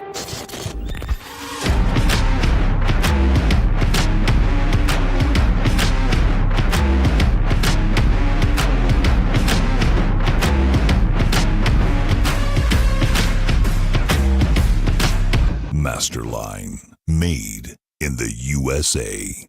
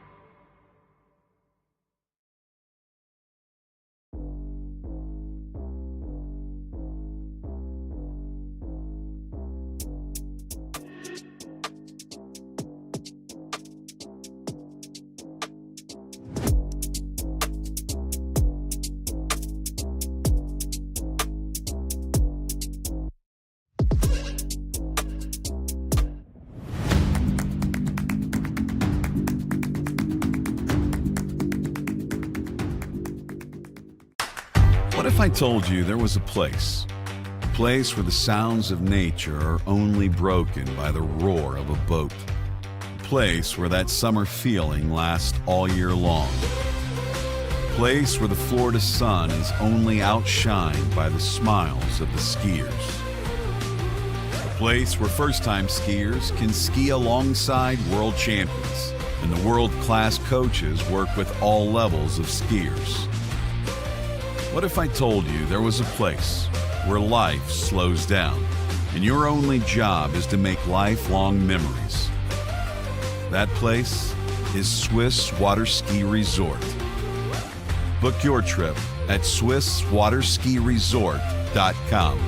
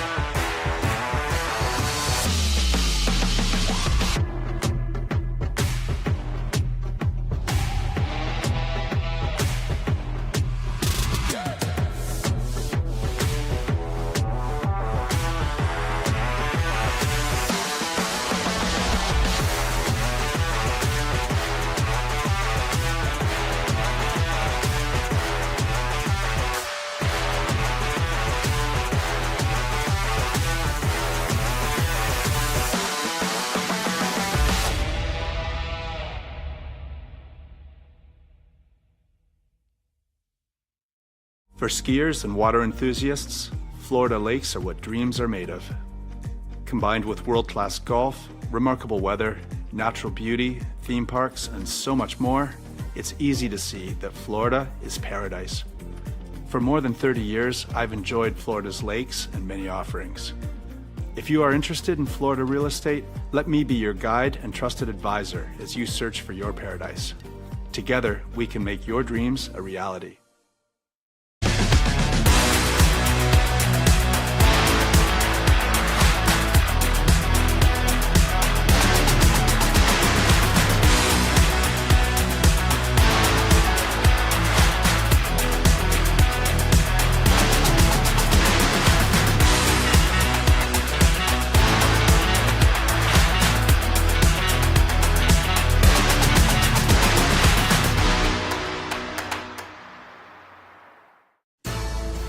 At Dillinger Insurance, we have over 50 different carriers to shop your home, auto, and recreational vehicle insurance needs. We would love the opportunity to save you money. We insure $1 million mansions, condos, mobile homes, rental homes, and everything in between. We know all about wind inspections, 4-point inspections, and how to get you the right coverage for your particular home. You've got questions, we've got answers. Can you remember the last time you had a rate decrease with your auto insurance? Let's take a look and see what we can do. We know all the ins and outs of getting our customers the best rates, coverages, and discounts, so put us to the test. Don't monkey around with your insurance. Call Dillinger Insurance today. We've got tons of companies to help find you the best prices and the best coverage for your particular needs on home and auto insurance. Go Knights!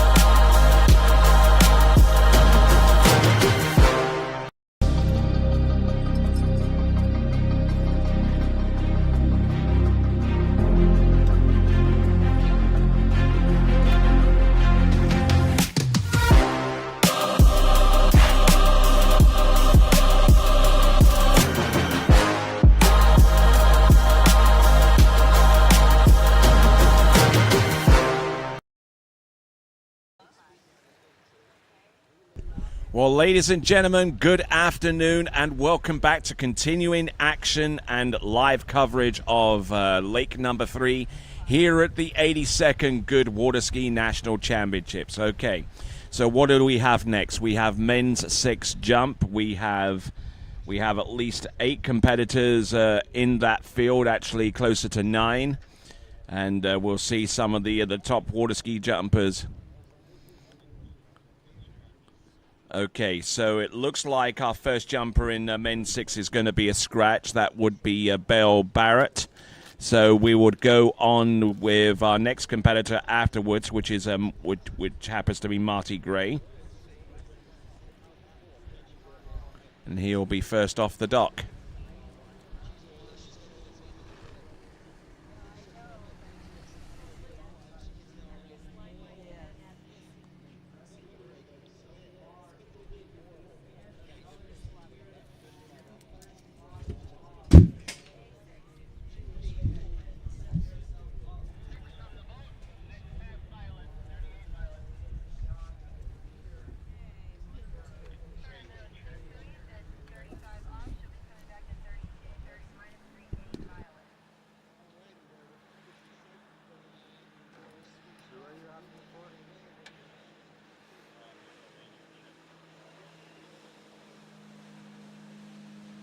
All right, so the jumper on the water right now after the scratch of Bill Barrett, we've got Marty Gray.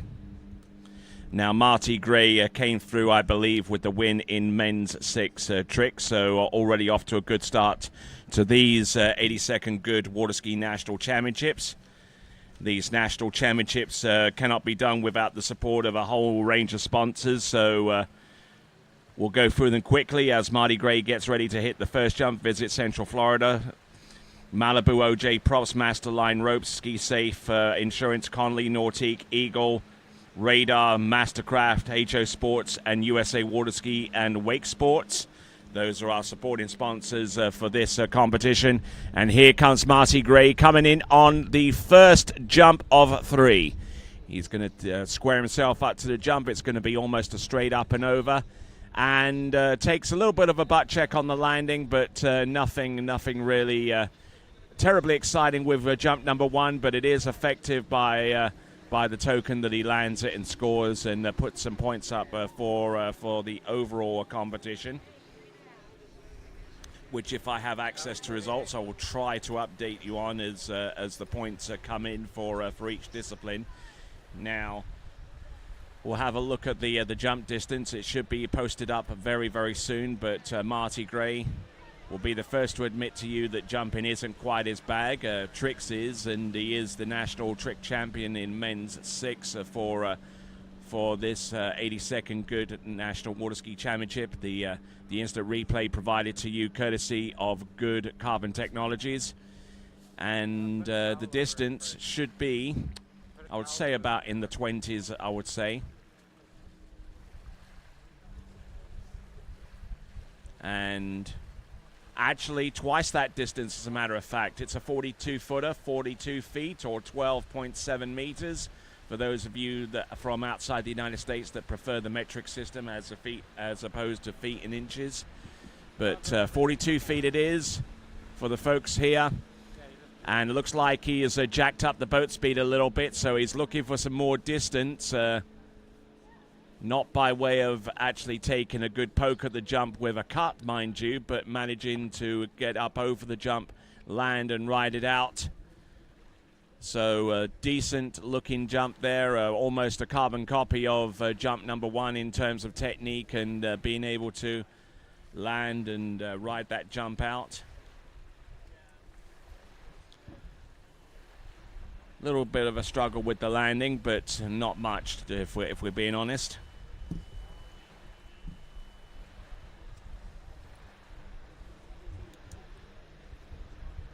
So, continuing on with our Lake 3 coverage. Also like to mention the good folks from Kern Energy providing us with the gasoline and the energy that we need in order to make these Mastercraft, Nautique and Malibu boats run with the skiers. Without that, we cannot run a tournament. Any tournament for that matter. So a big shout out to Kern Energy. So we're going to get the distance very, very soon. It should be a little bit further by the sheer fact that he upped the boat speed. And yes, indeed it is. It's a 46-footer. 46 feet on jump number 2. And if he has any room at the top side of the speed chart for this section of men, then I'm sure that he's taken advantage of it, because he is coming in, and he is coming in hot on jump number 3. Takes a little bit of a deeper edge into the jump there and lands all 3. So 42, 46, and the mystery distance coming through in a moment there for Marty Gray. Coming out of the South Central region and doing a grand job out there. One has to be said. Didn't square up to the jump nearly as much on that one, on that third and final. Decided to really have a go at it on the jump number 3. So 42 on the first jump, 46 on the second. The third and last jump distance should be revealed to us in just a few moments, once we got our splash eye situated. And there we go. Oh, it's a 52-footer. There you go. Good on you, Marty Gray. It is a 17.5 meter jump. Good jump in there. A 52-footer. What a way to sock it to him. Good jump in there. And that 52-footer actually outstrips his average. He came into this event with an average distance of 42.8 feet. So he's definitely way out jumped in excess of that average. So good for him. Good for him, I'd say. So behind the red Malibu, we've got our next competitor. It'll be the guy behind Pantalago, the webcast sponsors. It is going to be the one, the only Greg Detrey.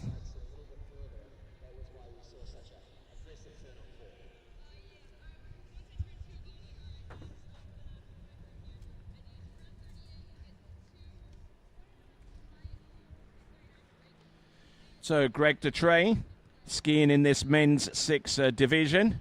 For those of you curious as to what age range men's 6 is, it's basically from the age of 60 through to 64 inclusive. So basically on the cusp of retirement age.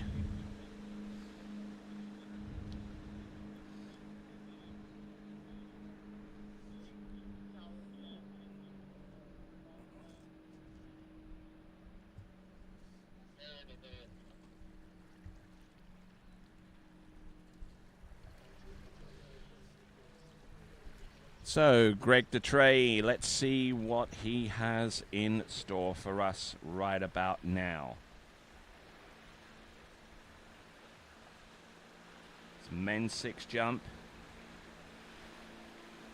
He's going to come at here at a pretty high clip so far as the speed is concerned.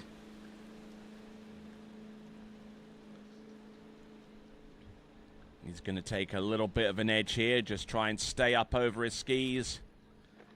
Kind of squash that jump a little bit. Oh, and he rides out with one ski. Oh, my word. You very rarely get to see this. Once in a blue moon at most tournaments, and certainly even rarer to see it during the national championships.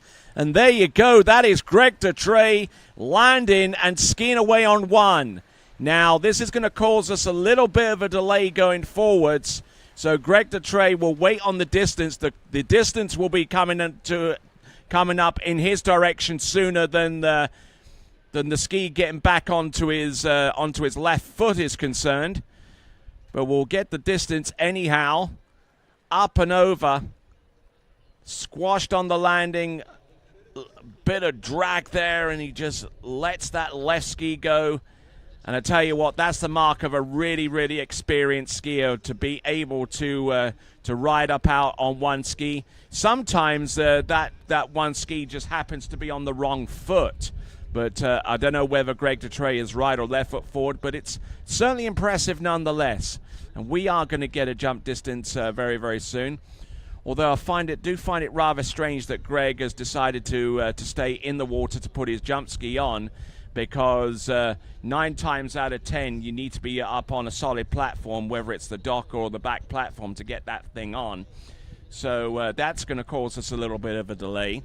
It's a 45-footer. It's 13.6 meters, 45 feet, and Greg DeTrey is going to be there for a short while. So we'll wait up for him.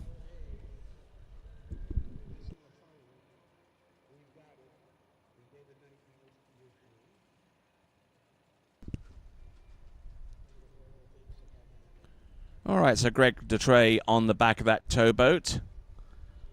Step aside for a little bit, and then when we return, we should be in good shape for Greg DeTrey for his remaining jumps.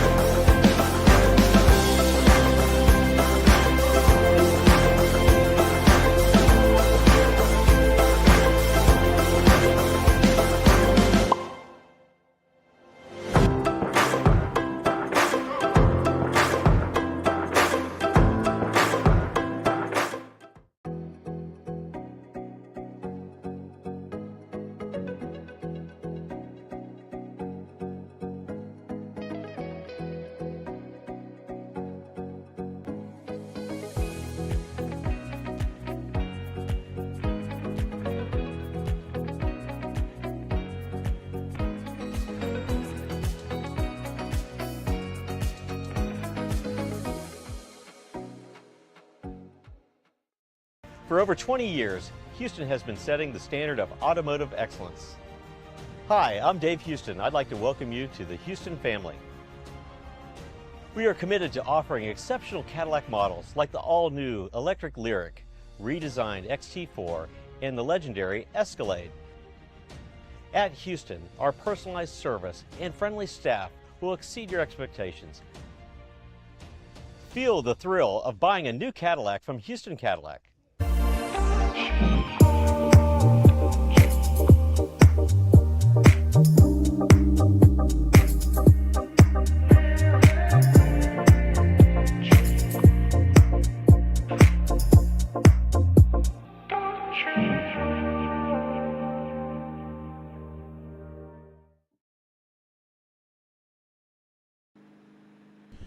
Okay, welcome back to continuing in live coverage of this, the Men's 6 National Jump Championship, right here at the 82nd Goode National Water Ski Championships, coming to you live from Lake 3 at the Ski West Village in Ablen, California.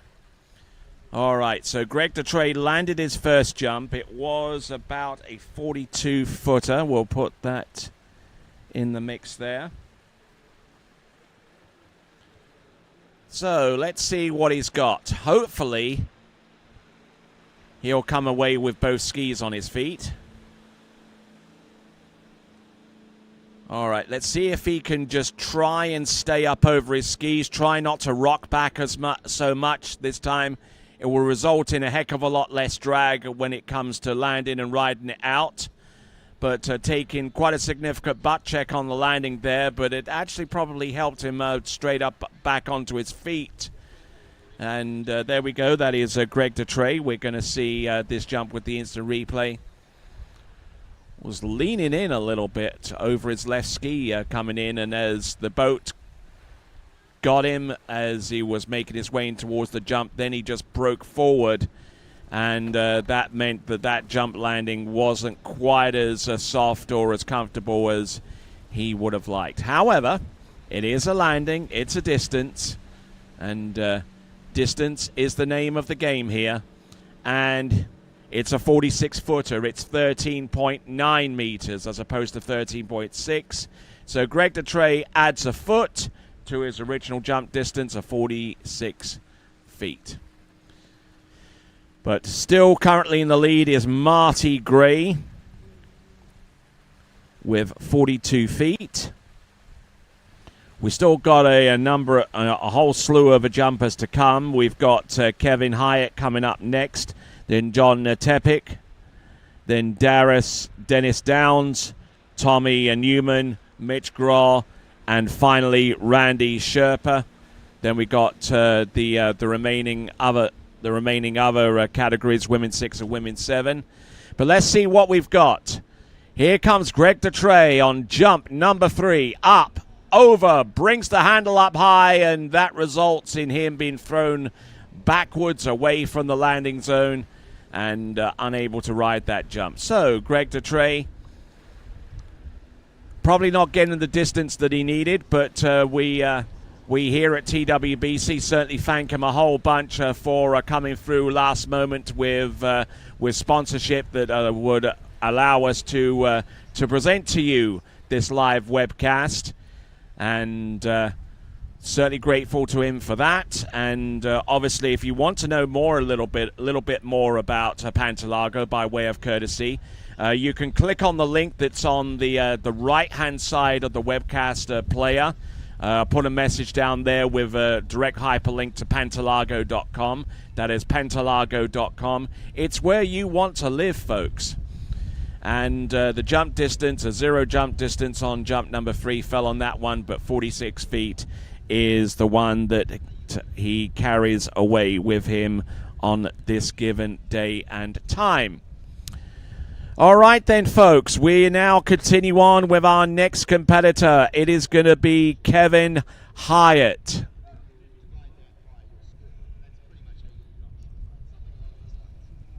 So Kevin Hyatt getting ready, and I did a little bit of a reconnaissance trip over there by the vendor stands. Went through some of the many sponsors that were there, and I'll probably do a courtesy by letting you know that who's there. A Gooder over there under the tent. So's Malibu and Masterline and Connolly and Nautique and Radar and Eagle and Mastercraft and HO Sports. And obviously there's a booth there from USA Water Ski and Wake Sports. So for those of you guys that are actually watching on the big screens over there, there's about half a dozen of them plugged into what's going on. I want you to cheer, and I want you to cheer big right about now as we get ready for Kevin Hyatt to take to the water. Let us know that you're there and you're getting behind the skiers, every single one of them, between now and the end of today's action. So if you've got a little bit of cheer left in you, let it out around about now as Kevin Hyatt gets ready for his first of 3 attempts.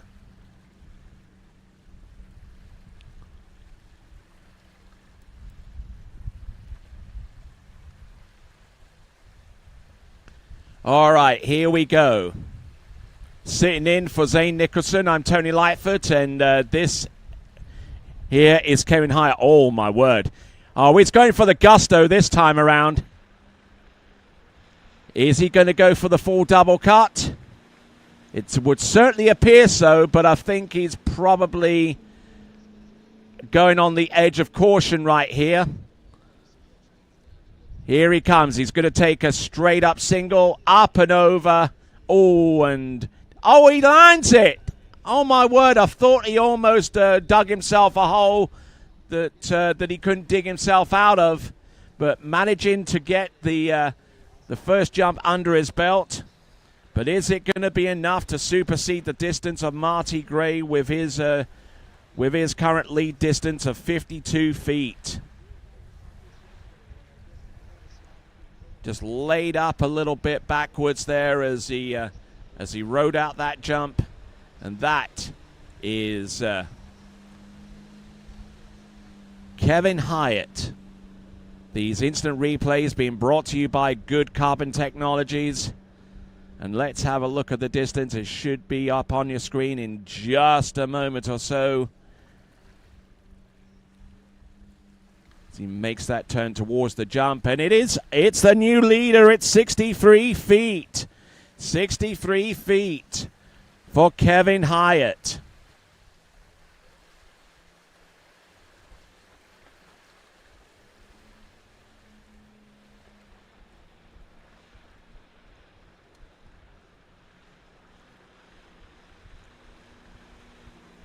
Here comes Kevin Hyatt. Looks like he's going to go for the three-quarter cut here. He's getting up on the boat. The wind's going to sting him back a little bit, but he does have enough headwind over the lip of the jump to maybe press up over those skis and get more distance. A 63-footer on jump number 1, and looking for something more than that on jump number 2. As we continue to rock our way through, let me tell you that Kern Energy has been at the forefront of energy innovation in our community for over 90 years. And we are invested in the next 90 years, providing good jobs, good energy, and great solutions. Yes, indeed, it's Kern Energy. And jumping with a whole bunch of energy there off the top of the ramp there is Kevin Hyatt. And looking in good shape, it has to be said. They're far better on that jump there where he took the three-quarter compared to the straight-up single.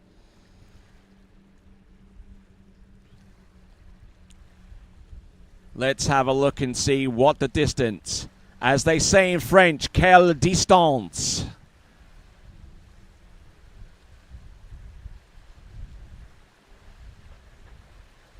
Should be coming up on our screen in any moment, and here it is. It's a 67-footer, 67 feet, or 20.3 meters over the 20-meter barrier in the men's 6 jump, and we're only 3 skiers in. Let's see what he's got. Oh, he's up on the boat. He's wide. Now he's going to take a relatively late approach here. Squares up over his skis, up and over, and lands and rides that jump out. Now, is that going to be over 70 feet? It's going to be in excess of 20 meters, but is that going to be over 70 feet? We await the jump distance. He's already jumped 67 feet for you good guys and gals over there.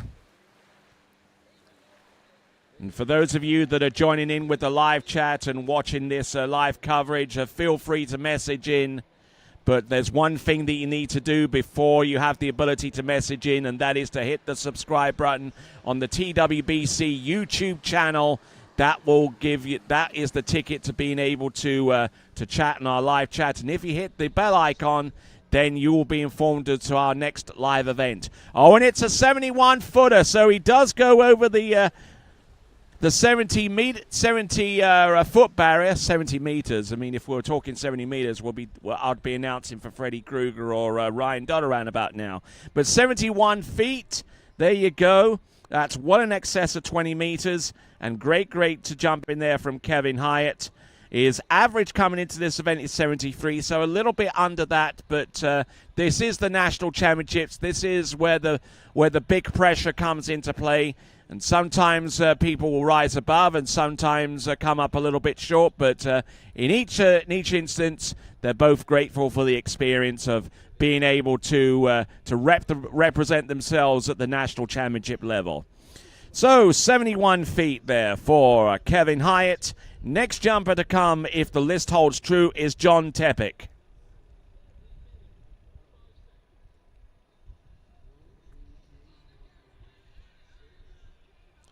Looking at the starting dock and seeing a good few of the more recognizable people in the jumping circles in men's 6. We see Mitch Graw there, and in the foreground, a little bit away from him, is going to be Tommy Newman.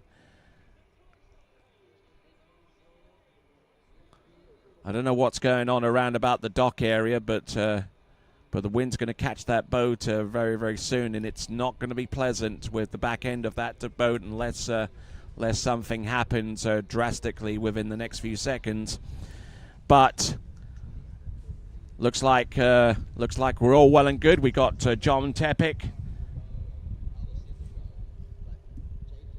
about to get onto the water. John Tepic, who comes into this event with an average distance of 96 feet. So you wonder how that's composed. Is it just a little way short of 96 feet on one of his jumps, and a little bit over 96 feet on one of another to average out? Or is there a wide swath of difference between his lowest and his highest, and somewhere in the middle is his average?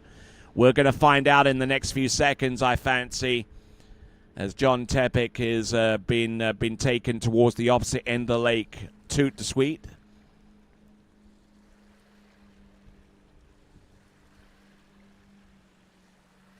So John Tepic. Now we are on skier number 5 of 9. Sounds like a character from Star Trek, doesn't it? But there you go. Let's see if he can jump far into the known universe with this first attempt. John Tepic.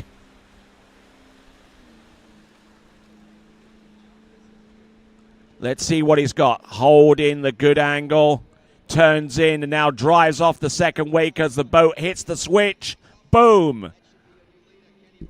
A decent looking jump. Should be the lead jump. I mean, the best distance that we've seen so far is a 71-footer, courtesy of Kevin Hyatt. And John Tepic getting a good turn, leaving himself with plenty of room to work with off the second wake, because he knows that with the jump switch being activated, it is going to hit. The boat is going to hit accelerate, and it's going to pull him over his skis and more towards the jump. So he has to allow for some room like that. Let's see what we've got here. John Tepic is first. It's a 100-footer. Yes, it's 30.4 meters, triple digits for our fifth jumper out. It is John Tepic. So great skiing there right off the get-go. I like what I'm seeing here from John Tepic. But let's see if he has more of the minerals that he needs to get that distance well in excess of 100 feet. Well, it certainly outstrips his average. But does he have anything left in the tank for the remaining 2 jumps? Here is the first of them. He's nice and wide. He keeps a good tight line, which is critical, because a slack line is a big no-no. Here he comes in, being drawn into the bottom right-hand corner, and not looking too bad on the landing. Rides that out. That should be about a 105 or a 106, at least by my reckoning. Distance jump coming to us. And the instant replay being presented by Goode Carbon Technologies as we look at John Tepic. Almost getting blown over the tips of his skis coming into the jump, but I tell you what, he held his position extremely well off the second wake and actually had enough left over to push up over the tips of his skis, and it might actually turn out to be a little bit further than 105, but it is 103, 103. 103 feet, 3 feet further than the previous jump. It is John Tepic out in the water getting ready for his third and last bolt towards that jump. Turning round the southern island.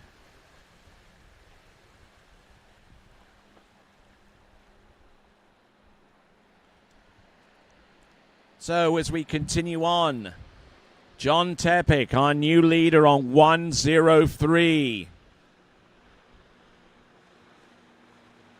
Here he comes, John Tepic.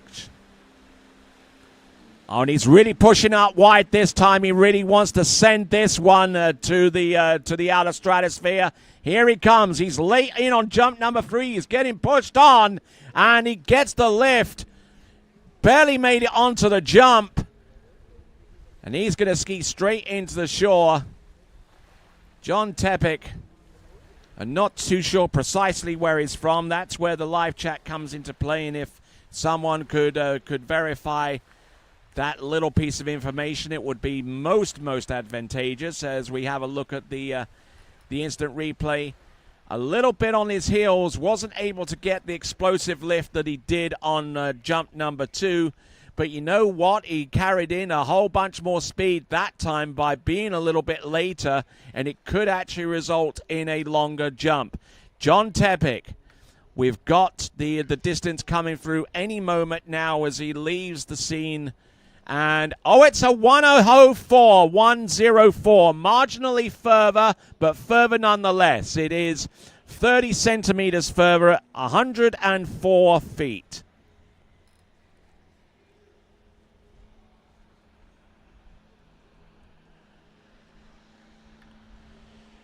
So we've certainly had some wow performances over the course of the day. There's Rich Kruger, who tricked completely out of his skin with 3 flips and a full pass at 32 off. I mean, that's one of my highlights of the day. I mean, some of the others, Lexi Abelson, who came through with a trick score of 8,040 to the best of my memory. And then some of the others in the tricks competition. The tricks was where I was positioned for most of the day. But, I mean, there were some great performances there as well. And jumping, well, there's still plenty of that to go around, and there'll be more of that tomorrow, especially for our junior skiers, those whose divisions spanned slalom and tricks for today's action, leaving us with one final event for each of those categories tomorrow. But on the water right now, it is Dennis Downs. Skiing behind that Malibu with the Monsoon 6.2 liter engine, producing over 350 torque pounds of square inch of power. It's one of those days, folks. So the Malibu on the course, straightening up and getting ready to bring Dennis Downs into the course. And as he comes into the course, let me tell you about the outlets of Tejon in California's fashion gateway to all things new. Just a short drive away, 14 miles south along Wheeler Ridge Road. Come experience fashion's friendly frontier at the Tejon outlets today. Here we go. This is Dennis Downs, the opener. Getting pulled onto the bottom right-hand corner, much like our previous competitor, John Tepic. Can't afford to let the boat carry you in that much unless you are fully prepared with a little bit more distance prior to getting off the second wake into the jump. Dennis Downs probably feeling quite a bit of that wind as he lifted up that right ski and then planted it down. We await the distance. It should be coming up very, very soon. But Dennis Downs just driving off the turn, leaving his edge a little bit soft off the second wake, but he still managed to make it onto the bottom of that 5-foot-high ramp.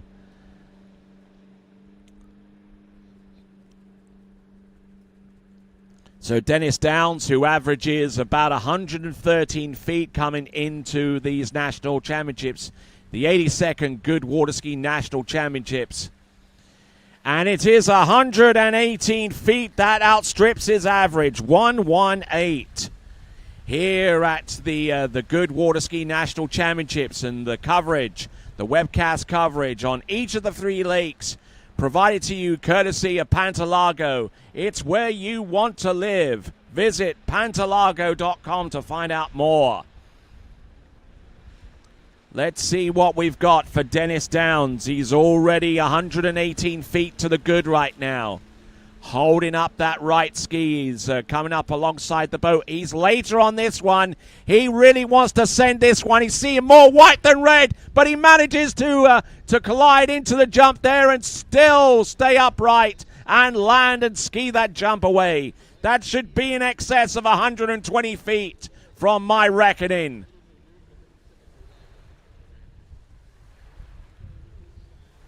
Some great jumping there from Dennis Downs. But does he still have a little bit more in the tank?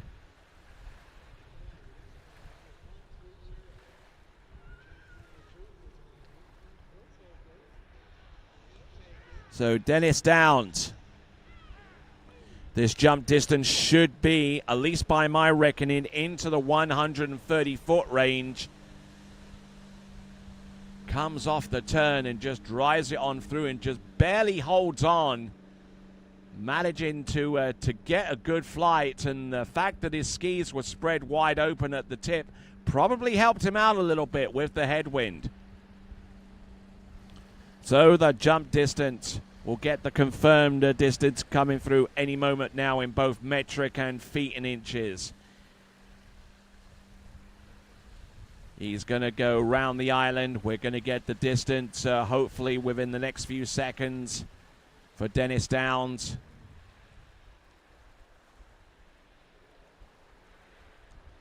And here is the jump distance. It's 130 feet. 130 feet, or 39.6 meters, just shy of the magical 40-meter barrier. 130 feet he's got to work with. He's taken the lead with that distance with 3 more competitors to go, so he guarantees his spot onto the 5th-place podium. But he's not taking that jump, so he's going to have to make do and hope and wait that his jump distance of 130 feet is enough to put him in the top 3. The remaining 3 competitors are getting ready to go, the first of which is Tommy Newman.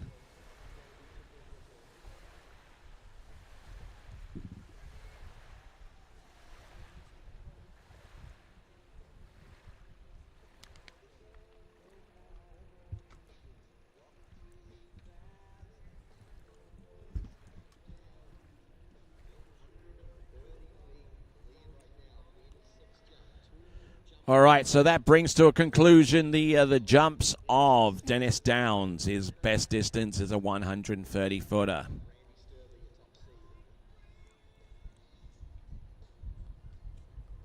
And that jump could well be significant, because that jump distance on its own outstrips the average of the next jumper to come to take to the water. He comes to us out of Tennessee. A legend in the sport of tournament water ski jumping. He is none other than Tommy Newman.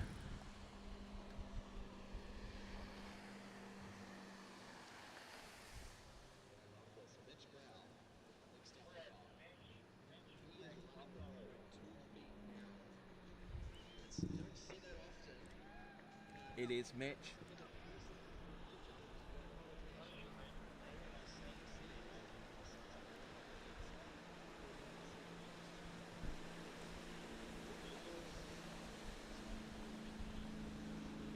Okay.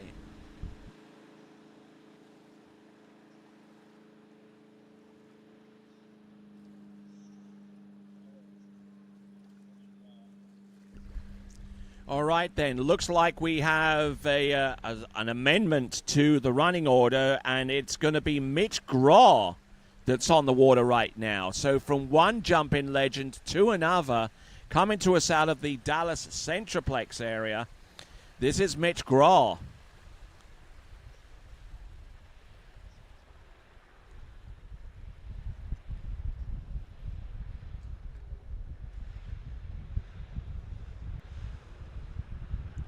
So let's have a look and see what Mitch Graw can do with the 3 jumps that he has at his disposal. Lifting up that right ski to try and get up a little bit higher up on the boat. Giving him the distance that he needs to accelerate. Oh, hitting the bottom right-hand corner. Oh, my word, he was that close. Definitely need to take a look at he's definitely going to need to take a look at his ski. He wasn't able to get fully off the ramp so far as his kick is concerned. This is our best angle to have a look at. You see how he's getting drawn into the bottom right-hand corner.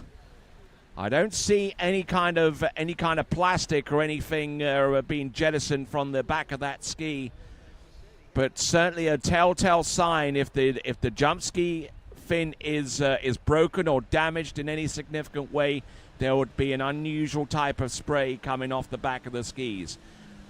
Luckily for Mitch, that is not the case, so he will continue to compete with the remaining 2 jumps coming up immediately.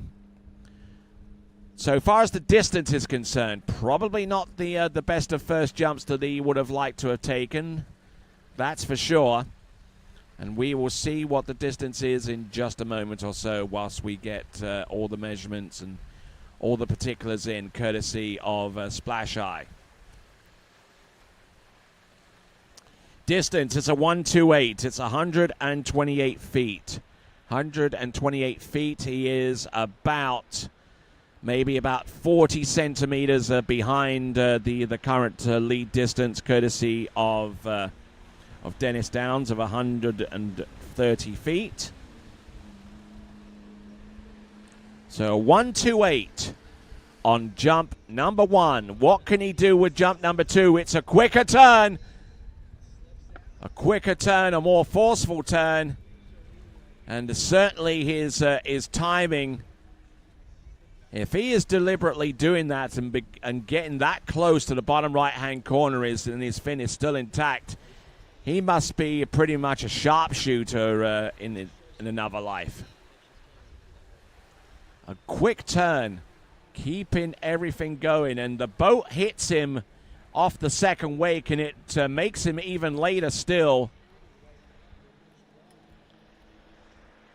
Normally the deal is if the boat hits you off the second wake and you're still in a good position and you've got room, 9 times out of 10 you would take it. But if the boat hits you off the second wake and you're seeing more white than red, chuck the line and live to ski another day.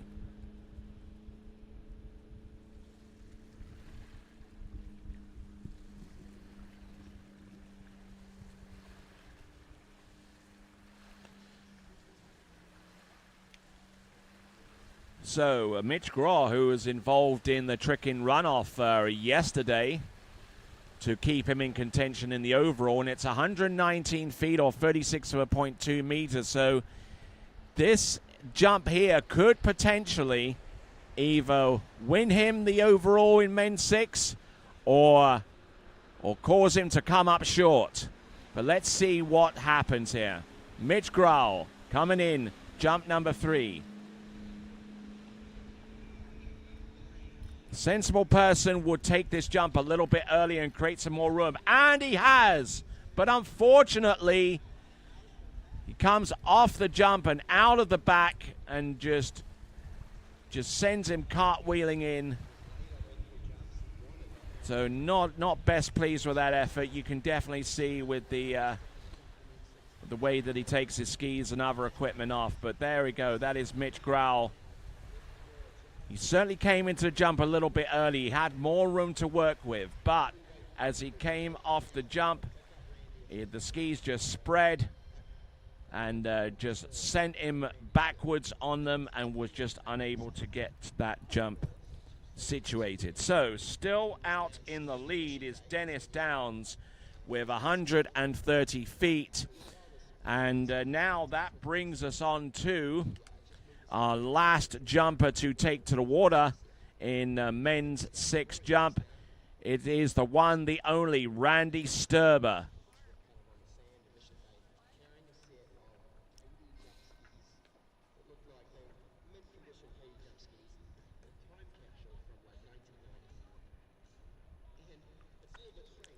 Now, if this running order continues to be correct, the competitor to take to the water is Randy Sturber, our last jumper on the list for men's 6.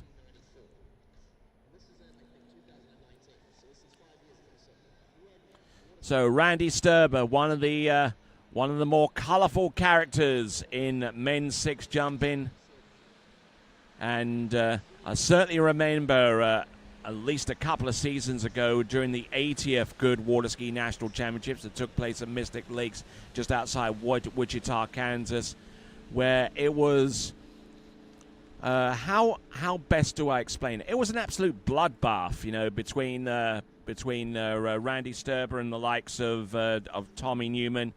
Both of them took significant falls and had to be carted away with an ambulance. But hopefully, Randy Sturber, who's actually received a little bit of preseason training this season, courtesy of Jay Bennett over at the Bennett's Water Ski School, hopefully he can use some of what he's learnt there in Tri-Lakes in Zachary, Louisiana, to conjure up a distance, a safe distance, that would allow him to take this title in men's 6. Here he comes. This is Randy Sturber. And now, if I know Randy well enough, he will have a Sammy Duvall type turn as he comes off like that. Oh, beautiful looking jump there. Randy Sturber on his game. Yes. Comes into this event with a 142-foot average. And if he jumps just that average, he will take the title here at Ski West Village in the 82nd Goode Water Ski National Championships. This instant replay being provided to you by Goode Carbon Technologies, showing us the turbulence that is Randy Sturber. It almost looked like he was going to take a refusal on the right-hand side of the wake for jump number 1, but oh no. He came off the top of the jump, spread the tips of his skis wide open to catch the wind and to fly out for a distance. Wonderful looking jump distance there from Randy Sturber in men's 6. Men's 6, just to remind you, is the age range that starts at 60 and ends at 64 inclusive. What is the distance? And it is enough for the win, folks. It's a 145, 145. That seals the deal for Randy Sturber. That means that Dennis Downs is in second. Mitch Grahl is in third. John Tepic in fourth. And Kevin Hyatt in fifth. Those are your top 5. They do not move. But maybe the thing that moves next is the best jump distance of this competition in men's 6, because Randy Sturber is out there taking the first of the 2 remaining jumps. What does he have left in the arsenal? Let's see what he's got. Whoa! And taking in a lot of speed. And he appears to be okay. Though maybe the same couldn't be said for his equipment, but he's already jumped 145 feet. So if he bows out of this stage, I don't think very few people would argue against that contention. But if he decides to take his third and last jump, ooh. Randy Sturber. The turn was good. The position was good. But as the boat hit him, he couldn't get up off the back of those skis. We'll see what the situation is, whether he'll take exit stage left or continue on with the remainder of his jumps. It looks like one of the jump skis is going to be put on the back platform. It's normally a telltale sign that he's going to be jumping again for the one single attempt that he has remaining. And there you go. Randy Sturber is on the back of that towboat. He doesn't appear to have suffered any ill effects of his of that little escapade out there.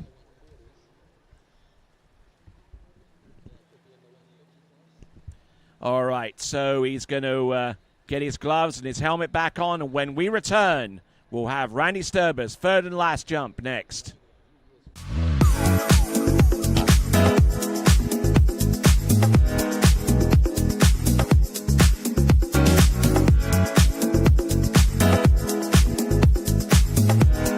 See you in Vienna.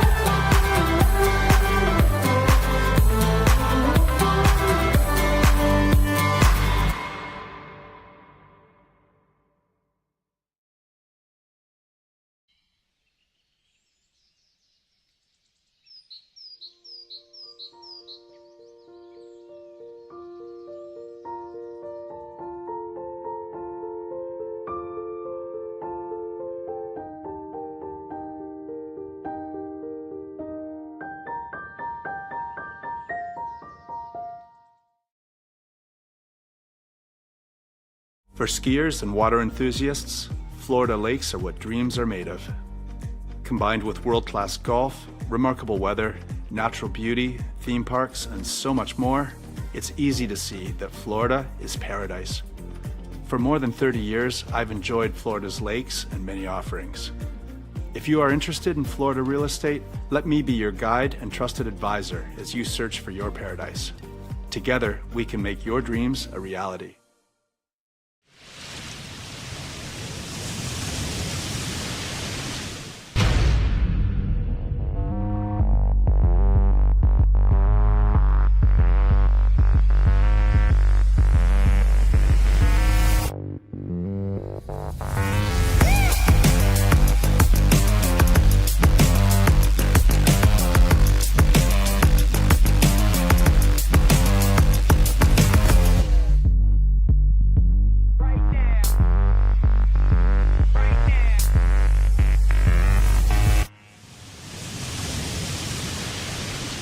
Experience the sports evolution at USA Waterski and Wake Sports Foundation Hall of Fame in Central Florida's Polk County.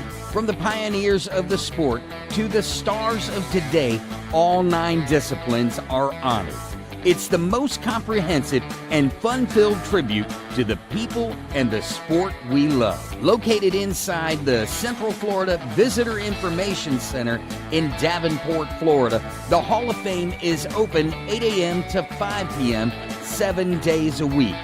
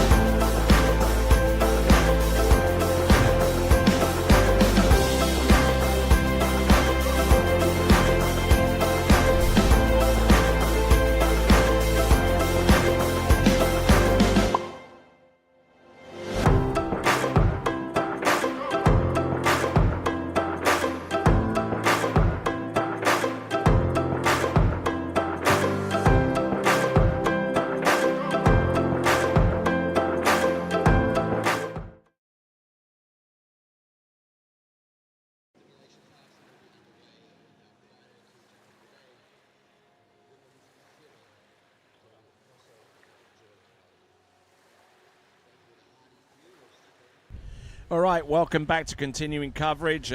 From the information I've been able to ascertain from the dock side, it looks like Randy Sturber has decided to not jump his third and last attempt, which means he is the national champion with 145 feet. So congratulations to him. We are going to go down to our final three jumpers of the day. Women's 6, one jumper, Sherry Kerth, and women's 7 with Janie Fushold. And finally, our final skier of today's action in women's 7 jump will be Joy Kelly.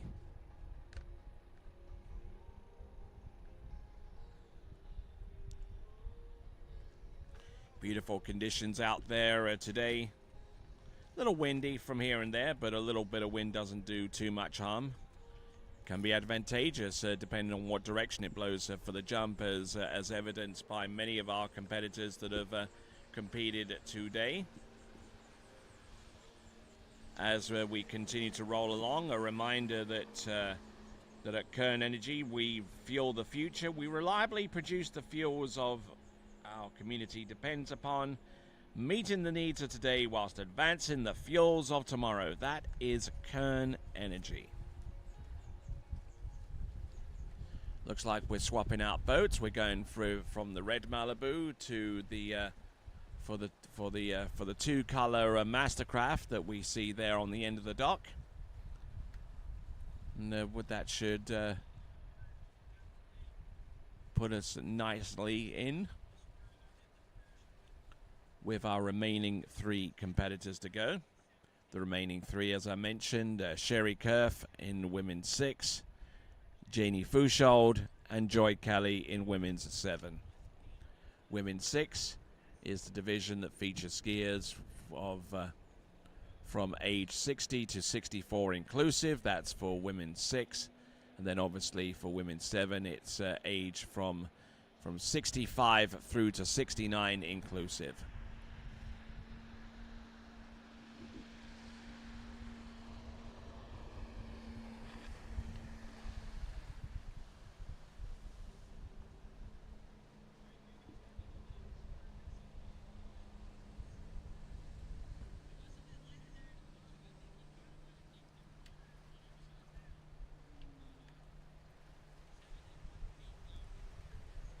All right, as we continue to roll right along, let me give you a little bit of an indication so far as the tournament schedule is concerned.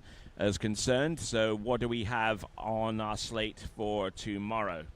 Well, today is Wednesday. Tomorrow is going to be Thursday. So let's have a look at the schedule in that regard. We've got on Lake 1 starting at 8 a.m. We've got men's 4 tricks, followed by boys 2, then boys 5 and boys 3, along with girls 2, men's 5 and women's 5. That will be on the Trick Lake tomorrow, starting at 8 a.m. But the proceedings get up and running at 7:30 a.m. for Lakes 2 and 3. We've got boys 4, girls 2, girls 4, girls 5, and men's 4 to start things off on the slalom lake on Lake 2. Then we go on to then starting concurrently at 7:30 in the morning is slalom with men's 5 and women's 5, followed at 12:30 later on that afternoon on Lake 3 jump, starting at 12:30 with girls 3, boys 4 and boys 3. So that is what we've got slated for tomorrow's action right here at the 82nd Goode Water Ski National Championships. So glad to have you on board, taking you through to the very conclusion of our events for today. And here we are. We've got Sherry Kerth of women's 6. So here comes Sherry Kerth. And Sherry not liking the look of that. So deciding to pass up on jump number 1 and scoring 0 as a result.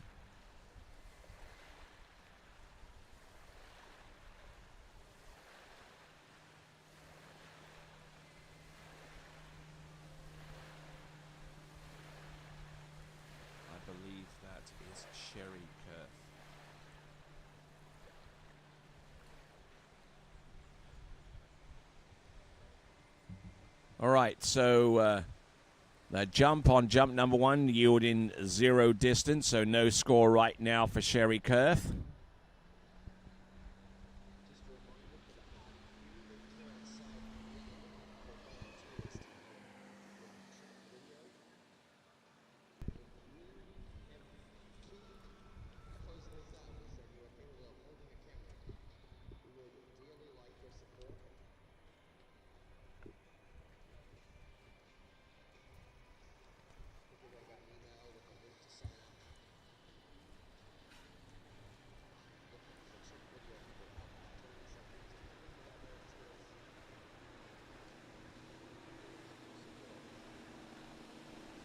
All right, a little bit of activity around the dockside.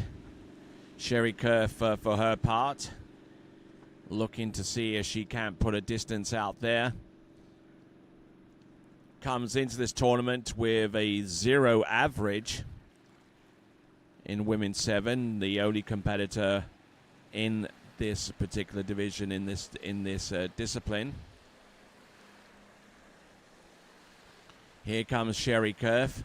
A reminder there for you to click on the subscribe button for our TWBC YouTube channel. Make sure you do that. And that way you'll get access to our live chat.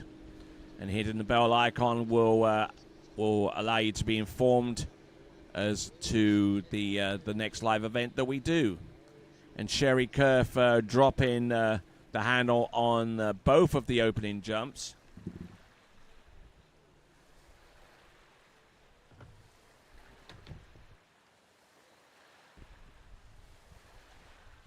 So Sherry Kurth has 1 jump remaining at her disposal.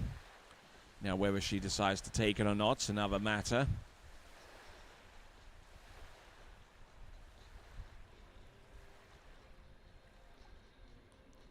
The boat just easing on through towards her.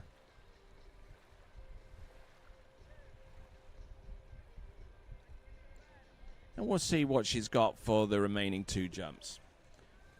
Okay, as we've got a little bit of time remaining, let me give a big thanks to all of those people that have gotten booths in the vendor tent. Goode, first of all, their title sponsorship. We certainly thank them year after year for stepping up to the plate and providing that for us on an annual basis. So good to have their support. Also visit Central Florida if you're ever in the Central Florida area and looking for something to do off the beaten track. Then go to visitcentralflorida.com to find out more. Malibu Boats, yes, the truth is on the water, and you can find out more by going to malibuboats.com. You can check out OJ Props as well. Check those guys out at ojprops.com. Masterline, the official tow line of the U.S. Water Ski National Championships, and the holder of all 6 world records, whether it be slalom, tricks, or jump, men and women. They were done with a Masterline rope. And you can find out more by going to masterlineusa.com. Also check out Ski Safe Insurance, along with Conley Skis, Nautique Boats, Eagle Wetsuits, Radar Skis, Mastercraft Boats, HO Sports, and USA Water Ski and Wake Sports. Check all of those folks out under the vendor tent as we now have a look and see one final time for Sherry, holding on, almost holding on all the way through the jump, but unfortunately she disappears behind the ramp, and unfortunately her escapade yields a 0 score. That is Sherry Kurth. Which brings us on to our remaining 2 jumpers. We move on from women's 6 to women's 7. Our first competitor out with a average distance of 43.7 feet. It is going to be Janie Fouchaud.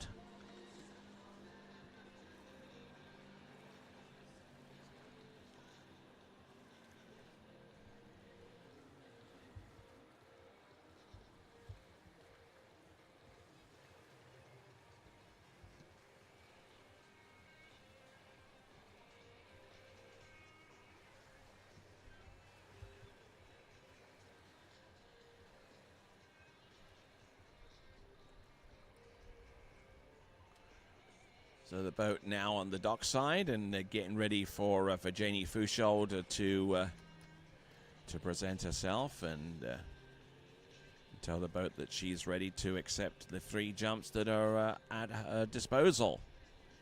Janie Fushold, who I believe comes to us from the Golden State of California.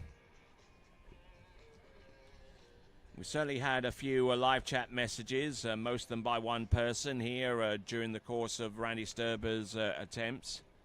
C. Louise Nosp, we thank you for your participation there, and from what I'm able to tell, Randy Sturber appears to be okay. But certainly applaud you for your concern.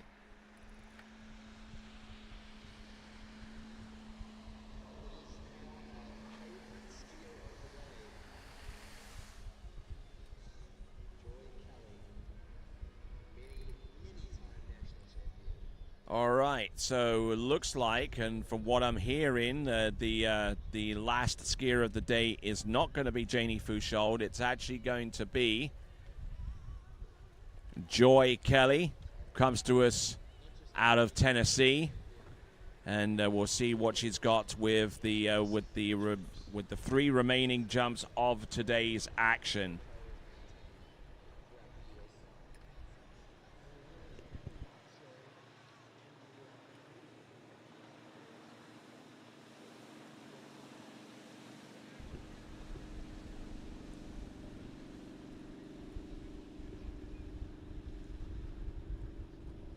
All right, so Joy Kelly, a multiple-time national champion, and at least on 1 or 2 occasions represented the United States at elite team level. She certainly surprised a lot of people by her selection onto the United States elite water ski team way back in 1989 for those World Championships that took place at Okehele Park. But has since represented the United States at senior level as well, and we'll see what she has. This is going to be Joy Kelly coming in on jump number 1. Up and over, will land and will ride that one out. No worries there for her. That is Joy Kelly. She takes the Women's 7 national title. Unchallenged, it would seem. So, Women's 7, the title goes to Joy Kelly, who averages 98.5 feet. And that jump should be a pretty decent distance, not with a 3/4 cut, mind you. On jump number 1, we'll get the distance anyhow. It should be about, maybe about 60, maybe 65 feet.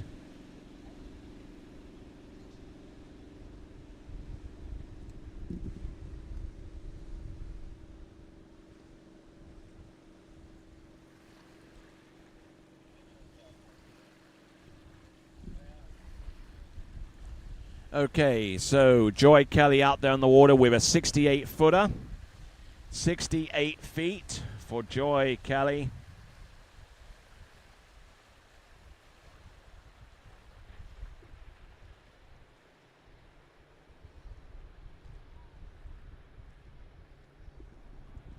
So now we come down to our final 2 jumps of today's action. So glad to have the presence of your company all day. The time right now is almost 20 past 5 in the afternoon. I'm sure it's a little bit later the further east that you go, but we sure thank you for being a part of this festivity that is the 82nd Goode National Water Ski Championship, coming to you live from the Ski West Village in Ablen in California.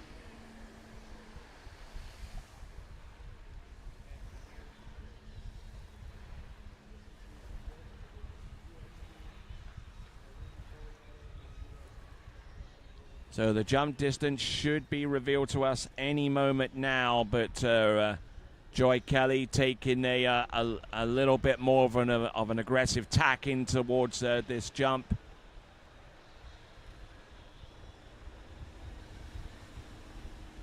So the distance should be coming through any moment now, and I would imagine that is going to be further than 68 feet, which is what she came up with on jump number 1.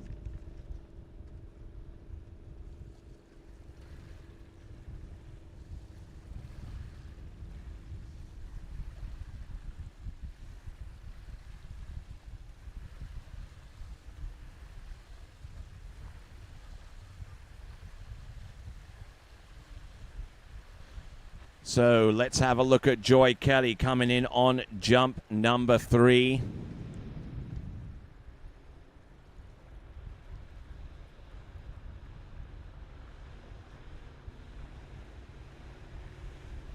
So one last time and one little piece of action there. Just this one final jump to come. I'm sure the jump on number 2 far exceeds the first, but will the third exceed the second? Decent jump in there for Joy Kelly. She'll return back to the dock. She'll be delighted with that, no doubt, having taken all 3 jumps and having survived to contend another day's worth of competition going forwards. So congratulations here to Joy Kelly. A little bit back off the second wake into the jump, but just absolutely stomps the landing and is absolutely on scintillating form. All right then, so that is Joy Kelly. We'll endeavor to get the distance coming up very, very soon, but some great skiing, some great athleticism there from the one, the only Joy Kelly.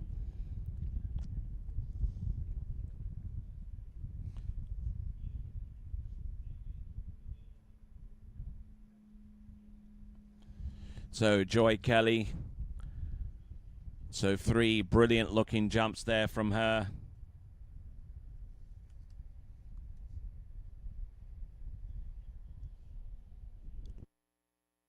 All right, so let's have a look at the distances. 80 feet on the second, 83 feet on the last, which represents her best distance and is the equivalent to 25.3 meters. So we are done with day number 2. We've had a lot of thrills, a lot of spills, a lot of great performances in between the slalom, the jump, and the tricking competition. We've got a whole chock full of competition taking place tomorrow. I think I've read through the schedule of what's happening tomorrow, but you can check all of that out by going to usawaterski.org, usawaterski.org for the latest here at the 82nd Goode Waterski National Championships.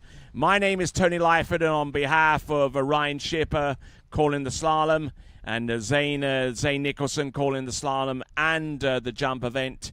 It's been great having you here. And until tomorrow morning, starting at 7:30 in the morning, until that time, it's ciao for now.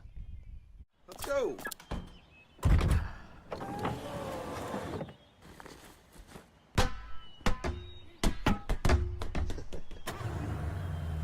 You don't protect your car like a boat, so why protect your boat like a car? You need Ski Safe. Insurance for boaters, from boaters. For decades, we've protected boats, jet skis, and nothing else. So we know how to save you money. And with a history of safe boating, you'll save even more. Ski Safe. 1-800-225-6560.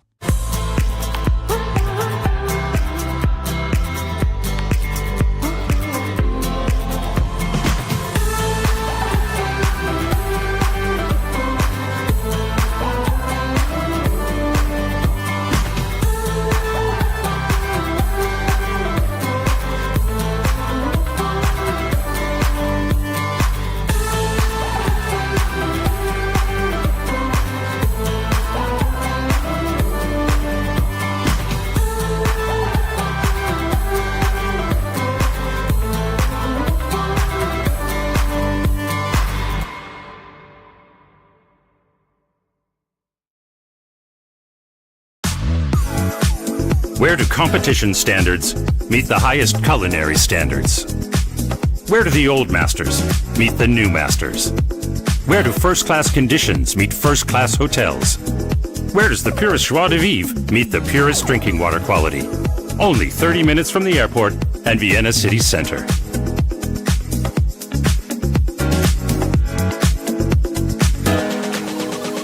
See you in Vienna. As the broker of Dayland Real Estate and a professional water skier, I understand what clients are looking for in their dream water ski home. Our company is dedicated to helping you and your family invest in your future together in Florida. If it's time to move on to your next adventure, let us help you find the perfect match for your home. Our team offers service in English, French, Spanish, and German. Whenever you are ready, just give us a call. We will be suited up and ready to assist.